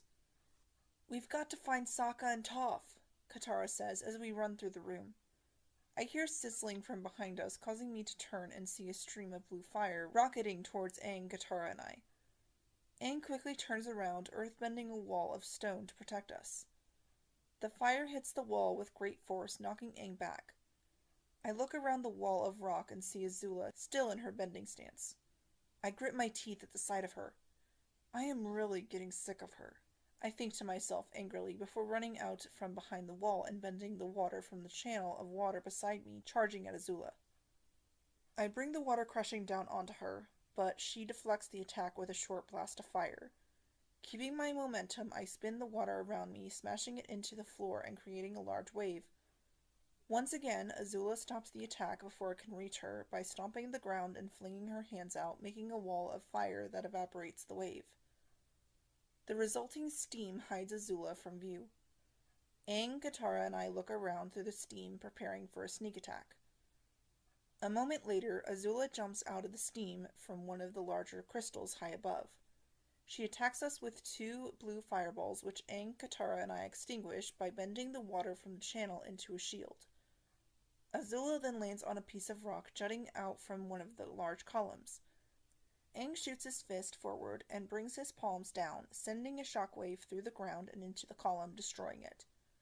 I hear Azula gasp in surprise before she drops down between Aang and Katara, pointing her fingers at both of them. I rush to Katara's side, getting ready for a fight. Azula looks back and forth between the 3 of us nervously, waiting for our next move.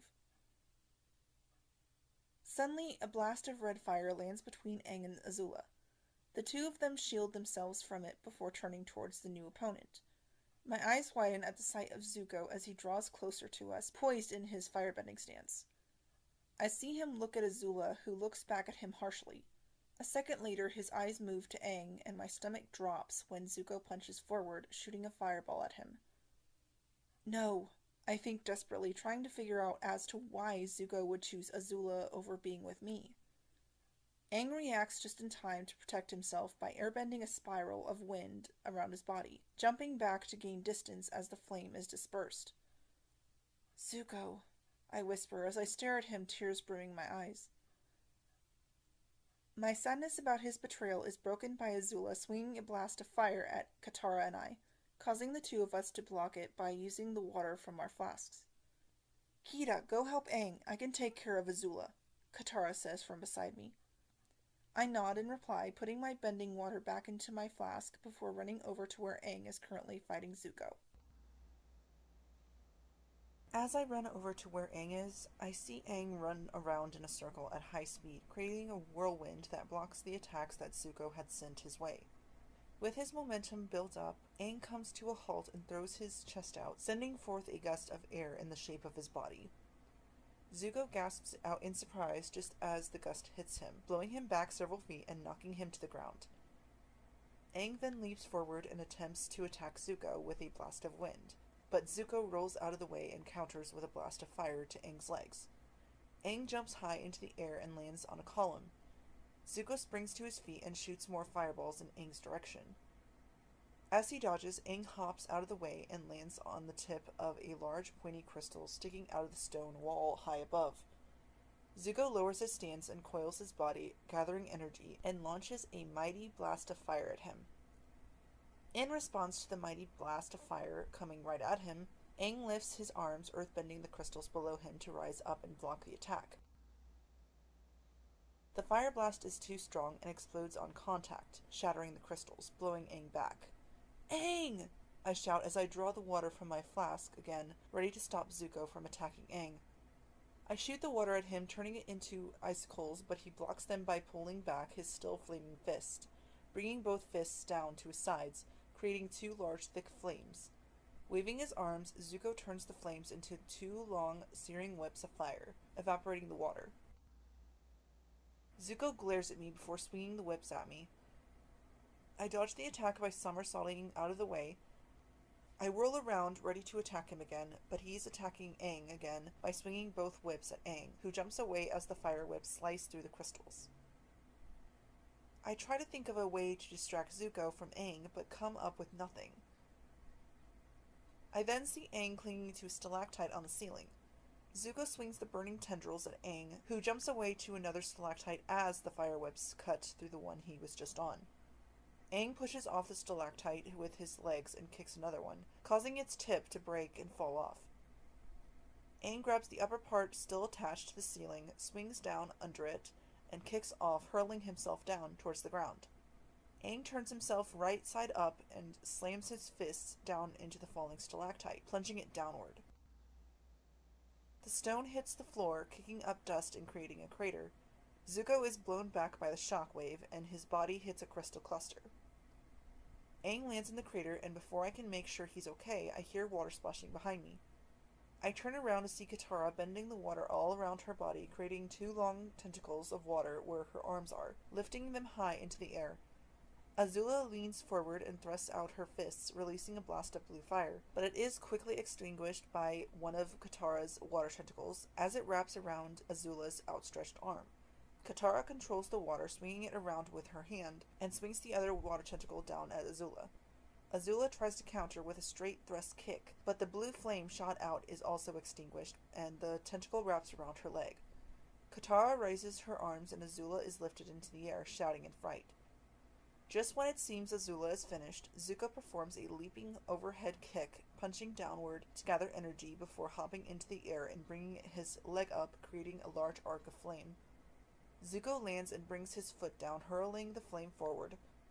The arc of fire passes over the channel and slices through the water tentacles, freeing Azula from Katara's grip. Azula smiles at her brother before turning her attention to Aang as he crawls out of the crater, still dizzy from his last attack. Azula lunges after him, causing Katara to run over to help Aang. I bent the water from the channel over my arms, much like Katara did, swinging them at Zuko, hitting him on the back. He whirls around, glaring at me. "How could you betray me like this?" I ask him as we both exchange blows. "I thought you had changed," I scream.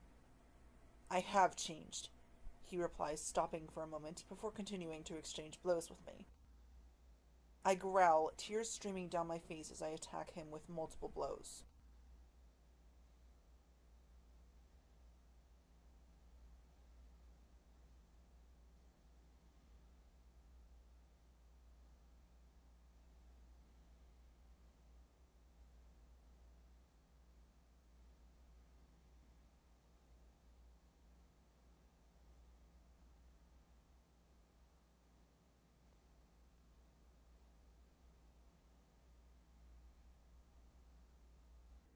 Zuko and I have been fighting for about 10 minutes now, and neither of us are giving up. Zuko chops downward, flinging one of his fiery whips at me, in which I deflect it with one of my water tentacles. As I counterattack, a blast of blue fire comes toward me. I deflect that attack as well as another blast of fire from Zuko by bending my water into a wall. Zuko swings an arc of fire and Azula shoots a blue fireball. The fireball makes a direct hit and I'm blown back, colliding with a cluster of crystals.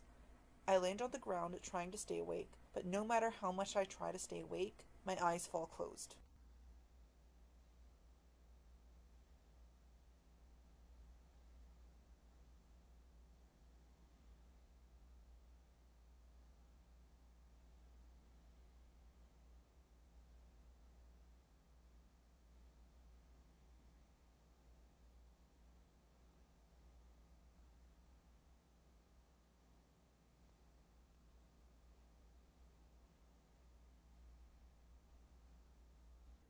When I regain consciousness, I see dozens of Dai Li agents jumping down from the cliffs above, forming long rows behind Azula and Zuko.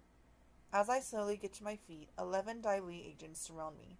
I quickly bend the water from the channel, forming a ring of water around me. The water sprouts 8 tentacles as I enter the octopus stance. The agents around me continue to stand there for a moment, just long enough for me to see Aang facing off with Zuko, Azula, and the rest of the Dai Li agents, and Katara facing off with 11 Dai Li agents as well. There's so many, I think. Compared to Aang, Katara and I got off easy, going up against just 11 Dai Li agents each. A familiar white glow catches my attention in the corner of my eye. I turn my head toward the light to see a dome made out of crystals glowing. Aang, I think, knowing that he's going into the Avatar state. The Dai Li agents surrounding me break their bending stances, turning to face the glowing crystals. I also see Zuko and the Dai Li agents behind him break their stances as well, enchanted by the light coming from the crystals around Aang. A second later, an incredible explosion of spiritual power destroys the crystals. The Dai Li agents behind Zuko shield themselves from the blast as Aang rises from the ground in a bright pillar of cosmic light. At the sight of Aang being in the Avatar state, hope begins returning to me. Now that Aang is in the Avatar state, we have a better chance in winning against Azula, Zuko, and the Dai Li agents. Aang continues to levitate into the air until suddenly a bolt of lightning strikes his body from behind. The lightning subsides and Aang's body falls to the ground. His clothes are charred and there is a terrible wound on his back where he was struck. No! Aang! I scream as I bend the water around me, creating a large wave riding on top of it towards Aang. In the corner of my eye, I also see Katara doing the same thing, desperately wanting to get to Aang before he crashes into the ground. Katara catches Aang in her arms and the wave that she was riding flows away from her, while my wave rolls over Zuko and the Dai Li, washing them away. My wave flows away from me and I run over to Katara, who holds Aang's limp body in her arms, hopelessness in her eyes as she looks up at me. I hear footsteps coming up behind me, causing me to turn around, a rage bubbling up inside of me. My eyes land on Zuko and Azula as they both advance on the three of us. I assume my bending stance, ready to defend both Aang and Katara with my life, even if it kills me. Before any of us can move, a fire blast hits the ground in between Zuko, Azula, and I, causing the three of us to look up to where the blast came from to see Iroh standing on the edge of the cliff. Iroh jumps down from the cliff and lands between his niece and nephew and Katara, Aang, and I, entering his battle stance. "You've got to get out of here! I'll hold them off as long as I can!" he exclaims to us before punching left and right, shooting fire blasts at any potential attackers. As much as I want to stay and help Iroh, I know that I can't. I rush over to Katara, helping her with Aang by slinging his other arm around my shoulders. We lead Aang over to the waterfall, and Katara and I bend the water around our bodies, using it to raise up against the current of the waterfall. As I rise higher and higher, I look down towards the ground, my eyes meeting the gold ones of the Fire Nation Prince. I glare at him intensely for a second before turning my head back up towards the hole where the waterfall begins.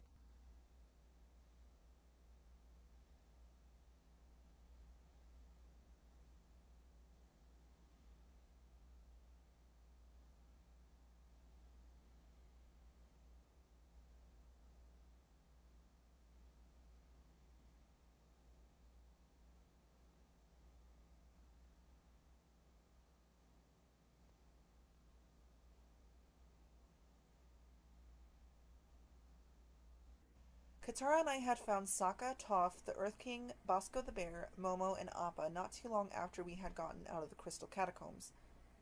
And now we're riding Appa, flying away from the once great Earth Kingdom city of Ba Sing Se. I'm leaning against Sokka's side, tears in my eyes as I watch Katara lay Aang down on Appa's shoulders. She then takes the oasis water that Master Pakku had given her all those months ago. She removes the top of the container and bends the small amount of water out of it. Katara holds it over her palm and makes it spin in a small circle until it begins to glow with energy. Katara then lifts Aang and places the water over the wound on his back. It lowers into the wound and enters Aang's body. Katara holds Aang close to her and begins crying. I feel the tears in my eyes begin to rush down my cheeks at the thought of Aang not making it, and I'm ready to bury my face into Sokka's shoulder when Aang's arrow glows, and I hear him groan softly. At the sound coming from him, Katara gasps and smiles joyfully, turning Aang around to look at her. I assume that Aang smiles up at her, because Katara pulls Aang back into her arms, holding him close again, grateful that he's still alive.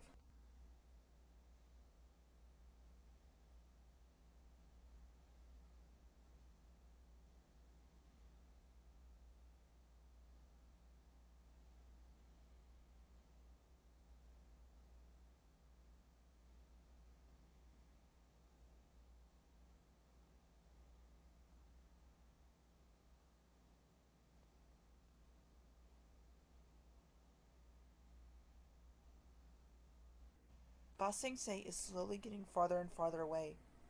The Earth Kingdom, I hear the Earth King say hopelessly, has fallen. At his words, my thoughts go to all the people living in the city. We had failed in keeping the Fire Nation from conquering Ba Sing Se. And now, they're going to suffer because of it. Then again, once Aang fully recovers, we will save them and finally put an end to this war by defeating Fire Lord Ozai once and for all.